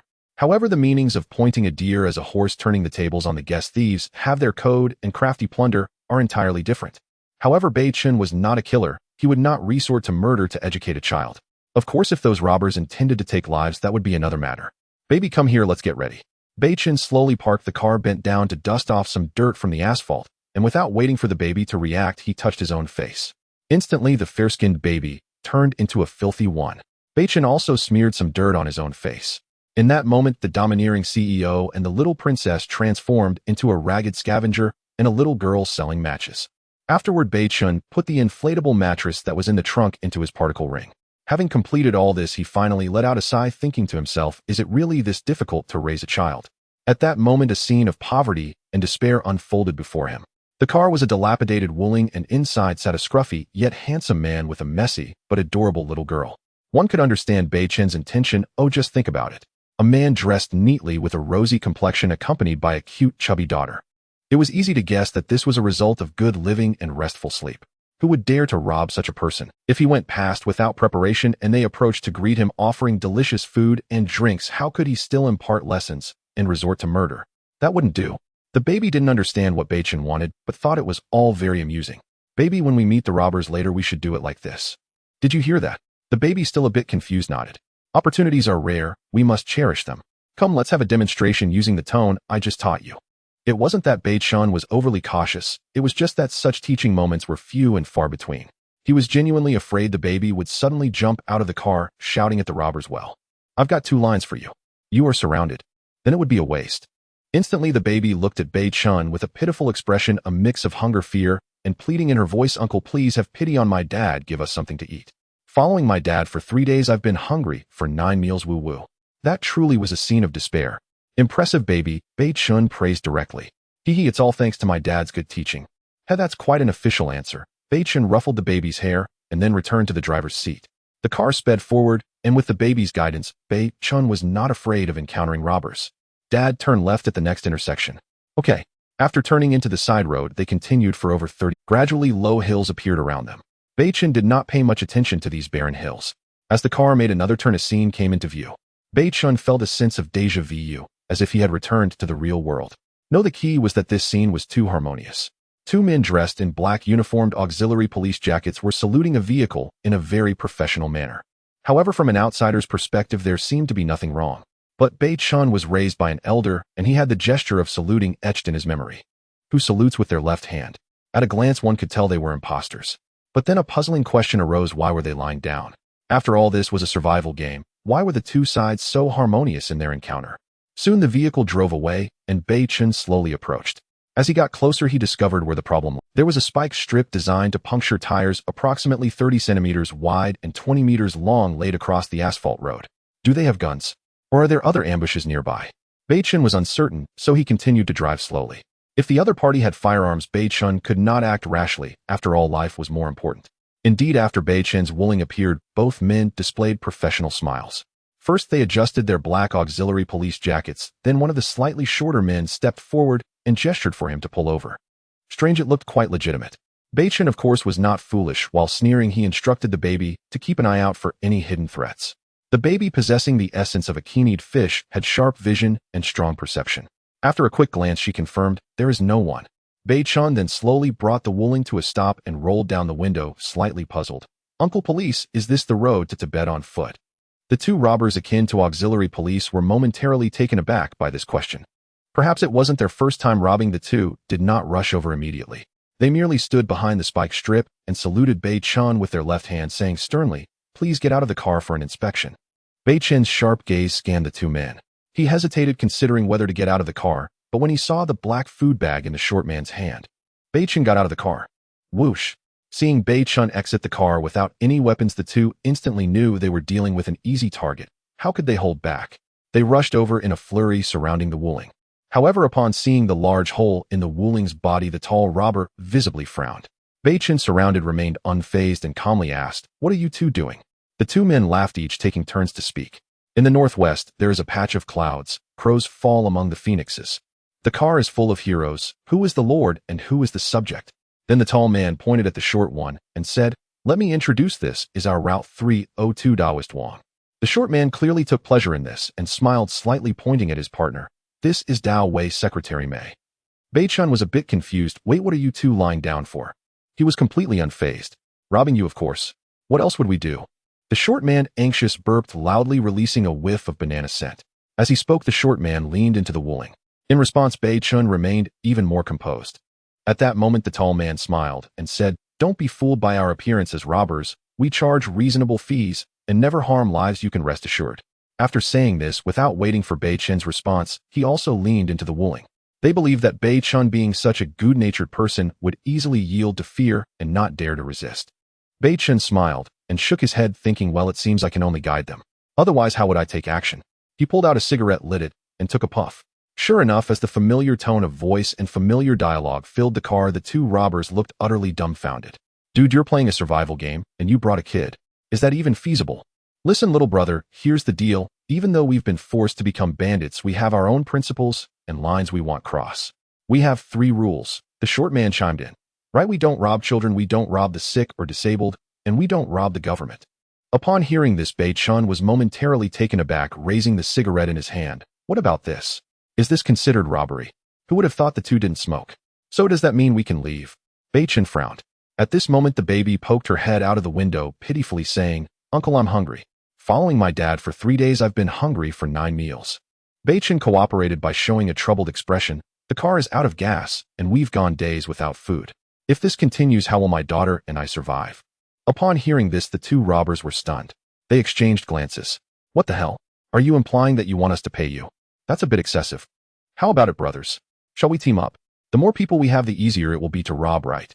Beichen said with a serious face. "Uncle, we are hungry." Oh dear, how tragic. The two robbers had shown no murderous or lewd intentions towards Beichen and his companion since the beginning, which was why Beichen could tolerate their existence, since it was currently impossible to exemplify the bloodshed and cries of despair. Let's guide them towards the principles of deceit and opportunism. After all, it was all for the sake of educating the child. What could a parent say? Sigh. The two shook their heads and sighed when the shorter one gritted his teeth, stomped his foot, and pulled out a black food bag from his right pocket. Although Beichen was unsure of what was inside, he was certain it was not a gun. After all, this person had just burped with the smell of bananas, and besides, if there were guns, who would be talking so much? "Here, little sister, you don't have to call me uncle for nothing. You and your dad can share this half banana." Seeing this, the taller one nodded, and then turned to Beichen, saying, "Joining is fine, but there's a 3-day trial period. During these 3 days, you can eat as much as you want, but you won't be allocated any supplies." Beichen smiled and nodded. "That sounds great." On an asphalt road, Beichen and the baby were hiding in the shade, eating bananas, of course, the ones they had stored. The two outlaws kept observing, and whenever a new vehicle approached, they would use their previous lines to deceive. Surprisingly, they managed to scare quite a few players. I must say the two had their principles, as they only took 1 item from each vehicle they stopped. "Dad, is this what they call robbing with principles?" The baby asked while looking at the idioms on the educational device. "That's right, robbing with principles. But there are still 6 idioms left." The baby looked at Beichen. At this moment, Beichen was fully focused on the road as he sensed that the Toyota they stopped was not ordinary. As the Toyota was halted by the 2 6 men wielding sharp weapons got out of the car. "Baka, Chinese sick man, you are courting death. Kill them." As soon as the two outlaws realized they had hit a wall, they immediately ran toward Beichen. Beichen smiled, carrying the baby on his back, and said calmly, "Baby, watch closely. I will demonstrate the bloodshed, the cries of despair, and the corpses lying everywhere." "I'm looking forward to it," the baby said, holding on to Beichen's neck tightly. "Hey, brothers, quickly take your daughter and run. You've hit a wall this time. They are the enemy armed with knives. Hurry up." The two temporary companions, despite the danger, reminded Beichen to escape. Beichen remained unfazed, watching as 5 or 6 armed men closed in. "Look, Taijun, it's a little girl. A maiden, Sana." The Chinese girl can look so delicate. With sharp features and lewd eyes, they sized up the baby on Beichen's back. "Get them. Kill the man, but bring the little girl to me. Be careful, don't hurt her. Hi, Taijun." The outlaws, who had already run far behind, shook their heads in despair at this scene, but there was nothing they could do. They had fulfilled their duty as companions. "Baby, remember this. It's called blood flowing like rivers. Beichen's dark eyes resembled an abyss as the scaled military knife appeared in his hand, and he swiftly dodged a stabbing blow. Swish! As the two crossed paths, the samurai's body stiffened. His hand holding the knife slowly dropped, and then he fell to the ground. Baka! Whoosh! Ziz! As a knife struck from behind, Beichen remained calm, and while turning his head retaliated with a slam. The scaled knife transformed into a shadow, instantly sweeping across another samurai's neck. With shared vision activated, Beichen had the advantage of seeing both front and back, making close combat feel like an enhancement. To achieve the desired effect, Beichen quickened his pace. With full force, he took down 6 men in just 40 seconds. The knife was very sharp, so sharp that the samurai who had his throat cut only felt a chill on his neck and slowly realized he was having trouble breathing. It was only when he noticed the blood gushing from his neck that he let out a terrified whimper. Beichen stood at the center of the crowd, carrying the baby, his eyes showing no trace of disturbance. The cries of despair, blood flowing like rivers and corpses lying everywhere. Beichen spoke coldly. Wow, Dad is so amazing, but perfectly corresponds with the 3 idioms. The companions, still desperately fleeing in the distance, paused in confusion at this scene. Did they collectively suffer food poisoning? Let's go back and check, but seems they are all dead. Damn, that can't be you. Just a moment ago they were all full of life. P.S. I have to go out for a bit. Initially I planned for a chapter of 4,000 words, but I was short by 300. I think I'll split it. One chapter will be 2,200 and another will be 1,300. It turns out I have 4 updates today. Beichen calmly carried the baby standing amidst the corpses. He continuously recited the origins of 3 idioms to the baby, and through both words and actions immediately resonated strongly with the baby's desire to learn. The educational effect was certainly remarkable, but it was somewhat life-threatening. While first there was a river of blood, then a cacophony of wails, and finally corpses littered everywhere. The baby listened to the howls, glanced at the bodies lying around, and then surveyed the desolate wilderness. Oh my, this is just too realistic. Dad, in the future, I want to get into Tsinghua University and have our ancestral grave emitting green smoke. How about that? In this brief moment, the baby didn't forget to hold onto the Vank brand tutoring device, practicing. While hearing this, Beichen smiled, feeling that all his efforts were worth it. At least the child wasn't saying he wanted to be a big star. Suddenly, Beichen realized a principle: the first few steps in any endeavor are always the hardest. The 2 men's conversation was not deliberately quiet. This caused the 2 returning bandits to be completely bewildered. What the hell? Did they just kill 6 people to teach a child idioms? Instantly, tears of envy and jealousy streamed from the 2. If only their elders had raised them this way, why would they have dropped out of school in 5th grade and idled at home, still holding hands at 30? Hearing the sound of their tears, Beichen turned around.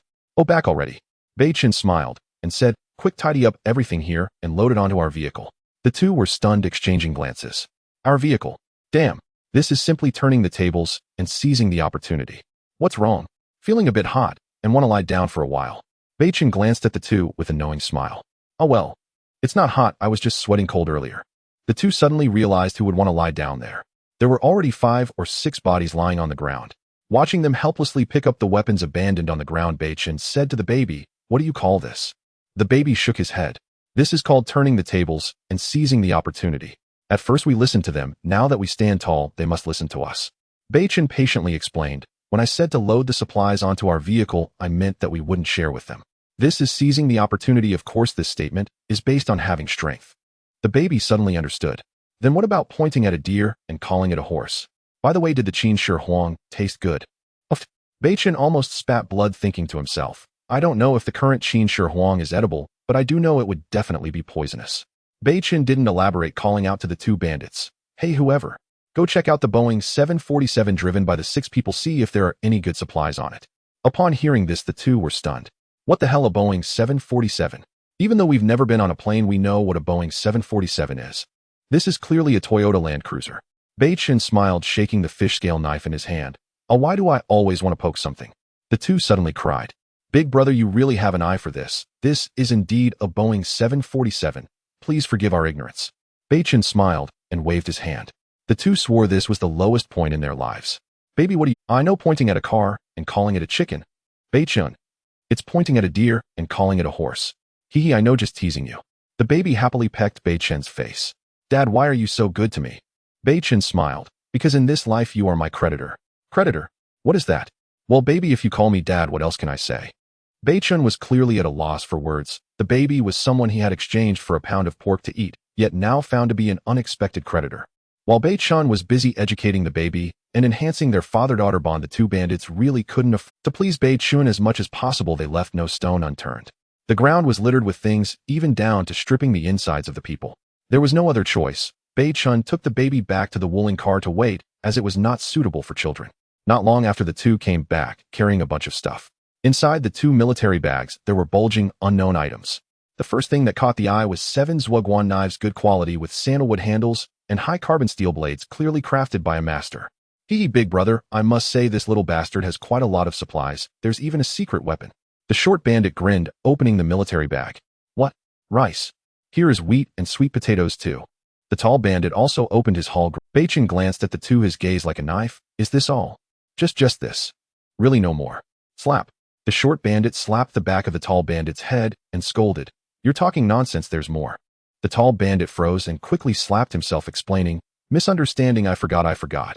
He started to reach into his pocket, but as soon as he pulled out a corner, Beichen interrupted. No need, we don't need these.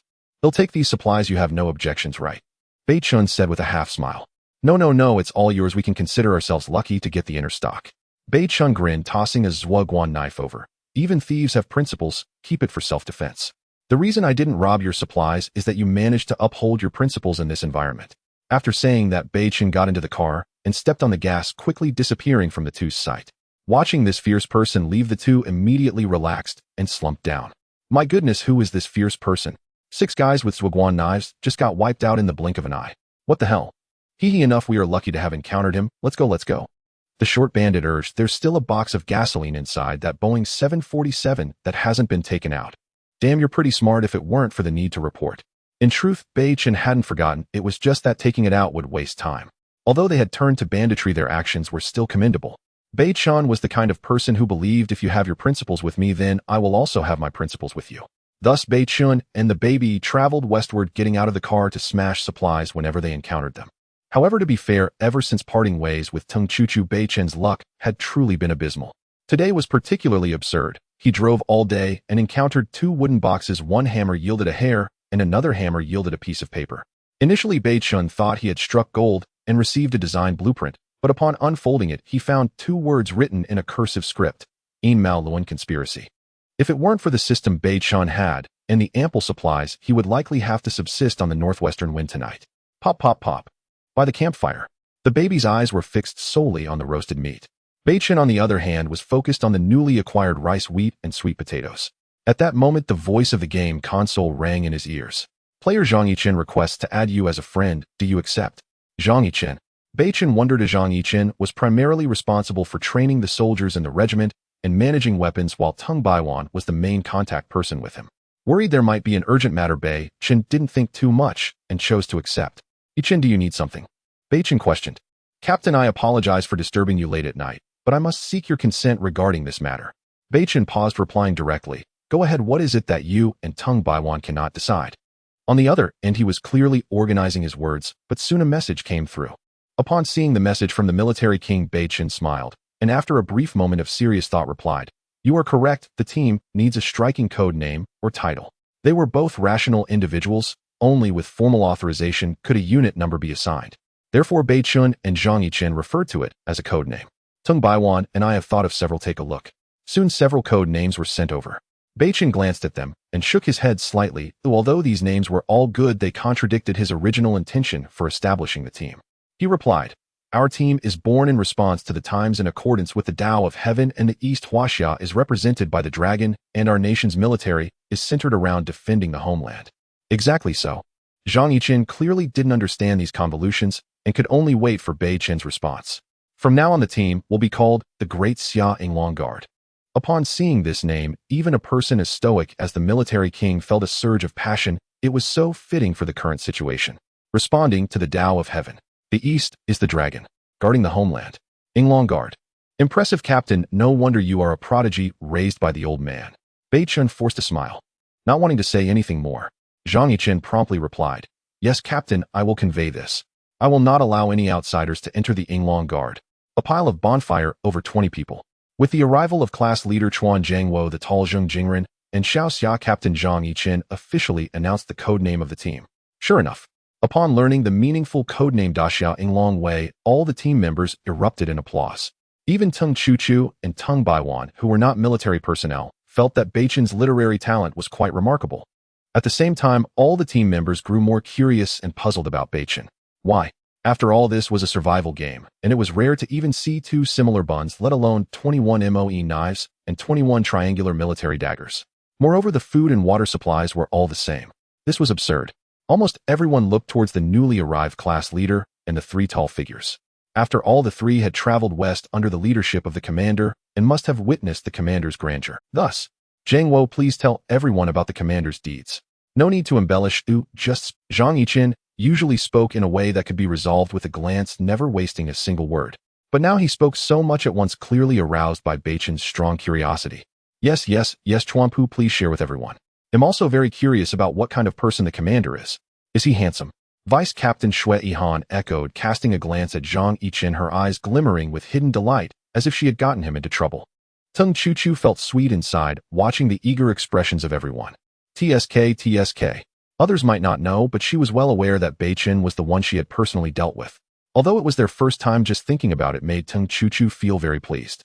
At this moment, the expressions on the faces of the three class leaders were one of pride. They exchanged a glance and nodded slightly.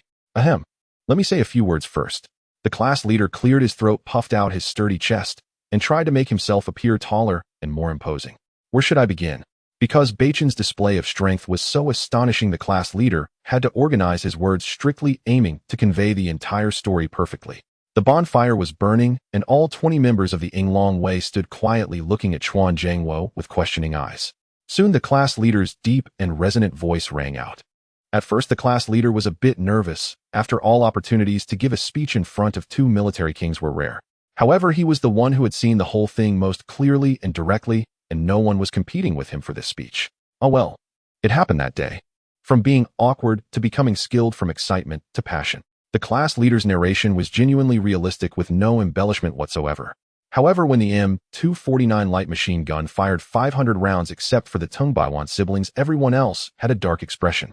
It wasn't that the big pineapple couldn't shoot 500 rounds. The key point was that the class leader also mentioned that no magazine was changed, and it just kept firing tat for 500 rounds. As for the baby's appearance, the class leader did not mention it, because Beichen had strictly instructed him before coming not to leak any information about the baby. Zhang Yiqin frowned at the mention of the 500-round M249, but managed to hold back his anger for the time being. However, when he heard Chuan Zhangwo talk about how Beichen dodged 4 bullets from the Desert Eagle at close range, one by one those familiar with the situation rose up, fists clenched, moving towards class leader Chuan Zhangwo, except for Captain Zhang Yiqin and Vice Captain Shui Yihan, who were only 2 civilians. The big guy and Xiao Xia were completely confused, not understanding what was happening. Indeed, the class leader hadn't said anything wrong. There wasn't a single lie. Seeing this, the class leader's face turned pale, and he quickly straightened up, looking solemn.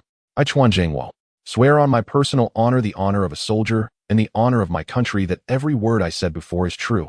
An uproar ensued. Then there was a deathly silence. For a soldier, what is most important? Indeed. Moreover, Chuan Zhangwo had brought forth personal honor, military honor, and national honor together. For professional soldiers, this level of oath was already the highest.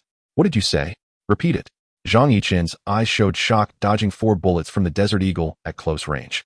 Without waiting for the class leader to respond, Vice Captain Shui Yihan sternly shouted, Comrade, Chuan Zhangwo, immediately report the muzzle velocity of the Desert Eagle's bullets. Yes.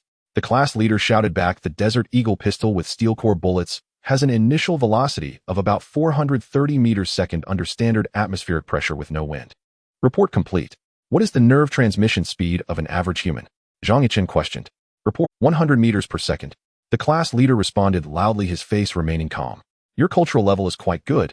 So how could a human with a maximum reaction speed of 100 meters per second dodge bullets traveling at 430 meters per second at close range? Report, Captain. I also want to know. Although I don't know why both my 2 comrades and I saw it with our own eyes. The class leader answered without arrogance or impatience. Swish. The big guy and Xiao Xia also stood up. Report, Comrade Chuan Zhangwo is not wrong, everything is true. Hearing this, Zhang Yichin and Shui Yihan exchanged glances, both seeing shock in each other's eyes. Dodging bullets. It's not a legend, nor is it something impossible to accomplish. In the army, a 9th-level special officer with 15 years of experience at the peak of physical fitness, facing an ordinary armed assailant from a sufficient distance and in a state of clear observation, has a 60 chance of predicting when the assailant will fire and thus dodge in advance. To put it simply, it's about predicting the timing of the assailant's shot and dodging the position where the gun is aimed rather than dodging the location where the bullet will arrive. If the bullet has left the chamber, the outcome is basically death. After all, 430 meters per second is close to the speed of sound. As for saying that a 20-year-old youth who has never been in the army could achieve this and even dodge 4 shots in a row, it is difficult for these two military kings who are dedicated to hard training and practical improvement to accept. In fact, it cannot be said that Beichen dodged 4 shots of 762 bullets. Strictly speaking, he passed through them directly. The so-called insufficient strength was supplemented by the system. The Desert Eagle had been enhanced by the system. Perhaps it would kill others, but it definitely wouldn't harm Beichen. All 3 teammates swore to prove this, and Zhang Yichen and the others had no choice but to acknowledge it. Almost simultaneously, both Zhang Yichen and Shui Yihan developed a strong interest in Beichen. It was the gaze of a yearning for knowledge, a belief in the desire to grow stronger. You. Go. Zhang Yichen subtly looked at Shui Yihan, then his gaze shifted to the excited Ting Chu-Chu. Shui Yihan instantly understood and nodded slightly. As the matter came to a close, Zhang Yichen instructed the team to sit down again. Baiwan, this is the supplies our team obtained today. Some of them are good materials. Please hand them over to the commander. Zhang Yichen handed the supplies obtained today to Tung Baiwan. All right.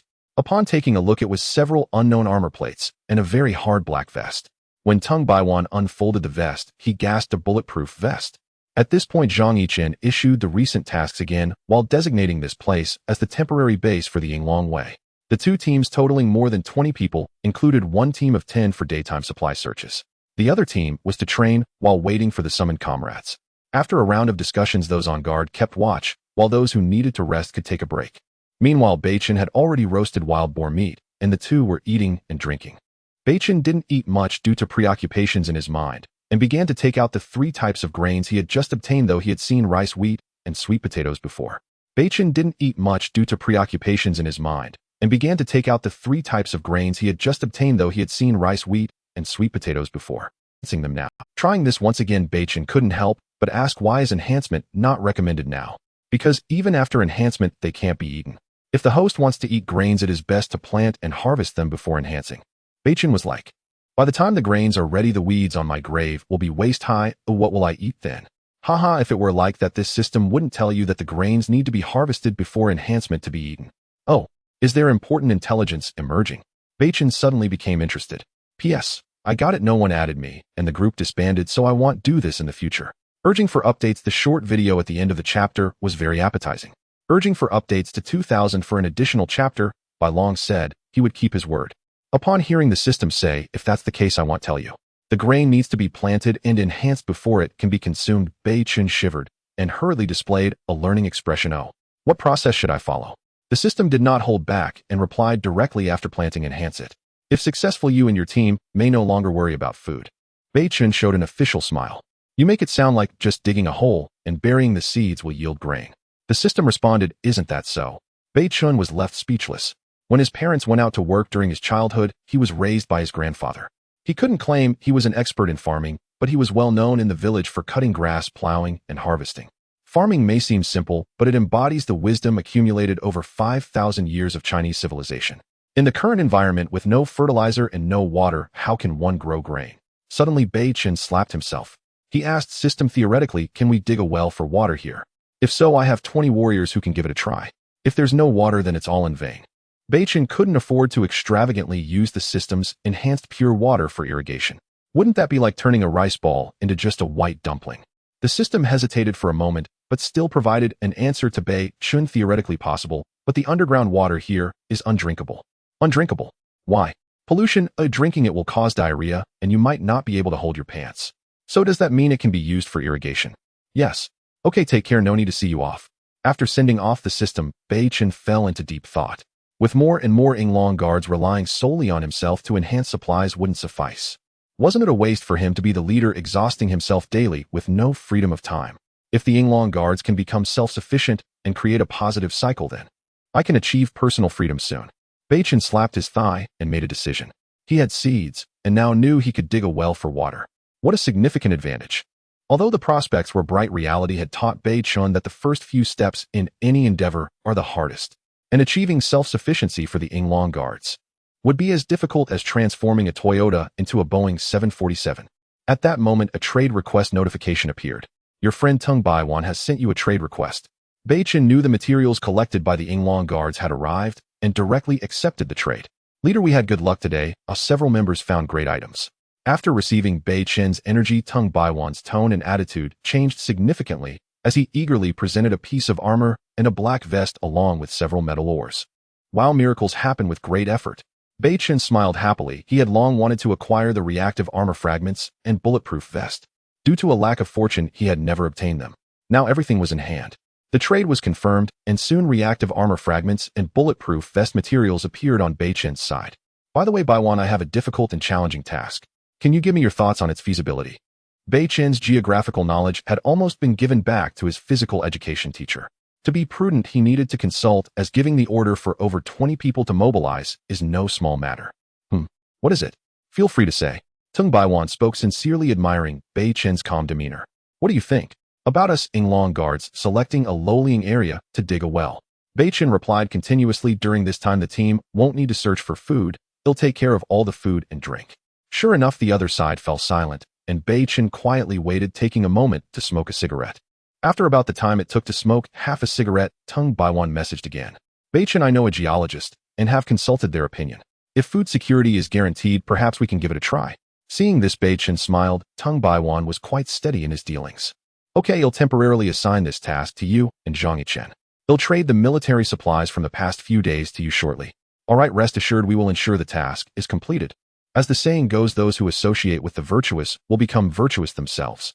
Spending time beside a celestial being, one inevitably absorbs some celestial energy. Tung Baiwan's tone became increasingly military-like. Soon Beichen traded away about 80 of the military supplies enhanced in the morning. Luxury version KFC burgers 60 pieces. Soft steamed buns 100 pieces. Soda water 5 bottles. Apples, bananas, and oranges 60 of each. Fresh wild boar meat 21 pounds. Without proper tools, digging a well is extremely physically demanding, arguably more so than training, so nutrition had to keep pace. Aside from fruits and wild boar meat, the rest of the supplies were traded from Tung Baiwan. After the trade was completed, Beichen added, on the day we hit water while digging the well, I will remember everyone's contributions. Yes, leader, Tung Baiwan said with great respect. The military supplies provided this time were truly excellent. After breaking off the private chat, Beichen turned to see Baby happily munching on roasted wild boar meat with an oily face. Today, to set an example, Beichen had even smeared a lot of dirt on Baby's face.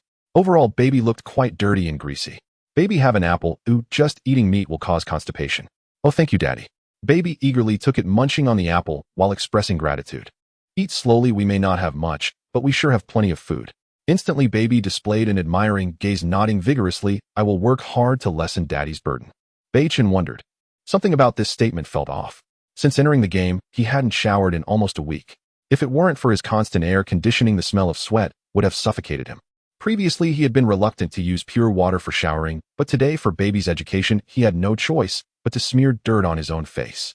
Thus, Beichen finally had a sufficient reason to take a shower. He waved to put the reactive armor fragments and bulletproof vest into his particle ring. These items wouldn't run away, he could study them anytime. However, taking a shower was a pressing matter. The itchiness all over his body was becoming unbearable. Baby, stay here and eat. Daddy will go prepare bathwater for you. We will shower in a bit. Beichen stood up and walked towards the car. Yay, Daddy will accompany me. Beichen's heart skipped a beat. He hurriedly replied, Baby is a big kid now, you can't go with Daddy. You need to be independent. Baby pouted unhappily. Oh, fine then. Chat square. At this moment, the chat square was bustling with messages flying up rapidly. Suddenly, that's right, I am Beichen. Before Beichen could say a second sentence, several quick-handed players replied. Wow, do you need anything, Beichen? I have kitchen knives, scissors, wash basins, MSG chicken essence, and pepper. Beichen, I have beer, drinks, mineral water, peanuts, sunflower seeds, and 8 treasures porridge. Those below, please keep your feet in check. Oh, don't rush too fast. Beichen was left speechless. I want to take a shower, but I don't have any bathing supplies.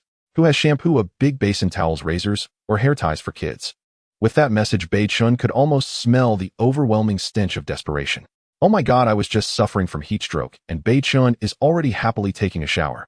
Can Beichen's bathing water be shared for a sip to save my life? Dude, are you even human?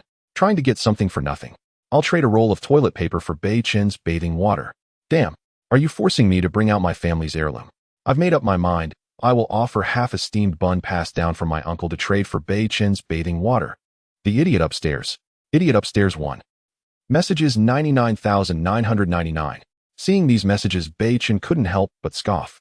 They were truly foolish to think they could trade such trivial things for his bathing water. Beichen estimated that to take a shower he would need at least 20 liters of water. 20 liters is equivalent to a full bottle from a home water dispenser. How could these people expect to trade random items for 20 liters of water? Ahem, I only need various bathing supplies. It's best if you all gather your items and trade them with me in one go. I want trade otherwise ahem. Beichen is mighty a true man. Take care, Big Boss, come back next time. Big Boss, we will quickly prepare the items and send a representative to exchange with you. Beichen smiled as he exited the regional chat square, pulling out a cigarette to light up. What if I trade bathing water by the 100 milliliters instead? Upon thinking, Beichen shivered. Oh, perhaps that was a bit too much. P.S.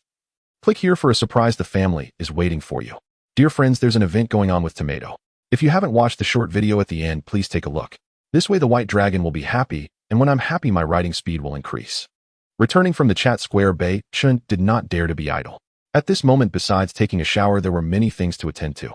First, he needed to enhance the reaction armor fragments and the bulletproof vest, and then the big pineapples 5. The 56 bullets were also gone, requiring a reforge. He glanced at the baby nearby who was munching on a big apple. Beichen then took out the reaction armor fragments and bulletproof vest he had traded from Tung Baiwan. Detection complete. Reaction armor fragments can be enhanced. Do you wish to enhance? Detection complete. Standard bulletproof vest can be enhanced. Do you wish to enhance? Enhance. Beichen did not hesitate. Having a complete reaction armor would not only repair the large damage to the vehicle's body, but also cover all the weak spots of the Wuling with reaction armor. Congratulations, host. Enhancement successful. Reaction armor fragment. Enhancement result T3 level reaction armor 80 pieces. Congratulations, host. Enhancement successful. Standard bulletproof vest. Enhancement result SI Dragon Scale armor 1 piece. The T3 reaction armor was not unfamiliar to Beichen, but he was not familiar with this SI Dragon. At first glance, what he obtained was a small black vest that looked a bit like a fitted jacket, but upon closer inspection, it was not simple at all, as the surface of the SI Dragon Scale armor was covered with neatly arranged thin ceramic scales. Beichen, puzzled, ran his hand against the direction from the bottom upwards and was suddenly shocked. Ceramic armor plates. Impressive. He then looked at the information.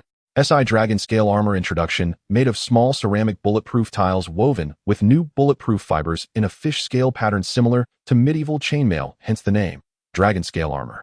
Advantage: the Dragon Scale armor can withstand 40 hits from a 7.62 mm standard military bullet at a distance of 6 meters without being penetrated, and it can also block the 7.62 mm steel core armor-piercing bullets. A 9 mm submachine gun causes it no harm at all, with a protective capability 3 to 4 times that of ordinary bulletproof vests. Although Beichen was not well versed in bulletproof vests, he couldn't help but smile upon seeing that the protection capability of this item was 34 times that of ordinary bulletproof vests.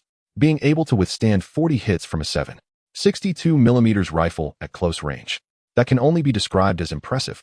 He decided to put away the enhanced Dragon Scale armor for now. He hadn't taken a shower yet, and with the smell of sweat, wearing it would render the luxurious bath pointless. Looking at a small pile of T3 reaction armor, Beichen smiled and directly entered the game interface to select the vehicle equipment function. Select to repair the damaged areas of the vehicle. Repairing damaged areas requires 4 pieces of fine iron and 2 pieces of reaction armor. Conditions met. Do you wish to repair? Repair. Materials belonging to the player have been automatically deducted. Damaged areas repaired. As the game's console voice finished, Beichen hurriedly turned his head to see how it was repaired, but he was still a moment too late. When he turned to look, the previously damaged area of the vehicle was already as good as new. Alright, this is some black technology. He looked at the displayed vehicle blueprint, seeing the replacement options. Beichen directly chose to replace the main structure with T3 reaction armor. Would you like to use T3 reaction armor to replace the vehicle's main structure? Yes. Replacing, please wait. Beichen patiently waited. This replacement process would take some time. About a minute later, as the game's console prompt sounded, Beichen was startled. Surprises. Congratulations to player Beichen for successfully upgrading the vehicle Wuling Hongguang to level 2 vehicle. Would you like to announce it to the entire region? Congratulations, player Beichen. Your vehicle Wuling Hongguang has been upgraded to a level 2 vehicle. You may choose the direction of the upgrade function. Beichen instinctively said, do not announce. Looking at the 2 option images that appeared before him, Beichen instantly understood what the upgrade function directions were. He couldn't help but exclaim internally, wow.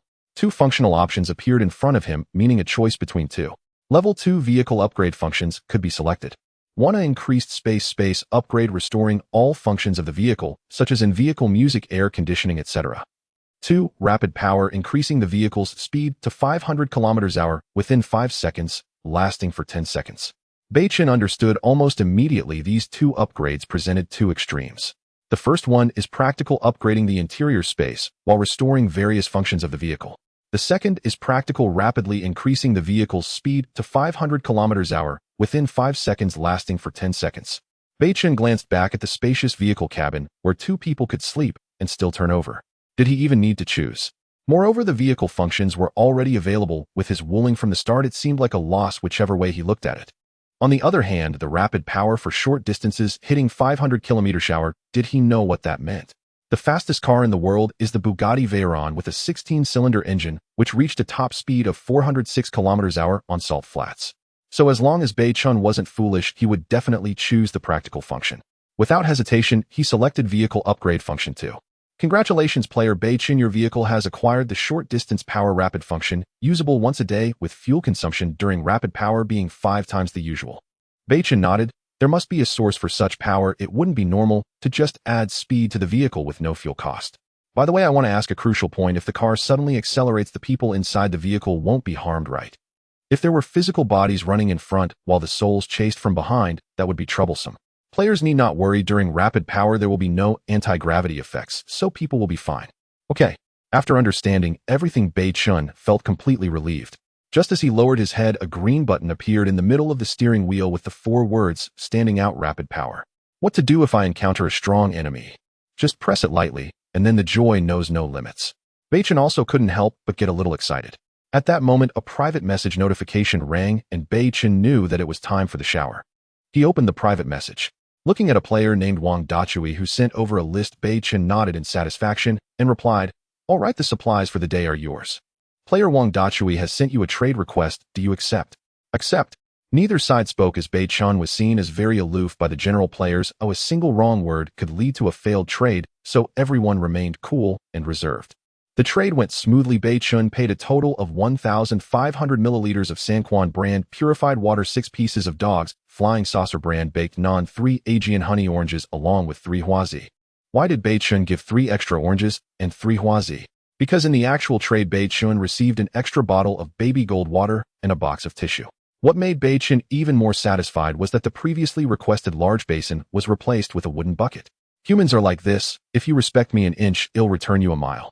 Beichen took everything out of the wooden bucket: towels, bath towels, baby water, fabric softener, razor, and hair ties for children.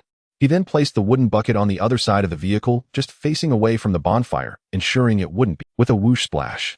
Because the wooden bucket was much larger than the basin, Beichen wanted a comfortable bath and had no choice but to pour in 20 more liters of water. Having sorted all this out, Beichen poked his head out and called to the baby who was diligently studying with a Wank brand teaching machine. "Baby, come over for a bath." Hearing this, the baby joyfully stood up and hopped over with the teaching machine. Along the way, the baby lightly pressed a button on the teaching machine, and suddenly that familiar melody played. Ahem. It goes like this. "Wash, wash, wash, baby gold water is essential. Let's salute and shake hands. You are my good friend." Beichen, was this song like this before? Why do I feel like I drank expired ergo too? It's really a bit in P.S. Beichen, I'll only say one blessing below. 7 years of marriage in traditional Chinese customs is called a copper wedding, symbolizing that this marriage is stronger and no longer fragile. Last night, a member of the Yinglong Guard shyly approached Beichen and said for the 7th wedding anniversary, he wanted Beichen to help with a favor.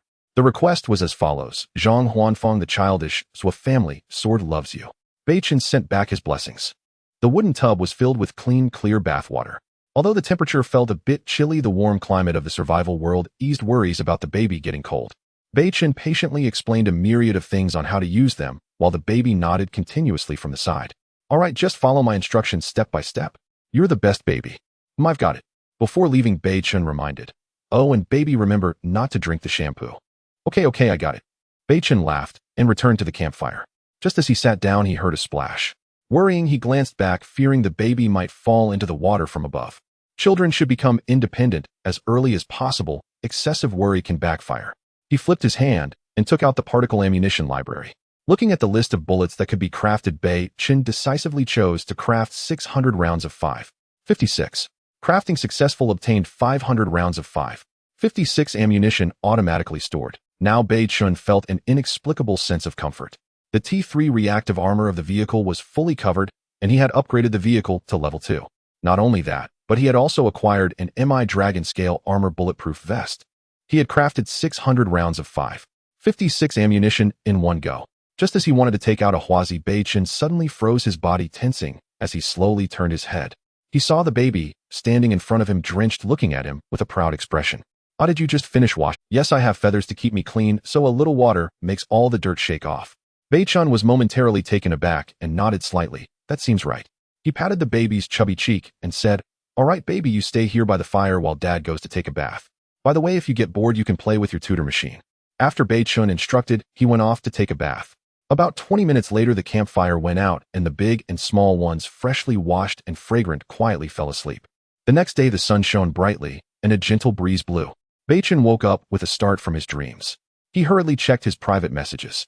Tens of thousands of private messages flooded in, expressing urgency and excitement. "Captain, something big has happened. Quickly check the upper left corner of the game interface. See what that is, eh?" However, when Beichen saw the upper left corner of the interface, he was taken aback. This thing hadn't appeared on the interface yesterday. It was a virtual small map the size of a cigarette box, vividly depicting low mountains and winding roads with a small green dot flashing in the center, almost as if it were afraid no one would notice it. Upon reading the description, Beichen instinctively exclaimed, "Area airdrop self-selected resource box." An airdrop self-selected resource box. Beichen smiled and immediately returned to the driver's seat, wondering if it was the kind of box for choosing vehicles at the start of the game. Area airdrop, meaning this airdrop resource box isn't known to all players, but only those in the area can. With confusion, Beichen quickly started the ignition. Sure enough, the instant the vehicle started, another blue dot appeared on the virtual map of the game, moving. Beichen knew that this moving blue dot represented his vehicle. He clicked his tongue, feeling hesitant. With such two-way positioning, players within the area would definitely flock to it. At that point, conflict was inevitable. However, Beichen had no reason not to go. He had a level 2 vehicle gun, 600 rounds of ammunition, a Desert Eagle with 50 rounds, and it would be unreasonable not to go. Only 300 kilometers. I hope I can get there before someone else does. Oh, whoa. Beichen slammed the gas pedal, and the Wuling let out a roar like a wild boar. At this moment, Zhang Yichen also sent a private message. "Captain, should we mobilize?"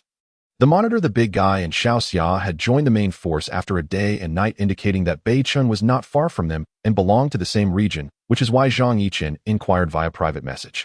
Beichen pondered for a moment and replied, "No need. Today you all should not go out to search for supplies, you just dig wells. I will go personally."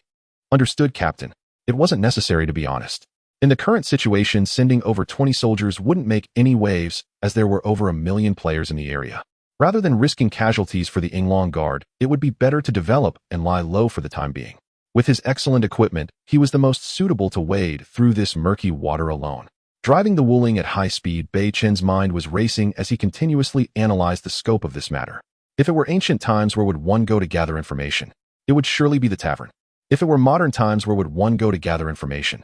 It would certainly be Baidu headlines. At this moment, to gather information, one wouldn't need to point. They would know to go to the regional chat square. As soon as he entered the regional chat square, Beichen's expression darkened. Just as expected, the waters were getting murkier. What the hell? Why should that gang of Americans look down on us, stealing my resource box and telling me that they were standing on the advantage of strength and height, looking down on us Chinese people?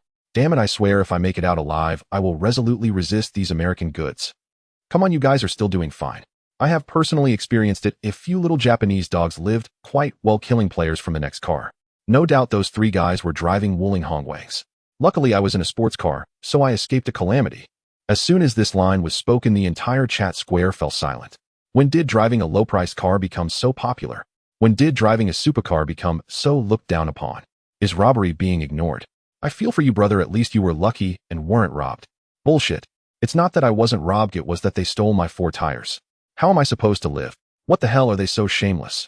Those little Japanese dogs, living quite well, could do such a thing. Instantly, every Chinese player united against a common enemy. Beichen once again transformed into a survival novice and messaged, "Hey, are we still going for the airdrop? Has anyone arrived at the location? Dude, who do you look down on? An airdrop? That's right, it's a dream. Yeah, even if it's not for the dream, I have to get a piece of the pie. By the way, everyone, let me share that little notebook I mentioned earlier with you all. Bro, tell me how they are being rampant. It's like this, you all watch closely, I'll learn, and when reading, add a little accent. Yo, they all say that China has been lying low for 40 years and has been called the most potent potential threat by the Americans. In my opinion, it's like blowing your nose in your pants, pretending to be strong. If it weren't for the absence of wars in the world, I believe our great imperial court would reignite its past glory and will certainly completely occupy China under the three broad policies.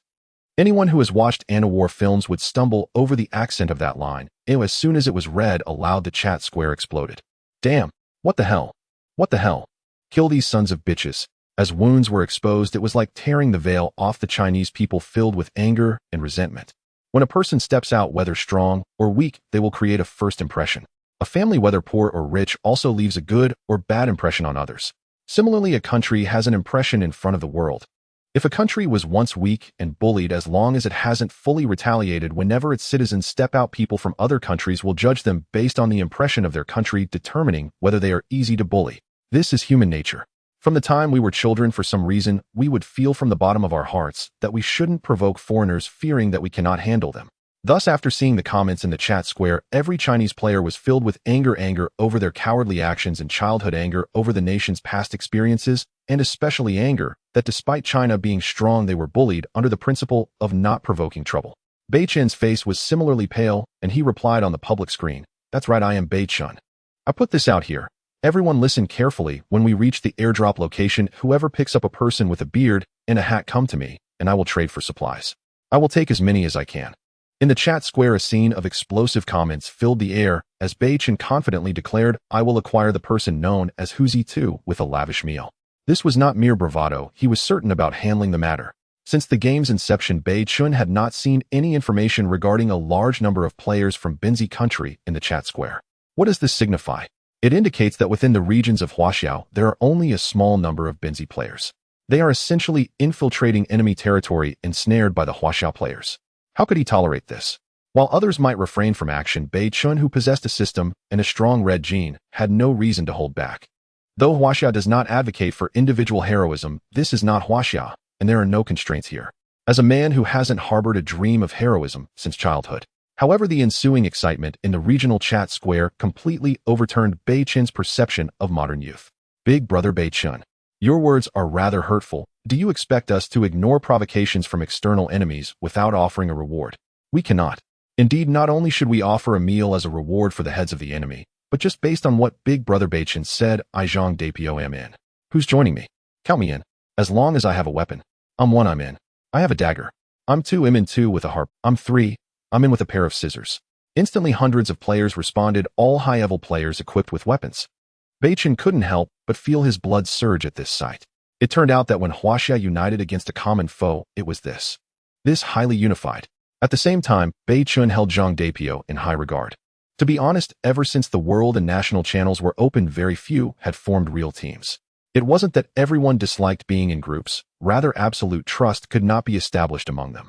Zhang Dapio precisely seized this opportunity to unite against external threats, boldly taking the lead and announcing the formation of a team, showcasing his remarkable intellect.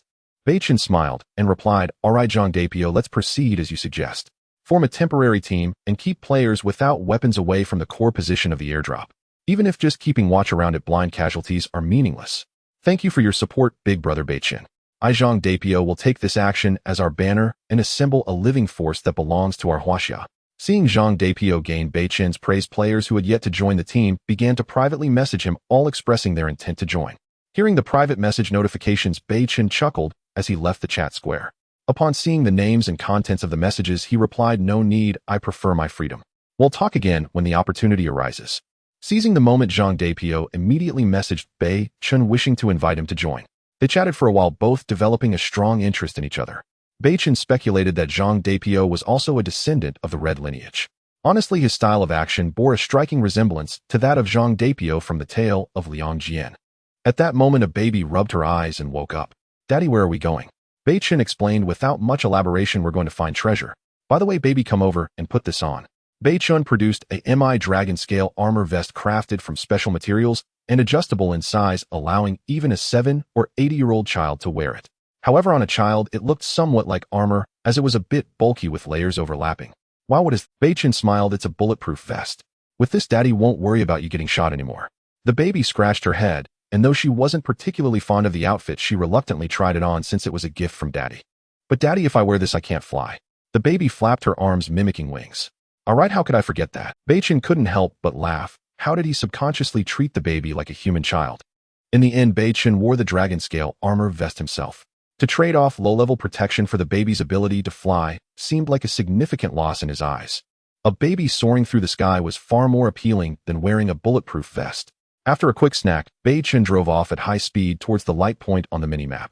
For safety's sake, Beichen also switched to the game homepage to check the hot weapons ranking. After reviewing the top 3 weapons, he couldn't help but smile. Indeed, the top hot weapon was still the outstanding MI light machine gun, the Big Pineapple, followed by the Viper 18-round pistol, and third was the Desert Eagle. This is promising. The top-tier hot weapons have remained unchanged. Although the number of hot weapons on the ranking had increased by dozens compared to the initial count, no particularly powerful firearms had emerged, which eased Beichen's mind. Almost simultaneously, players in the area, those with teams and weapons, were all on their way. Indeed, they were headed for their dreams, the airdrop resource box. Meanwhile, approximately 180 miles away from Beichen, this was a very special area encircled by 4 20-meter-wide asphalt roads over a radius of about 20 kilometers. The enclosed area consisted of wilderness and barren hills with dry valleys and sparse yellowing cedar forests. On a high hill, more than 30 people were gathered. From their appearances, it was not hard to tell that they were 2 teams that had temporarily collaborated to form a new force. Why? Because half of them were tall with blonde hair and blue eyes, deep-set eyes and faces like they had been chiseled from stone. They wielded relatively fine single-shot hot weapons and at the very least carried knight swords. The other half looked rather shabby. They were shorter with uneven facial features, cold eyes, and walked in a pigeon-toed manner. Although their hot weapons were somewhat outdated, being bolt-action rifles, they made up for it in numbers with 11 pieces. To the left of this hill, there was a sunken valley. A glance revealed scattered bones across the wilderness of the valley, some from beasts, others resembling human pelvises. Looking further ahead, one could see more than 10 fresh corpses gnawed on and reduced to little more than scraps, surrounded by blood that was beginning to dry. This scene would lead one to believe it was a place where some unknown monsters were enjoying a feast. On the hill, a middle-aged blond man with a prominent nose and stubble put down his binoculars and turned to frown at the short, middle-aged man beside him. Mr. Tian Ben, these 3 lion tiger beasts guarding the airdrop resource box have already devoured over a dozen Huaxia people. Should we take action now? As a member of the 19th generation of Ireland, I inherently look down on the yellow-skinned islanders we once conquered, but at a certain hidden spot, a Barrett sniper rifle is keenly observing, which compels me to show sufficient respect to Tian Ben. Swoosh. Tian Ben, the wise man, grinned triumphantly, then took out a device resembling an MP3 player and spoke a command into it. As soon as the command was given, a thunderous bang echoed rapidly from some hill or mountaintop nearby. Surrounded by hills and valleys, the sound of the sniper rifle was extremely loud, making it difficult even for the Irish to determine the precise location of the island sniper. Both leaders of the factions raised their binoculars, continuously scanning the distant corners of the valley. When they saw the weakest of the 3 lion tiger beasts take a Barrett round, an especially made bullet only sustaining minor injuries, both leaders' expressions shifted. This was because the beasts in the game world could not be judged by common sense, coupled with the fact that Huaxia players in the area were approaching. Under such pressures, the 2 leaders made a cruel and terrifying decision. That was to wait for the Huaxia players in this area to gather, using overwhelming strength to threaten them into submission, and then coercing them to deal with the 3 lion tiger beasts in the valley, while they would seize the opportunity to claim the airdrop resource box. As for whether Huaxia players would easily compromise and become pawns, they did not believe all Huaxia people were spirited. There would always be those who feared death and those willing to submit. After all, historical experience told them that there were quite a few fence-sitters in Huaxia, as long as they offered favorable treatment and conditions to their own kind. Under the intense psychological disparity, there would undoubtedly be Huaxia people who would genuinely submit. Suddenly, Tian Ben's communication device rang. It was in the island language. Tian Ben Coin, 10 miles away at 3 o'clock direction. A Huaxia team of 12 is on their way. Swoosh, the first batch of bait is here. Everyone prepare. Hi. Bailong has little to offer, just eyeing this free little gift. Haha, dear family. A gentle tap brings in a desolate, hilly wilderness 12 well-equipped elite players from Huaxia cautiously advanced. At the forefront of the team was a young man with short hair and phoenix eyes, looking quite ordinary, seemingly no older than 30.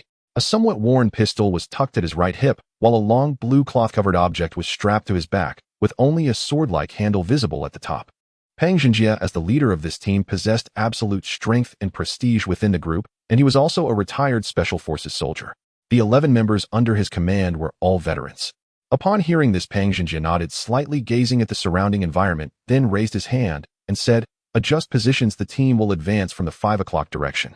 If the armed police are the elite among special forces, then becoming an armed police officer requires first being a scout. Reconnaissance and counter-reconnaissance, as well as individual deep combat skills, are essential for special forces. Understood. 11 and 12, you will carry the combat walkie-talkies, always occupy advantageous high ground, and keep observing the surrounding environment. Immediately report if you discover anyone ambushed or lurking. Yes. Peng Zhenjie waved his hand, dividing the troops into 2 routes. 10 moved towards the 5 o'clock direction, while 2 continued towards the 3 o'clock direction, traversing hills rather than flat ground. 5 minutes later, Peng Zhenjie and his 10-man team had reached the valley entrance at 5 o'clock. The reason Peng Zhenjie was unafraid of Maisie and Gizi was his confidence in his team's strength. Before arriving, he had carefully studied the rankings of firearms, and based on big data calculations felt that the probability of encountering the Me light machine gun WO among the opposing forces was extremely low, nearly negligible. As for the remaining handguns and single-shot rifles on the rankings, his team had them all. Although they had few guns, they possessed enough ammunition totaling 100 rounds, which was why Peng Zhenjie dared to lead his team to enter the airdrop focus area first. As the team arrived at the valley entrance and looked down, even those who were not in the car changed their expressions at the sight below. Suddenly a teammate exclaimed, "Captain, not good. There are impact craters from Barrett rounds here." "What did you say?" Peng Zhenjie had no doubt about the truth of this statement, as this teammate had previously worked in logistics, specifically managing ammunition. 11 and 12 return immediately, Peng Zhenjie ordered as he waved his hand. All personnel go into... As soon as he finished speaking, a loud whirling sound echoed, the unmistakable sound of the killing god Barrett. "Captain 12 has sacrificed." "Aye." With that, the walkie-talkie went silent. At the same time, 20 black muzzles from the bushes on both sides of the hills were all aimed at their location. "OAGRO, raise your hands." "Ha! Suajie. Huaxia soldiers. Quite alert to have discovered our snipers in advance. If it weren't for this, I wouldn't waste 2 Barrett bullets." Tian Benxian appeared with a smile, looking down at the force composed of Huaxiao veterans, his eyes filled with mockery and disdain. "Captain, what should we do?" "Let's fight them." Peng Zhenjie's face turned ashen as he raised his hand to interrupt. "No, if they wanted to kill us, they would have opened fire already. If they don't kill us, there must be a conspiracy. Don't be reckless, follow my orders, and quickly report the situation here to the regional chat square. Brothers, put down your firearms." Although reluctant, no one dared to defy the captain's command, and the other members could only grit their teeth and place their weapons on the ground. "OAGRO, raise your hands." Tian Ben shouted again. If you want to kill us, just shoot." Huaxiao soldiers won't easily raise their hands against the enemy. Peng Zhenjie's tone was calm, yet firm, unwavering. "Baka." Tian Ben felt offended and waved his hand to execute these Huaxiao people. However, at that moment, the device in his hand emitted a sound again. Tian Ben Kuin, a large number of Huaxiao players have appeared at 2 o'clock, estimated to be in the hundreds. This scene also fell into Peng Zhenjie's eyes. Although his gaze remained calm, there was a hint of hidden shock. Why did the Gizi have a similar mini-communication device? Why was the Grim Reaper Barrett not on the firearms ranking list? Meanwhile, Beichen was speeding ahead in a wool. On the way, he encountered 2 wooden resource boxes, but did not waste much time. He urgently needed to reach the airdrop focus area, as the resources in the self-selected resource box were his ultimate goal. Along the way, he was also discussing a temporary battle plan with Zhang Dabiao. Suddenly, Baby's voice came from behind. "Hey Dad, what is that golden thing?" "Golden thing?" Beichen was startled and quickly slowed down to look back. "A golden resource box. Am I finally having a stroke of luck?" Beichen was so moved, he almost shed tears. He flipped his hand to take out a golden hammer and handed it to Baby. "Baby, go down and smash it. Just hit it hard as long as it doesn't break." The hammer lightened in Baby's hand. "No, Baby." But it was too late. Bang! The entire wooling shook as if it had been hit by a bull. Huh. Beichen wondered why he didn't hear the sound. However, before Beichen could turn around, a painful, sorrowful, and painful wail echoed in the cabin. "Wah! Dad, my head hurts." The hammer fell onto the waterbed of the car, and Baby squatted on the ground, scratching his head and crying with teary eyes, looking so pitiful. Level 2 vehicle defense is tough. Beichen was shocked while quickly reaching out to rub Baby's head. "Now you know the lesson, right? You need to use the door to get out of the car." "Wah!"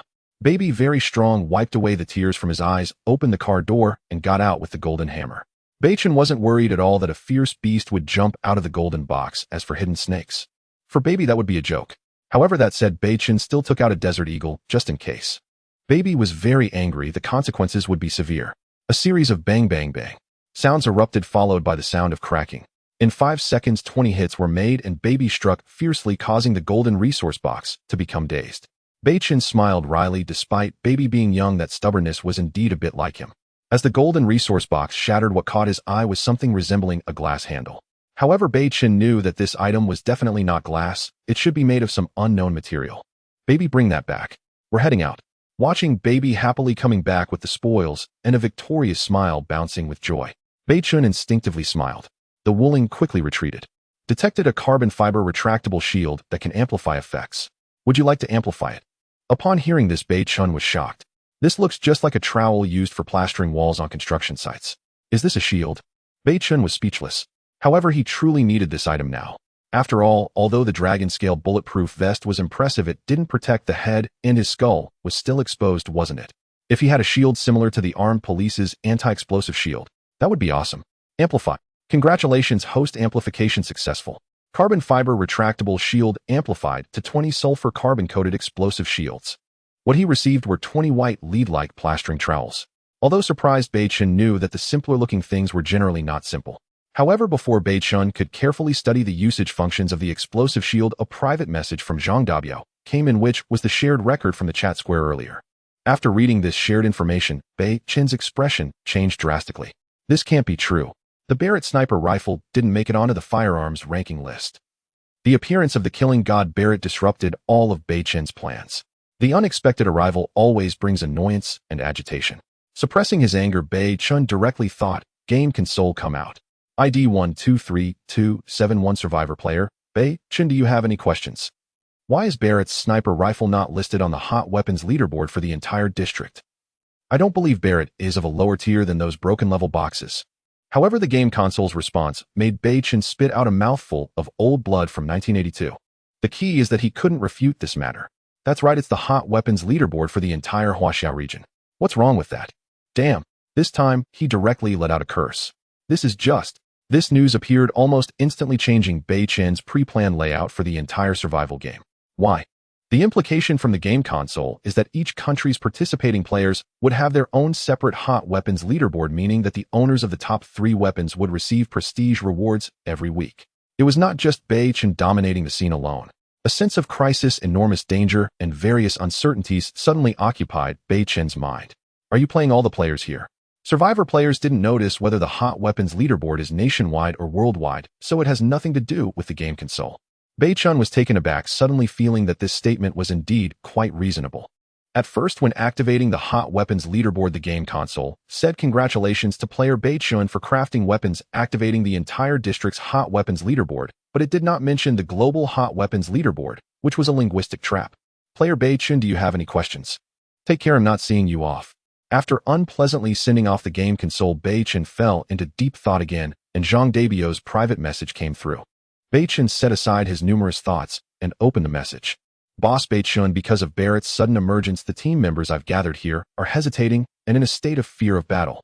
No one wants to go, they want to give up on the airdrop resource box. His tone was very anxious. This matter only temporarily disrupted all of Beichen's plans. But for Zhang Dabiao, it was a fatal blow. A Barrett directly caused the new team to die in its infancy. At this moment, Beichen calmed down. There are always more solutions than difficulties. He did not think there was anything wrong with those players giving up now. After all, the deterrent power of a Barrett sniper rifle is too great. This is not the wartime period. During the war, if the Chinese did not resist, the country would perish and their descendants would be enslaved with no hope of rising. In contrast, given the current situation, even if they give up on the airdrop resource boxes, they can still live. It's just that the airdrops in the Huaxiao region would be snatched away by players from other countries, which seems easier to accept than dying. Beichen hesitated for only a moment before replying to Zhang Dabiao. Dabiao, it's normal for such things to happen. You should immediately select 10 elite players who are not afraid of death and have a spirit of sacrifice. As for the other players, temporarily give up. Also keep in constant contact with Pang Xinjia. No matter the result, inform me in 1 minute. Perhaps I can turn this situation around. Okay, you'll do it right away. The two ended their private conversation. Gathering 10 fearless Huaxiao men among hundreds is not difficult at all. Some may fear death, but some truly do not fear death when it comes to national honor. Otherwise, how would the first-class and second-class military merits of the war be earned? Beichen's grandfather was just like this, which is why Beichen sent such a message to Zhang Dabiao. Seeing Beichen's grim expression, the baby in the carriage was exceptionally well-behaved, quiet, and adorable. Beichen took out a carbon sulfide-coated explosive-proof shield to check its information. Carbon sulfide-coated explosive-proof shield introduction. The hardest material discovered by humanity in the world. Carbon sulfide is 200 times harder than steel, 40 times harder than diamond, and twice as hard as graphene. Function: because it is a carbon sulfide coating, the shield will slowly oxidize after being deployed, maintaining a hardness 200 times that of steel for 24 hours, after which it will weaken until the carbon sulfide coating is completely oxidized. Damn. Fortunately, Beichen was slow to react, otherwise the countdown for a top-notch explosive-proof shield would start immediately from now. It's 200 times harder than steel, 40 times harder than diamond, and twice as hard as graphene. A Versailles-like smile appeared at the corner of Beichen's mouth. If only the carbon sulfide coating could remain unoxidized forever, that would be wonderful. However, Beichen could only imagine after all this was the best and only golden resource box he had encountered since entering the game. His luck exploding at such a crucial moment was already enough to make his ancestors proud. What more could he ask for? Suddenly, Beichen thought of more. What kind of luck did he have? The golden hammer that opened the golden resource box was still in the hands of Tung Chu-Chu. If it weren't for Tung Chu-Chu's golden hammer, he could only look at the golden resource box without being able to touch it. Indeed, as the saying goes, lucky players are stronger than those who cheat. At this moment, Zhang Dabio's private message arrived right on time. Beichen felt no more pressure and opened the message. Boss Beichen, unexpectedly, 20 valiant men have appeared on my side, while 7 warriors have died on Pang Xinji's side, and Maisie and the Japanese are forcing them to fight the lion-tiger beasts guarding the airdrop resource box. This was not surprising. If the airdrop was first come first served, the main force would have probably arrived long ago and found nothing left. It is also very normal to have guardian beasts nearby. Just like in a game, how can you obtain treasures without defeating the final boss? It's the same principle. Next, Beichen carefully organized his words and replied line by line. Very good, Dabiao. Take your 15 men quickly towards the focal point while keeping in constant contact with Pang Xinjia. I will arrive in about 30 minutes. Dabiao, to be honest, I am also a person who wants to start early without profit. I indeed have the power to turn the situation around, but for this action, I want 70 of the loot. If Pang Xinjia agrees, I will immediately finalize the strategic plan. The private message was still connected. Zhang Dabiao replied immediately. No need to ask. Pang Xinjia said he doesn't want the resources, but the only condition is that he must personally chop those bastards to pieces. Very good, I like this person. Next I will speak, and you will listen. If you don't understand anything afterward, ask me. Beichen replied directly. Understood, boss. Beichen emphasized the use of functions and the strong protection duration of the shield. He traded 20 carbon sulfide-coated explosive-proof shields to Zhang Dabiao without hesitation. Because even if Zhang Dabiao got the equipment and ran away, the shield could only be used for 24 hours, which seemed insignificant compared to the dissolution of his newly formed team. Wow, boss Beichen, you can even get this thing amazing. I, Zhang Dabiao, fear no one, but I respect you. Quickly trade the items to Pang Xinjia. It's very dangerous on his side. Tell him to deploy the shield and immediately retreat to join you. As for the death snipers hiding in the surrounding hills, I will take care of them. At this moment, Beichen's image instantly elevated in Zhang Dabiao's heart, akin to that of a deity. I guarantee the task will be completed. P.S. Click here to see the segment review with surprises. The Yinglong Guard family is waiting for you. Today there will definitely be an update, but I have to go cook now. My wife is crying from hunger. A free gift is sent down every day, thank you. Seeing Zhang Dabiao respond with I guarantee to complete the task, Beichen smiled. In truth, Beichen could have been more ruthless, manipulating from behind the scenes to gain 90% of the resources from the airdrop's selected resource boxes. But Beichen did not do so. Why? His principle was, if you respect me an inch, I will repay you a mile. Zhang Dabiao had little to say. He hadn't contributed much and had merely echoed in the regional chat square out of admiration, leading many players to join Zhang Dabiao's team, and that was all. However, the contribution made by Pang Xinjia for this operation was enormous. Even though Pang Xinjia was currently being targeted and forced to fight against the airdrop guardian beasts alongside Maisie and the enemies in a state of being a prisoner, Beichen treated him with equal respect. Not just because Pang Xinjia selflessly disclosed enemy equipment information, troop numbers, and weapon details in the regional chat square, but because this person had a strong sense of national awareness, a broad perspective, which was a strategic vision that Beichen had emphasized multiple times. Such a person was enough to earn Beichen's admiration and assistance. The wheels of the Wuling vehicle spun rapidly, yet at that moment Beichen's mind raced even faster than the rapidly turning wheels. He had to consider the known strengths of his side and calculate the hidden strengths and existing forces that the enemy might possess. The Barrett was a heavy sniper rifle with bullets that could reach speeds of 1,000 meters per second. A slight misstep could lead to a catastrophic explosion, and Beichen dared not underestimate it. At the same time, he was filled with anticipation for the Barrett. He knew that he could share vision with the baby if he obtained the Barrett sniper rifle. It was easy to imagine that Beichen would become a true god of pinpoint sniping. With the baby flying high and overlooking all directions, sharing the hidden positions of enemies, Beichen would not even need to expose the gun barrel. Merely aiming and firing in one direction would suffice. Baby, once we arrive, I have an important task for you. Upon hearing this, the baby perked up, immediately closing the Venk teaching machine and asking, Dad, what's the task? When we get there, you must transform into your true form and hover in the sky, ensuring you find the hidden sniper on a certain hill or peak in the focal area. Yay, isn't this hide and seek? Baby will definitely find him first. Beichen affectionately ruffled the baby's head, saying, Once you complete it, I will have a reward for you. Wow, yay, I want to eat that red candy. The baby's big eyes squinted into crescent shapes, tilting her head and acting cutely. All right, this time Dad will give you 2 pieces. Occasionally, using such rewards for children can effectively stimulate their enthusiasm. But the timing and frequency of such incentives must be managed well, otherwise one can expect tears. Wow, baby loves Dad so much. The baby jumped forward and kissed Beichen on the face. You need to rest well and gather your strength. We might face a fierce battle soon. Beichen did not want the baby to underestimate any enemy. Even a lion uses its full strength to catch a rabbit. Being careless could lead to disaster. Okay, I understand. Every word Dad says baby will remember. Upon hearing this, Beichen smiled. At that moment, he felt that all the teaching he had done previously was worthwhile.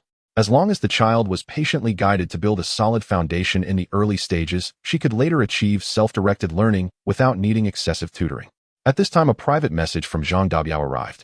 Boss Beichen, our 15 members have already arrived at the core outskirts of the airdrop site and have secretly traded 5 carbon sulfide-coated explosive shields to Pang Xinjie. He can join us anytime once he finds the right moment to retreat. Very good, I will arrive shortly. Do not act rashly. I suspect that besides your 2 teams, there are also some major financial groups eyeing that location, right? Exactly, 2 major financial groups have come to this area. One was ambushed and scattered by Maisie and the enemies, while the other. Zhang Dabiao hesitated. What do you mean? The remaining major financial group has decent weapons and a large number of members, and they are cooperating with Maisie and the enemies. Beichen's expression darkened upon seeing this. Dancing with wolves. Tell Pang Xinjie to find the right moment to use the shields to escape. Also, do not actively seek the hidden sniper. I will handle him. Understood. After cutting off the private message, Beichen gazed into the distance at the hills and sparse pine forests, major financial groups. Who dares to stop me? I will kill them. 3 minutes later, the Wuling vehicle had arrived at the outermost edge of the airdrop location. Due to the distance of over 20 miles between the asphalt road and the core of the airdrop, the vehicle could not drive directly in.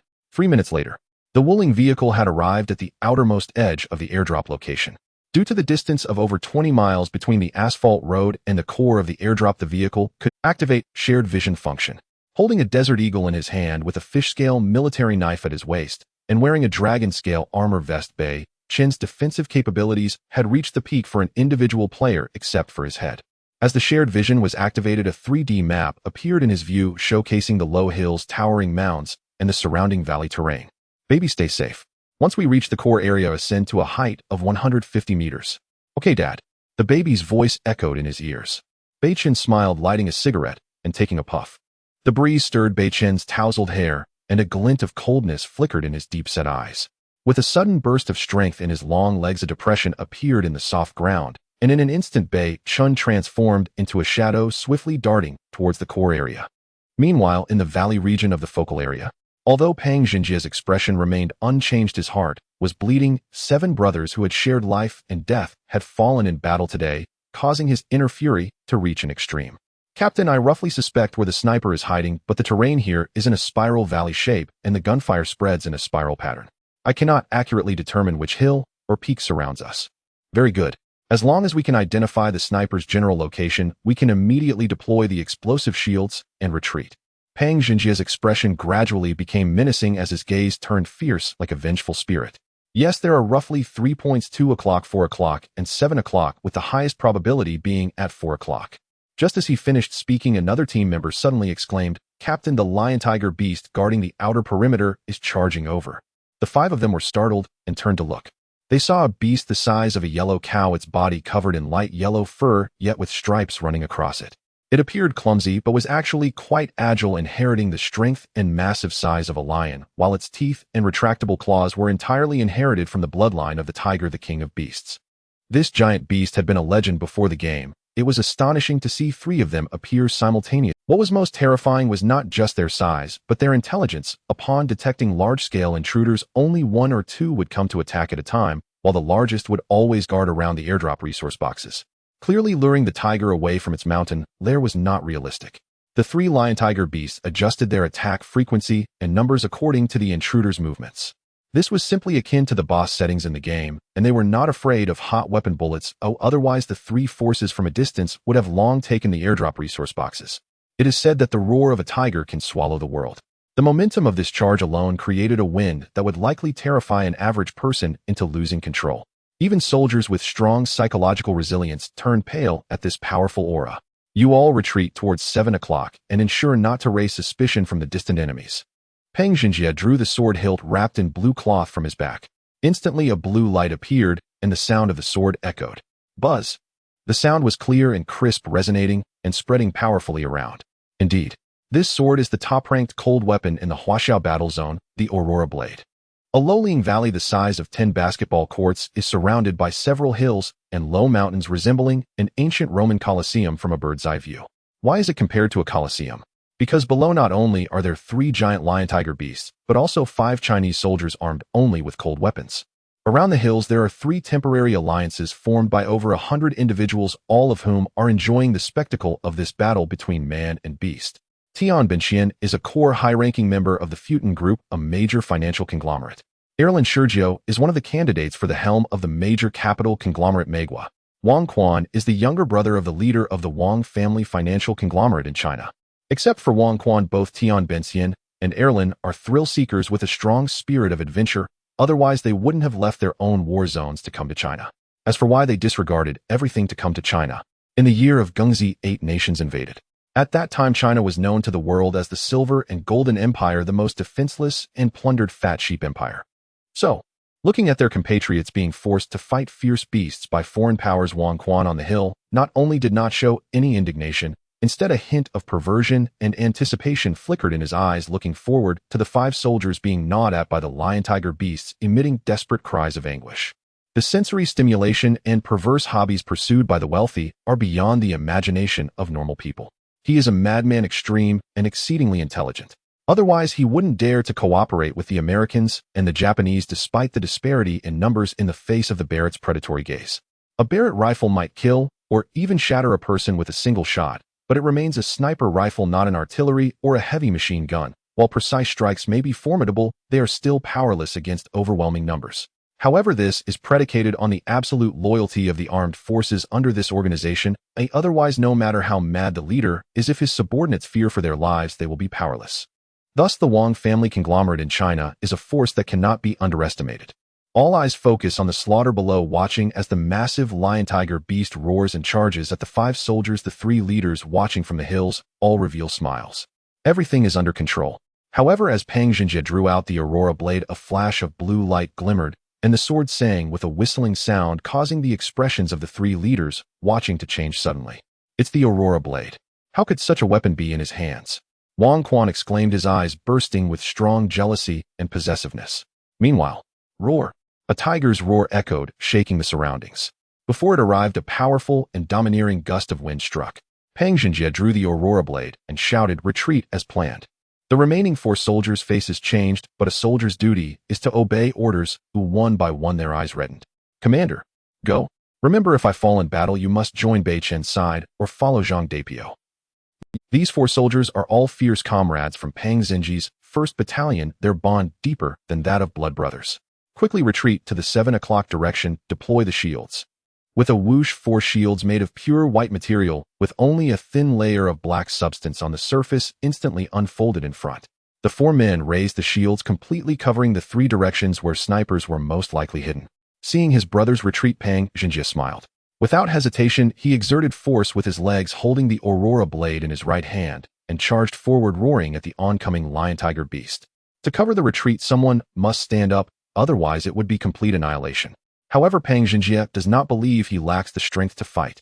With Peng Xinjie's roar, the Aurora Blade emitted a series of sword cries, as if the blue light radiating from the blade became even more dazzling. Roar!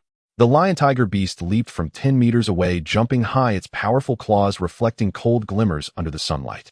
A lion uses all its strength even when fighting a rabbit. Elegant, clean, and directed, aimed straight for Pang Zhenji's head. Mouthful overestimated you.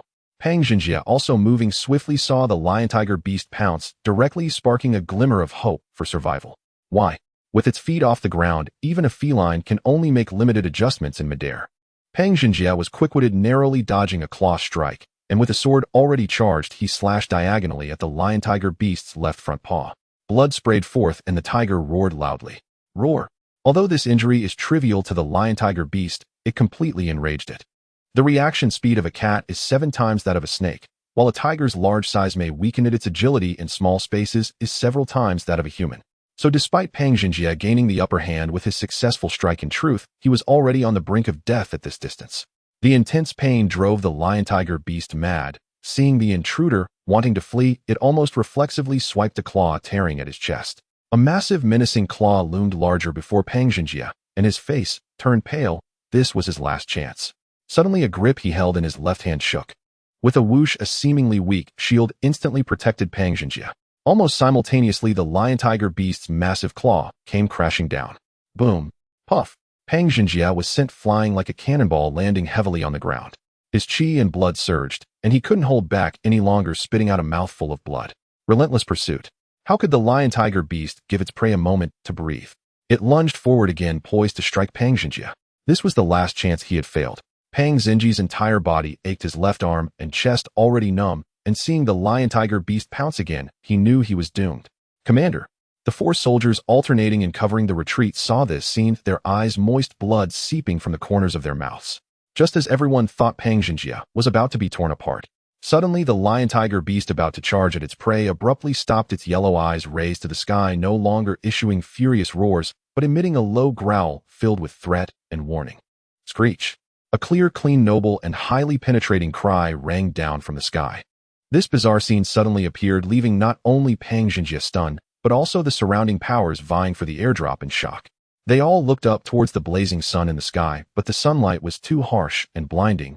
They could not discern what was above. Run! Having taken a brief moment to breathe, Pang Zhenjie had already regained his mobility. The situation was complex, and this might be his only opportunity to survive. However, the lion-tiger beast, which was close to him, seemed unconcerned.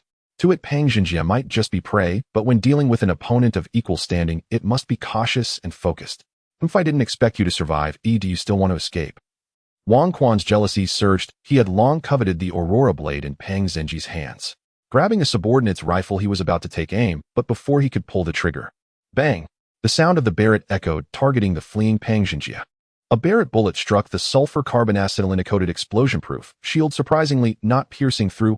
Only the immense impact sent Pang Zhenjie tumbling. What? This is impossible. Everyone's minds were blown. What kind of shield is that? How could it withstand a Barrett shot without any damage? Pang Zhenjie, appearing to fall, actually performed a roll to dissipate the force, and in less than a second, he was back on his feet and charging towards his team. As fellow soldiers, after a Barrett sniper fired, reloading, aiming, and firing all require time. Though brief in the eyes of a professional soldier, this is a gap, an opportunity. While fleeing rapidly, Pang Zhenjie did not forget to glance back at the people on the distant hills, which were filled with cold, endless killing intent. Bang! The gunfire spiraled outward, echoing like spring thunder. Suddenly, on a low hill at the outskirts of the core area, a tall, handsome young man with tousled hair halted, his hurried steps, sharp eyes scanning the hills and peaks. Indeed, it was Beichen, about to reach the core area of the airdrop. Baby, have you located the sniper? After 2 seconds, Baby's frustrated voice finally came through. Daddy, no, this person feels like he doesn't exist at all. Oh, I can't capture his aura. However, from the previous gunfire, I've roughly identified 2 directions. Oh, as long as he fires again, I can definitely pinpoint his location through the sound. This surprised Beichen. He would never doubt Baby's abilities. Moreover, it was daytime, giving them the advantage of observing everything from above. However, even so, Baby could not locate the sniper hidden at a high point in a short time. Is it a special hiding device or the influence of the surrounding geographical environment? In Beichen's view, the former is more likely. If he can possess particle rings and a shape-shifting ammunition depot of such black technology, it is not surprising that the opponent has special combat gear to hide their presence and aura. Okay, Baby, pay attention to observation. The second shot is coming soon. While advising Baby, he sent a message to Pang Zhenjie. Make a flaw, let the sniper fire again. This time he's doomed. Okay. Seeing Pang Zhenjie agree, without hesitation left Beichen momentarily stunned. Years as a Special Forces soldier must have made him this decisive. Exposing vulnerabilities is dangerous, and in the military, anyone who can be a sniper is a marksman forged by countless bullets. Now both sides are professional soldiers. It's a matter of whose experience is greater and who remains more composed. Beichen took several heavy breaths to stabilize himself. Although discerning sound and position was challenging, he was eager to try. Indeed, it took less than 5 breaths. A sharp gunshot rang out. Beichen frowned, his eyes glinting with coldness, for this shot was not fired by... Through the shared vision, Beichen saw that it was fired by the leader of a wealthy faction, also of Huaxia descent. Humph. Beichen snorted coldly and continued to stealthily approach the core area. Babe circled at an altitude of 150 meters, keeping a watchful eye on every hill and peak below. Bang! The gunshot echoed, and a wisp of smoke slowly rose from a bush, then quickly dissipated. Babe's eyes, though not as sharp as an eagle's, could easily discern the wisp of smoke from this altitude. I finally found you. Daddy, I found it. Look, it's in the bush at the base of the mountain, right below me. Babe's excited voice came, and Beichen turned to smile slightly. Babe, don't engage. Just keep circling in flight. At 6,070 centimeters tall, if Babe descended, it would definitely be noticed, putting her in danger of being shot. Beichen would not allow her to get hurt. Okay, I understand. With that, Beichen transformed into a shadow, once more heading straight towards the mountain where the sniper was located. Pangjinjia, I have located the sniper. Protect yourself and quickly regroup with Zhang Dabiao. As Pangjinjia and his 5-man team took out their remarkably durable shields, dozens of guns from the 3 major factions began to rain bullets upon them. However, the shields provided by Beichen had strong defensive power capable of withstanding Barrett bullets, making those with regular rifles insignificant. The 5 men retreated in an orderly fashion, remaining calm. Baka attack. Tian Ben raised his command knife, and at once 5 armed soldiers rushed down the hill towards the 5 Huaxia soldiers. Irish 19th also waved his hand, followed closely by 5 blonde blue-eyed soldiers. Wang Quan smiled and nodded at his deputy, bring back the Aurora blade. Yes, third brother. Immediately 15 armed individuals wielding various low-end firearms charged, unable to snipe from afar, then shoot at close range. The 5 men, orderly retreating in the valley below, changed their expressions upon witnessing the scene. Captain, what should we do? With their firearms confiscated, the only weapons in hand were melee weapons. Against 20 firearms, using melee would mean certain death. Pangjinjia scanned the approaching 20 with a calm gaze and said, ignore them, maintain formation. Understood. Hurry. Beichen was quick. Meanwhile, about 400 meters away on a small hill, Beichen had stealthily approached like a phantom. To be honest, if it weren't for the Barrett firing a second time and Babe locking onto the position from the air, even Beichen standing right next to the sniper wouldn't have noticed. It was too well concealed. It was a combat suit completely integrated with the surrounding colors. Unlike the more common green and yellow versions, this suit was like a chameleon, blending seamlessly into the environment. Beichen knew that this special suit must have functions beyond this. There were likely unknown capabilities. Otherwise, a dozen experienced Special Forces soldiers wouldn't fail to locate him, considering this guy had fired many shots already. A proper sniper changes position after firing a shot regardless of whether it hits. The fact that this guy hadn't changed positions hinted at the suit's uniqueness. Knowing the situation with Pangjinjia, Beichen dared not hesitate. He lightly tapped the ground with his toes and leaped into the air. In midair, Beichen forcefully brought his hands down, causing his body to tilt with his head heavier than his feet. At that moment, Beichen shot towards the unsuspecting sniper like an arrow. It wasn't that Beichen exerted himself to do this. The sniper's concealed position was awkward for him. If he charged directly, the rustling through the bushes would give him away, thwarting his plans. With a strike like an eagle soaring through the sky, he wielded a fish-scale military knife, aiming accurately and piercingly stabbing into the sniper's back. Ugh! Bakayalu.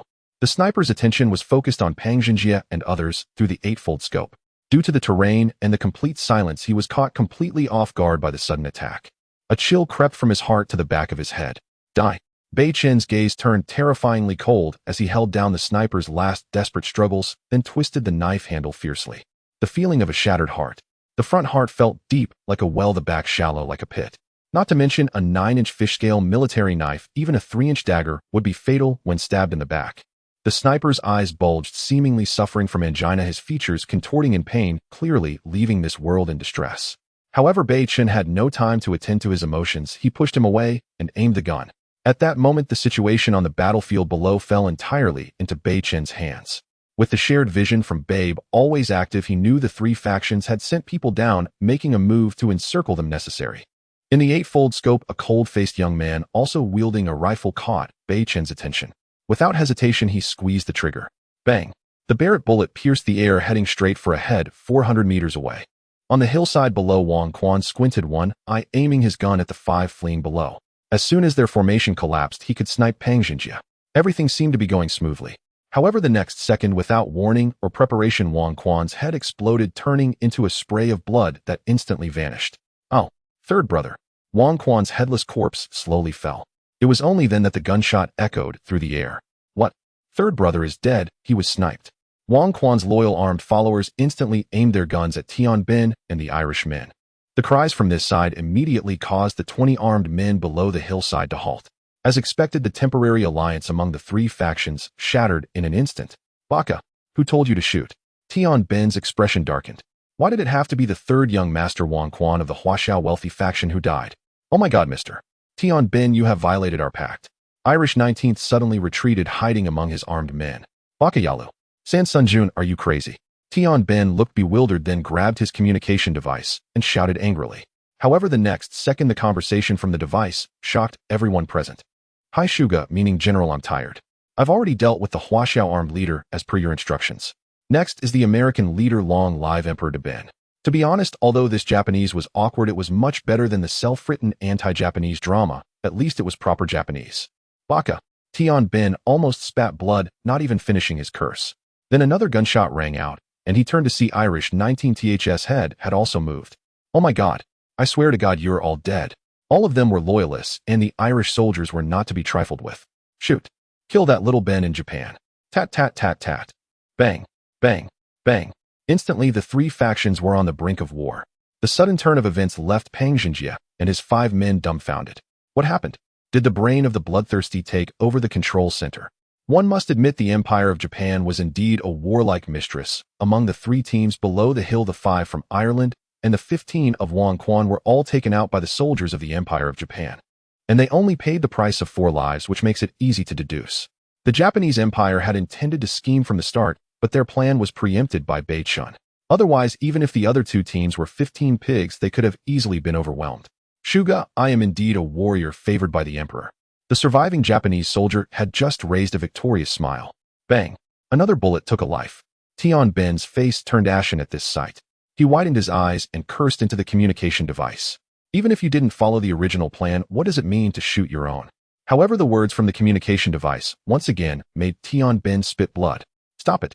Sorry Shuga, I thought that surviving soldier was Huaxia, and for your safety, I took him out early. Go to hell, Huaxia. Wasn't that your own younger brother Sin Shou? You can't even remember what your own brother looks like. P.S. 2750 word chapter. That's it for today. Feeling down, going to sleep. Here's a free little gift, thank you family. Despite Beichen's clumsy imitation of Japanese, he inadvertently exposed himself. Baka, you are not San Sunjun, who are you? Tian Bin's tone softened, immediately revealing that he was a person who feared death greatly. Does the general feel a buzzing in his head? That's right, you are within my sniper range, and the red dot of the 8-fold scope is right on your forehead.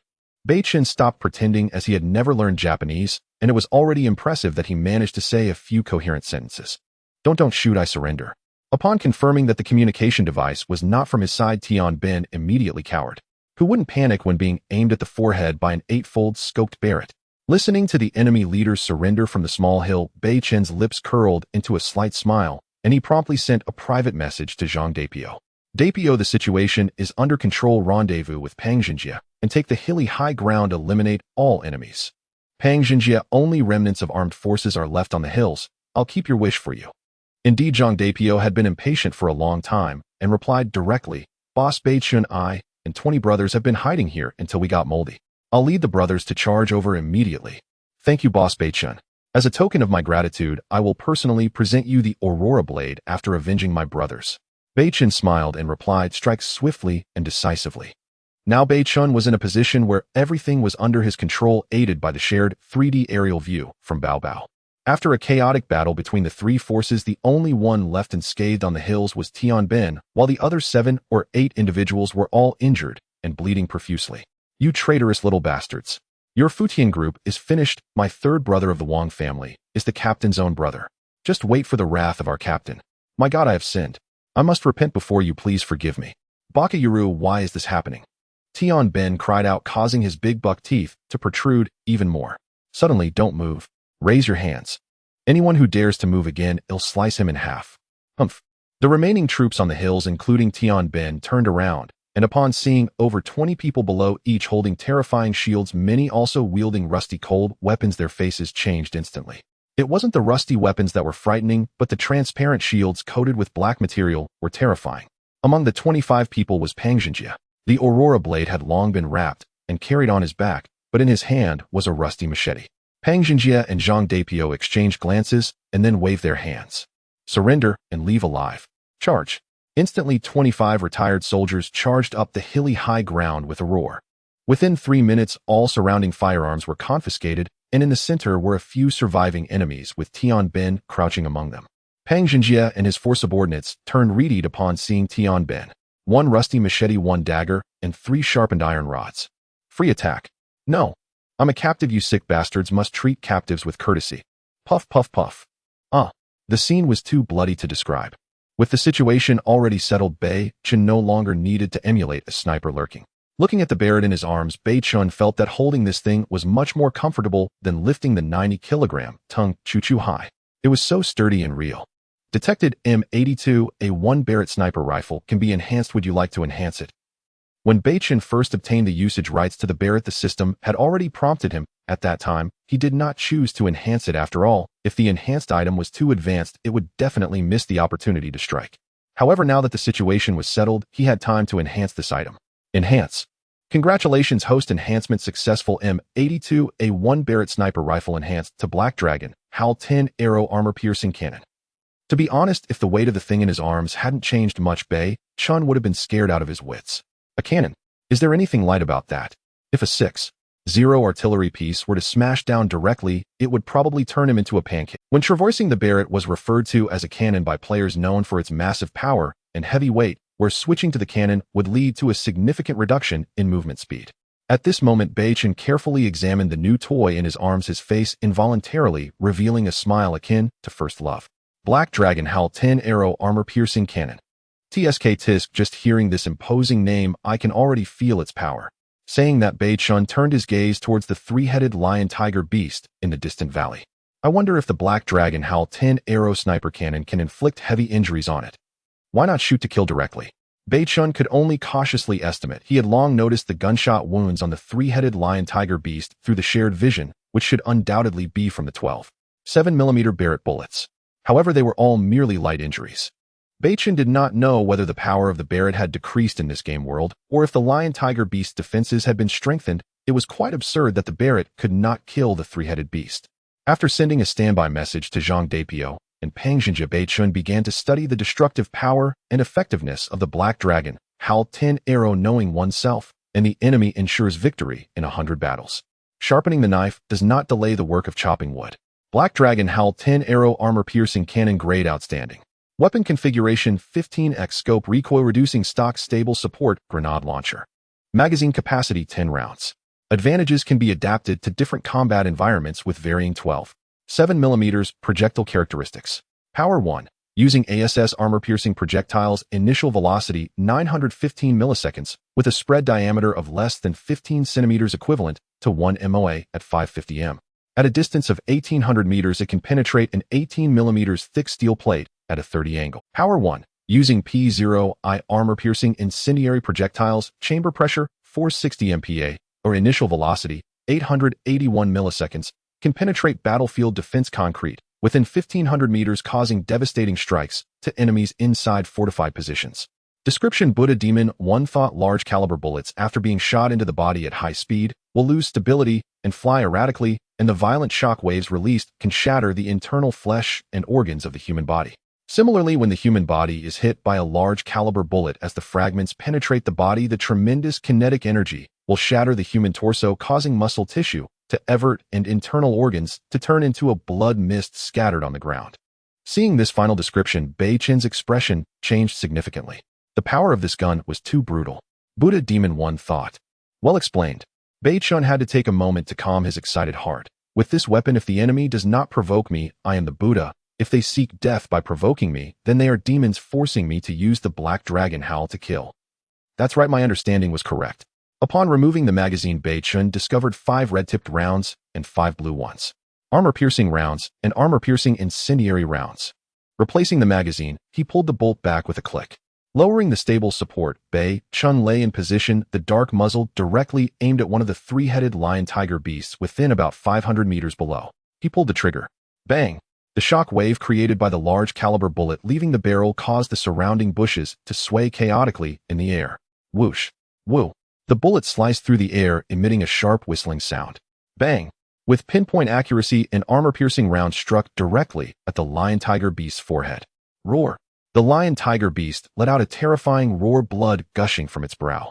What the hell?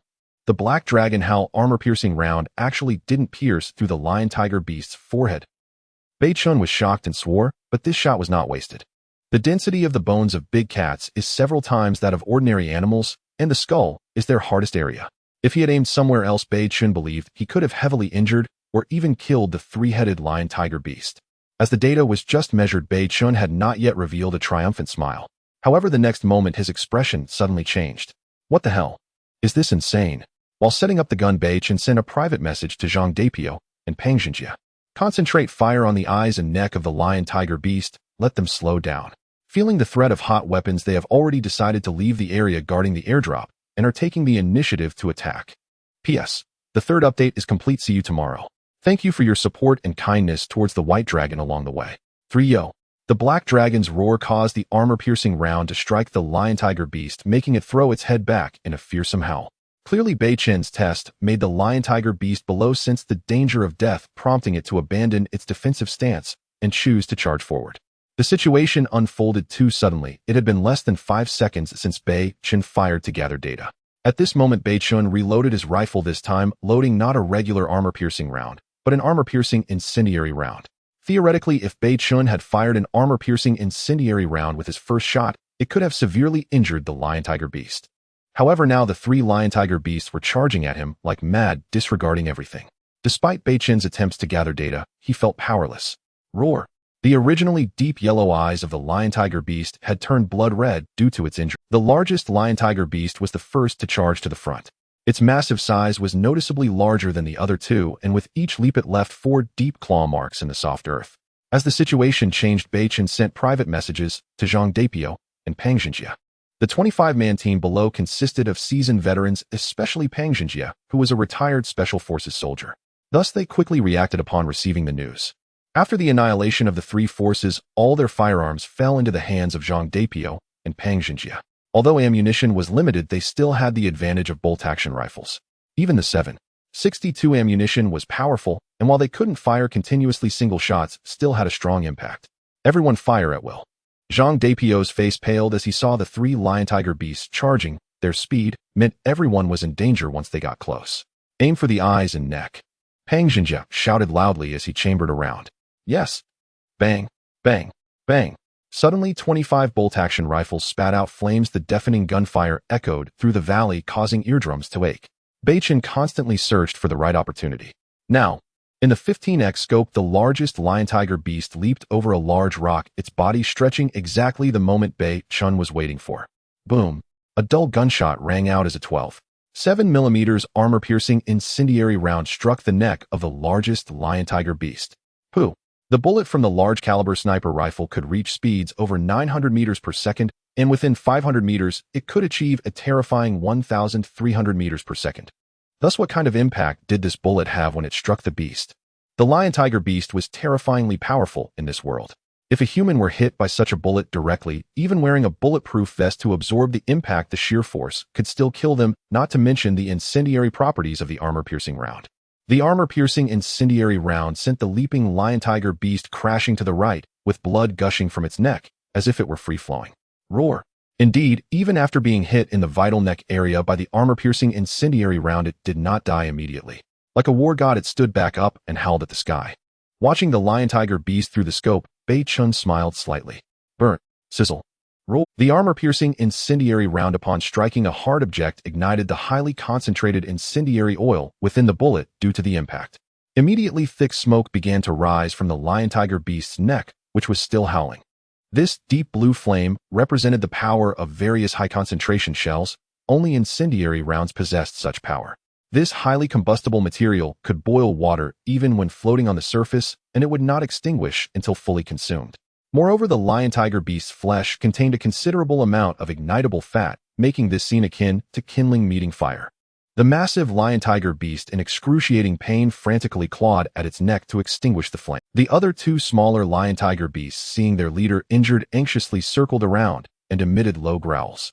However, once the highly concentrated incendiary material ignited, it was like a maggot on a corpse. It would not stop until completely burnt. At that moment, another loud gunshot rang out. Woo! Woo! Bang! The sound of the large-caliber bullet sliced through the air. Sizzle! Flames erupted from the lion-tiger beast's mouth.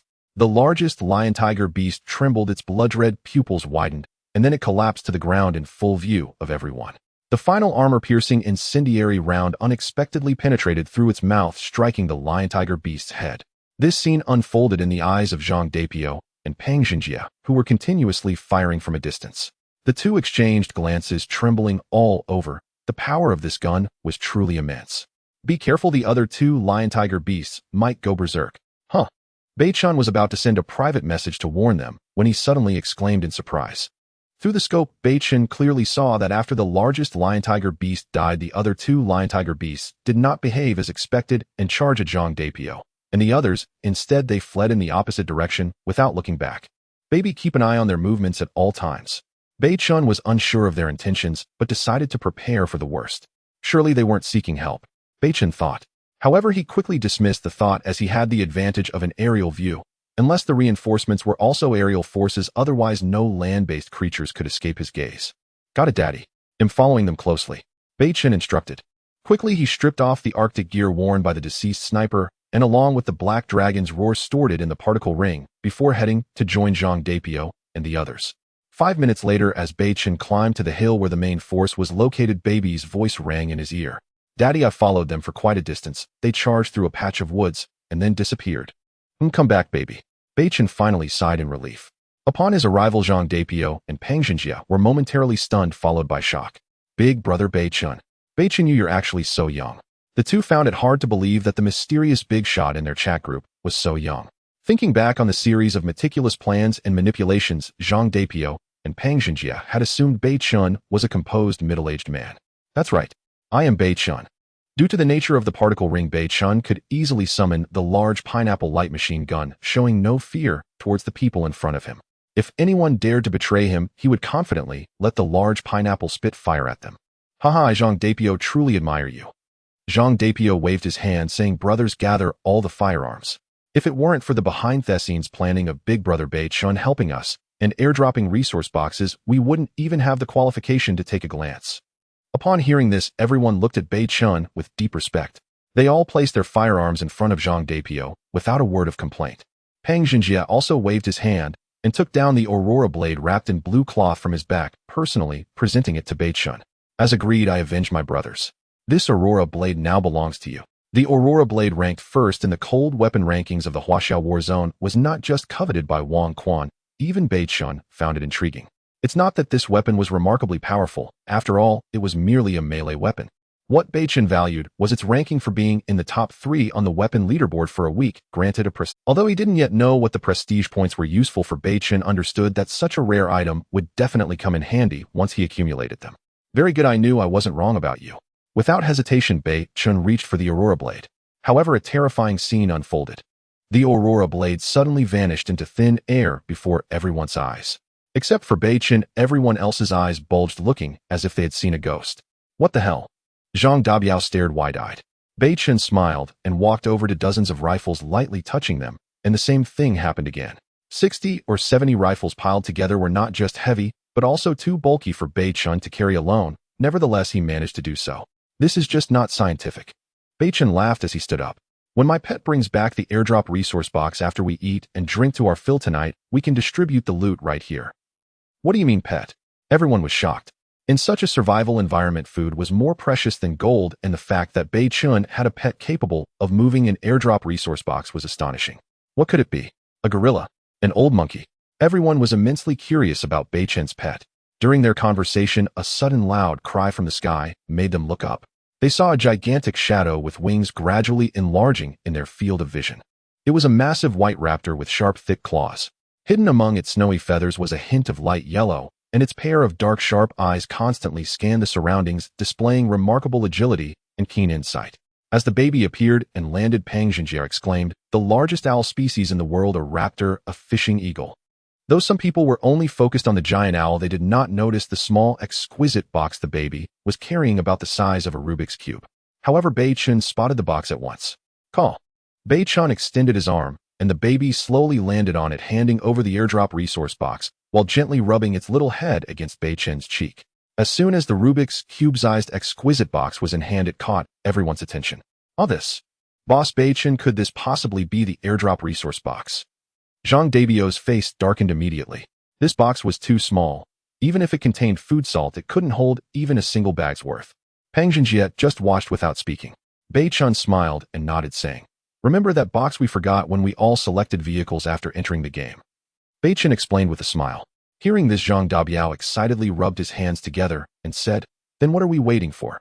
Boss Beichen, you are a lucky star. Your luck must be..." Beichen explained with a smile. Hearing this, Zhang Dabiao excitedly rubbed his hands together and said, "Then what are we waiting for? Boss Beichen, you are a lucky star. Your luck must be excellent. Hurry up and open it." Pang Xinjie also nodded in agreement.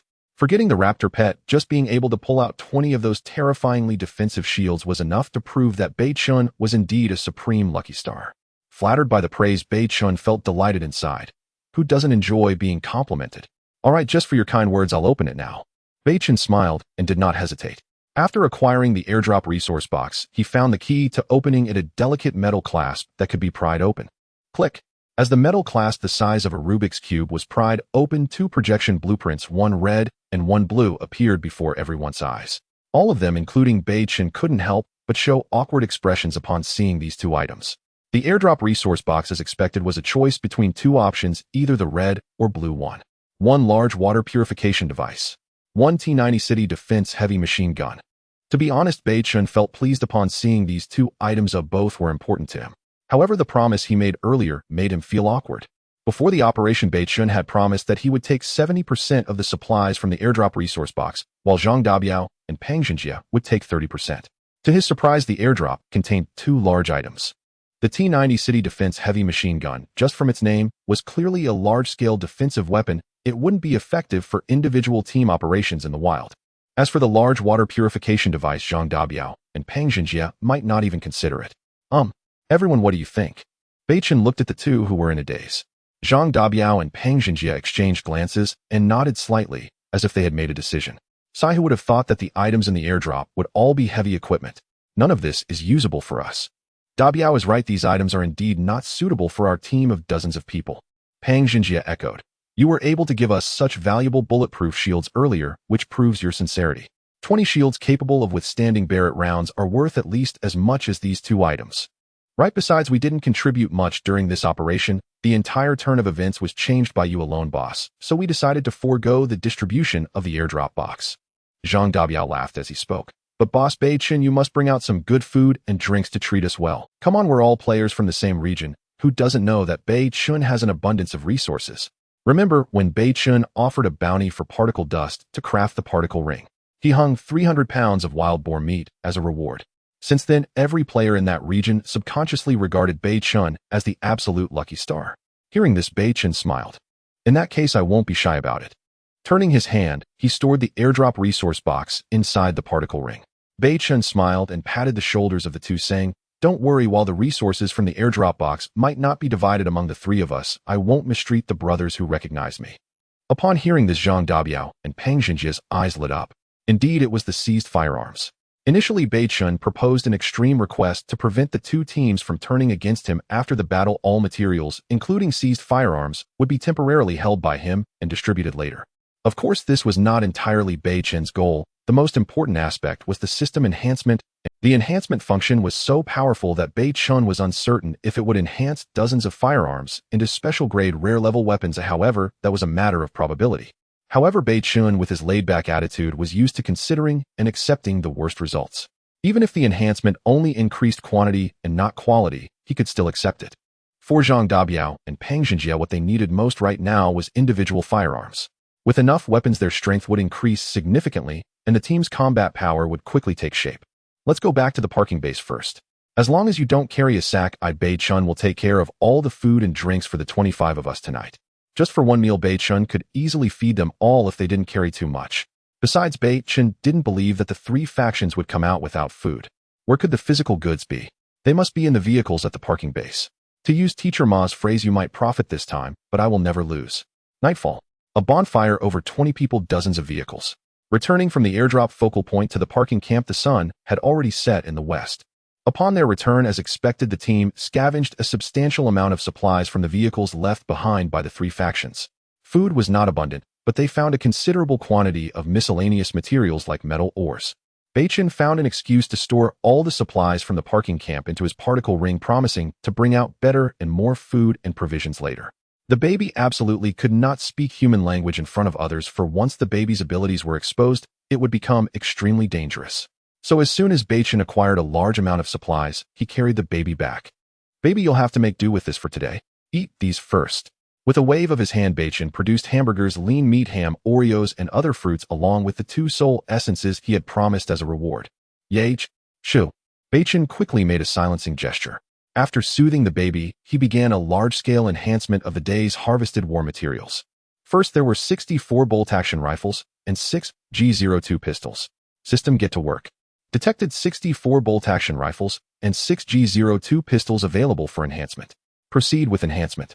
Due to their large size, Beichen actively awakened the system this time and chose to enhance the dozens of guns inside the particle ring. He was initially unsure if it was possible, but surprisingly it was. Enhanced. Congratulations, host. Enhancement successful. Obtained 70 bolt-action rifles. Obtained 20 fully equipped M416 assault rifles. Obtained 10 fully equipped SKS sniper rifles. Congratulations, host. Enhancement successful. 6 G02 pistols enhanced into 30 P29 pistols. Reminder for the host, all enhanced weapons and equipment have been automatically stored in the particle space ring. Upon hearing this, Beichen nearly shouted out in excitement. What? 30 fully equipped M416s. 20 fully equipped SKSs. This?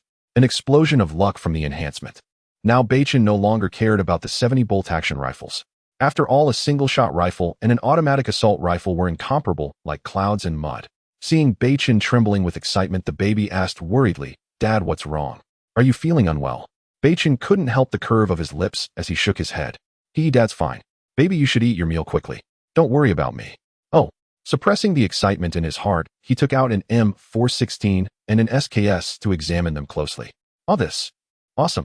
Beichen looked at the fully equipped M416, a smile spreading across. A 6x scope suppressor, vertical foregrip, quick draw, extended magazine, and a stock. Anyone who played PUBG knew this setup was practically a divine artifact. Looking at the SKS attachments, Beichen was speechless. If it weren't for his Black Dragon Roar Type 10 armor-piercing cannon, he would definitely have to get his hands on one. An 8x scope compensator, lightweight foregrip, cheek pad, and extended magazine. TSK. With these fully equipped automatic rifles, Beichen felt the airdrop self-selection supply crate was no longer important. Satisfied, he stored the 2 handy firearms into his particle ring, then directly said, System, detect the newly obtained food resources available for enhancement. The leftover food resources from the 3 factions. Beichen had taken them under some pretext and naturally wanted to enhance them to treat everyone. Detected.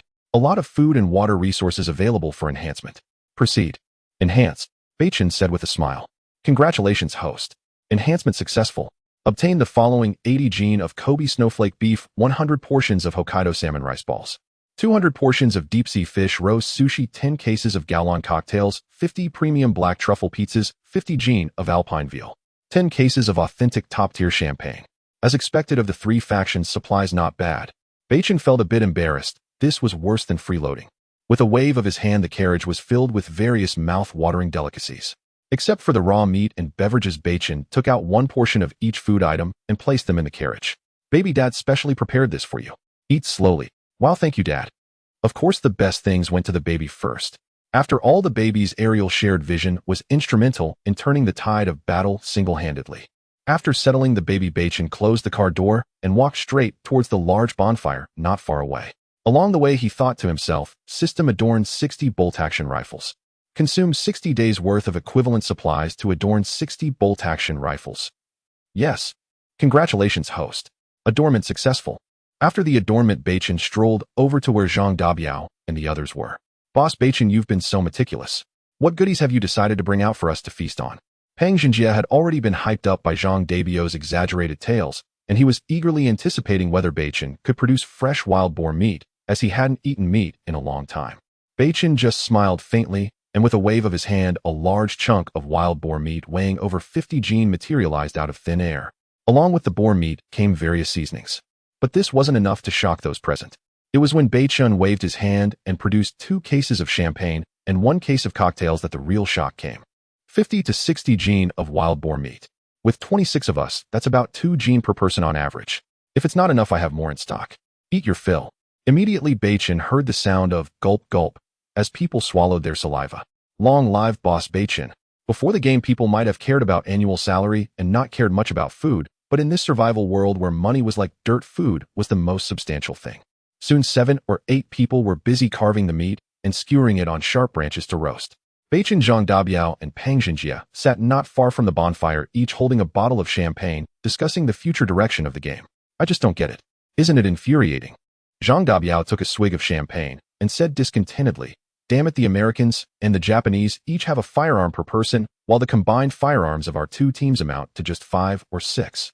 Why?" Pang Xinjie was taken aback by the question, hesitated, and then looked at Beichen. Nothing to be surprised about. Beichen smiled and said, "By the way, Dabiao, have you ever played a paid game?" Zhang Dabiao was stunned by the question, then shook his head. "I wanted to before joining the army, but after being discharged, I lost interest in games." Beichen nodded and didn't hide his thoughts. The most important thing in a paid game is fairness. Tell me, how many players do the Americans and Japanese have combined? And how many players do we Chinese have? With such a huge disparity in player numbers, if we could all have a firearm right now, wouldn't we be invincible in the world? Hearing this, Zhang Dabiao and Pang Xinjie were startled and immediately understood the key point. So every country's resources are allocated uniformly by the gaming console and will not be increased based on the number of players in a particular country. Smart. Beichen smiled. There may be differences in numbers, but the base of the resource crates remains unchanged, which results in the current environment for players in the Huaxiao battle zone. At that moment, Pang Xinjie thought of more. Beichen, do you think the game will ultimately lead to a grand battle among players worldwide? If that's the case, our Huaxiao players are starting off too slowly. Beichen nodded seriously. Because of fairness, the small base of resource crates in Huaxiao is just one reason. Another reason is that the major financial groups in Huaxiao have already started recruiting extensively, organizing armed forces, and stockpiling resources.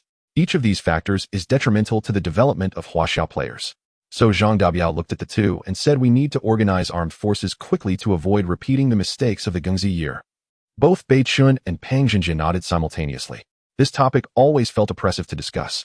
After all, where can one find a complete egg under a collapsed nest? Then Beichen took the initiative to change the subject.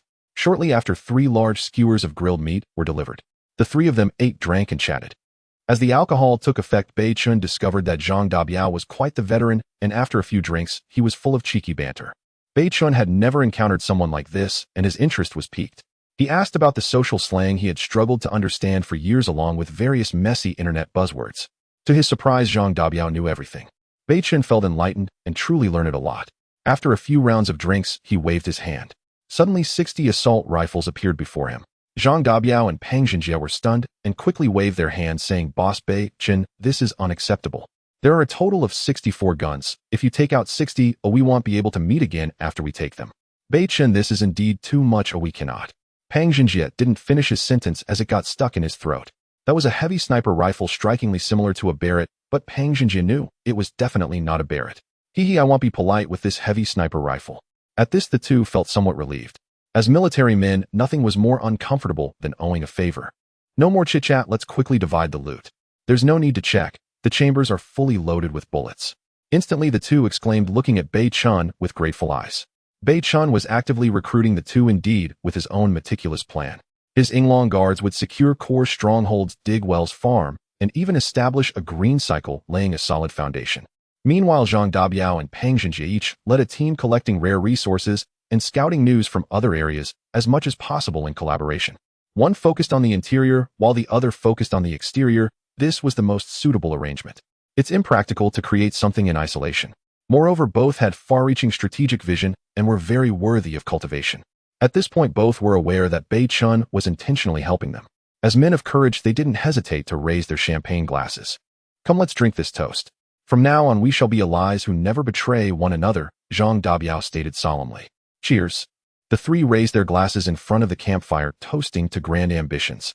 As for Beichen's ability to store items that Zhang Dabiao and Peng Xinjia had known from the very beginning, but had never mentioned it. They were all smart people. Since Beichen dared to reveal this ability in front of everyone, he was not afraid of others coveting it. At the same time, they also knew that Beichen was conveying a message.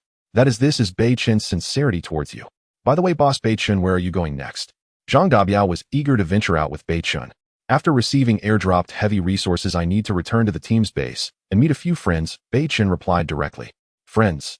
A girlfriend, perhaps? Zhang Dabiao looked at Beichen, quickly blinking and nodding.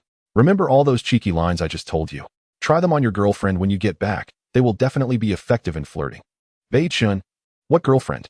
I don't know what you're talking about. Peng Xinjia chuckled as he noticed Beichen's face turning red. To be honest, since experiencing intimacy and having a few instances of discomfort in the mornings, Beichen had been quite startled. He had been sleeping with his child at night. What if the child found out? Wouldn't that be embarrassing? Wouldn't the dignified father image he had worked hard to establish completely collapse? Meanwhile, at a small grove near the Yinglong Guard's base, Ting Chu-Chu was flattering Su Yihan, saying, Sister Yihan, for the last lesson, please teach me. Su Yihan, seeing Ting Chu-Chu so anxious, immediately showed a knowing smile. Oh, are you anxious? What's wrong? Is your boyfriend coming? Ting Chu-Chu instinctively shook her head, then nodded. He might come tonight, so Sister Yihan, please teach me the last lesson on how to drive without any connection. Beichen responded to the Yinglong Guard's base and naturally needed to send a private message to Tung Million in advance. Tung Million, knowing that his sister was focused on Beichen, naturally conveyed this news to her. Su Yihan smiled knowingly and said, Oh, teaching you this is not difficult, but first I'll ask you a few questions and you must answer truthfully otherwise. Upon hearing this, Ting Chu-Chu immediately perked up, saying, I agree, with both hands and feet. Then Su Yihan led Ting Chu-Chu to a cold stone and indicated for her to sit on it. Ting Chu-Chu, what do you call this? Su Yihan asked. Ting Chu-Chu blushed and softly said, Is it the official seal? Alas, useless. Su Yihan sighed, feeling a mix of exasperation and disappointment. Little sister, remember this is called forcing someone onto Liangshan. Off. Ting Chu-Chu suddenly understood and immediately felt her long fair neck turn red. Can idioms be used like this? Remember, little sister, as long as you're fast, the car is always everywhere. Being lectured by her peers in such a harsh manner made Ting Chu-Chu feel quite embarrassed. But what could she do? Before the game, she spent her days either practicing grappling and combat techniques, or analyzing various intricate suspense dramas, or sifting through case records for study. As for those flirty lines of romantic foreplay, a naive person probably understood them better than she did. Fortunately, there is always someone who shares the same journey. After these past few days of frantically absorbing experiences, Ting Chu-Chu felt that she had become more well-rounded. At the same time, she regretted the childish behavior she had displayed when she was with Beichen. Now Ting Chu-Chu vowed that if heaven were to give her another chance to return to that dusk once more, Ting Chu-Chu was absolutely confident that she could make Beichen develop feelings for her. Sigh, little sister, you really missed too many opportunities. If you had this knowledge back, then wouldn't you have easily captured your little boyfriend? Shui Yihan said with a half-smile. Ting Chu-Chu nodded like a chick pecking at rice, feeling ashamed. Thank you, Sister Yihan. This time I will seize the opportunity. Seizing opportunities? Shui Yihan chuckled and shook her head. The experiences mentioned can only be seen as casual flirting. They work well for ordinary outstanding youths, but when it comes to someone like our Captain Zhang Yichen, how confident do you think you really are? Ting Chu-Chu was taken aback by the question, and the cold face of brother Zhang Yichen immediately appeared in her mind. Sister Yihan, my boyfriend isn't as cold as brother Yichen. Oh, it's much easier with him. Shui Yihan's eyes brightened with interest. By the way, you should tell me about his personality preferences, work style, and most importantly, have you two done anything together? Ting Chu-Chu was taken aback. Shui Yihan added fuel to the fire, saying, I need to make a big data analysis specifically about your relationship, so have you two done anything together? This question was too embarrassing for Ting Chu-Chu, who had never been in a relationship. Although she had a learner's heart, she wasn't stupid. How could such intimate and private matters be easily disclosed? Thank goodness for that. However, to be fair, she thought about it. It was for her own benefit and out of good intentions. Ultimately, in order not to lose out, Ting Chu-Chu asked, I've learned a lot from Sister Yihan, and I assume you and your boyfriend have been intimate too, right? Upon hearing this, Shui Yihan's lips curled into a meaningful smile. What do you think? With that, Ting Chu-Chu felt less at a loss and nodded softly, saying, we indeed spent that night together when we broke up. Shui Yihan's eyes lit up as she directly asked, by the way, what is his personality like? Is he cruel? Ting Chu-Chu recalled Beichen's lethal precision when he dispatched two murderers in one swift move upon their first meeting. Extremely ruthless, straightforward, and to the point. Shui Yihan's expression grew more animated as she imagined a flash of cold light followed by the swift strike of a dragon-like gun as the two of them turned the tide. Is he strong? How's his strength? Is he weak? Shui Yihan continued to ask. Tung Chu carefully recalled the feeling of Beichen carrying her back, and while he couldn't be described as flying, he at least didn't cause any bumps, which was enough to prove his strength and endurance. Extremely stable and enduring. No matter what, I weigh nearly 100 pounds, and he carried me for so long, without even breathing heavily. Tung Chu spoke, truthfully feeling no discomfort with her statement. As soon as those words left her mouth, a vivid image formed in Shui Yihan's mind, picturing the act of being carried high, which was quite physically demanding. How could he manage that without even breaking a sweat? Impressive, Shui Yihan praised with a smile. Of course, my taste is quite discerning. Tung Chu blushed with joy. Based on what you've said before, I roughly understand what he likes. Shui Yihan leaned closer and whispered in Tung Chu's ear, appealing charm, a demure demeanor, a refined nature, wit, elegance. Always remember these when you're with him. Upon hearing this, Tung Chu was astonished. Sister Yihan, you're amazing. You've perfectly matched his ideal type.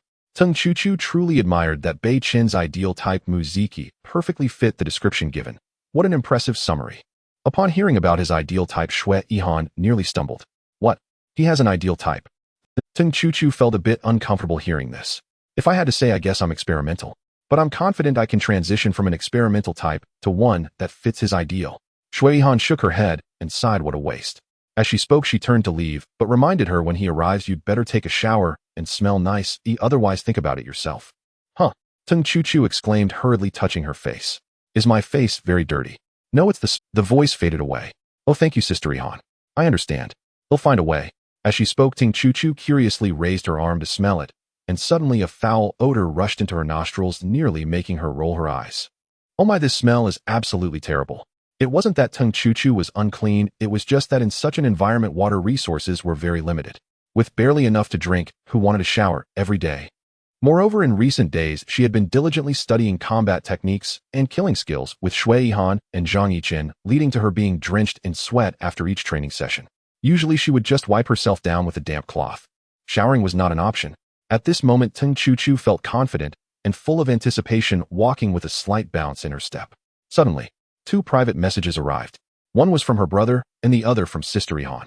She opened her brother's message first. You stubborn girl, hurry back. Beichen is already on his way. This is the first official meeting between the Yinglong guards and Beichen, so I specifically asked him to let everyone take a shower to present a refreshed appearance and leave a good impression on him. As a result, Beichen directly traded all the shower supplies over, so hurry back. Your first place is reserved by your brother. Upon reading this message, Tung Chu was overjoyed. It was like someone had delivered a pillow just as she was dozing off. What a good brother. Brother, love you lots. I'm coming back right away. Tung Chu exclaimed, sprinting off, while also curious about the private message Sister Yihan sent her. When she opened it, Tung Chu nearly spat blood, as the content was as follows. Ahem, well, I'm still a pure girl, just that for my childhood goal to become an agent I've had to study and adapt to these popular phrases and online flirtation jokes in the army, so ahem. Tung Chu felt as if she were on the verge of a breakdown. How could someone be so dishonest? How could she deceive such an honest person? Didn't her conscience hurt?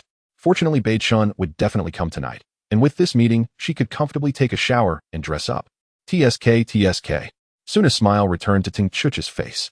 I need to hurry back and find the uniform of the new recruits from the police academy. Losing it would be unfortunate. The white standard shirt and black pencil skirt of the new police recruits, and if I could get a pair of white stockings with such careful dressing, Tung Chu's confidence would soar even higher. She quickly sent a private message to Tung Baiwan. Brother, hurry. I urgently need a pair of stockings. Please issue a bounty in the regional or national channel for a pair, preferably white. It's urgent. When Tung Baiwan received this message, he thought about cursing, but suddenly seemed to remember something and felt deeply moved. His little sister, who had always been reckless, was finally on the right path. Tung Baiwan immediately thought of Beichen. All right, I'll take care of this for you. You must succeed in this endeavor, no failures allowed. Otherwise, don't call me brother anymore. Tung Chu got it. P.S. Recently, perhaps because school has started, the data hasn't been great. I checked the reading data yesterday and felt terrible. So when everyone is reading, please give a push for updates. Also, if you can send a small video at the end of the chapter as a free gift, Bailong would be very grateful, thanks. Night. The stars and moon are dim, enveloped in darkness. From the endless highway in the distance, 2 beams of light illuminate the path ahead.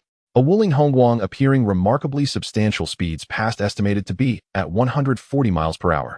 Daddy, why is the car going so fast today? The little one had never seen Beichen drive this fast and couldn't help but ask curiously. Beichen smiled and said, driving at night can be a bit dangerous, so it's better to go faster to avoid prolonged troubles. Oh, the little one responded, then became fully absorbed in playing with the Vank educational device. Daddy, what does this button mean? What is music? Beichen turned his head, nodded, and replied, just press that button. If you want to hear a song, just name it, and it will help you find it.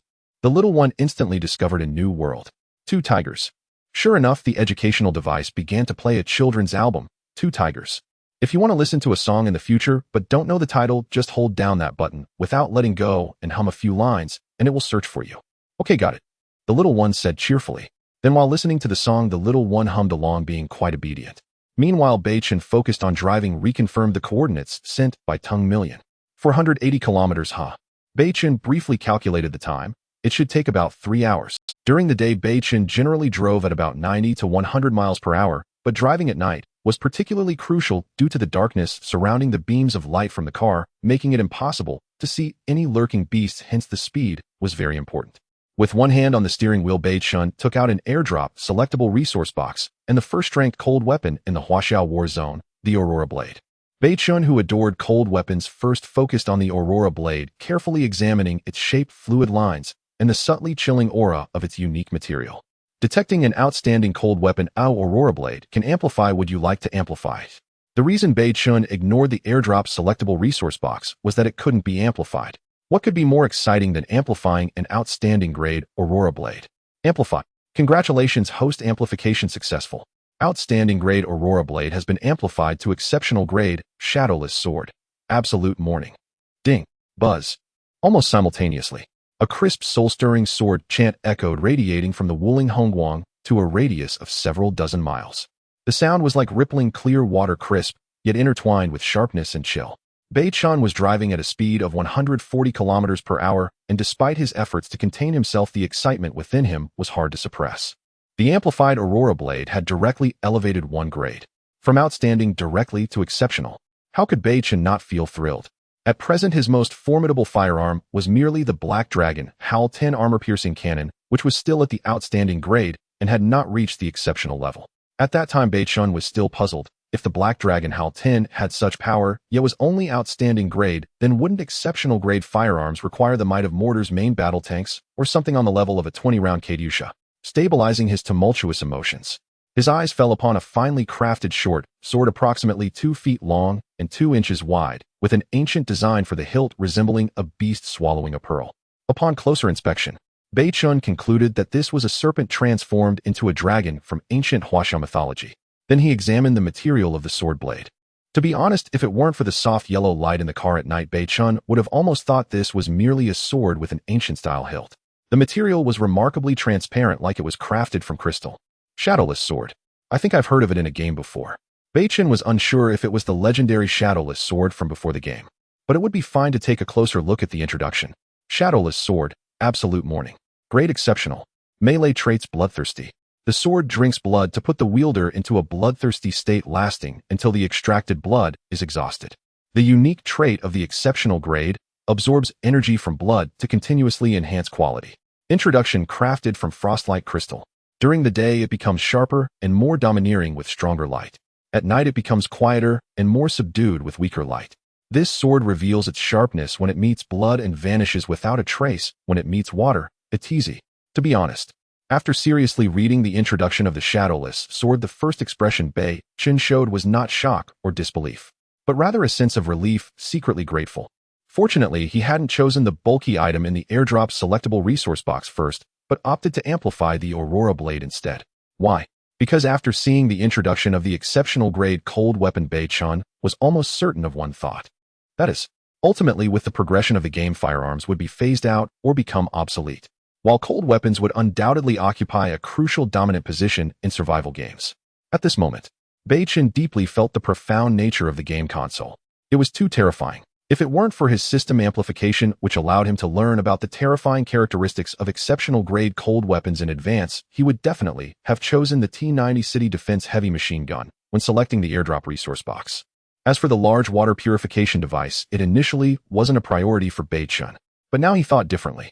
Because at the beginning of the game, almost all players lacked their own bases and were wandering around. Choosing a T-90 city defense heavy machine gun that might become obsolete in the future was completely less practical than opting for a large water purification device now. Moreover, when the little one triggered the system bloodline amplification, the system also stated that the talent function for human players couldn't be used yet and had to wait for the game console to be passively triggered or actively activated. What does this imply? It indicates that this game cannot be completed merely by having firearms.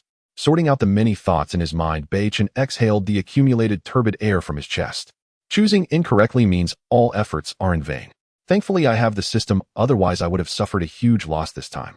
At the initial stage of the game, players are relatively fragile, and Beichen couldn't possibly engage in combat with firearms against others while wielding the shadowless sword. Thus, his main objective now was still to accumulate firearms, establish his own stronghold, then gradually develop, continuously rewarding soul crystal stones, while also generously rewarding cold weapons or design blueprints. What is the key information? That's right at the beginning of the game. This represents a tremendous business opportunity, as long as one seizes it, they can flip their fortunes and reach the pinnacle of life. However, the environment Beichen found himself in was brutal. The key information had transcended the realm of wealth and indulgence, instead focusing on life and the possibility of survival. If he hadn't planned ahead, Beichen would have completely wasted the system he had. A tense and thrilling amplification had instantly broadened Beichen's horizons, while also providing him with more understanding and possibilities for the future direction of the game. Suddenly, a private message notification sounded. Your friend Teng Chu has sent you a private message. Seeing Teng Chu take the initiative to contact him, Beichen smiled. This hasty farewell to Zhang Dapio and Peng Zhenjie was largely influenced by Teng Chu. It should be noted that Beichen had been closely monitoring the rankings of firearms and cold weapons in the Huaxiao War Zone. Not for any other reason, but because the weekly prestige settlement time was approaching. Currently, the first in the Huaxiao War Zone firearms ranking was the Black Dragon HAL-10 armor-piercing cannon. The second was the light machine gun Me Big Pineapple, while the third was the Viper pistol, which Teng Chu currently possessed. Of course, aside from the prestige value, Beichen also wanted to return to the Yinglong Guard's base. After all, as the leader of the Yinglong Guard, it was not good to have never met his subordinates, always being elusive like a dragon. Additionally, he wanted to see the progress of the Yinglong Guard's well-digging, water retrieval, cultivation, and planting efforts. This was also something Beichen needed to busy himself with, as it was truly difficult to survive depending on the weather. Who could guarantee that going out to search for supplies would definitely yield resource boxes? Even if resource boxes were found, the chances of them containing food were very slim. If the Yinglong Guard could achieve self-sufficiency, Beichen would then be able to focus all his attention on other areas of the Huaxiao War Zone. Of course, aside from these matters, everything else was really trivial. Opening the private message sent by Teng Chu, when Beichen saw the content, he immediately frowned and instinctively wanted to reply, "What nonsense." But then Beichen was stunned, looking up at his reflection in the mirror and muttering, "Do I really seem like a steel straight man, as Zhang Dapio said?" Such a low-level hidden phrase, I surprisingly didn't realize it at first with my intelligence. He examined the private message sent by Teng Chu again. As follows: I am a little security guard. Want to eat Little Bear Wong biscuits? You can give me a pack. Had Beichen seen this message before encountering Zhang Dapio, he would have definitely replied, "What nonsense." However, at this moment, Beichen realized his shortcomings. Everyone is born with flaws, and Beichen was no exception. To become strong, one must compensate for their shortcomings in all aspects. In a group of three, there must be my teacher. Zhang Dapio certainly wasn't a waste of a connection. Beichen smiled and replied, "I understand." Then a message was instantly returned. "I'm driving to pick you up from the small woods around the Yinglong Guard base, and I'll send you the latest coordinates shortly. Everyone is tired after a long day except for those on night watch, so you won't find this very abrupt, right?" "Nonsense," Beichen replied with a slight smile. P.S. 2,800 words chapter. 2 hours and 50 minutes later, Beichen finally arrived at the outskirts of the Yinglong Guard's base, following the coordinates provided by Teng Chu. Before the car had even entered the small grove, Beichen spotted the distant signals of 3 bright and 3 dark lights. He smiled and mimicked it symbolically, then parked and turned off the engine. I must say, since the day we parted, Beichen felt that Teng Chu had changed a lot during this chat. Her speech was gentle and her words were witty. After a few days apart, he didn't know who she had learned it from. She surprisingly could drive now. Fortunately, I keep up with the times and have received the true teachings of Zhang Dapio. Otherwise, he rolled down the car window, lit a cigarette, and quietly waited. Suddenly, the red flag car parked in the distance ignited and started its headlights illuminating as it slowly approached Beichen's direction. The red flag car stopped about 20 meters away from the Wuling Hongguang. However, Beichen found it strange that the car turned off, but did not turn off the headlights. In the next moment, Beichen understood why. It could only be described as a personal entrance with its own lighting. Within the beams of the car's headlights, a girl around 1.7 meters tall emerged wearing a white formal shirt and a black pencil skirt with shoulder-length hair. She truly exuded charm, captivating anyone who laid eyes on her. Her weight was estimated to be no more than 100 pounds. Moreover, the formal shirt and pencil skirt accentuated her curvaceous upper body and a pair of slender long legs. Her delicate and petite features rendered her pale, slightly blushing oval face almost perfect. Her eyes conveyed emotions and her mouth held a smile as she walked gracefully closer. Realizing he was lost in thought, Beichen hurriedly withdrew his gaze and cleared his throat. He had to admit a primal force within him was stirring restlessly. This girl, after just a few days, seems like a completely different person. Wow, what a beautiful young lady. At this moment, the baby also leaned over, her big, bright eyes filled with light. Beichen asked in confusion, "Baby, don't you recognize her?" "It's my first time meeting her. How could I have known her before?" The baby looked at Beichen with curiosity. "No, it's the first time meeting. He'll introduce you later." Beichen scratched his nose. "Baby, I'll get out of the car. Now you can play here for a bit." "Okay." Seeing Tung Chuchu about to approach, Beichen chose to get out of the car. If Tung Chuchu were to suddenly see the night shadow transform into a human child, she would likely be scared to death, and it would also pique the baby's curiosity about her origins, which would be troublesome. As Beichen just closed the car door, Tung Chuchu happened to walk up to him. The moment he turned around, their eyes met. Beichen couldn't believe the change in Tung Chuchu, his gaze scanning her from top to bottom. Meanwhile, Tung Chuchu's eyes were filled with tenderness, even though she had practiced this scene many times. But how could it be genuine under such pretense? Her restless hands were enough to prove that she was very nervous at this moment. "Since we parted that day, you seem to have changed a lot since we met again," Beichen said with a hint of a smile. He saw Tung Chuchu's cheeks flush, and she lowered her head softly, replying, "So do you? I can feel that your way of speaking is different from before." In preparation for this reunion with Beichen, Tung Chuchu had made all the necessary preparations, and with only the two of them here, she felt this opportunity must be seized, otherwise she would regret it for a lifetime. Beichen found Tung Chuchu's bashful demeanor quite amusing. "So, Beichen, since we parted that day, do you have anything you want to say to me tonight?" A certain word was heavily emphasized by Tung Chuchu. To be honest, if it weren't for receiving the true teachings of Zhang Dapio tonight, he wouldn't have truly understood the meaning behind her words. After all, they had experienced life and death together as brothers. Zhang Dapio had shared his knowledge generously, with every word being a timeless classic. Suddenly, Beichen felt that he must take some time to discuss the essence of such matters further with Zhang Dapio, as he was truly lacking in this respect. If it weren't for Zhang Dapio having a few drinks and being overly talkative, Beichen would have immediately responded to Tung Chuchu's words with "Take out the viper." That would have been embarrassing. Clearly a girl was asking for a gun, yet here he was a straight man wanting to ask her for a viper pistol. How embarrassing would that be? However, speaking of which, since the girl was so open-hearted, if he continued to be shy, he really wouldn't be a man. As the saying goes, absence makes the heart grow fonder. This saying is absolutely true. Although Beichen's lifestyle was quite restrained, he was also a young man full of vigor. To say he hadn't thought about the taste of that day would be utterly hypocritical. After Tung Chuchu asked that question, she lowered her head even deeper, just like a new bride who had never seen her husband before. At that moment, Beichen's primal force within him truly could no longer be suppressed. He smiled enigmatically, taking a step closer and leaning into Tung Chuchu's ear. As he saw her cool, handsome face magnified before him, Tung Chuchu's legs went weak with nervousness, yet she did not retreat. Rather, she lowered her head and endured. At that moment, a familiar magnetic voice gently rang in her ear. "You asked me if I have anything to say to you tonight." "Of course I do, but I don't know if you can understand." "Then go ahead and say it." The current me is no longer the capricious and carefree me from before. Tung Chuchu was a bit unconvinced. After all, she had been trained hand-in-hand by Ihan, while he had learned on his own. How could he compare with them? How could that be possible? "Oh, interesting." Beichen slightly closed his eyes, gently inhaling the fragrance of the fabric softener that belonged to her. The goose character bird steps into emptiness. The wooden eye rests in the heart. The corpse character embraces the nine. And people walk side by side. Beichen finished reciting the poem in rhyme, clearly sensing Tung Chuchu's delicate body, stiffening slightly, followed by a tremble. "Don't understand? Then forget it. If you do understand, go back to your car now and tidy up a bit." Tung Chuchu's heart raced violently, the heat on her face nearly igniting her entire body. How could she not understand this poem? Each sentence composed a character, and when combined it meant "I miss you." Oh my, how embarrassing. How did this person become so mischievous? Tung Chuch's pearly white teeth bit her red lips, and she didn't speak because she was afraid that if she did her nervousness would make her words come out wrong. She only gave a soft, hum, and when Beichen wasn't paying attention lightly pressed her lips against his face, then turned and ran toward her red flag car. Before Beichen could react, Tung Chuchu had already disappeared from the range illuminated by the red flag car. What just happened? Did she understand immediately? Beichen scratched his head and said softly, "Indeed, everyone is progressing, so I can't fall too far behind either." He took a few deep breaths to calm his heavy breathing. Returning to the Wuling car, he told the baby who was still listening to music, "Baby, where's Daddy? I'm going to go with that sister to her car to get something and talk about a few things. They'll be back soon." Upon hearing this, the baby instantly pouted, clearly unhappy.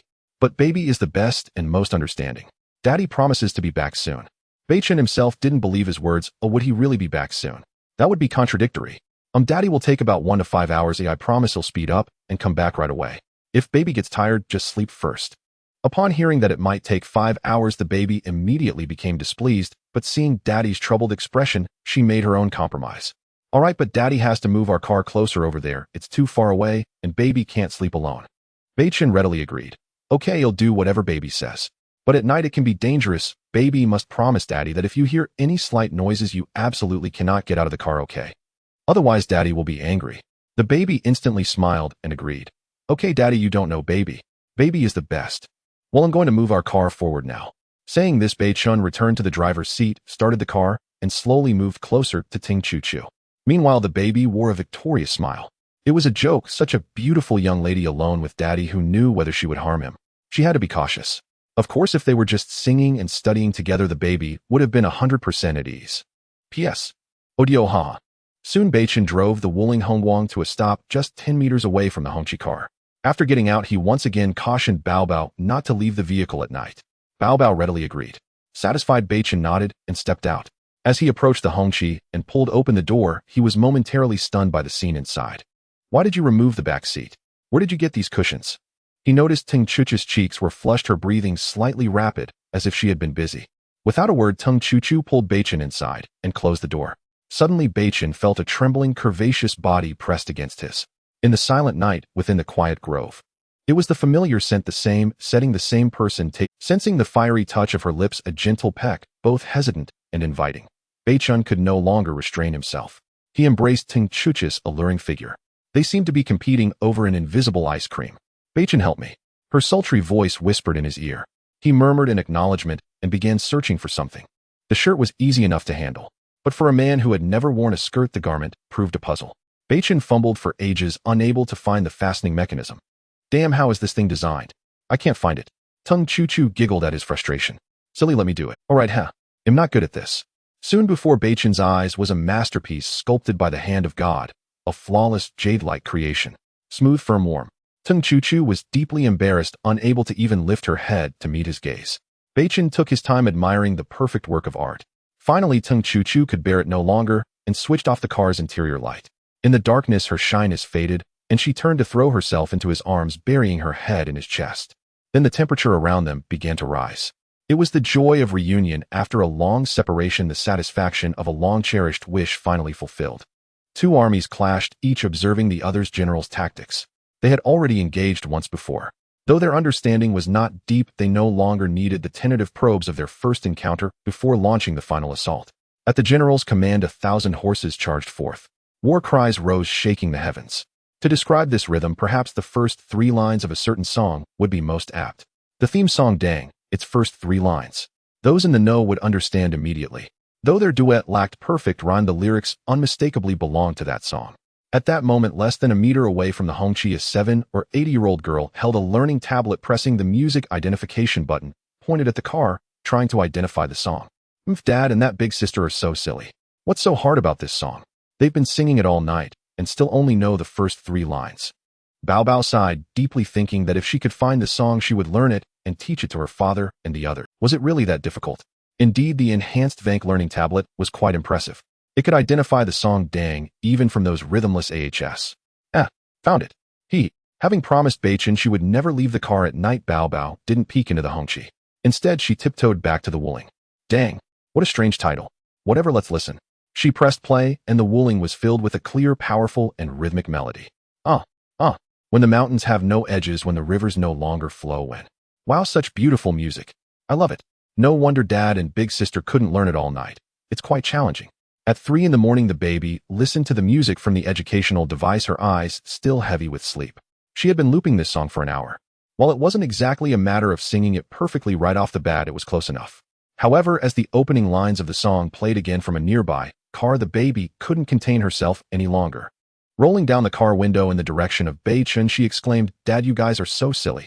I learned this song in just an hour, and you've been singing it for so long without getting it right. Some things really do depend on talent." Immediately, the singing from a distance came to an abrupt halt, and the car fell silent. The off-key singing ceased. Oh, the baby had listened for hours and just wanted some peace, unable to resist saying something harsh. Hey, some things can't just be achieved through hard work. If hard work was all it took, what would be the point of talent? After saying that, the baby rubbed her eyes, yawned, and prepared to sleep. Still uneasy, she directed her voice towards the nearby car, saying, "Dad, you should explore melody and rhythm more instead of just memorizing it. It's driving me crazy." As the baby's voice faded, the area was left devoid of the previous off-key singing. At that moment, the atmosphere inside the red flag car became quite awkward.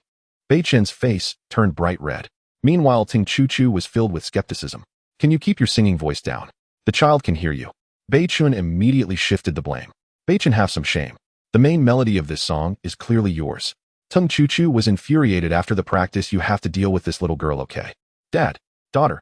Beichen sighed and casually responded, "The kid doesn't have a mom. It's a long story. If I didn't know you so well, I would have thought you. Where are you thinking? Come on, let's finish this game of chess first, and then I'll go back and take a look. Oh, just don't make too much noise when you move the pieces, or it'll easily start singing along to your rhythm." Tung Chu, "Cough, will try my best."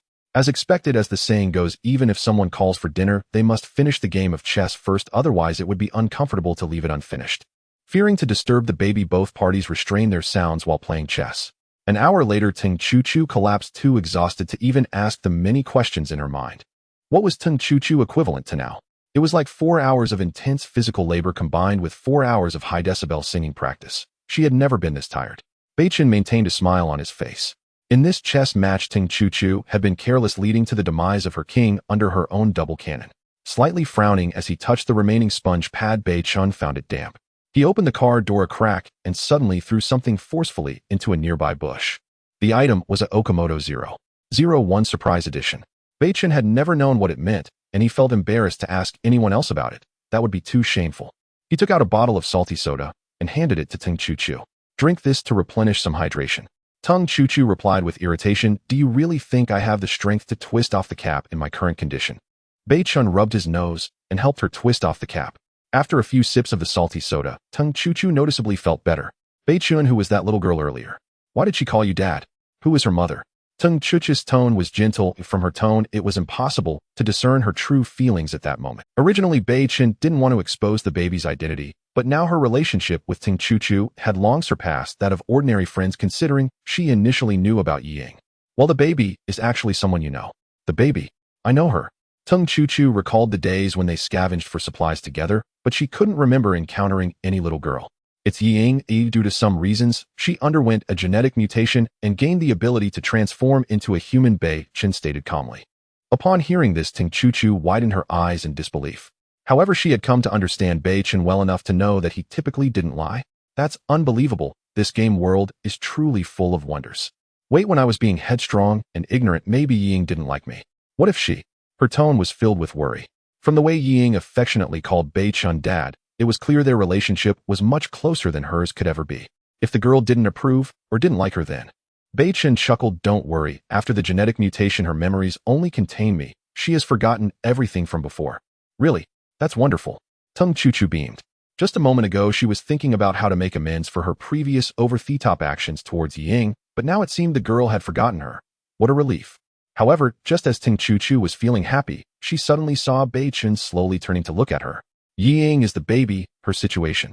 Tung Chu-Chu immediately sat up, wrapping her arms around Beichen's neck, pressing against him. As they slowly separated, Ting Chu-Chu rested her head against Beichen's chest and softly said, "This matter will never leave my lips. Even if I die, it won't." In that instant, Beichen felt an indescribable warmth. "I understand. Beichen, why don't you take me to meet the baby officially?" Beichen nodded slightly. Before coming here, he had promised to return soon, but several hours had already passed. This was his first time being away from the baby for more than 4 hours since she appeared. Alright, let's go. With that, Beichen stood up and opened the car door waiting for Tung Chu-Chu, who was tidying her slightly wrinkled outfit. However, as everything was finally in order the moment Tung Chu-Chu stood up, her face turned pale. What's wrong? Beichen, hearing the sound behind him, turned around to ask. Do I even need to ask? My legs are swollen and they hurt just like when a dance teacher presses down on your legs. Lying down didn't feel too bad, but standing up brought a sensation of soreness that was truly unbearable. Those who had never practiced dance could never understand. Upon hearing this, Beichen felt a bit embarrassed and quickly got into the car. Is it that serious? Let me take a look. Tung Chu-Chu shot him a glare and blushed. No need, a few hours of rest will be enough. It's not what you think. Oh, I just wanted to check your injury and get you some ointment. Saying this, Beichen took out a black pill that emitted a strong herbal scent. As soon as the item appeared in Beichen's hand, Tung Chu-Chu's eyes widened in disbelief. Beichen, why are you carrying around a sheep dung ball? This is called the Black Jade Discontinuation Ointment. It's a miraculous medicine for treating meridian and soft tissue swelling, as well as injuries. Your condition fits perfectly. Hearing such nonsensical words made Tung Chu-Chu's head buzz. Are you talking about the Black Jade Discontinuation Ointment from the Legend of Slaying Dragons? Exactly, the miraculous medicine that can cure 20 years of disability. Tung Chu-Chu looked at Beichen with pity. I haven't read much, don't lie to me. If I remember correctly, isn't this an ointment? Why are you turning it into a pill? You can't possibly expect me to take it orally, can you? Upon hearing this, Beichen pretended to slap his forehead, and when he took out the Black Jade Discontinuation Ointment again, its shape had already become very similar to that of an ointment.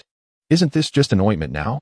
Seeing this, Tung Chu-Chu perked up, her eyes filled with a thirst for knowledge as she looked at Beichen and asked, from the looks of it, am I the first beneficiary of your miraculous healing medicine? Beichen waved his hand dismissively. Don't mind the details, I wouldn't even spare it for outsiders. With a slap, Beichen made the Black Jade Discontinuation Ointment even flatter and thinner. Come on, let me apply it for you. Beichen, please act like a decent person and stop dragging me into your troubles. I'll definitely keep that in mind next time. Tung Chu-Chu exclaimed, wow. Although Tung Chu-Chu was not pleased, there was nothing she could do. She watched as Beichen applied the Black Jade Ointment to the palm of his right hand, murmuring something under his breath, his hands moving rapidly. Seeing this scene, Tung Chu-Chu instantly thought of fight scenes from martial arts dramas. Mystic Palm of Xianming. Slap. Tung Chu-Chu gasped, biting her teeth as she twisted Beichen's outstretched arm. You bastard, what a cruel technique. Are you trying to kill someone? Beichen immediately turned to ask, how does it feel? Is the healing medicine effective? Tung Chu-Chu was about to say, do you think it's like cutting an appendix with immediate results? Doesn't it take a few hours? However, before Tung Chu-Chu could finish her sentence, her entire being trembled, revealing an expression of disbelief. How is it? If you feel something is wrong, I can help you take it off right now. Although Beichen was very confident in the Black Jade Ointment enhanced by the system, this was a clinical trial medicine. If there were any adverse reactions that posed a threat to Tung Chu-Chu's life, it would be a problem. At this moment, Tung Chu-Chu's expression had relaxed considerably. Sighing, she said, indeed, you can't judge medicine by advertisements. Beichen was taken aback and instinctively asked, then what should I look at? Look at the efficacy. Tung Chu-Chu tried to move her previously sore leg. This effect is just right. Everyone says it's good after using it. Beichen was astonished. This is much quicker than the Leg Extend and Stare pill. Tung Chu-Chu glared at Beichen. You really are using this kind of medicine for the first time, aren't you? Beichen nodded with a smile, then helped Tung Chu-Chu lie down. He'll go check on the baby. You should rest for a while. Tung Chu-Chu nodded. Beichen, it's best if you don't start the car when you go back. Why? Beichen asked, puzzled. Because at this time the Yinglong Guard is changing shifts. The area opposite our small forest is under the jurisdiction of the soldier King Zhang Yichen. If he discovers someone here at night, he will definitely sneak over. If he mistakes you for an enemy, it will be troublesome. Hearing this, Beichen immediately became interested. Soldier King Zhang Yichen.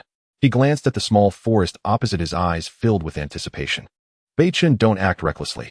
Being mistaken for an enemy by them is life-threatening. Kung Fu is a killing technique. Don't think it's just for show. If you're not careful, you might. Tung Chu-Chu nervously warned Beichen. Is Kung Fu a killing technique, and in sparring is there no distinction between victory and defeat, only life and death? Beichen's eyes were filled with desire, and he nodded slightly before closing the car door. As he walked back to the wooling car, Beichen was startled. That was a theme song he was very familiar with from childhood. Slowly opening the car door as soon as he poked his head and he met the gaze of the baby who was staring wide-eyed at him. Daddy, you came back so quickly. There was a hint of displeasure in the tone. Beichen scratched his head and explained, I was supposed to come back very quickly, but unfortunately, when I met an acquaintance, the conversation couldn't be stopped. Conversation? You mean singing? The baby looked at Beichen, whose cheeks were slightly flushed. Did you think I didn't hear? You two practiced secretly for a whole night. Ahem. I got a bit sentimental from meeting an old acquaintance and couldn't help but sing a song. Upon hearing this, the baby stood up and hugged Beichen. Silly daddy, the learning machine, says that singing requires talent. Obviously both you and that lady don't have talent in singing, so let's not practice anymore, okay? Beichen's eyes darkened, and he smiled wryly while agreeing. By the way, baby, go check around this forest to see if anyone is hiding nearby. Beichen said to the small forest behind him. Okay, daddy, wait a moment. The baby, clearly feeling bored in the car, readily agreed and quickly transformed into its true form, leaping into the night sky. Activate dimming of darkness, activate shared vision. Whoosh. In Beichen's perspective, what was initially a pitch-black night transformed into a black and white television-like image, and then the scene rapidly zoomed out. A small forest the size of a basketball court appeared before him. The baby circled above the small forest a few times, and then spotted a figure hidden among the dry leaves. If it weren't for catching the person's aura, Beichen wouldn't have spotted them with the naked eye. Daddy, look, it's right under that crooked neck tree in the pile of leaves. Beichen smiled and instructed, baby, come back, I see him now.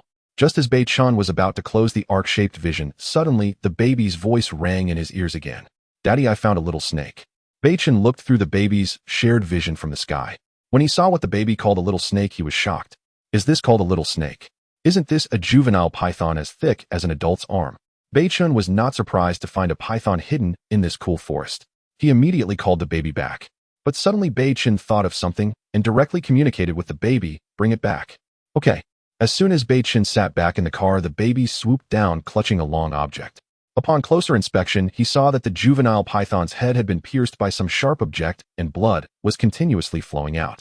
Daddy, look, it's a little snake. After rubbing the baby's head, he let the baby go back to rest. At this moment, Beichen took out the exceptional grade Aurora blade amplified into the extraordinary grade Shadowless sword Absolute Morning.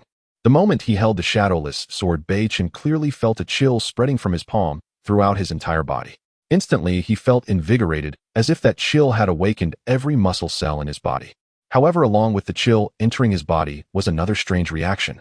Why does my body feel a bit stiff? Beichen was puzzled. He took a closer look at the description of the Shadowless sword. Could it be that the Shadowless sword doesn't drink blood, and it makes the user feel cold and stiff? Looking at the python's body that was still slightly writhing on the ground, Beichen did not hesitate and stabbed it with the sword.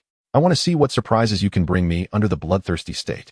Shadowless sword, melee characteristics bloodthirsty. The sword drinks blood, allowing the wielder to enter a bloodthirsty state, which lasts until the blood absorbed by the Shadowless sword is depleted. The unique characteristic of the extraordinary grade, absorb energy from the blood, continuously enhancing its quality. As soon as he finished speaking, Beichen suddenly felt that the continuous cold feeling entering his body through his arm had vanished, replaced by a scorching warmth. After the warm current surged into his body, Beichen clearly felt as if he had taken a stimulant, and all the muscle cells in his body seemed to be awakened and stimulated. His entire body was filled with power. However, when Beichen looked down at the Shadowless sword again, he was immediately taken aback. Because the originally transparent Shadowless sword had now turned blood red, and a shriveled python corpse had frozen in its last struggle. Isn't this bloodthirsty characteristic a bit too overbearing? Beichen gasped, and it seemed he understood something in his heart. But I like this feeling. As Beichen had guessed, the Shadowless sword would actively absorb the blood of enemies or prey after killing them and store it within the blade. The user could activate the bloodthirsty characteristic simply by grasping the hilt. This time the Shadowless sword only absorbed the blood of one python, so it didn't store much. Beichen didn't want to waste the duration of the bloodthirsty state, so he simply put away the Shadowless sword. He then took out the fish-scale military knife. Looking in a certain direction of the small forest, Beichen's lips curled up slightly. Soldier King, I joined the Donglao lineage and have practiced the 12 shapes of Xingyi Quan for nearly 10 years. Today I'll take this opportunity to spar with you, the killing god Soldier King. That's right. Beichen's Xingyi Quan was taught by the hidden Sanzong, and the ancestor of his lineage was none other than the renowned Mr. Chen, known for his mysterious later years, one of the 3 disciples of the legendary Chu Feng. However, even with the famous master Chu Feng personally teaching, Beichen could barely master 8 of the 12 shapes to a minor success and 4 to a major success in 10 years. The forms Beichen mastered to a major success were the tiger and crane double form and the dragon and snake imp. The Yinglong Guard is very lively and active. Thanks to the efforts of Bai Long and the family, the Yinglong Guard has been transformed into a peaceful, comfortable, and elegant paradise for communication. Finally, I hope the family can watch a short video at the end of the chapter and send a free gift so Bai Long can write at 5 in the morning. The night is coming to an end. As dawn breaks, a sense of desolation begins to brew. Beichen alone holds a fish-scale military knife and gradually walks into the woods towards the hidden place of the martial king Zhang Yichen. To govern the troops, one must first select generals. Moreover, as they are all fellow practitioners, Beichen also wishes to test his 10 years of hard practice against Zhang Yichen. The cat step is a fundamental skill for every martial artist. When mastered to a high level, one can walk on dry leaves without making a sound. However, he was still somewhat overconfident in his own cat step. 20 meters is neither too close nor too far. No wonder you are a professional soldier from Huashi. Although the sky is lightning, visibility is actually very limited, yet this distance they can only see each other's movements, but not their faces. Zhang Yichen opened his right hand, and a slender black object appeared in his grasp. Impressive. Zhang Yichen's eyes narrowed slightly, and his cold voice continued. In this environment of fallen leaves, you are the first to approach me within 20 meters. Despite Zhang Yichen's calm tone, his inner shock had reached its peak. For a martial king to be approached by an enemy within 20 meters while feigning sleep is a terrifying matter. If this distance were during a battle, let alone approaching within 20 meters, even 50 meters would mean death for him. Are you an agent? If there are those better than the South China Guard in stealth, they are undoubtedly elite agents. I wouldn't dare to claim. Beichen stood motionless in the shadow of a tree. What? Do you intend to stop me? The confrontation between masters is a contest of aura and momentum. Beichen knew the moment he was exposed that he would not move a step. I want to kill someone. He is in the team ahead. Beichen's voice was also extremely calm. At this moment, Zhang Yichen slowly raised his right hand. Ahead is the base of the Yinglong Guard. No one is allowed to intrude. His tone was equally cold. Oh, then I must intrude. Die. Whoosh. Before the word die fell, Zhang Yichen flipped his triangular military dagger, transforming into a shadow that rushed towards Beichen. 1 degree Great River. Good footwork. In a duel of masters, being the first to attack means revealing one's techniques, footwork, and body movements. The latter can also discern the opponent's style and devise a countermeasure. However, those who dare to strike first are invariably confident in their own strength. Beichen, coming from the hidden three sects, is naturally quite familiar with the Shaolin footwork of 1 degree Great River. He felt no confusion. After the war, the first batch of armed police established by the country was personally trained by Master Hai Deng from Shaolin. Thus, the hard qigong of soldiers seen on television is remarkably powerful and influenced by Shaolin's ultimate technique, the Golden Bell Shield. How could he tell just from a charge which school or style this person had come from? This caused Zhang Yichen's expression to change slightly, and he had to be cautious. Die. Whoosh. Watching the triangular military dagger dart towards him like a venomous snake, Beichen remained unruffled, his figure slightly sinking as he spoke. Snake style, huh? Very good. Whoosh. Clang, clang, clang. The two shadows almost instantly crossed paths. As a breeze rose, it scattered the leaves on the ground. The two black figures, each wielding a weapon, froze for a moment with their backs to each other. Beichen, shocked, slowly sheathed his fish-scale military knife behind him. Why? Why didn't you die? Clang. The triangular military dagger fell to the ground. Zhang Yichen pressed his left hand against his right shoulder. Why didn't you kill me? Beichen, with his back to Zhang Yichen, replied slowly. I can see that your technique, the spirit snake leaving the cave, has been mastered. Oh, unfortunately, it seems your right hand has been injured, hasn't it? This sentence almost struck at Zhang Yichen's sore spot.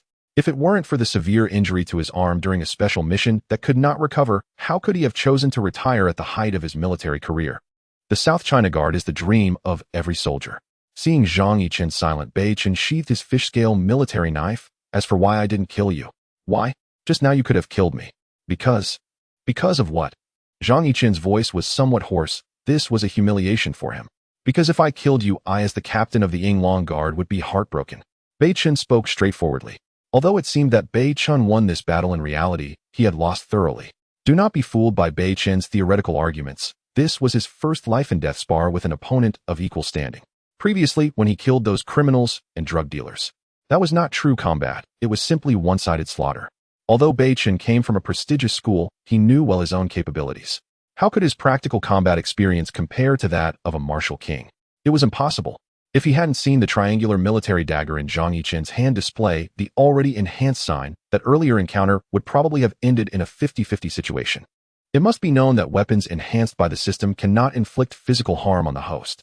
What? Captain of the Yinglong Guard. Zhang Yichen suddenly turned around, his deep cold gaze locking on Beichen again. What proof do you have that you are our captain? Facing this questioning, Beichen did not explain, but took out an item to show Zhang Yichen. With this, At this moment the sun rose in the east, and a golden light slowly descended. When Zhang Yichen saw the large object in Beichen's hand, He was instantly stunned, and then showed a look of awe as he gave Beichen a standard military salute. Zhang Yichen salute to the captain. Good day, Captain. What did Beichen take out? Of course, it was the most representative 500-round MI light machine gun, the Big Pineapple. This item is known within the Yinglong Guard, and it currently ranks second on the list of hot weapons in the Huaxiao War Zone. The first is the heavy sniper named Black Dragon Howl 10 penetrating cannon. Beichen knew that as long as he took this out, his identity no longer needed proving. All were smart people. Who could dare to rob someone with a 500-round Big Pineapple? That's right. I am Beichen of the Yinglong Guard. Beichen also returned a military salute. Follow me. He quickly put away the Big Pineapple, making it seem to vanish into thin air. This left Zhang Yichen completely dumbfounded. Yes, Captain. In front of his subordinates, Beichen behaved relatively strictly, unlike earlier when he used the Xianming Divine Palm to help Ting Chu apply the ointment in such an unserious manner. By the way, Captain, can I ask you something? Beichen smiled. What is it? Speak freely. It was just now. I clearly slashed your neck with my military dagger, so why are you unharmed while I am wounded? Zhang Yichen could be considered a martial arts fanatic. He wanted to enter a martial school to learn lightness skill or turtle-style energy techniques since elementary school. Unfortunately, when he entered the martial school that year, his worldview completely collapsed. There was no such thing as lightness skill or turtle-style energy techniques. It was all a scam. However, deep down, he always believed that lightness skill exists and that there are indeed predecessors with extraordinary martial arts that transcend common sense. Just that earlier encounter where Beichen faced his thrust without injury was enough to prove this point. Haha, this is a skill passed down through my family for 14 generations called. Beichen deliberately elongated the sound. Feeling that his wish was about to be fulfilled, various legendary martial arts texts appeared in Zhang Yichen's mind. It's called, Disaster Always Comes a Step Behind Me. After saying this, Beichen turned back and walked away, leaving Zhang Yichen behind, bewildered in the gentle breeze. Disaster always comes a step behind me. That name doesn't sound very Eastern, does it? But what does it matter? It's all extraordinary martial arts. Captain, wait for me. Is there a chance you can teach me a move or two? Beichen laughed. No problem, I'll find a time to teach you personally next week. Zhang Yichen. As the news of Beichen's return to the camp spread, all members of the Yinglong Guard stood at attention, filled with spirit and anticipation. Among them, the most curious was Shui Yihan, who was astonished to receive a private message from Zhang Yichen, usually so cold and indifferent toward her. The private message detailed the various intricacies of Beichen's actions during the battle at dawn. Perhaps in Zhang Yichen's eyes, their shared interest in martial arts was the only common ground with Shui Yihan. At this moment in the Yinglong Guard camp, there were over 20 people, with Tung Baiwan and Zhang Yichen leading the group. The remaining members included team leader Chuan Zhangwo, the tall Zheng Jingren, and Xiao Xiaodaping, along with several others. Everyone's gaze was directed toward a particular spot, the distant grove. Tung Baiwan felt an overwhelming joy upon learning that his sister had spent the night accompanying Beichen. After a long absence, this reunion was bound to ignite a spark that would blaze forth. Hey sis, there's only so much I can do for you, whether it works out or not depends on your fortune. Tung Baiwan anxiously scanned the distance, wishing fervently that Beichen would appear holding his sister's hand. Here they come. Zhang Yichen gazed with admiration as a Wuling Hongguang slowly approached. I say, old Zhang, they say the captain is only in his early 20s. Ooh, just how charming can he be to inspire such admiration in you? Shui Yihan was equally curious, as Zhang Yichen had only vaguely mentioned the captain's prowess, leaving out essential details. Zhang Yichen turned to Shui Yihan, stating, the captain's close combat skills are unfathomable. Hearing this, Shui Yihan smirked and replied with a provoking tone, oh, some people are full of themselves, yet they still fawn over the leader when they see him. Zhang Yichen glared at her and retorted, if your neck could take a stab from my military knife, then I'd admire. Shui Yihan perked up at this, finally extracting useful information. I'm not in a position to discuss it now, but you can ask the captain yourself when he arrives. Zhang Yichen, not one to miss the bait, replied, well, if you want to ask, go ahead. The captain won't bite me, so what do I have to fear? As the Wuling vehicle approached, everyone fell silent. Suddenly, Zhang Yichen stepped forward and shouted, Captain, good day. At this moment, the car door slowly opened, and Beichen stepped out first, followed by Tung Chu from the driver's seat. The effects of the black jade ointment were truly remarkable. Just a few hours ago, Ting Chu had been unable to walk on her own, yet now she followed Beichen as if nothing were amiss, resembling a personal secretary. After stepping out of the car, Beichen scanned the crowd and waved with a smile, saying, comrades, you've worked hard. I am Beichen, and it's a pleasure to meet you all for the first time. Not at all, they replied in unison. Beichen nodded with a smile and walked up to Tung Baiwan and Beichen. Captain Beichen, you look awfully young. Tung Baiwan felt a mix of emotions upon meeting Beichen, recalling how without Beichen's timely rescue he and his sister might have perished. Baiwan, I never expected you to be so scholarly in appearance, Beichen remarked in surprise. He had imagined Tung Baiwan's looks from their chats, but seeing him in person was quite different. This must be our Yinglong Guard's second soldier king. Beichen directed his gaze toward Shui Yihan, who stood beside Zhang Yichen. She appeared stunned, wondering why he looked nothing like she had imagined. Given the eloquent name of the Daxia Yinglong Guard, one would expect a frail scholar. Instead, this tall, agile, and handsome man was their captain. Ahem, what are you doing? Zhang Yichen lightly coughed to remind Shui Yihan. Ah, Shui Yihan meets the captain. Greetings, captain. Beichen nodded slightly, then scanned the remaining members, quickly spotting 3 familiar figures, team leader and his companions who had previously joined the main force. As Beichen walked between the 2 rows of the team, Tung Chuchu fulfilled her role as secretary, quietly introducing the members behind him. After surveying the team, Beichen felt very satisfied with their morale. Has everyone had breakfast yet? He asked loud. Instantly, all members shouted in unison. Report to the captain, not yet. Great, let's eat soon. The food supplies Beichen provided earlier were hardly satisfactory, barely enough to fill their stomachs, as digging wells without proper tools was extremely labor-intensive.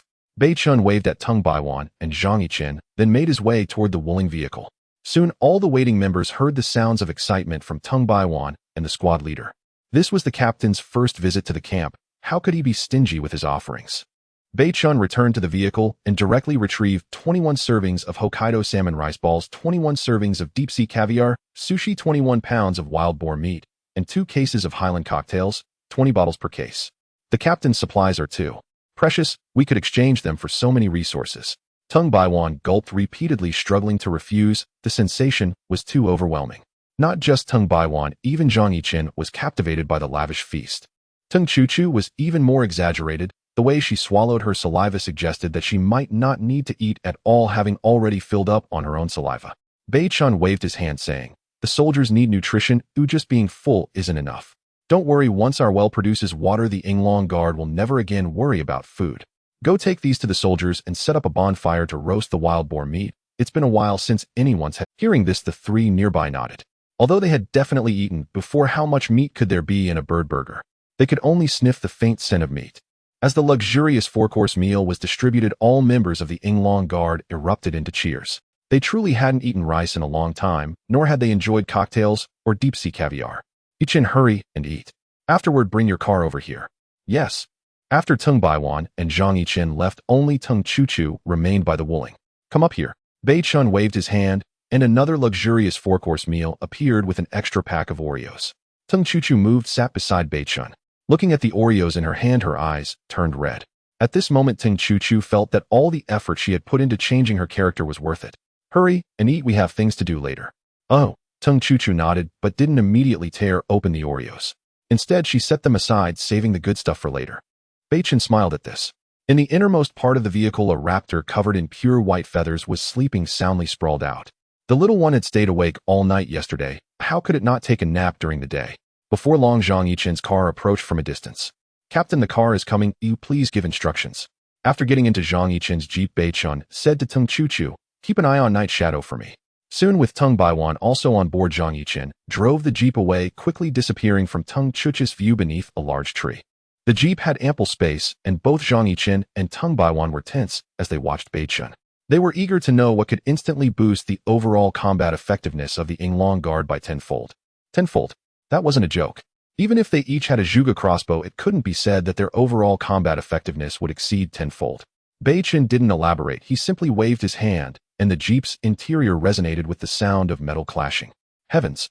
What is this? Tung Baiwan's eyes nearly popped out. That's right, it's a fully equipped M416 assault rifle and a fully equipped SKS sniper rifle.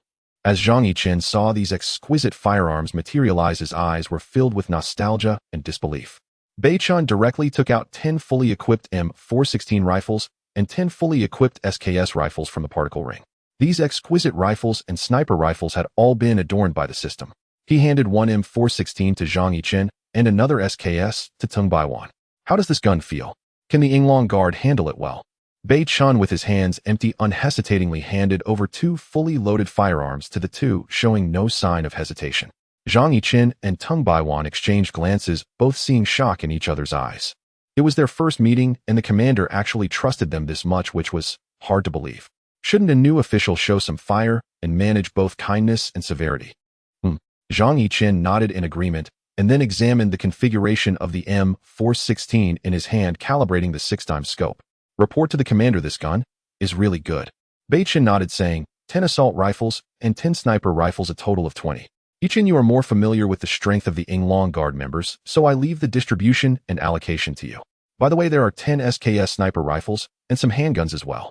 As he spoke, Bei Chun waved his hand again, and 10 brand new P29 handguns appeared in the compartment. Although sniper rifles can accurately strike targets at extreme distances, they are a weakness in close combat. If equipped with a close-range handgun, the sniper's chances of survival in close quarters would be greatly improved. It should be noted that those who can wield sniper rifles in the army are all sharpshooters nurtured by bullets. Losing even one such talent would cause Bei Chun great distress. After all, this return to the Yinglong Guard was for this very purpose, so Bei Chun took out 10 P29 handguns as well. Since they were arming the team, it was better to ensure a good configuration to avoid unnecessary losses in the future. As for the issue of loyalty among his subordinates, Bei Chun would not consider it at this moment. Why? It should be known that most members of the Yinglong Guard were active duty soldiers, while others were retired soldiers who had received high-level ideological education. Moreover, Bei Chun himself was a descendant of a meritorious family. In addition to the daily supply support, he was now equipping the team with a large number of firearms. Soldiers are passionate individuals capable of making choices, who would want to live in the wilderness competing for resources with ordinary civilians when they could have a team that upholds their military honor.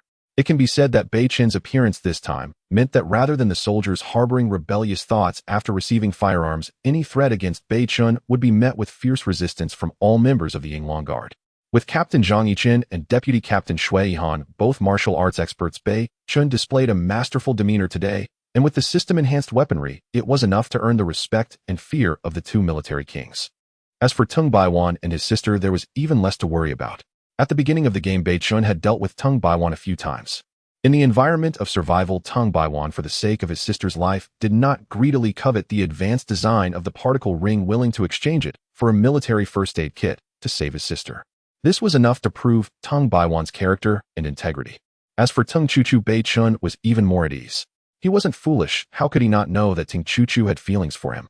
Especially after seeing the substantial change in her demeanor yesterday, he had noticed it. A person can change significantly in a short time for someone they care about, which is ample proof that Tung Chuchu truly valued him. Therefore, considering all the above factors, Bei Chun was able to unhesitatingly hand over the fine weapons, the M416 and SKS, to the two. Each end, if the ammunition is abundant and we occupy favorable terrain, how many players can our team handle under the current survival conditions?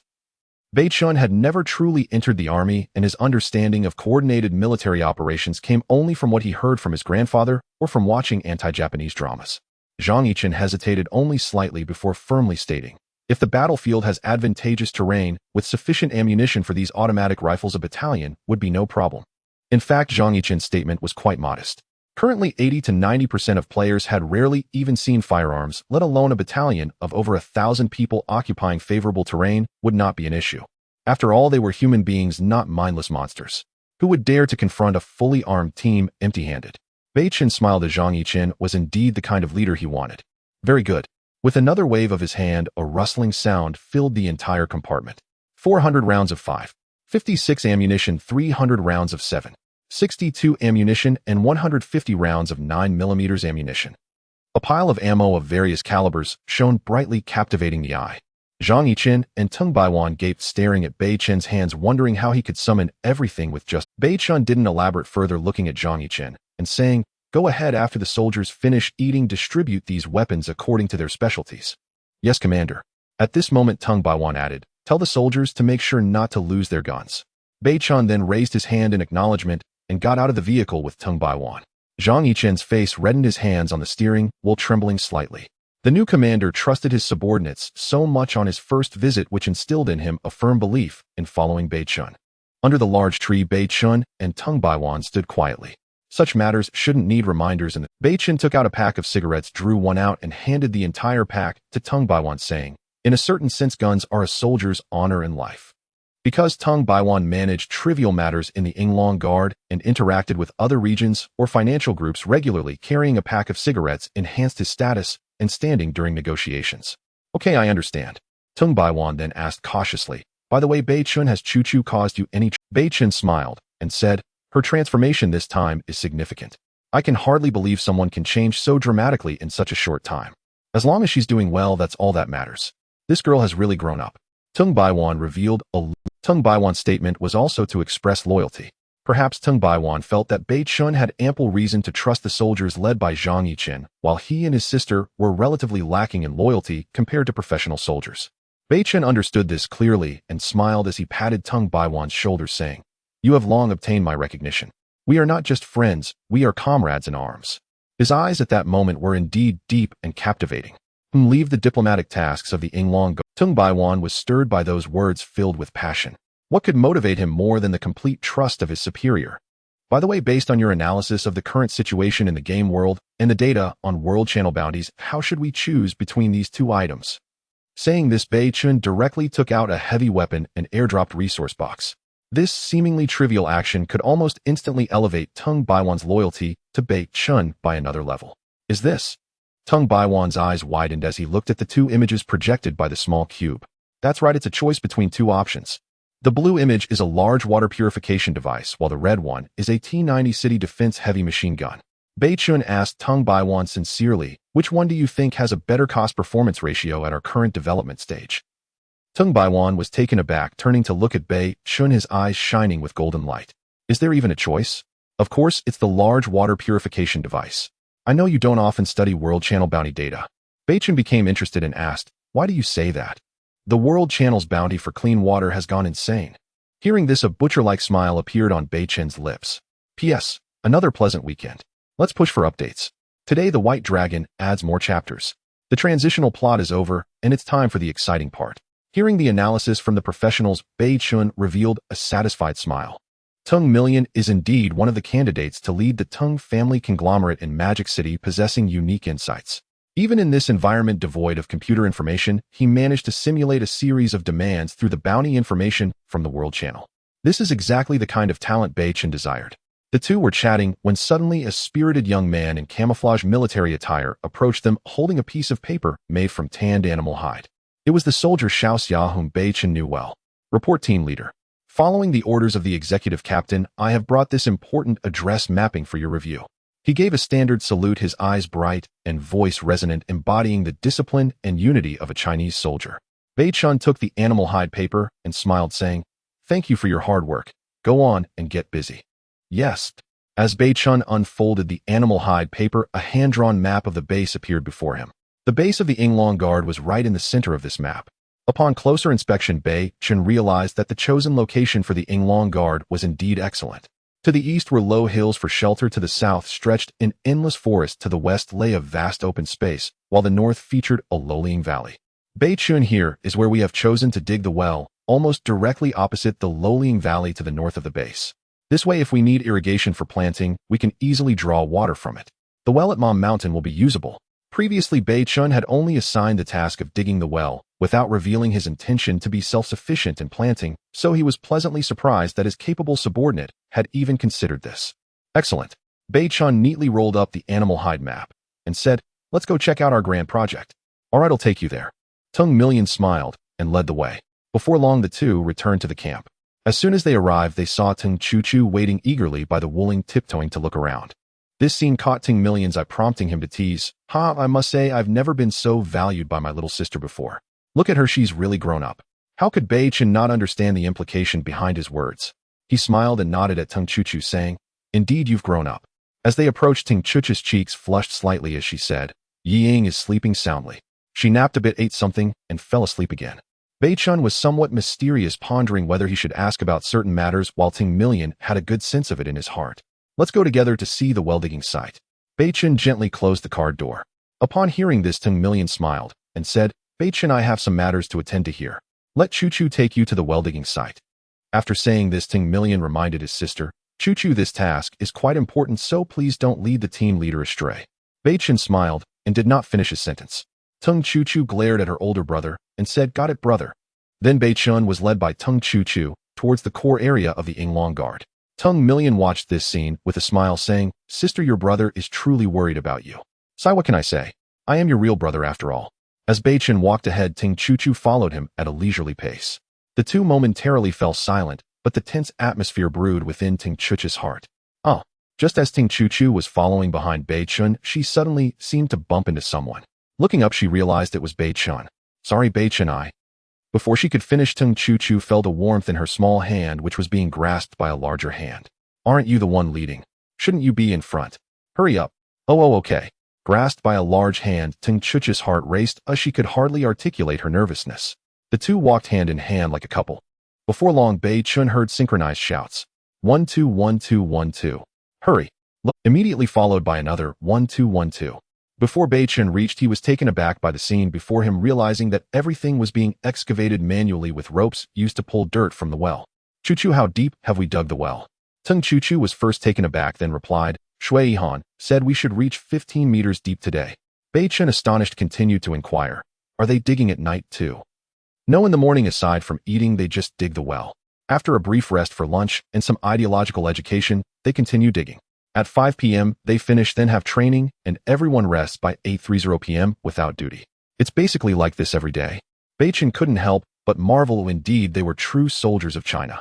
Suddenly, the synchronized calls in front ceased, replaced by the shouting of several people. Water's coming up. Comrades, water's coming up. Wow, it's clean and clear water. It must be very sweet, right? At that moment, the person in charge spotted Beichen and Tung Chuchu and immediately shouted, the team leader has arrived. Everyone was covered in dust, and many had dirty faces. Upon hearing the team leader's arrival, they all cheered in delight. Team leader, water's coming up. Look, the team leader has brought up water. As Beichen heard this, he stumbled and nearly fell. To be honest, had Beichen not encountered Zhang Dabiao earlier, he might have thought nothing of such a comment, but ever since he learned from Zhang Dabiao, this phrase sounded increasingly suggestive. However, as the leader of the group, Beichen could only pretend not to understand. He turned to Ting Chuchu and said, let's see if the well water is abundant and taste if it is salty or sweet. Ting Chuchu's legs went weak, her ears reddened, and she glared at Beichen while softly murmuring, you're just a bully. The two walked closer, and a soldier brought over a bowl of very clear water. Team leader, this is the result of our hard work over the past few days. Please give it a try first. Beichen smiled as he took it and addressed everyone. You've all worked hard. This water can't be drunk directly, it will cause diarrhea, but tasting it is fine. Hearing this, the soldiers' expressions changed. Can't drink it. Wasn't that all for nothing? However, I have a way to make it drinkable, comrades, please rest assured. Without hesitation, Beichen took a big gulp. Instantly, a refreshing and sweet taste filled his mouth. Turning his head, he spat out the water and set down the bowl, saying, the taste is fine, go call the captain and the others over. Yes. Immediately, a soldier rushed towards the camp. Beichen, can't this well water be drunk directly? Has it been contaminated? Tung Chuchu asked. That's right. Then why did you drink it directly? Aren't you afraid of poisoning? Tung Chuchu looked at Beichen with concern. How does the well water taste? Beichen replied with a half smile. It tastes salty at first, then slightly sweet. If it could be drunk freely, it would surely quench one's thirst. Can't you be serious when talking to the soldiers? Tung Chuchu scolded in a whisper while looking down. Beichen was taken aback. What did you say? Sigh. People like you are good in many ways, but your thoughts are too impure. I simply made an objective evaluation of this bowl of water. Where did your mind wander to? You? Upon hearing this, Ting Chuchu was astonished. This was a skillful counterattack. In that moment, Ting Chuchu felt that in this regard, she truly could not compare to Beichen. Even though she had received special training from Shui Han, it was still inadequate, as men possess an innate potential in this area. Soon Zhang Yichen, Shui Han, and Tung Million all hurried over, their faces filled with excitement and anticipation. With a continuous source of water, the foundation of the Yinglong Guard would be secure. At this moment, Beichen stepped forward and addressed everyone. I heard that the soldiers are very curious about my strength as a team leader, and some even say I possess ultimate skills.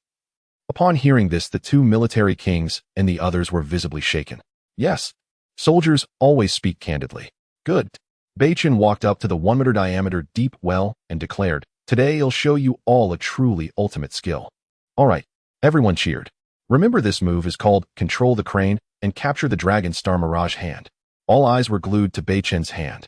After carefully calculating, with Tung Million, Beichen resolutely chose to airdrop a large water purification device from the selected resource box. With a wave of his hand, a large piece of machinery suddenly appeared out of thin air and settled steadily above the well.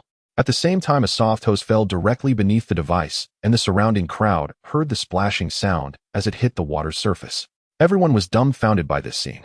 Did the team leader really conjure this up? What Control the Crane and Capture the Dragon? This was clearly a case of empty-handedly catching a wolf.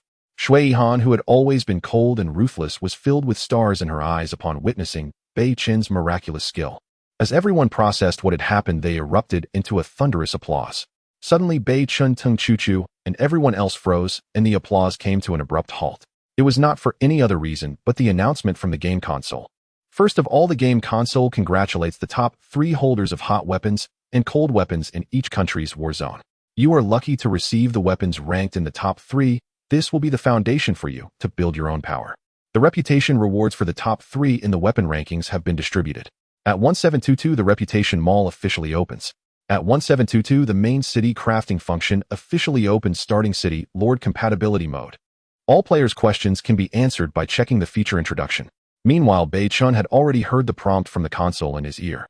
Congratulations, your Black Dragon HAL 10 armor-piercing cannon ranks first in the hot weapon rankings of the Huaxiao War Zone, earning you 100 reputation points.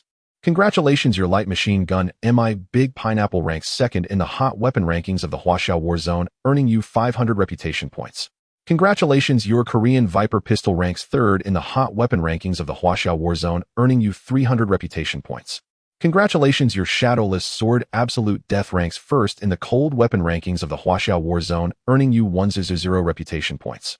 Congratulations, your T1 Grade Scale Military Knife ranks second in the cold weapon rankings of the Huaxiao War Zone, earning you 500 reputation points. A series of game prompts echoed in Beichen's ears, causing the corners of his mouth to gradually rise.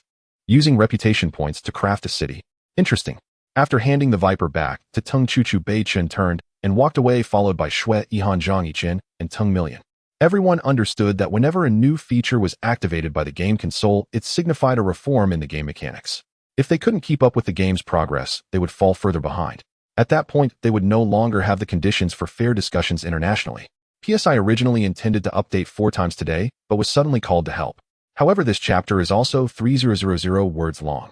Today, a significant event happened in Huaxia. I only learned about it in the afternoon. At first, I didn't believe it, but after confirming, my mood is one of profound sorrow and regret. Rest in peace, old Master Yuan. Your great achievements will surely be recorded in history, and we will never by long. On behalf of the entire Yinglong Guard. After the weapon ranking reputation rewards were distributed, Beichen walked towards the camp first. Zhang Yichen, Shui Ihan, and the other 2 followed behind at a leisurely pace. Seeing Beichen's serious expression and silence, none of them dared to speak. After all, the reputation rewards required being in the top 3 of the weapon ranking. In their eyes, the leader's displeasure likely stemmed from not receiving the reputation rewards, as the latter had mentioned that very few received rewards. In fact, they were mistaken. Beichen had not failed to receive the reputation rewards. Instead, 90% of the reputation rewards from the Huaxiao Battle Zone rankings had gone into his pocket. In confusion, Beichen pondered a question he couldn't quite grasp. He opened the game interface and glanced at his accumulated reputation points. Reputation points 12400. Indeed, it was 12400 points. When he crafted the excellent level particle ammunition depot, using the design blueprint, the system had rewarded Beichen with 100 reputation points. Why did the excellent level particle ammunition depot receive reputation points as a reward upon its crafting, while the equally excellent level Wuying sword, Zhu Xiang, did not? Then Beichen inquired of the game host. Only then did he understand. It turned out that only by crafting excellent level weapons and equipment using design blueprints could one receive reputation rewards. Naturally, Beichen dared not reveal the system's matters to the game host, as that would be very dangerous. If he were directly eliminated, he would have nowhere to cry. Who knows whether the game host was powerful or if the enhancement system was even mightier. The group had not yet returned to the camp's conference area. Suddenly, Tung Baiwan's face turned grim as he said, Beichen, go take a look at the World Channel and National Channel. Something big has happened. Upon hearing this, Beichen frowned, and the others shifted their focus to the World Channel to check. After just one glance, Beichen's face turned ashen, and he stepped back. Zhang Yichen and Shui Ihan also displayed worried expressions. Beichen, what should we do? Tung Chu-Chu knew that Beichen's grandfather was a hero of the anti-Japanese war, and thus Beichen was a person with strong patriotic feelings. In the current situation, it was an affront, a stark humiliation to all active and retired military personnel in the Huaxiao region. No need to worry. Beichen's voice was somewhat cold. Let these sycophantic fence-sitters lick their wounds. Let's see if they can ultimately be accepted by Megua Hongua and Ribbon. Aren't they seeking to pledge their allegiance? Yes, they openly stated that anyone wishing to join must bring supplies for 10 days or 30 jin of various materials. Tung Baiwan said slowly. Very well. Beichen waved his hand, and immediately various metal materials appeared on the ground. These materials were ones that Beichen had in large quantities and could almost be disregarded in terms of usage. Take these metal materials and announce in the national channel for a large exchange of combustible nitrate and lead metals at a rate of 1 to 2. Beichen looked at Tung Baiwan. You handle this matter. Understood. Tung Baiwan responded immediately with a start. Shui Han, follow orders. You will quickly gather a large amount of water, then take these water resources to assist Tung Baiwan in completing various exchange transactions. Yes, leader. Shui Han stood tall and straight, immediately complying. Zhang Yichen, follow order. You will organize a 10-man guard team to occupy advantageous terrain around the station and ensure that the Yinglong Guard's position is secure for the next 3 days. Zhang Yichen's expression became serious as he declared in a loud voice, I guarantee the task will be completed. Beichen's sharp gaze swept over everyone. Remember, there is only one principle before the wave of city-building heat. We must acquire and stockpile various resources in large quantities. Prioritize combustible nitrate and lead metals. Rest assured, leader, we will not disgrace your orders. Beichen nodded in satisfaction and then waved his hand, saying loudly, go. After saying this, Beichen turned and left while Tung Chuchu, not having been assigned a task, naturally followed behind. Seeing their leader calm and collected, issuing commands one after another in an orderly fashion, everything seemed to be under control. Zhang Yichen, Shui Han, and Tung Baiwan faintly felt that perhaps this matter was not as dire as they had imagined. Watching Tung Chuchu follow behind Beichen, Shui Han revealed an envious expression. To be fair, the leader really is a heartthrob for girls. All right, the orders have been given. Oh, everyone execute them immediately. Don't delay the leader's grand plan. Tung Baiwan said directly. All right. Soon the three quickly separated to fulfill their respective duties. Tung Chuchu followed behind Beichen, hearing that everyone else had been assigned tasks. While she felt ignored, this left her feeling empty inside. Tung Chuchu. Beichen suddenly spoke. Yes. I'm here. Tung Chuchu was startled and even forgot her military response tone. In the coming days, you'll primarily be responsible for the team's meals. Beichen looked at Tung Chuchu. Can you manage that? Tung Chuchu nodded firmly. I will do my best and will not hold the team back. Beichen smiled and nodded slightly. After you collect the ingredients, you can get busy. Soon Tung Chuchu shouldered dozens of jean of wild boar meat and sprinted towards the cooking area. Once Tung Chuchu left, only Beichen and the still sleeping baby remained in the wooling van. Each subordinate was busy with their tasks, yet all were cooperating. This time Beichen felt completely relieved. However, thinking back to the comments he had seen from his fellow countrymen on the national channel, Beichen's anger flared up. Yet he was sure that the few who were swayed by Megua, Hongua, and Ribbon after building their cities were merely a minority. Beichen believed that the majority of Huaxiao players still had spirit and awareness. Through the few, he could infer the majority. Thus, Beichen directly entered the regional chat plaza. As soon as he entered, Beichen found that a fierce verbal battle was taking place in the regional plaza. Damn it, you overseas students. Your 3 countries haven't even built their cities yet, and you are spreading rumors in Huaxiao, encouraging Huaxiao players to side with Maisie, Benzi, and Bangzi. Aren't you afraid your ancestors' graves will emit black smoke? Exactly, the air in foreign lands is sweet, so why the hell did you come back after studying abroad? Why not enjoy the northwestern winds in Megua? Wow, a bunch of low-culture, low-quality citizens, you all are just as expected. As a free-spirited youth of the 21st century, can I not express my opinions? Exactly, you guys who will never even board a Boeing 747, can you understand the pursuit of freedom abroad? You are just pitiful insects forever submitting to 996. Wow, I want to join Hongwa. I heard that the one building the city in Dahan is Quan Shengji. Wow, he's my idol, my loyal. Oh, kindred spirits. Come, sisters, I will pull you into the team. I am about to form a soul liberation alliance for the sake of freer souls. We can sacrifice our lives for freedom. Pull me. Pull me. 1-1. Soon as dozens of troublesome people left the regional chat plaza, it fell completely silent. As the saying goes, no matter how good the atmosphere or how tasty the soup, once a single mouse droppings appear, it all goes to waste. Moreover, this was not just one, but countless. While the entire Huaxiao enjoyed 40 years of peaceful development and harmonious living, some so-called ambitious youth had long forgotten their roots and their souls. Damn it, these bastards finally left. They really messed with people's mindset. Sigh, it's fine. Oh, life and death, our fated riches are decided by heaven. We'll just take it one day at a time. Who told us Huaxia to announce city building? All right, don't complain. Do you think everyone who gets reputation rewards is a Zibin family member, all wanting to dream of being emperors? You are mistaken, my friend. If I had reputation points, I wouldn't build a city. Damn, it's a thankless task. Plus, I have to manage these fence-sitters. For the guy above, if I had reputation points, wouldn't it be better to exchange for weapons and ammunition or personal shelters? Building a city with great effort while having to fend off waves of siege beasts could lead to a disastrous outcome, potentially resulting in a loss of everything. Why build a city? What the guy above said makes sense. A look at what these three countries building cities are like. One has a birth rate of 0.2 and is on the brink of extinction. Another has a birth rate of 1.0 and is extremely aging, and the last is on the verge of not reproducing at all. Can you count how many players they have? Can't they attract some cannon fodder without such means? Beichen smiled slightly upon seeing this, understanding that there were still quite a few sensible people. The complaints from Huaxia players about not building cities after receiving reputation points were merely a minority. Very well. Let those who side with other countries in pursuit of free spirits go. Those who remain in Huaxia will be the elites. Beichen spoke this with utmost confidence, because once the city was built, players would only be allowed to become citizens of the city with the permission of the city lord, and they would carry a label that could never be washed away, the name of the city they belonged to. Once I build the city of Daxia, you who have sided with the enemy camp think about returning. You wish. Beichen remained calm regarding the matter of city building. He was prepared to wait. He would wait until these lively fence-sitters who jumped around joyously returned to their free spirits before considering starting the city. By then, all his prior arrangements could be set into motion. Beichen only stayed in the regional chat square for a while before shifting his perspective to the national channel. This was significant. Ever since the World Channel declared the establishment of cities, three nations took the lead in actively recruiting players from around the world. Immediately, a wave of admiration for foreign cultures surged through the Huaxia battle zone.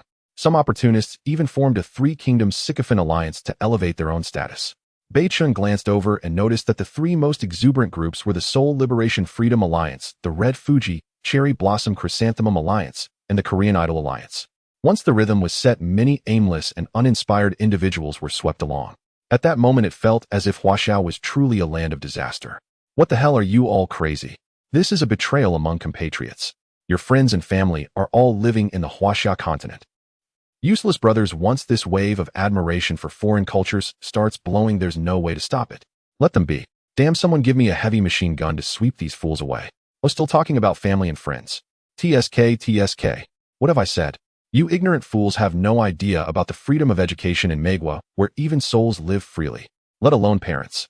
After we come of age, our parents have no right to control us, and we are not obligated to support them when they grow old. Besides, there's a limit to how many times we can call out to the world. I'll recruit another wave of people.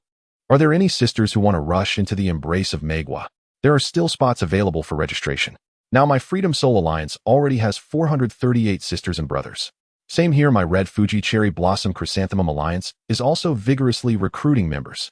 I've already made arrangements, and as soon as Cherry Blossom Dad finishes building the city, we can join immediately and enjoy a safe and comfortable life.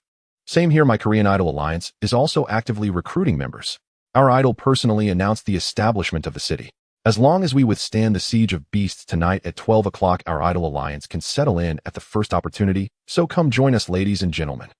These inflammatory statements immediately faced furious backlash and cursing from tens of millions of Huaxia players.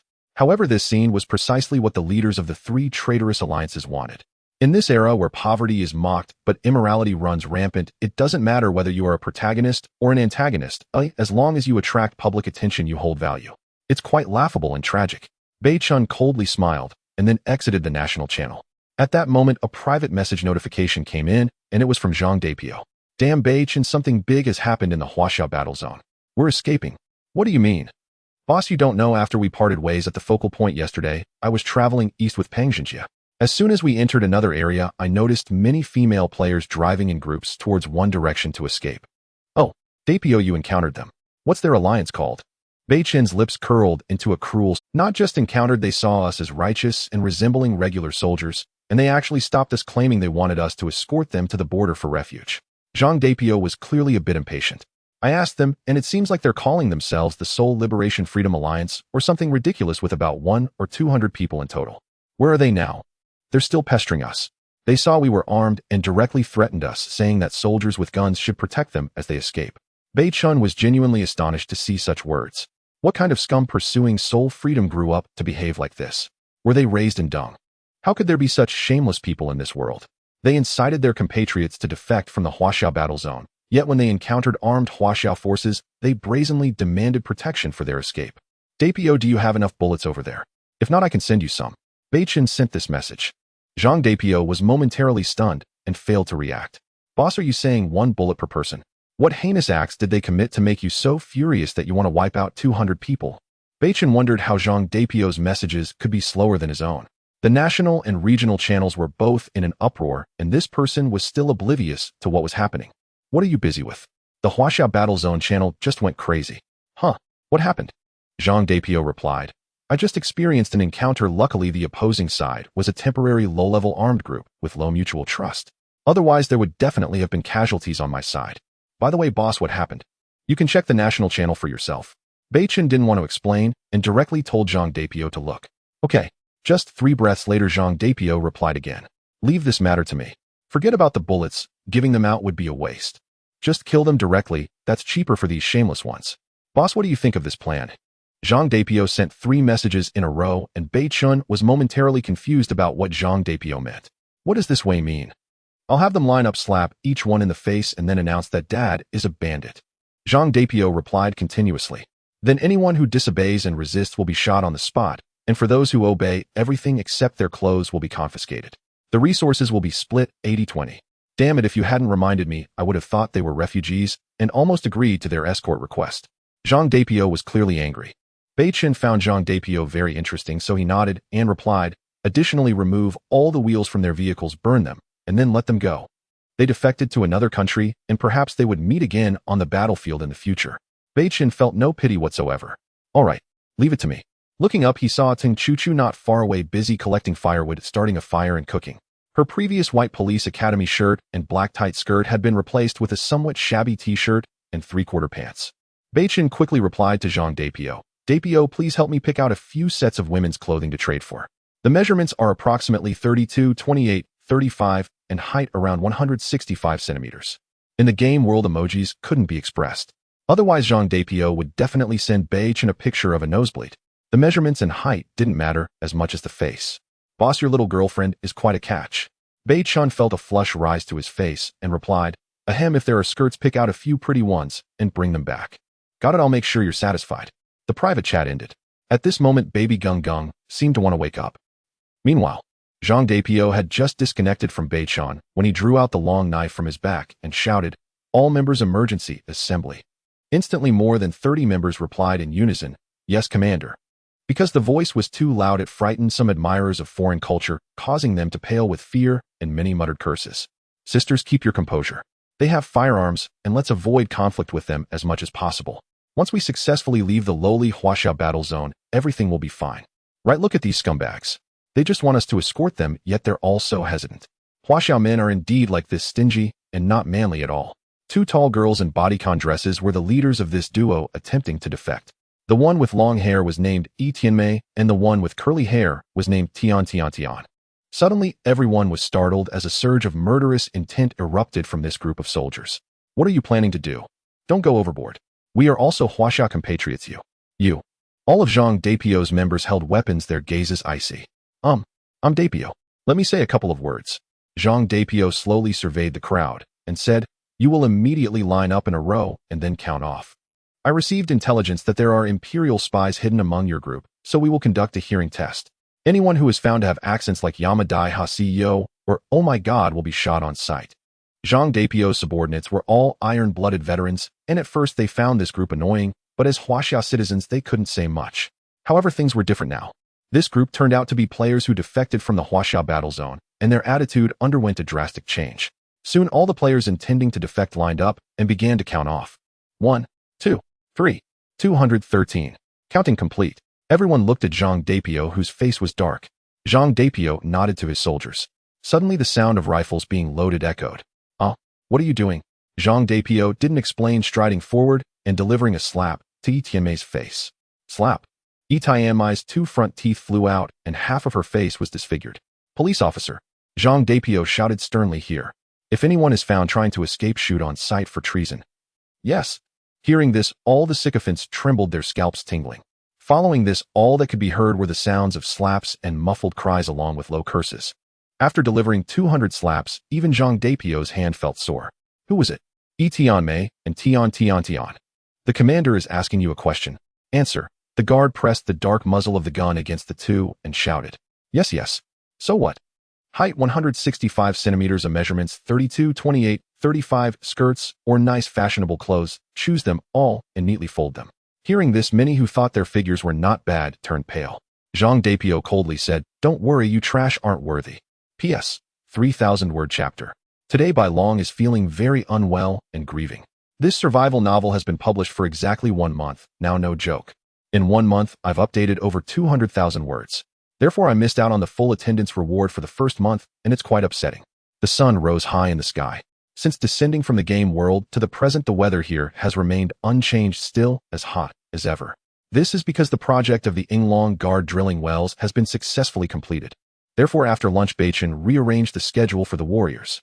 The members of the Yinglong Guard were all in high spirits, showing no signs of sleepiness. Just now, the captain uniformly distributed the firearms, which included well-equipped M416s and SKSs. For a soldier, a gun is of utmost importance. Thus, even though the captain suggested a short rest after lunch, everyone was still engulfed in a mix of surprise and nostalgia. At this moment, a prompt sounded in their ears. "Your friend Zhang Dabiao has sent you a trade request.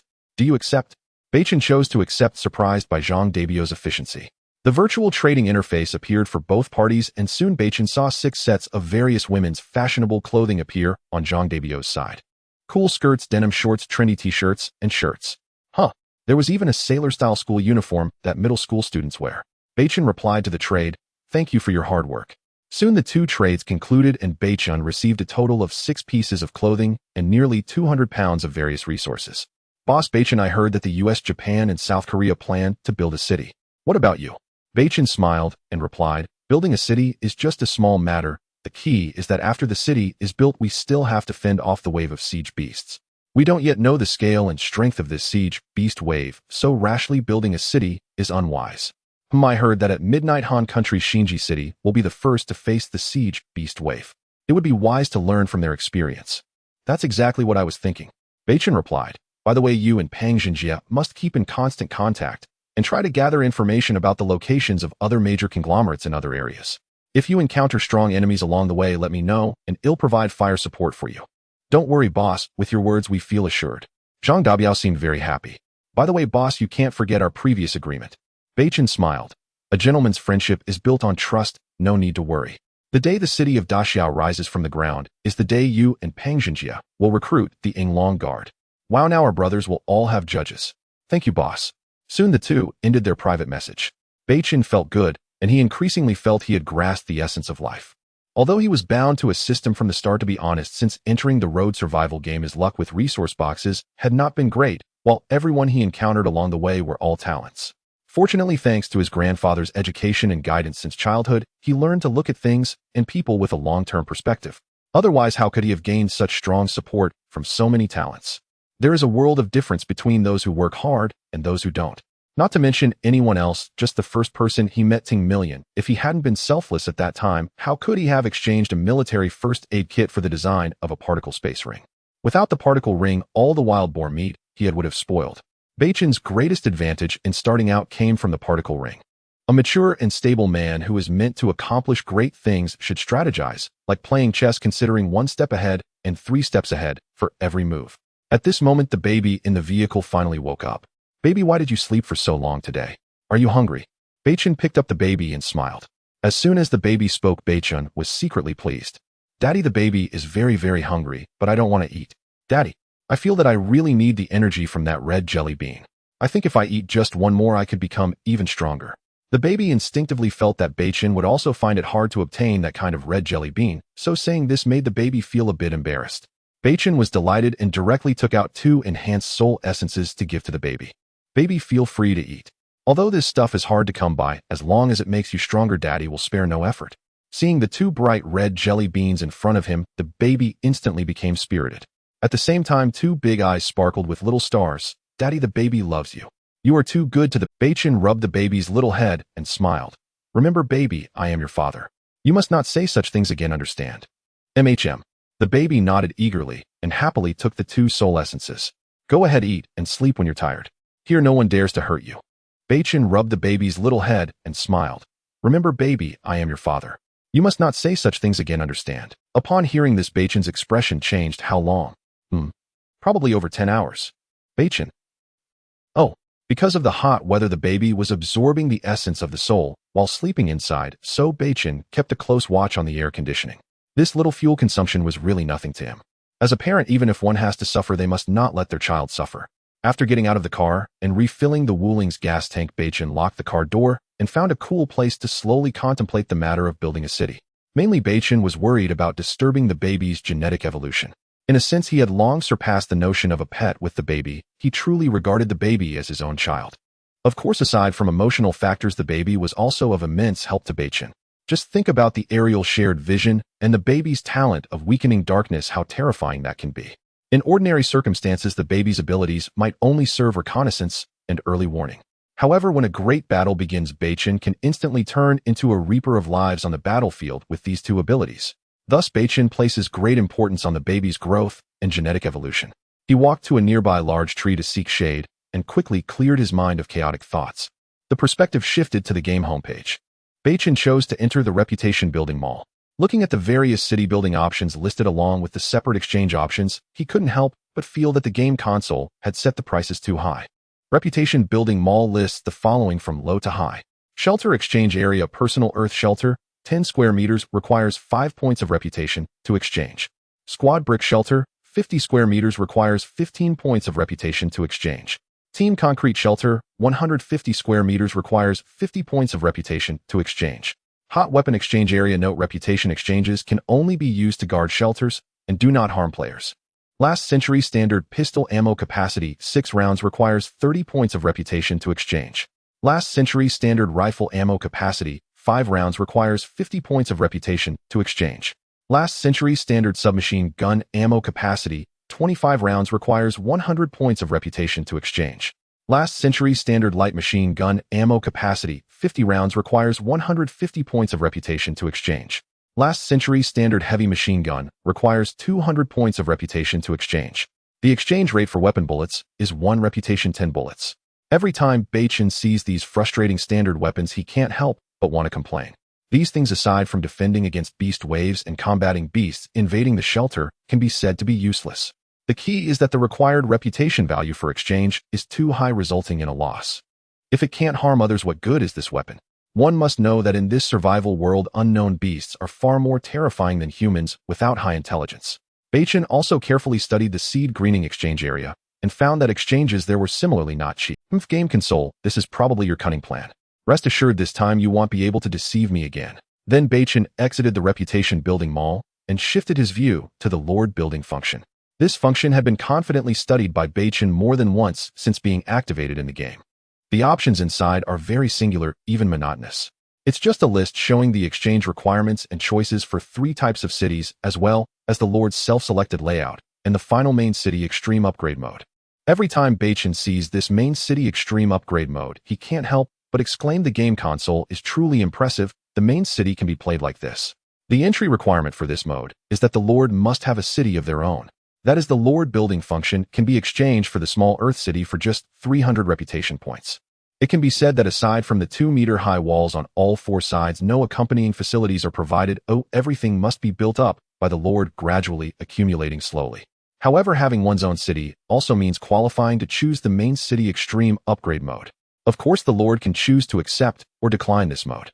After accepting the main city extreme upgrade mode, the Lord must choose a time within 24 hours to actively face an assault of unknown mutated beasts that exceeds the number of city defense soldiers by 5 times. If they survive the baptism of the siege beast wave, an unranked main city can directly upgrade to a level 1 main city, and the Lord can choose 1 basic facility as a reward. Of course, this does not end there. If the Lord does not give up the main city extreme upgrade mode, they must fend off an assault of unknown beasts that exceeds the number of city defense soldiers by 10 times within 48 hours after the main city upgrade. After surviving the main city upgrades from level 1 to level 2, and the Lord can choose 2 types of basic facilities as a reward. However, failure means returning to square one with the main city, reverting back to an unranked Earth city, and the main city extreme upgrade mode can no longer be claimed again. Beichen is confident about the tests for level 1 and level 2 main cities. He just finds the test for level 3 main cities a bit excessive. Damn, the test for level 3 main cities has the siege monsters being 20 times the number of city defense soldiers. That's one thing, but what about the probability of aerial assault creatures? This difficulty has instantly increased by dozens of times. However, looking at the attributes of the level 3 city, Beichen was truly envious.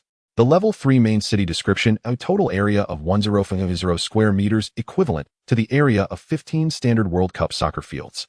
Main city walls are made of military-grade concrete mixed with iron sand 8 meters high and 3 meters. The structure of the main city can be built and placed according to the Lord's needs. Seeing the structure of the main city walls can be freely chosen according to the Lord's requirements. Beichen instantly thought of the mini-game Clash of Clans and the survival game Zombie Island on the combat platform. Level 3 city. 20 times the siege monsters and aerial assault forces. My next target for the Inglong Guard is you. P.S. 3,200-word chapter. It rained and was windy yesterday, and I caught a cold from serving dishes and full attendance loss.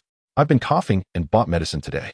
Brothers and sisters, cheer for the White Dragon and send a free gift to help my illness recover quickly. It's true. Only by having a city of their own in the survival game can one ensure continuous development and strength. Moreover, the exchange shelter has limited space, accommodating only a small team for refuge, thus hindering further development. Pulling out a cigarette and lighting it, Beichen took a deep puff. The water supply for the Inglong Guard has now been resolved. Next, it was time to choose a suitable place for farming. For the current Inglong Guard, building a city and cultivating fertile land can be done simultaneously. At this moment, Ting Chuchu walked over, brushing the dust off herself. Beichen looked up and couldn't help but click his tongue. After a long drought, the rain brought vibrant life. Tung Chuchu now was truly graceful and youthful, her eyes sparkling. Beichen, how was the lunch? Was it terrible? Tung Chuchu gently sat beside him and whispered, I didn't expect you to really cook. I'm a bit surprised, to be honest. For someone like Ting Chuchu, the daughter of a wealthy family, it's impressive enough that she can eat properly, let alone cook. I just learned a few things from senior brother Chuanpu and the others. Tung Chuchu felt delighted by the compliment, stealing a glance at Beichen's profile before quickly lowering her head. Just tell me how it tastes. If there's anything wrong, I'll adjust it tonight. Beichen smiled. It's quite good, already very decent. Senior brother Chuan Jiangwo used to be the cook, so if you have any doubts, ask them more often. Oh, feeling slightly disappointed since quite good usually means not great. Well, take it and wash it. Oh, I specially got you 6 sets of clothes that should fit you. Beichen noticed Ting Chuchu's improvement and thought he should encourage her. Hearing this, Ting Chuchu turned her head in confusion. However, when she saw the various fashionable clothes in Beichen's hands, her eyes lit up. Although Ting Chuchu had a unique style, it didn't stop her from loving beautiful clothes, especially in such an environment. With trembling hands filled with excitement, Tung Chuchu accepted the clothes Beichen handed over, her eyes turning red. Beichen, I will work hard. Beichen understood the meaning behind her words and nodded with a smile. Get some water and wash these clothes well before wearing them. He hadn't finished his sentence. Suddenly, a fragrant breeze enveloped him, and then a curvaceous figure nestled into his arms, followed by a chill on his cheek. By the time Beichen reacted, Tung Chuchu had already taken the clothes, and with her head down and blushing ran away. Beichen chuckled just as he tossed away the cigarette, but Tung Baiwan rushed over with an excited expression. Before she even arrived, he was already breathless. Beichen, I received a big order. A big order? You mean for water resources? That's right. It's a large order from Saudi Arabia, 500 pounds of water in exchange for 1,000 pounds of gasoline, or a design blueprint. Beichen was taken aback. 1,000 pounds of gasoline is not much, but to dare to offer 500 pounds of water resources like that, what kind of design blueprint qualifies for such an exchange? Seemingly guessing Beichen's thoughts, Tung Baiwan immediately shared the order with him. The name of the design blueprint was Ground-to-Air Thermal Energy Warning Tower Design. After glancing at the required conditions, Beichen shook his head, sighing. It can only be used in a level 2 main city. No wonder this would fall on us. This design blueprint is of the type that is tasteless to eat, but too good to discard. If other city lords lack the courage to venture into a level 3 city, they would never create this thing. Of course, Beichen was an exception. Although this thing has little use right now, it will become valuable in the future. You still don't know that Saudi Arabia is full of oil. Before the game, people had to pay to buy water. Tung Baiwan explained with a smile. This group is the resolute opposition to the first armed faction in Saudi Arabia, and a fierce battle broke out between the two sides. Subsequently, this group failed, and the first armed faction gained control of 70 of Saudi Arabia's water resources. The group that ultimately failed had no choice but to seek international aid, hoping to exchange large amounts of water resources for oil or design blueprints. Hearing this, Beichen hesitated slightly. Is there no one else in other countries asking about this design blueprint? Tung Baiwan was surprised and exclaimed, Captain, do you think 500 pounds of water is nothing? Ordinary players might be lucky to find a few hundred milliliters of water resources after searching all day, and those who are unlucky may not even find 100 milliliters. As Tung Baiwan sighed, look at the scorching weather. Who doesn't need to drink large amounts of water every day to survive? Since he had never lacked food and drink, Beichen subconsciously felt that this amount of water was not much. However, aside from him and the Yinglong Guard, 90 of players in the game world still lack water. The demand for pure water is enormous. Even if players have enough to drink, who wouldn't want to wash their face, to wash clothes, take a shower, and so on? So there is still a great need for water in various countries. Beichen looked at Tung Baiwan. Yes, the demand for water is the greatest, followed by weapons, and then food. Tung Baiwan stated firmly. Beichen nodded, hesitating for a moment before saying, "This order can be accepted, but the condition is the design blueprint plus 200 pounds of gasoline. If they disagree, then forget it." Tung Baiwan gasped in surprise, and then nodded. "All right, I will execute it, as you said. By the way, gather some farming equipment, both new and old." Hearing this, Tung Baiwan was delighted. "Is that project about to start? Once our city is built, you will be responsible for focusing on agricultural development. With food, we can recruit a large number of soldiers. The Daxiao city will undoubtedly become a stabilizing force in the Huaxiao war zone." Beichen said this with a gaze deep as a pool, exuding an unyielding authority. "All right, leave it to me." Tung Baiwan left excitedly, pondering how to maximize the benefits from this big order while ensuring a smooth transaction. At the same time, he needed to post a bounty for farming tools in the regional and national channels. Looking back at Beichen, who was deep in thought, Tung Baiwan nodded slightly, genuinely admiring him. Suddenly, he recalled his sister, who had claimed she was not completely taken advantage of by Beichen at her most defenseless. Now Tung Baiwan truly believed it. Perhaps only a man of this caliber could remain indifferent to his sister's beauty in such an environment, he muttered as Tung Baiwan ran off. At present, he bore many responsibilities, contacting international big orders, observing international trade data, and after building the city, he would also be in charge of farming and cultivation. However, Tung Baiwan had no complaints. On the contrary, this was enough to prove Beichen's trust in him. Moreover, since his sister was now with Beichen, Tung Baiwan would do everything in his power to help alleviate Beichen's burdens. As the sun set and night fell, 2358 at this moment, aside from the night watch soldiers, everyone else except for Beichen, Tung Baiwan, and Zhang Yichen had gone to rest. The campfire burned slowly with skewers of grilled meat hanging on the branches beside it. The opened champagne continually emitted its distinct fragrance. The three seemed to be leisurely eating grilled meat and drinking, but in reality, they were all waiting for the big data from Han Country's Xinji City after it endured the siege of the beasts. Of course, this big data intelligence was not obtained for free. It was promised by Tung Baiwan in exchange for 3 days' worth of food and water resources. The information provider was, of course, the Han people, as building a city only happens once, and failing to seize the opportunity to make some extra profit would be a disservice to the pride of the Han nation. Suddenly, a series of beep sounds rang out from Tung Baiwan's pocket. "Captain, it's midnight. The siege of Xinji City has already begun. P.S. That's all for today. I've been coughing the whole time and my child is sleeping in the room, so I have to suppress my voice, which is quite painful. Lastly, I hope everyone supports Bailong with a free gift. Thank you." Hearing the timer of Tung Baiwan emit a beep beep beep sound, Beichen and Zhang Yichen immediately turned their attention. "Captain, it's 12 o'clock. The siege beast tied at Xinjiang has already begun." Beichen nodded, saying, "Quickly take out a pen and record the number of defenders, the weapons they are equipped with, the types of siege monsters, and the methods of attack one by one." Beichen roughly guessed that the actual number of defenders would not be many. After all, the number of siege beasts was calculated based on the number of defenders. A 5-fold calculation already sounded terrifying. Any lord of the Han Kingdom with a bit of sense would not allow unarmed civilians to enter the city at this time. "All right." Tung Baiwan nodded in agreement, then took out paper and a pen, preparing to record. "They're here." Tung Baiwan's private messages had started to receive replies. "There are 300 defenders. The weapons should be 5 heavy machine guns exchanged from the reputation shop. Other types of firearms are unspecified. However, it can be confirmed that all defenders are equipped with firearms." Tung Baiwan continued. "The first wave of siege monsters is approximately 500, consisting of armored beasts with fangs, and their method of attack is to continuously damage the foundation of the rammed earth walls."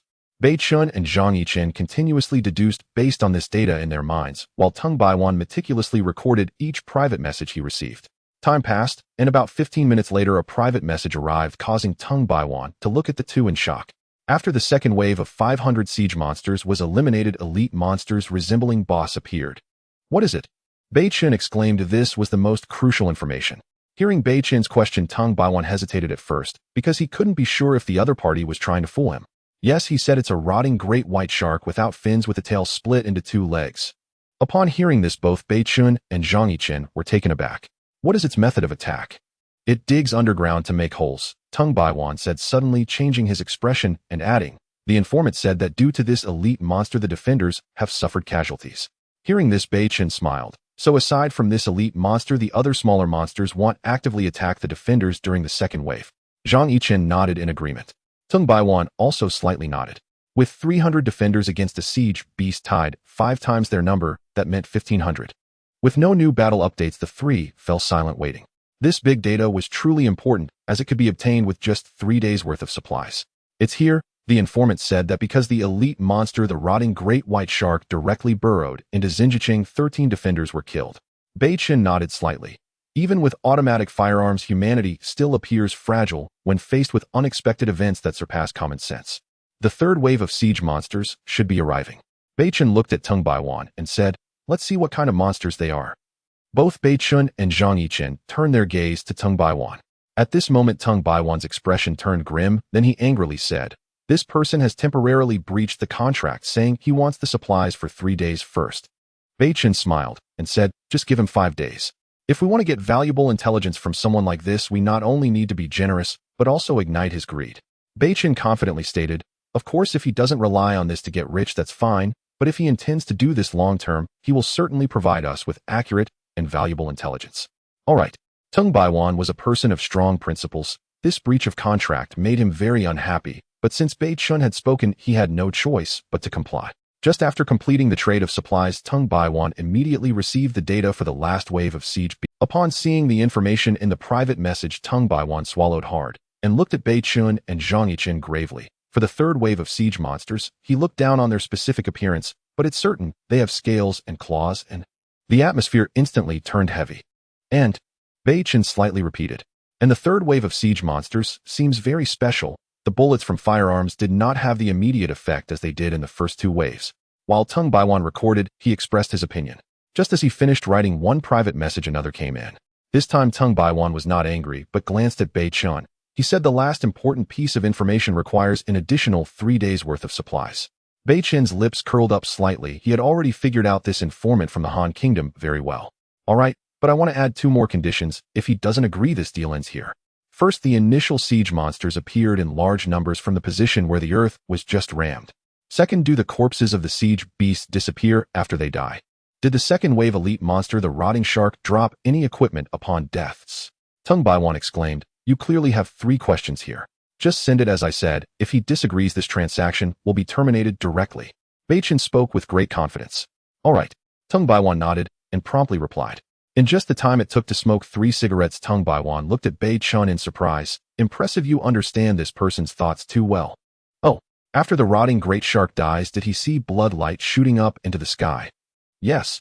Beichen nodded, feeling assured, as that scene was also a bright splash of blood when he amplified his soul essence with soul crystal. However, Beichen was unsure whether the elite monster dropped soul essence upon death. Combining the siege data provided by Tung Baiwan, Beichen confidently pondered and researched. Suddenly, the sound of the game console echoed in the ears of all players. Congratulations to the Han Kingdom Battle Zone Xinjiang for successfully fending off the siege beast Tide. The originally unranked rammed Earth City has been upgraded to a level 1 brick city. At the same time, after upgrading, the Lord Quan Xingji can choose 1 item as a reward from the level 1 city facilities. As soon as the first announcement from the console finished, the second announcement followed. Congratulations to the level 1 Lord of the Han Kingdom Battle Zone, Quan Xingji, for being the first to upgrade the main city to level 1, a reward reputation value of 1,000. Hearing this announcement, Tung Baiwan and Zhang Yichen's expressions changed. They hadn't expected that the early bird would get a reward. The 2 looked at Beichen with concern. However, Beichen paid no attention to this, waving his hand and saying, "Everyone go back. We will gather here tomorrow at dawn. Tonight, I will finalize the city building time." "Yes, Captain." Without hesitation, Beichen headed towards the distant Wuling. Tung Baiwan and Zhang Yichen exchanged glances and sighed. "These days instruct the soldiers to rest well and gather strength. In a few days after we build the city, we will have a tough battle to fight." Zhang Yichen nodded, and then the 2 walked towards their respective residences. Beichen took out a cigarette and lit it, continuously calculating the data from this siege in his mind. As for the Han Kingdom's main city being the first to upgrade and obtain a reward of 1,000 reputation points, Beichen regarded it as trivial. Didn't the game console just say, "What does being the first to establish a level 1 main city and receiving 1,000 reputation points mean?" It means that the first level 2 and level 3 main cities established afterward would also receive reputation point rewards. For such a small profit, Beichen would not expose his own forces. However, once Beichen chose to build the city, it would certainly be to take down the rewards for level 2 and even level 3 main cities in one fell swoop. Beichen didn't believe that the reputation rewards for upgrading the main city to level 2 and 3 would still be 1,000. Under Beichen's leadership, the Great Xia City would surely achieve great things with a single strike. In the night at the Yinglong Guard's base, apart from a pile of everlasting bonfires in the core area, the rest is shrouded in darkness. Beichen's return was not swift. His mind was racing, analyzing this crucial intelligence data at hand. Currently, Beichen was not worried about the supply of weapons and ammunition for the Yinglong Guard. For the level 1 main city, siege beast tide calculated based on the number of defensive soldiers in the Yinglong Guard 5 times means 110 unknown beasts, including elite-level boss monsters with uncertain factors. The level 2 main city siege beast tide consists of 10 times the unknown beasts, which means 220 beasts. Beichen walked slowly, his brow slightly furrowed. The level 3 main city siege beast tide is 20 times the defensive soldiers of the main city, amounting to 440 unknown beasts. Upgrading to a level 3 main city will likely introduce aerial assault forces and more powerful elite-level bosses. From the scale, 440 beasts for the level 3 main city siege beast tide does not seem like many, but fundamentally the Yinglong Guard can only deploy 22 soldiers. Sighing heavily, Beichen smiled wryly. Do I really have to waste money on purchasing a standard heavy machine gun from the last century? 200 reputation points for an old heavy machine gun did not make Beichen particularly happy. 200 reputation points could exchange for many items in the reputation store. His mind, filled with numerous details about city building, caused Beichen to walk distractedly, completely unaware of a figure in white suddenly appearing ahead of him. When Beichen realized, he was startled and quickly drew a Desert Eagle, almost instantly firing.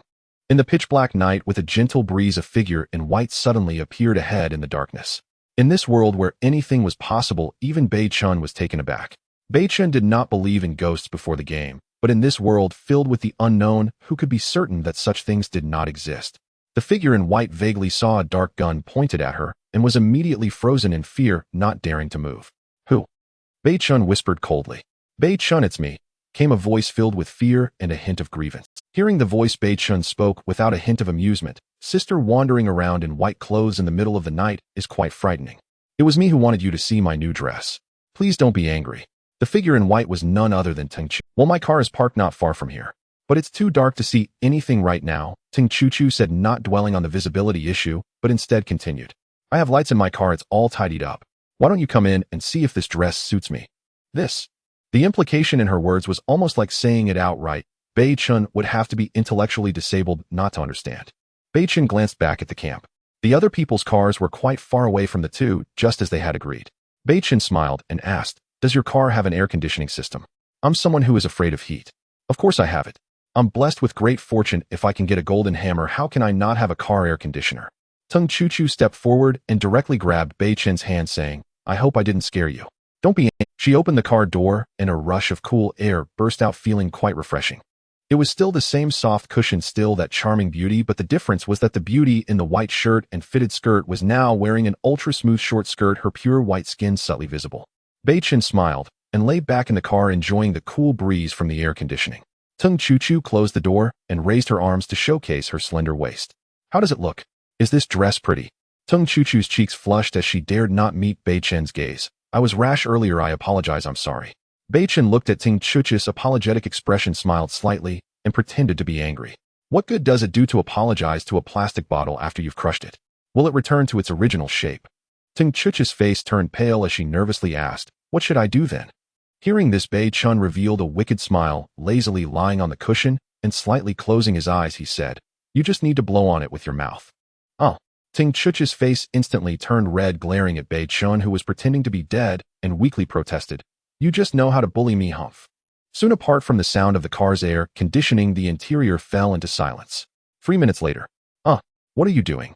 When Beichen woke from his feigned slumber, he first felt a strange trembling sensation in his brain. Then he saw Tung Chu attempting to give up halfway. Beichen disliked half-hearted efforts the most, even when dealing with subordinates. So he pressed down on Tung Chu. Woo woo woo. Half an hour later. Hoo. It was quite strange. Beichen never snored while sleeping, but today, for some unknown reason, he was snoring. Tung Chuchu knew that there were many important matters for the Yinglong Guard awaiting Beichen's attention, so when she heard the snoring, she really thought Beichen had fallen asleep, and she carefully adjusted his head. After tidying up a bit, Tung Chuchu also felt tired, and carefully laid down beside Beichen preparing to sleep. Unless Beichen was having a neurological issue, no one could have slept through the earlier situation. Feeling Tung Chuchu lying beside him, Beichen casually asked, "What's that smell?" Tung Chuchu blushed, and hid in Beichen's chest, constantly pinching his arm. "How would I know what it smells like? I've never eaten this before." Tung Chuchu was quite the tomboy. "It just feels bitter and has a bit of a fishy smell." Instantly, Beichen's knowledge pool welcomed a new member. "You're really great, but it's getting late. Let's hurry and rest." Beichen's gentle voice slowly resonated in Tung Chuchu's ear. Good night." Being actively embraced by Beichen made Tung Chuchu feel joyful. As for the absurd events that had happened earlier, she had long forgotten. In the early morning, dawn broke. Beichen suddenly opened his eyes from deep sleep. What woke him was not a nightmare or a beast, but the global announcement from the game console. Congratulations to the innocent city in the Megwa battle zone for successfully repelling the siege beast tide. The originally unranked rammed Earth City has upgraded to level 1 Blue Brick City, and after the upgrade of the main city, the Lord of Ireland 4 can select one of the level 1 city facilities as a reward. Congratulations to the level 1 city Lord of Megwa, Ireland 4 for being the second to upgrade the main city to level 1 with a reputation point limit of 500. Before Beichen could react, the game console's global announcement rang out again. Congratulations to the Tianhuang city in the Yuan Bin battle zone for successfully repelling the siege beast tide. The originally unranked rammed Earth City has upgraded to level 1 Blue Brick City, and after the upgrade of the main city, the Lord Tianzhongjiro can select one of the level 1 city facilities as a reward. Congratulations to the level 1 city Lord of Yuan Bin Tianzhongjiro for being the second to upgrade the main city to level 1 with a reputation point limit of 300. Beichen thought that this would be the end of it. However, when the next announcement appeared, Beichen's brow immediately. Congratulations to Honggua's Xing City, Megwa's Innocent City, and Yuan Bin's Tianhuang City for becoming allied nations in a united front. Meanwhile, Tung Baiwan's private messages also flooded in. Beichen quickly checked the world channel.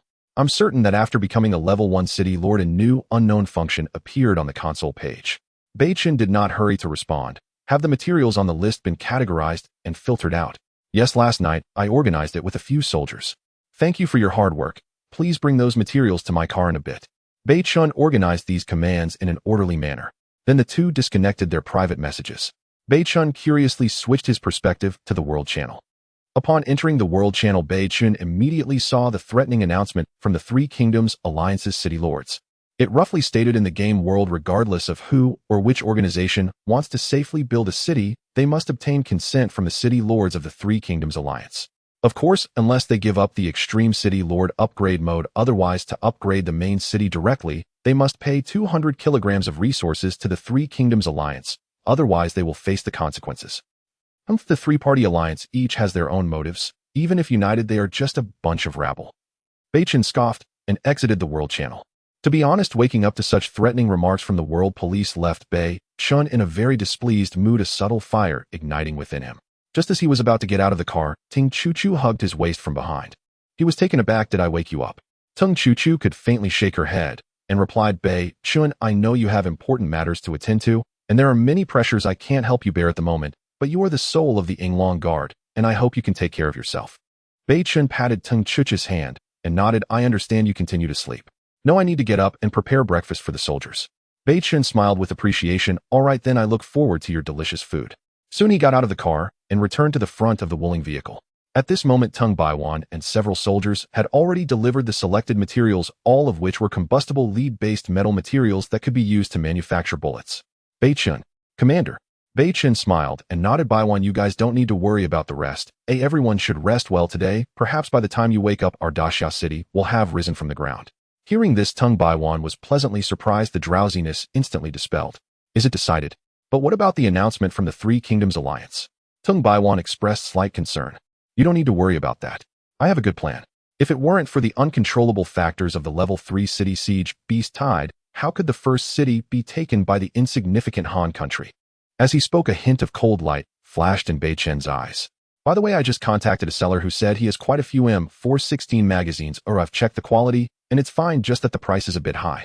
Upon hearing this, Beichen patted Tung Baiwan's shoulder, saying, "In my opinion, this money cannot be saved. Oh, we must spend what needs to be spent."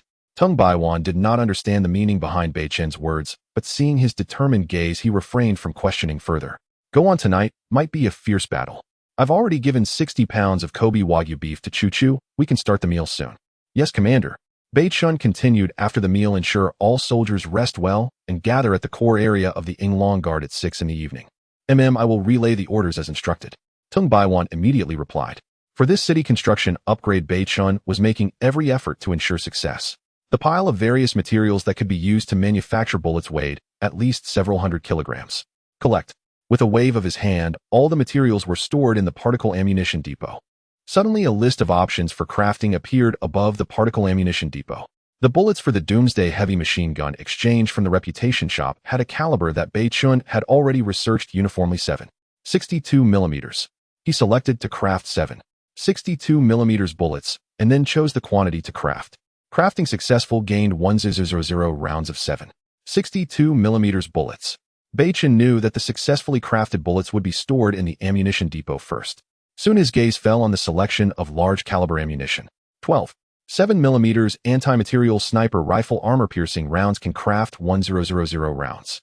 12.7 millimeters anti-material sniper rifle incendiary rounds can craft 500 rounds. 12.7 millimeters anti-material sniper rifle high-altitude arc rounds can craft 300 rounds. N96 portable grenades can craft 100 grenades. When Beichen saw that he could craft grenades, he felt pleased. With so few defenders, equipping each soldier with 5 grenades would greatly increase the chances of defending the city. After all, the number of defenders was too few, and in case of a monster swarm, sweeping with a heavy machine gun wouldn't be as effective as throwing a grenade. Moreover, many in the Inglong Guard were active duty soldiers, so setting up triggering minefields shouldn't be difficult. "I didn't expect that this time in preparation I would actually receive materials for crafting grenades." After a moment's thought, Beichen immediately selected to craft the Black Dragon Howl 10 arrow armor-piercing cannon. Due to its carrying capacity, Beichen chose to craft a limited number of armor-piercing rounds. Armor-piercing incendiary rounds were what Beichen favored. Crafting successful, gained 50 rounds of 12.7 millimeters armor-piercing rounds. Crafting successful, gained 100 rounds of 12.7 millimeters armor-piercing incendiary rounds. Crafting successful, gained 30 rounds of 12.7 millimeters high-altitude arc rounds. Crafting successful, gained 100 N96 portable grenades. It must be said that after this round of crafting, 70% of the previously several hundred kilograms of materials had already vanished. However, Beichen didn't mind and felt no regret. After all, the foundation of the Inglong Guard was now established, and the continuous water source was endless wealth. If Daxia City hadn't been constructed yet, Beichen would certainly have been openly selling water resources. However, the reality is that international trade records are retained by the game host, and if countries with ill intentions discover that the Huaxiao battle zone is continuously selling large amounts of water resources, it would certainly attract covetous eyes. Although Beichen was confident, he also didn't want to expose his financial power too early, being constantly watched by petty individuals. After all, while a direct attack can be avoided, concealed arrows are hard to defend against. He, a mere mortal, could still be shot in the head by a sniper. With the large quantity of ammunition for dealing with the siege beast tide settled, Beichen then opened the Wuling car door to take a look and found that the baby was still asleep, so he did not disturb her. If it weren't for the baby's genetic evolution this time, Beichen would not have set the city construction target at level 3. After all, encountering aerial forces at night would be an absolute nightmare for the city defense soldiers. However, even Beichen couldn't provide preparations to deal with nighttime aerial ambushes for the time being. But he could be sure that as long as the baby's genes evolved smoothly, she would definitely become a dominant force in the air. Therefore, whether the level 3 city can be upgraded directly, Beichen had placed all his bets on the baby. He casually found a place to sit down and took out a cigarette to light up. Many women do not understand why men like to smoke when they are happy or unhappy. In fact, they are not smoking, but rather smoking away their loneliness, the loneliness of being high above a lubricant for their rapidly turning minds. Visual transition to Reputation Miscellaneous Store. Beichen unhesitatingly used 420 points of reputation to exchange for 21 Doomsday heavy machine guns. Then he spent an additional 21 points of reputation to exchange for 21 thermal imaging combat devices that could be used continuously for 24 hours. As for why the known time for city construction to defend against the beast tide was set at night, it was naturally not a coincidence. Beichen, having a macro view of the situation, certainly would not miss this important detail. The game's response was that if the Beast Tide were resisted during the day, the Beast Tide would attack the city defense soldiers first. From this response, Beichen concluded that the monsters of the siege Beast Tide were not without intelligence. Looking at the exchange page, he confirmed the consumption of 4221 points of reputation to exchange for 21 heavy machine guns and 21 night vision devices. Beichen gritted his teeth and clicked confirm. Suddenly, the crisp sound of metal clashing rang out. Before his eyes, 21 Doomsday heavy machine guns had appeared out of thin air. While the Doomsday heavy machine gun is pretty good, it even has a water cooling device. He waved his hand to collect all the exchanged weapons. At this moment, Ting Chuchu walked over holding a clean lunchbox from not far away. Inside the lunchbox was the Kobe steak that had already been cooked to medium rare. Beichen sat on a rock savoring a piece of Kobe beef while studying the hand-drawn map of Yinglong Guard's outposts spread before him. A model of a rammed earth city was already taking shape in his mind. A rammed earth city of no grade required 300 prestige points for purchase, covering an area of 700 square meters. Its drawbacks were low walls and negligible defensive capabilities. He finished the steak in the lunchbox in a few swift bites, and Tung Chu handed him a thermos. Have a drink. It's filtered water from our well. Thanks. Beichen found the water pleasantly warm and downed it in one gulp. If you're polite with me again, I'll get angry, Ting Chu murmured, her beautiful eyes fixed on him. Hearing this, Beichen smiled and turned to her. Want a banana? Can't you be serious? Tung Chu's face flushed instantly. Beichen was baffled, then realized something and gave a wry smile. He produced a bunch of fresh Hainan bananas. Here, have some. When I first met you, didn't you say you loved these? I do love them. Soft and sweet, Ting Chu said cheerfully as she took them. I know you're busy, so I won't bother you. I'll go wash the pots now. Beichen nodded with a smile. Thanks for your hard work. Hee, I'll bring you lunch later. Time passed silently. Soon the sun set, casting a twilight glow. With Bao Bao awakening and its genes successfully evolving, Beichen felt fully confident. After a day of thorough preparation and guidance from Zhang Yichen, all members of Yinglong Guard became proficient in using the Indo-century heavy machine guns. In a modern military, true heavy machine gunners and snipers were rare. Ordinary soldiers might be familiar with automatic rifles, but had limited expertise with heavy machine guns and sniper rifles. Since Beichen's ultimate goal was a Tier 3 city, he had to prepare thoroughly to upgrade the main city to Tier 3 in one go under the threat of the Three-Nation Alliance. The campfire blazed. All members of Yinglong Guard stood solemn and vigilant. Though Beichen had prepared 21 heavy machine guns, they also carried M416S and SKSs, as heavy machine guns had a chance of malfunctioning during sustained fire. Just then, Tung Baiwan's alarm went off. Beichen, it's time. Tung Baiwan's eyes held both anticipation and tension. Beichen nodded and switched to the city building interface. Consumed 300 prestige points to build an ungraded rammed earth city. Yes. Before he could react, the game host shocked Beichen and all of Yinglong Guard by announcing the city construction in the China Theater without asking. Their faces turned pale instantly. Why didn't you announce when the American, Korean, and Japanese built their rammed earth cities? They demanded. Beichen was furious, as this was a critical part of his plan. Ever since Korea, America, and Japan had loudly declared their city building and actively recruited players, Beichen had been laying out a strategy, having Tung Baiwan by information. Despite casting a wide net, they only managed to recruit a core member from Shinjiji City in Korea. For the Japanese and American theaters, they contacted intelligence brokers who didn't know the location of Sinless City. But that wasn't the point. If the American theater had also broadcast nationwide when building Sinless City, Beichen was certain the brokers would have sold that information as a commodity. But no, they hadn't. Then the game host's voice rang in his ears. This is a measure by the game host to protect all newly built cities worldwide from human interference and destruction. Beichen frowned. So you mean the first city builders got your protection? Your statement is inaccurate. The game host cares about balance and protective measures. Beichen was in a foul mood. He hated such surprises. But luckily he had prepared thoroughly this time. Otherwise, even with Baobao's help, he couldn't have captured a Tier 3 main city in one go. So becoming a Tier 1 lord does unlock new features unknown to ungraded lords.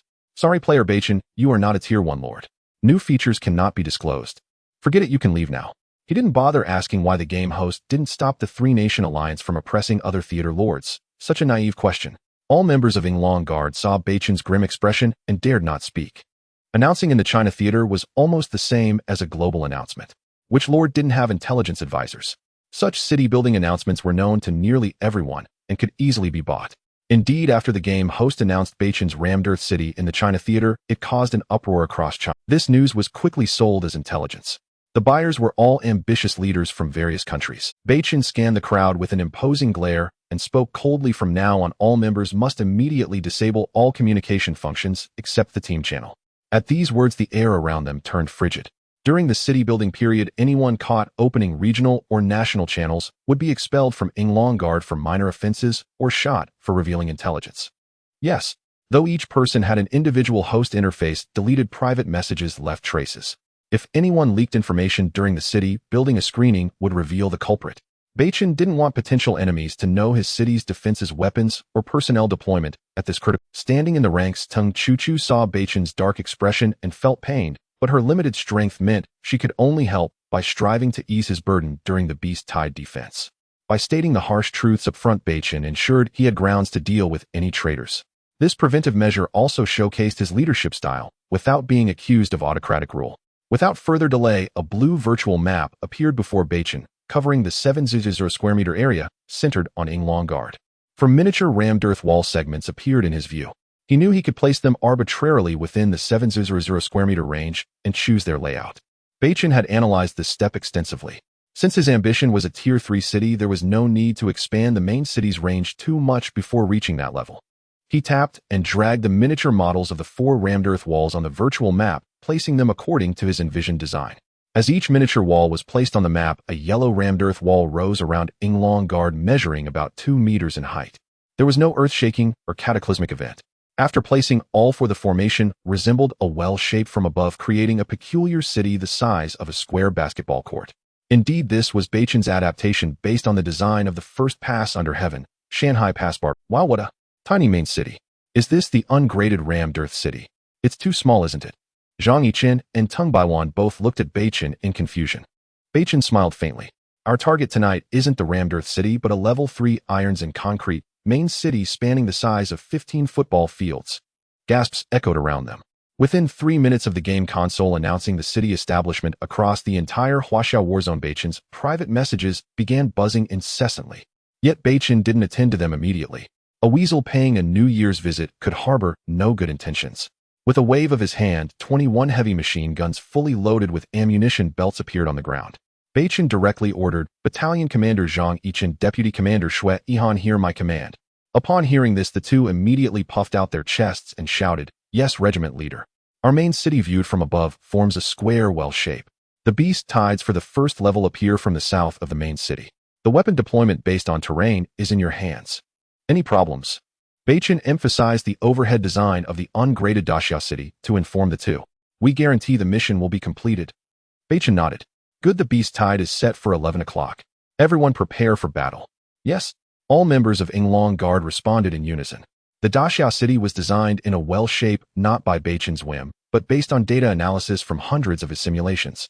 This city defense design greatly reduced the likelihood of Inglong Guard warriors being isolated without support during city defense. After the orders were given, all members began bustling with intense activity. Zhang Yichen and Xue Yihan divided the troops into 2 squads. Then in groups of 3, they began hauling heavy machine guns loaded with ammunition belts to their designated positions for rapid deployment. At that moment, Beichen lit a cigarette and took a puff. Let's see what kind of New Year's visit these weasels are paying me. Opening his private messages, he was greeted by 99999 unread ones. He first filtered out the sycophants and riffraff wanting to join the Inglong Guard, then used big data to screen out private messages from other countries. Among these, he eliminated intelligence peddlers selling false information, leaving 3 glaring messages before his eyes. The label City Lord 1 beside the message list was impossible to ignore. International Private Message City Lord Xinji of Honghua. Hachu didn't expect Huaxiao players to be so fast. I thought it would take another 8 years of civil war before building a city. Huh. You must have seen the joint announcement of our 3 great Han nations, right? Not much. Our Han Xinji city only needs 300 gene of resources. Beichen scoffed and continued opening the private message from Japan. International Private Message City Lord Tianhuang of Ribbon. Sauka, before the game your Huaxia kept chasing the footsteps of our great Ribbon Empire. Unfortunately, in engine manufacturing and precision industries, even with 40 more years of effort, you'll never catch up. We're all clear-headed, so I won't threaten. 400 kilograms of resources and your Daxia city can upgrade safely. Otherwise, seeing this contemptuous and provocative message, Beichen's face slowly turned livid. Just wait. Your time to cry will come. He continued to the last message. International Private Message City Lord Innocent of Megwa. Oh my god, dear City Lord Beichen, congratulations on being the first target for us, the US-Japan-Korea alliance, to establish authority. God, please forgive my sins. I promise just 500 kilograms of supplies, and I want trouble the Huaxia people. Seeing this, Beichen threw his head back and laughed heartily. Beichen was never one to swallow insults. His previous restraint was merely accumulating power. Now, since news of establishing Daxia City was widespread, it was time for him to make a grand statement. He casually replied to the 3 private messages, "You dog-faced people trying to threaten and extort me. Dream on. See you in the World Channel." A single stone stirred 1,000 ripples. Only 2 or 3 minutes had passed since the city establishment announcement. Since other countries couldn't access foreign national channels, all who cared about this matter were waiting in the World Channel for the drama. They watched to see whether this young man from a nation, once seen by the world as an awakened lion, would bow in compromise or clash heat-in when facing direct threats and extortion from the three-nation alliance. Beichen walked to the large water purification equipment, looked at the dozens of large barrels of filtered water weighing hundreds of gene, and entered the World Channel. As expected, even in the World Channel, the City Lord tag remained prominent, and the suffix after Beichen's name read Daxia City Lord Beichen. Notably, the rule for posting in the World Channel was that each message cost 20 gene of equivalent resources. Sure enough, the moment Beichen appeared in the World Channel, everyone fell silent. City Lord Innocent U Ireland 4, haha, City Lord Daxia arrived quickly. But your private message reply displeased me, so I've decided to temporarily raise the price to 600 kilograms of supplies. Of course, I know you can't produce it now, but you can write an IOU in front of all the world's players. City Lord Shinji Quan Shinji. Since Brother Ireland raised the price, it would be disrespectful to City Lord Beichen if our Han people didn't follow suit. 400 gene then. City Lord Tianhuang, Tanaka Juro. Of course, if City Lord Beichen would post "We are the sick men of Huaxiao" on the World Channel in front of all players, our great Sun Empire might consider not raising the price. Beichen sneered and fired off a very down-to-earth message in the World Channel. Daxia City Lord Beichen, is that all? Is that all? 1, is that all? 2-inch. The screen flooded with stacked messages up to 99. Each message in the World Channel cost 20 gene of resources. 100 messages meant 200 gene. In the blink of an eye, Beichen had consumed 200 gene of water resources with 100 messages. Of course, Beichen wasn't just showing off. Through this incident, while flaunting, he displayed the strength of the Yinglong Guard to players worldwide. This was far more cost-effective than paying for advertisements or buying traffic. A single stone, countless birds. Screen flooding in the World Channel. Messages 99. It was surreal. At that moment, every player in the World Channel was stunned by the scene. Beichen had no time to banter with these fools. He sent 2 final messages and logged off. Daxia City Lord Beichen, yes, I am Beichen. The strength and conduct of our great Huaxiao nation are evident to all present. I now announce that Daxia City will trade large quantities of pure water resources. Don't ask where the clean water comes from. Ask, and we'll say we don't sell water. We're just nature's delivery men. Daxia City Lord Beichen, City Lord Shinji, Quan Shinji City Lord Tianhuang, Tanaka Jiro City Lord Innocent U Ireland 4, China, Japan, America, Korea. Do you know who's pregnant? All players reading this message held their breath. Many Huaxiao players burst into pig-like laughter. Daxia City Lord Beichen, the Three-Nation Alliance. That's right. It's your mom. Daxia City Lord Beichen, the Three-Nation Alliance. Spit out all the malice you've got. If Huaxiao so much as frowns were not your real dads. After sending this message, Beichen's name in the World Channel turned gray. He was gone. Beichen made a great... It took over 10 seconds for everyone to react. The Three-Nation Alliance members frantically Beichen with meaningless threats like "you'll regret this," then quickly logged off. This time Beichen declared war on the World Channel with an unyielding stance, exceptionally resolute. Uncertain of the despicable tactics the Three-Nation Alliance might employ, he did not linger on the World Channel. He intended to initiate the siege beast tied ahead of schedule to avoid further complications. On the Tumterhai rammed Earth City wall, over 20 Yinglong Guard defenders stood ready. Though the atmosphere carried a hint of desolation, every member brimmed with confidence. After all, with superior weapons, their resolve was unshakable. At the core of the Yinglong Guard, with a piercing cry, a massive snow-white raptor soared to 100 meters in the sky. Activate darkness mitigation. Instantly, an aerial vantage point appeared in Beichen's sight. Through the shared vision of his beast companion, Beichen clearly saw a small basketball court-sized settlement shaped like a well character. His own ungraded city. Excellent. Beichen smiled and swiftly dashed toward the southern wall, which was fortified. The 2-meter rammed earth wall was quite low for wild beasts, but formidable firepower compensated for this flaw. Beichen, how is it? Combat was not Tung Baiwan's forte, and his nervousness was evident. Beichen nodded slightly, then shouted, "Attention, all Yinglong Guard members.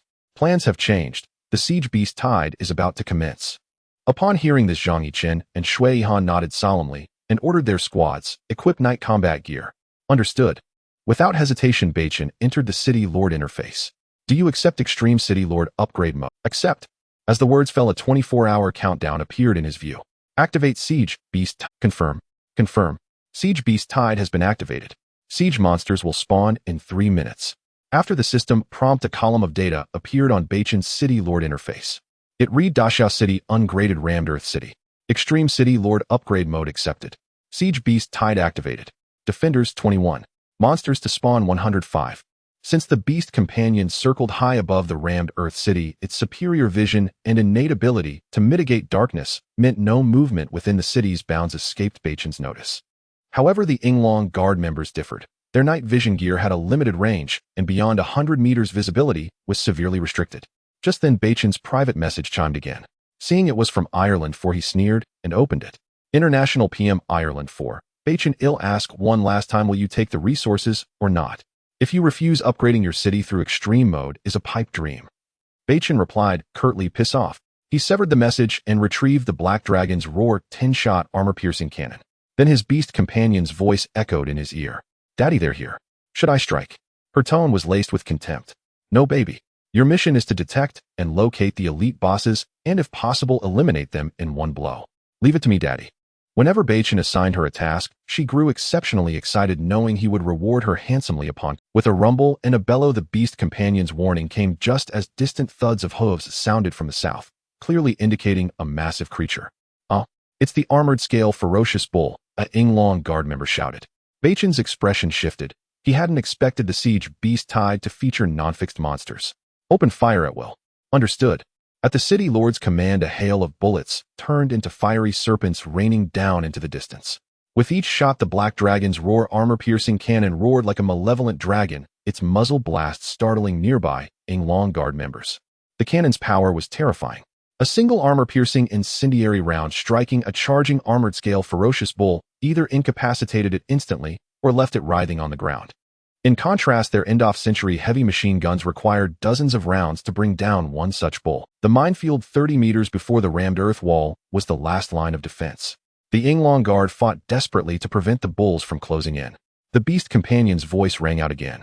"Daddy, I've spotted 3 monsters with strong auras: a dung beetle with blue light on its back, a giant centipede, and a fish with sharp teeth that stinks."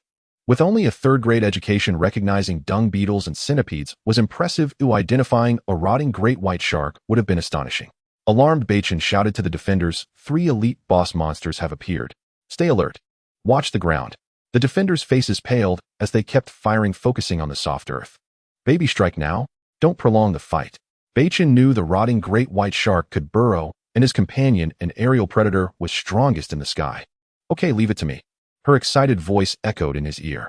Through shared vision, Beichen saw a 3-meter-long finless great white shark reeking of decay rapidly. Just as the shark prepared to burrow, sensing the aerial threat, it abandoned the idea and spewed a viscous corrosive liquid at the beast companion. "Umph, you stinking fish, dare to spit at me." The beast companion, angered, muttered a curse and dove sharp. In Beichen's vision, a pair of razor-sharp claws appeared. With a swoosh, the speed was so immense he couldn't track the strike. When he refocused, the companion had landed. "Baby, are you all right?" Her voice came brimming with excitement. "Daddy, look what I found." Soon a red glowing crystal appeared in his view, the soul essence she adored. Startled, Beichen ordered, "Baby, don't eat that. Collect it and bring it to me." His tone brooked no refusal. "Oh, all right." She picked up the soul essence and soared back into the sky. "Hey, Daddy, those 2 monsters burrowed underground. Look at the raised tunnels. Find them." "Okay." Within 5 breaths, Beichen located one of the burrowing bosses through the companion's vision. The giant dung beetle with a glowing blue back. It was obvious, moving like a mobile mound underground. Fortunately, its speed was slow, and it was still about 70 meters from the city. "Baby, quickly find the other centipede." "Oh, Daddy, look. The centipede has reached the minefield." As the words fell, the mines 30 meters from the wall detonated. The violent explosions startled everyone. Despite triggering 3 grenades, the monster wasn't killed and kept advancing toward the wall. The centipede's large but flat body allowed it to tunnel stealthily. Without the companion's ability to sense its aura, the defenders would only detect it when the mines exploded. The minefield's detonation panicked the dung beetle, which was tunneling slowly behind, and it accelerated its digging several-fold. Beichen fired at the centipede, hitting it with an armor-piercing shell. It paused briefly, then resumed its advance toward the wall. Beichen's face darkened. The Black Dragon's roar was the top-tier firearm in the Huaxiao war zone, supposed to deal massive damage even to siege beast-tied bosses of a level 1 city.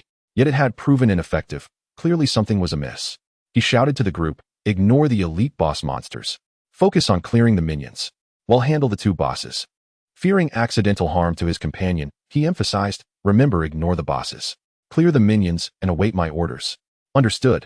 All Yinglong Guard members replied. Beichen sheathed the Black Dragon's roar, drew the shadowless sword. Heartbreak, and under its bloodthirsty effect, leaped from the 2-meter wall, landing steadily. A crisp sword hum rippled outward like waves. Beichen landed steadily amidst the astonished crowd.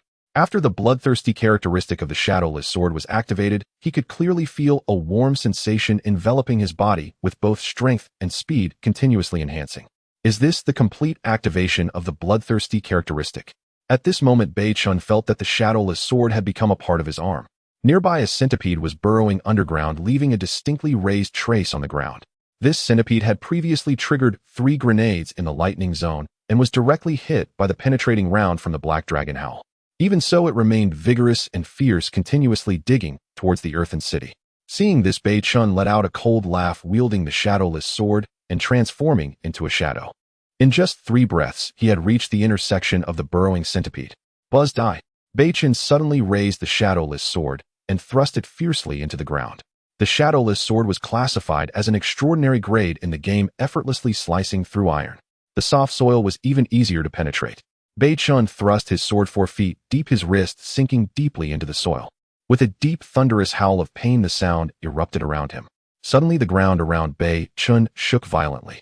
Like an earthquake, it lifted the entire surface. At the same time, a massive black and ferocious centipede resembling an adult python appeared before the crowd. The 2 sharp black pincers at the front, combined with the scythe-like centipede continuously slamming into the ground, presented a scene that could only be described as terrifying.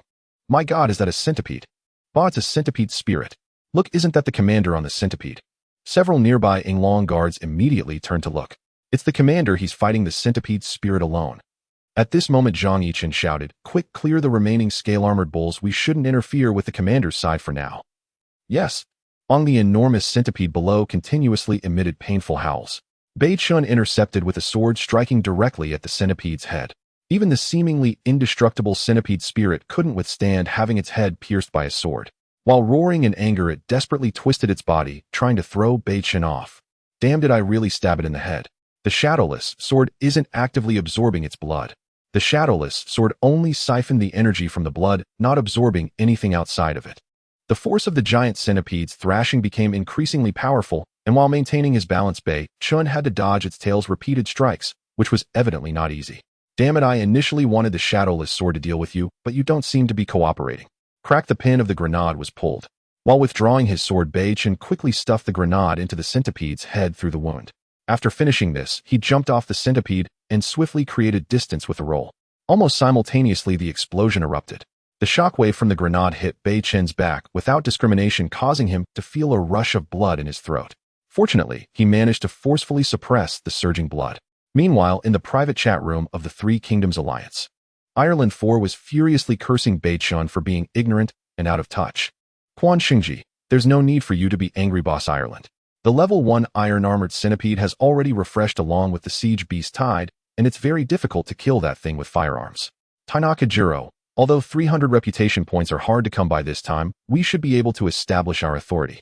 In the future, anyone who builds a city without dedicating resources to us will face consequences." Ireland 4. "Haha, well said. Although it wasted 300 reputation points, the effect is tremendous. There's a saying in Huaxiao, those who follow me will prosper. Those who go against me will perish." Suddenly, the game's announcement rang in the ears of all players worldwide.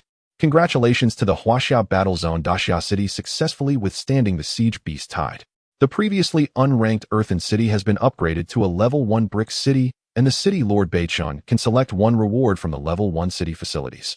Congratulations to Huaxiao Battle Zone level 1 city Lord Beichen for being the 4th to upgrade the main city to level 1, a reward-based reputation points limited to 100. The private chat room of the Japan-Korea-American Alliance fell silent. Ireland 4, this is impossible.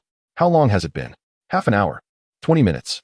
Quan Xingji, to be precise, it's only been 17 minutes since the siege beast tide started. Tainakajiro, 17 minutes. This is impossible. Level 1 iron-armored centipedes are extremely difficult to kill. Even if you blow off its head, its body can still fight after a short recovery. Ireland 4. We have no intelligence on Dachau City. Hurry and buy it. I want to know what method Beichen used to get through the beast tide in 17 minutes. Quan Xingji, it's hopeless. Beichen operates very discreetly, and no player has found his base, yet let alone infiltrate and relay information. Shortly after Quan Xingji spoke again, Beichen has gone insane. He's initiated the Level 2 main city's beast tide test. Ireland 4. What? This is impossible. Tainakajiro, I also received the mainframe announcement from the Huaxiao battle zone. Beichen indeed needs to withstand the Level 2 siege beast tide test within the next 48 hours. Ireland 4. We must stop him. In the Huaxiao battle zone at the Yinglong Guard base, Beichen listened to the game host's prompt and let out a heavy sigh of relief. Slowly withdrawing the shadowless sword from the back of the iron-armored centipede, at this moment, the entire blade was blood-red, having extracted enough blood energy. Level 1 iron-armored centipede. Interesting. Now Beichen was already a Level 1 city lord. After becoming a Level 1 city lord, his gaze fell upon the dried-up corpse of the centipede, and he immediately noticed the name of this monster. Congratulations to player Beichen for successfully upgrading the unranked main city to a Level 1 brick city. Would you like to reset the main city's wall layout or expand the main city's area? No. Congratulations to Level 1 city lord Beichen for receiving a choice of 3 rewards for Level 1 main city infrastructure. Would you like to choose now? Choose. Beichen hesitated slightly before speaking directly. As soon as he finished speaking, 3 options appeared in his view. Option 1 T90 City Defense Heavy Machine Gun 4. Option 2 Particle Space Warehouse 1000 cubic meters 1. Option 3 3000 reputation points. Seeing the 3 options, Beichen was momentarily taken aback. These 3 rewards were indeed commendable options after upgrading the main city. However, having been tricked by the game host twice, Beichen was not in a hurry and asked, "Let me ask, is the Level 1 city 3-choice reward fixed or random?" Random. Hearing this, Beichen nodded slightly, not hesitating to choose the 4 T90 City Defense Heavy Cannons. As for why? Because this choice was of purple rarity. The particle space warehouse of 1000 cubic meters below was merely blue, and the darker the color, the better it was. Of course, this does not mean the particle space warehouse is not practical, but Beichen was about to face the Level 2 siege beast tide, so heavy city defense weapons were naturally the preferred choice. P.S. Recently, I have truly encountered a dual blow to my body and mind. Being sick combined with declining data is a tormenting and weakening experience. After careful deliberation, Beichen unhesitatingly chose 4 T90 City Defense Heavy Machine Guns. At that moment, the game console's prompt sounded again. Congratulations, Level 1 City Lord Beichen, for your successful selection. The 4 T90 City Defense Heavy Machine Guns have been issued. You may place them on the main city construction page. Congratulations, Level 1 City Lord Beichen, your Dachau City has been upgraded. System prompt: you have accepted the Siege Beast Tide trial for a Level 2 main city. Please confirm the siege time within the next 48 hours. We wish you a pleasant defense. As expected, Beichen saw the virtual models of the 4 miniature T90 City Defense Heavy Machine Guns on the City Lord page. He wasn't in a hurry to place them since they wouldn't run away. Now Beichen needed to figure out which new features were unlocked for a Level 1 City Lord. He couldn't find them in the city construction functions. So Beichen exited the page. Sure enough, he found clues in the Reputation Crafting Mall. At the bottom of the mall, things were different from what he had seen before. A line of small text was introduced as follows: Level 1 City Lord Mysterious Reputation Exchange Shop. Beichen entered curiously, and upon seeing the items inside, he gasped in shock. This is the ultimate tool for ambushing people. He looked at what was there. Level 1 Blue Flame Dung Beetle Elite Tier Boss. Due to poisoning from cow dung in a certain country, it mutated with strong defenses. Bullets of 5.56 caliber struggle to harm it. Attack characteristic excels at destroying main city foundations. Exchange cost 100 reputation points. Level 1 Rotten Flesh Great White Shark Elite Tier Boss. First had its fins sawed off by ocean pirates, then mutated due to Fukushima nuclear wastewater, enabling it to travel through soil on land. It harbors deep hatred for humans. Attack characteristic Corrosive Mucus, skilled at burrowing underground to sneak into main cities. Exchange cost 200 reputation points. Level 1 Iron Armor Millipede Elite Tier Boss. Due to extensive use in medicine, it accumulated severe resentment over the years. Later experiments in a certain biological lab caused its mutation. Extremely aggressive, skilled at stealth infiltration. Characteristic highly venomous and unyielding even in death. Exchange cost 300 reputation points. After reading carefully, Beichen was startled. So the iron armor millipede and others were exchangeable for a level 1 city lord. I must say, that's incredibly cheap. Beichen sneered coldly. Clearly the iron armor millipede he had just killed was secretly purchased by the Tri-Nation Alliance to ambush him. Because from the big data on the siege of Shinji City he had obtained earlier, this massive creature wasn't included. Meanwhile, Bao Bao had already returned carrying 2 crimson sparkling crystals in its beak. Daddy, look, these are tasty. All members of the Yinglong Guard knew that Beichen had a pet. When they saw a massive bird swooping down from the sky, they didn't open fire. Thanks, Bao Bao. Beichen took the 2 fist-sized crystals and saw the words amplifiable on these. Beichen wasn't in a hurry to amplify them. There were more important matters to attend to first, letting the shadowless sword continue to absorb the blood energy of the level 1 siege boss. The reason Beichen could single-handedly take down a boss was largely due to the bloodthirsty nature of the shadowless sword. That feeling of being like a thirst-quenching potion was truly exhilarating. Crucially, after using it, his flowing hair remained perfectly still without the side effects of a strength potion. Beichen didn't want to miss any chance to absorb blood energy. Moreover, the unique trait of the shadowless sword, Jueshang, stated that it could continuously extract energy from blood to upgrade its grade. What lay beyond the excellence grade? Naturally, the perfection grade. Beichen was eager to see the power and traits of a perfection grade shadowless sword. Let's go, Bao Bao. Take me to the corpses of the rotten flesh great white shark and the blue flame dung beetle. Beichen rubbed Bao Bao's head. Since they were some distance from the city wall, he wasn't worried about being overheard. So Beichen didn't hold back. Okay. Bao Bao replied, excitedly looking spirited. Bao Bao spread its wings and took off, while Beichen, holding the shadowless sword, turned into a blur and followed. As he sprinted, he sent private messages to Tung Baiwan and Zhang Yichen. Organize a 10-person squad to come down and collect the spoils. After the battlefield is cleared, immediately start the level 2 main city siege beast tide trial. Zhang Yichen replied, yes, Captain. Tung Baiwan added, ill-prepare to record. 5 minutes later, when the shadowless sword drained a dung beetle the size of a senior's mobility scooter dry, the beast-tide corpses at the battle site began to vanish. Imo Chun did not recklessly fiddle with anything, hardly daring even to move from his spot for fear of triggering some mechanism. Once he confirmed there was no immediate, suddenly a resonant sword hum echoed across the battlefield. Then a short sword radiating blood light was gripped in Beichen's hand. In the dark of night, nothing was more eye-catching than this sword. So this is the power of the shadowless sword, Jueshang. His physical abilities surged continuously, filled with savage strength. It lives up to the excellence grade. He sheathed the shadowless sword into his particle ring. Bao Bao, let's head back. 3 minutes later, on the formidable blue brick wall of Daxia City, Beichen caressed the thick bricks, a smile curling at the corners of his mouth. Perfect, now the main city has decent defenses. Just as Beichen was about to deploy the 1490 city defense heavy machine guns, he heard Tung Baiwan's voice. Beichen, according to intelligence from the Tri-Nation Alliance's sales, they have already begun their level 2 main city beast tide trial. Though Tung Baiwan didn't know the consequences of releasing this information as the strategist of Daxia City, he felt this news was crucial. Upon hearing this, Beichen's lips curled into a smile. Good, this news is timely. With a wave of his hand, Beichen deployed the 1490 city defense heavy machine guns at the 4 corners of the well-shaped Daxia City wall. The moment the 4 massive city defense heavy machine guns landed, all Yinglong Guard members were startled. Dazed, they turned to look and were overjoyed. These things were also in the military. Though not identical, their function and usage were the same. They were big aircraft shooters. Heavy machine guns capable of shooting down aircraft typically had a bullet caliber of at least 2,030 millimeters. So while these were essentially oversized heavy machine guns, their massive caliber led many to call them heavy machine cannons. Zhang Yichen, Shuihan. The heavy machine cannons are your responsibility, Beichen said directly to them. Both Zhang Yichen and Shuihan were thrilled. Yes, well, complete the mission. Soon Zhang Yichen and Shuihan each selected another Yinglong Guard member and ran toward the nearby heavy machine cannons. After delegating the task, Beichen switched his view to the City Lord Mysterious Exchange Shop. Without hesitation, he selected 6 iron armor millipedes. Immediately the system prompt sounded, are you sure you want to spend 180 reputation points to exchange for 6 level 1 beast tide boss iron armor millipedes? As if a thought struck him, Beichen canceled and chose 3 instead. Are you sure you want to spend 900 reputation points to exchange for 3 level 1 beast tide boss iron armor millipedes? Yes. Exchange successful. Screening assignable main cities. Screening successful.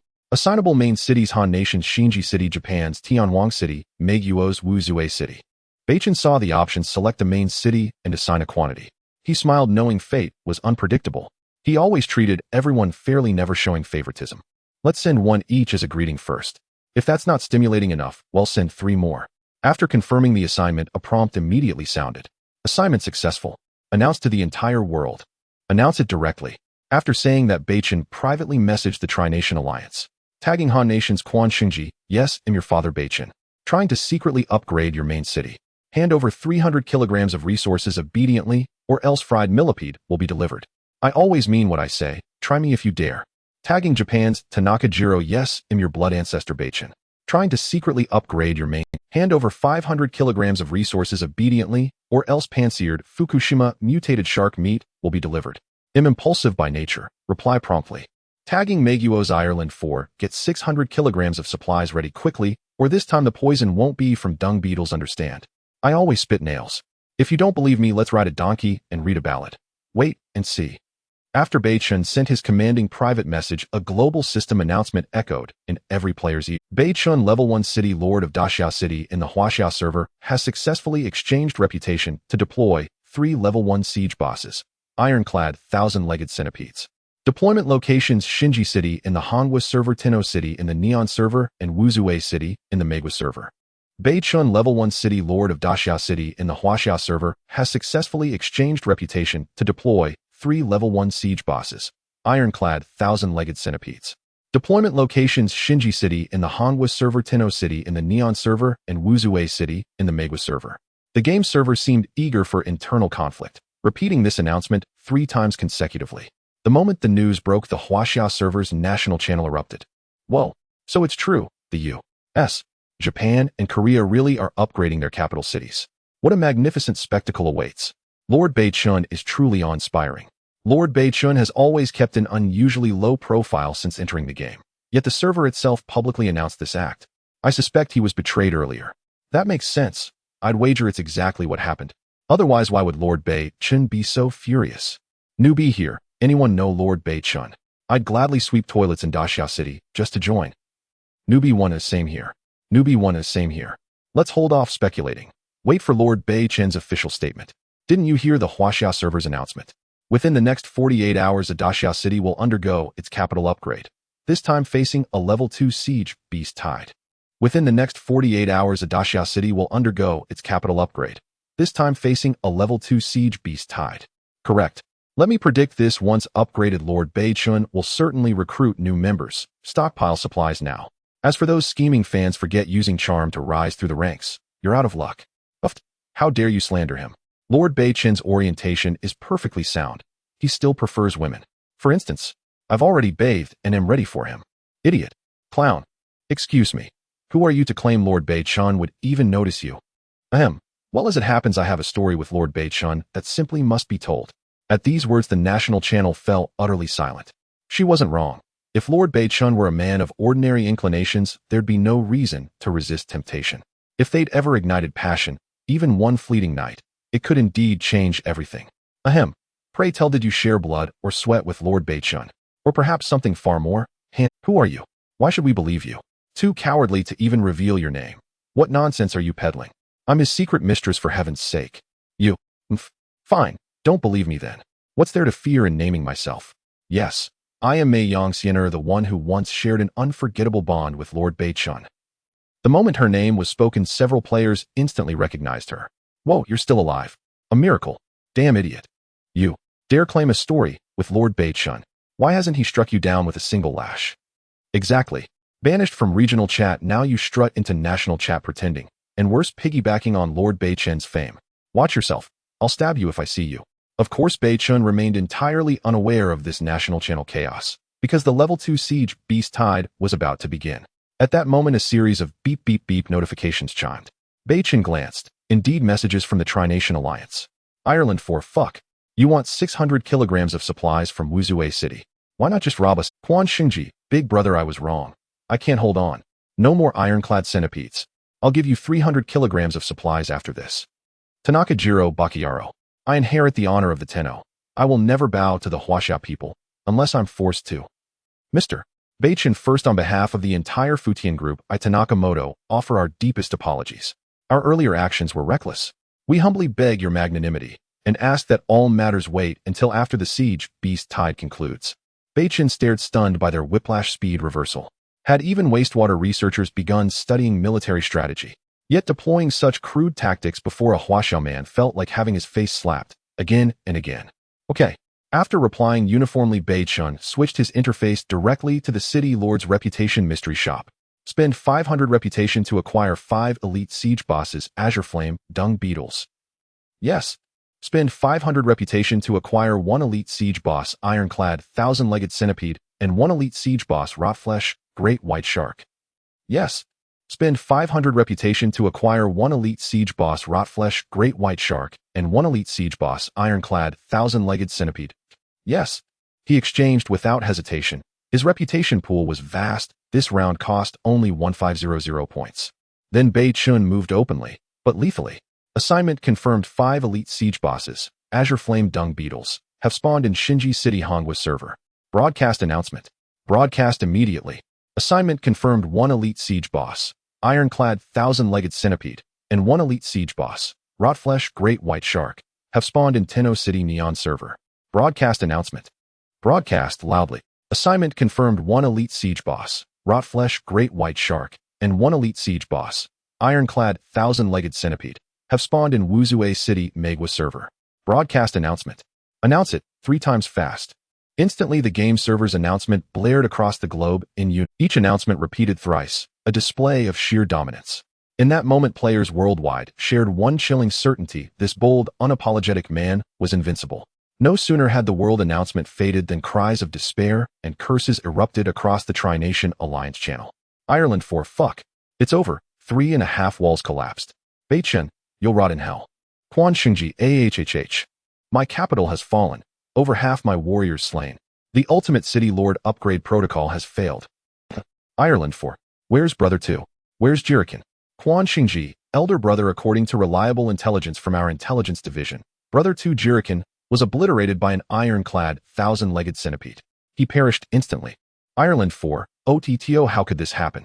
How does this Daxiao city lord possess so much reputation? This night is destined to keep countless people awake. 2,400 prestige points are vast for the Three Kingdoms Alliance, but for Beichen, this is no issue. As expected, with the main city of the Three Kingdoms Alliance collapsing, the game console's announcement echoed. The Han Nation battle zone Shinji City failed to withstand the level 2 siege Beast Tide, and the original level 1 brick city was downgraded to a non-level rammed Earth City. The Extreme City Lord upgrade mode has failed. Recover all siege rewards. The Tianhuang City in the Yuanben battle zone also failed to fend off the level 2 siege Beast Tide, with the original level 1 brick city downgraded to a non-level rammed Earth City. The Extreme City Lord upgrade mode has failed. Recover all siege rewards. The Wuzue City in the Megwa battle zone also failed to withstand the level 2 siege Beast Tide, resulting in the downgrade of the original level 1 brick city to a non-level rammed Earth City. The Extreme City Lord upgrade mode has failed. Hearing this, Beichen, standing on the city wall, smiled slightly. Now he wouldn't have to worry about anyone plotting against him for the time being. The other members of the Yinglong Guard were equally invigorated regarding Beichen with deep respect. With his own strength, he dealt a heavy blow to the Three Kingdoms Alliance. This feat cannot be said to be unprecedented, but it is certainly unparalleled in the gaming world. After half an hour of preparation coupled with the current enthusiasm of the Yinglong Guard members, Beichen knew it was time to initiate the level 2 siege Beast Tide test. Shifting perspective to the console page. Activate the level 2 siege Beast Tide. Confirm. The level 2 siege Beast Tide has been activated and monsters will refresh in 3 minutes. A new column of data appeared on the page detailing Daysummer City, level 1 brick city. Accepted Extreme City Lord upgrade mode. Level 2 siege Beast Tide has been actively initiated with a total of 21 city defenders and 210 monsters to be refreshed. The siege beasts are 10 times the number of defenders, huh? Beichen smiled as the city lords of the Three Kingdoms Alliance were demoted from level 1 to non-level. Their prestige and mystic shop would also vanish. Thus Beichen no longer feared being plotted against in such a manner. Moreover, he selected the T-90 City Defense heavy machine gun from the level 1 rewards, making it so that he faced the Beast Tide with no pressure at all. In the team channel, everyone pay attention. The level 2 siege Beast Tide will refresh in 3 minutes. Yes, yes, go baby, roar. A white shadow soared into the sky and quickly reached a height of 100 meters above Daysummer City. Daddy, I'm going all out this time. The baby's voice was clearly displeased. I haven't even shown my evolved strength. Previously, during a Beast Tide, due to Beichen's orders, she had to play the role of an early warning officer scouting and guarding. But this time the baby couldn't hold back any longer. She wanted to fight because her claws were itching. Hearing the baby's discontent, Beichen was slightly taken aback. Baby, you previously killed the corrupt flesh great white shark and the blue flame dung beetle, and you didn't exert your full strength. Just a sprinkle of water, daddy. If I baby wake up this time, I will be very strong. I feel like my claws are much sharper and my flying speed is more than doubled. During the previous battle, Beichen saw the baby panicking and dodging the corrupt flesh great white shark's corrosive slime attack from a shared perspective, instinctively thinking that the baby's combat power was just average. Now that he thinks about it, it should have been the baby's first encounter with an elite-level boss, so she was a bit unfamiliar with the opponent's tactics. Alright then, let's see you unleash your full power. Beichen said with a smile, not just to conserve bullets. Rather, Beichen suspected from the terrifying familiarity of the shadowless sword that the genetic talent function would soon be activated. To be honest, the baby's melee experience is still too immature. She completely relies on her inherent advantages to crush her opponents. Once she encounters an opponent of the same level, the drawbacks of practical combat will soon become evident. Thus, before the genetic talent function activates, it is also Beichen's plan to practice the baby's actual close combat techniques. After all, this child was raised by him from an egg through all the mess. Daddy, just you wait. Don't always treat me like a child. I'm really strong. As soon as she finished speaking, another voice came. Daddy, look. There are three-legged people. Wait, why are they covered in thick green slime? Hearing this, Beichen was taken aback and immediately activated the shared vision, dimming the darkness. When he saw the siege beast tide refreshing, he gasped. Damn, this isn't a zombie apocalypse. Where did so many zombies come from? Seeing the zombies with exposed skin covered in large sores, Beichen immediately commanded, baby, stay in the air for now. Don't act without my permission. The baby seemed quite happy, but facing Beichen, she dared not disobey and could only comply. Beichen's concerns were understandable. Who knows if these zombies carry a virus? If the baby got infected, that would be troublesome. All members, this siege is not against beasts, but zombies. Stay alert. Do not let them approach the main city. Beichen shouted loudly. Instantly, the Yinglong Guard members who heard this news changed their expressions. The baby had flown high to scout the zombie spawn points. It had long exceeded the visual range of the night combat equipment used by the Yinglong Guard. Hence, Beichen had to inform them in advance to prepare. Everyone stay on high alert. I don't want to watch my brothers get infected and then have to shoot them with tears in my eyes. Yes, all Yinglong Guard members turned pale. Perhaps they had never seen real zombies before, but most young people had watched zombie movies. Those things are like getting infected with black nails. One can infect too. The key is that once infected, unless there's another mutation, it's impossible to reverse and become independent, intelligent beings. Crackling sounds. The 4 heavy machine guns had long been set up. Their dark twin barrels were enormous. At this moment, Beichen took out the Black Dragon Roar 10 armor-piercing round and fired a shot into the sky. The 12.7mm high-altitude arc-light bullet immediately traced a white trajectory in the pitch-black night. When it flew 1,000 meters at a 45-degree angle, it exploded. Boom. Whoosh. The dazzling light instantly illuminated an area of 500 meters like it was daytime. Immediately, the ground below reflected over 200 zombies. Roar. Wow. The zombies slowed down as they were exposed to the bright light. Many let out screeches that were painful to the throat. What the hell? Are they kidding us? With a 15-time zoom, Beichen saw 3 bald heads oozing pus, 6 muscular men with dragon carvings, and a group of people with dead fish eyes and necks severely twisted. Instantly, he felt his scalp tingle. Aren't these the Drug Lord 3 brothers, the Flying Car 6 Alliance, and members of the Lulu Powder? Beichen exclaimed, how come they all turned into zombies? Instantly, he felt his scalp tingle. Aren't these the Drug Lord 3 brothers, the Flying Car 6 Alliance, and members of the Lulu Powder? Beichen exclaimed, how come they... At this moment, Zhang Yichen shouted, long-range sniping switch to heavy machine gun fire. Yes, the Yinglong Guard members were equipped with M416 automatic rifles and SKS sniper rifles provided by Beichen. These excellent weapons were all equipped with high magnification scopes. Open fire, freely aim for the head. Beichen shot another high-altitude arc-light bullet. Yes, immediately the distant shots of the M416 and SKS rang out. Tap, tap, tap. Bang, bang, bang. Boom. Beichen ordered, and immediately the members of the Yinglong Guard armed with high-powered weaponry began their Beichen ordered, and immediately the members of the Yinglong Guard armed with high-powered... That is the distance. At this moment, the zombie army was still 800 meters away from the city of Daxia.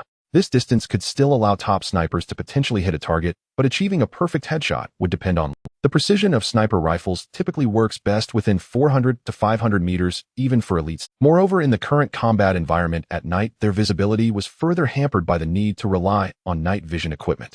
It was quite difficult to achieve a single-shot headshot. While the members of the Yinglong Guard struggled to do so, Beichen managed to achieve it through the shared vision with his companion. with a loud bang. Because the Black Dragon Roar 10's caliber was large and its destructive power was strong, Beichen didn't overly pursue headshots.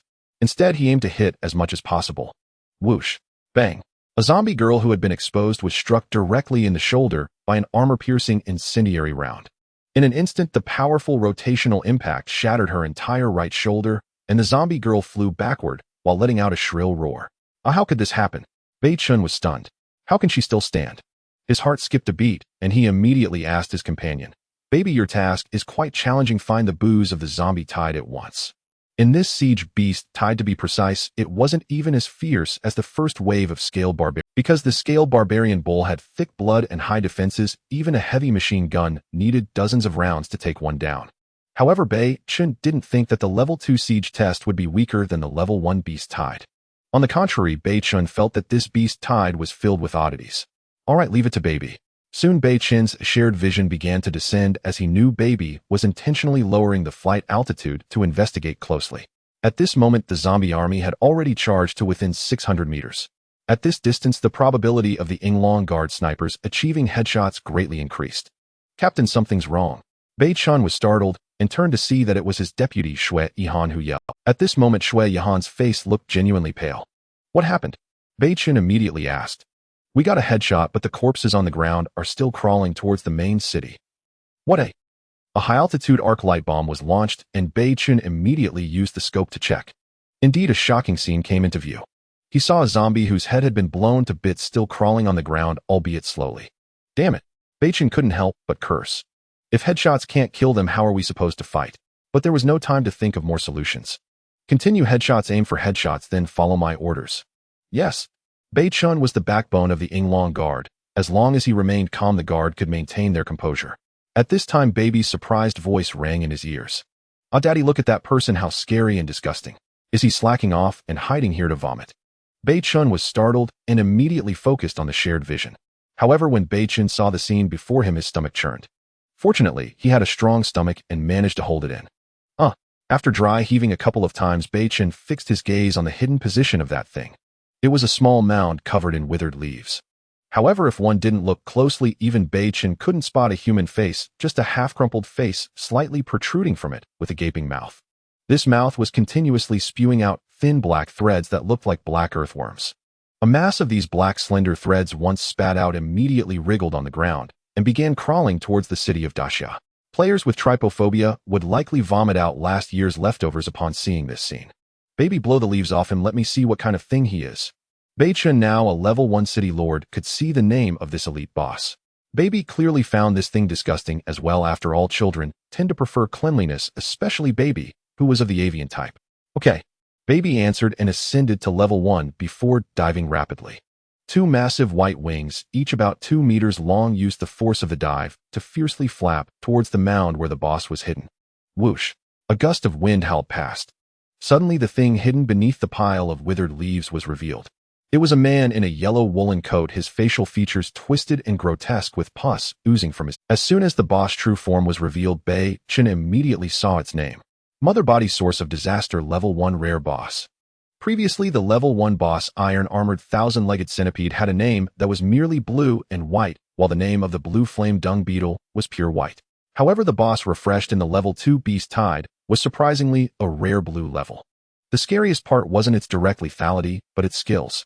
Mother Body. This term is clearly not to be trifled with. For a moment, Beichen's mind went blank. What the hell, a rare level? What is it precious? Who cares about that? If this is level 2 Beast Tide, what about level 3? It turned out that the 210 zombies were merely cannon fodder. The truly terrifying entity was this one, the Mother Body, Source of Disaster, which was already worth 1,000 troops. As the distance of the zombies charging became close enough, the members of the Inglong Guard began to use heavy machine guns to sweep fire. After attacking for a while, it wasn't entirely without effect. Soon a message reached Beichen. That is to completely shred the zombie bodies with bullets to eliminate them. But Beichen was too anxious to care about the cannon fodder zombies, he just wanted to jump down now. Refined gasoline is obtained through systematic amplification. Beichen has a feeling that if refined gasoline were to be amplified by another level, it would likely transform into high-energy solid gasoline. However, for now, refined gasoline should be sufficient to eliminate these giant iron worms. This is why Beichen refers to them as giant, as the ironworms prior to the game typically measure about 10 to 50 centimeters, small and pitiful. In the past, while browsing Douyin, Beichen watched a documentary about ironworms being studied by an illegal biological laboratory. After being cultivated into mutated ironworms, they released these terrifying creatures into human society for profit, resulting in a zombie outbreak. If it weren't for this, Beichen wouldn't be so fearful of these things. The larvae continuously absorb nutrients within the bodies of these arthropods, gradually secreting toxins that seep into the host's brain, thus controlling the host's behavior. When the larvae mature into adults, they compel the host to seek water and drown it before burrowing out from the host's body. If regular nematodes are this terrifying, how much more so are the mutated nematodes the size of earthworms? No wonder they can directly manipulate corpses. This game is getting more absurd by the minute. Beichen glanced at the Black Dragon Howl 10 caliber anti-tank sniper rifle he was holding and suddenly realized it didn't seem very effective anymore. Faced with thousands of densely packed mutated nematodes, it appeared that even the largest caliber firearms couldn't help much. At that moment, the squad leader rushed over and announced loudly, "Captain, the gasoline has been poured around the main city." Beichen nodded. "Ignite it immediately." Yes. The walls of the level 1 brick fortress are 4 meters high, so Beichen was not worried that the flames would pose a threat to the members of the Yinglong Guard. To be honest, when everyone saw Beichen effortlessly dealing with the zombie Stitch monster, they all felt an inexplicable confidence about the main city reaching level 3. At that moment, a child's eager voice came from nearby. "Daddy, the remaining gasoline has been poured all over this boss. What should I do next?" Hearing this, Beichen smiled. "You don't need to worry, leave it to me." He then raised the Black Dragon Howl equipped with a 15-time scope, and with the shared vision from the child, Beichen was now under the influence of dual perspectives. Despite the rare level BOSS mother body source of disaster struggling with all its might to push away the massive stone pressing down on it, the stone chosen by the child was simply too large.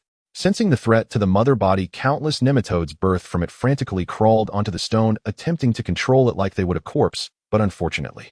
Bang! Whoosh! The 12.7 caliber armor-piercing incendiary round pierced the air with a deafening shriek. Bang! A small mound pressed down by the giant stone 1,000 meters away exploded. As the armor-piercing incendiary round burst into flames, the refined gasoline was ignited. Wow! A shot to the soul. Almost simultaneously, the game console's announcement echoed once more in the ears of players around the world.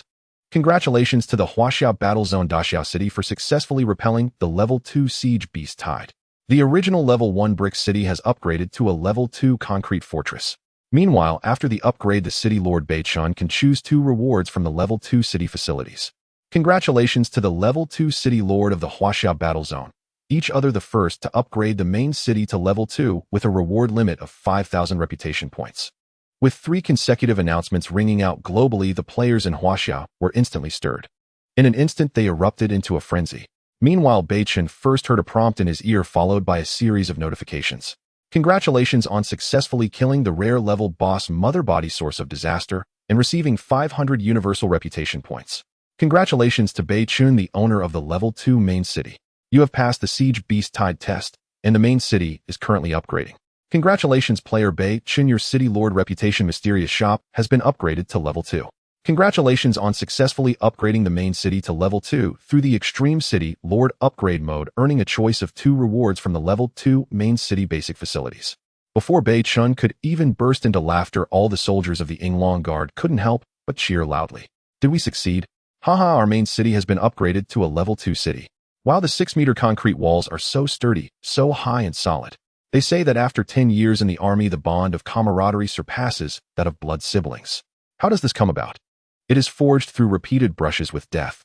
Captain Zhang Yicheng, Vice Captain Shui Han, and the strategist of the Yinglong Guard Tung Mian all looked at Beichen with smiles. Their eyes glowed with admiration and respect. Tung Chuchu was trembling slightly from the recoil of the machine gun, but this pain was nothing compared to the success of Daxiao City in repelling the Beast Tide. Because this Daxiao City was established by her man Beichen. Beichen, I am also striving to follow in your footsteps.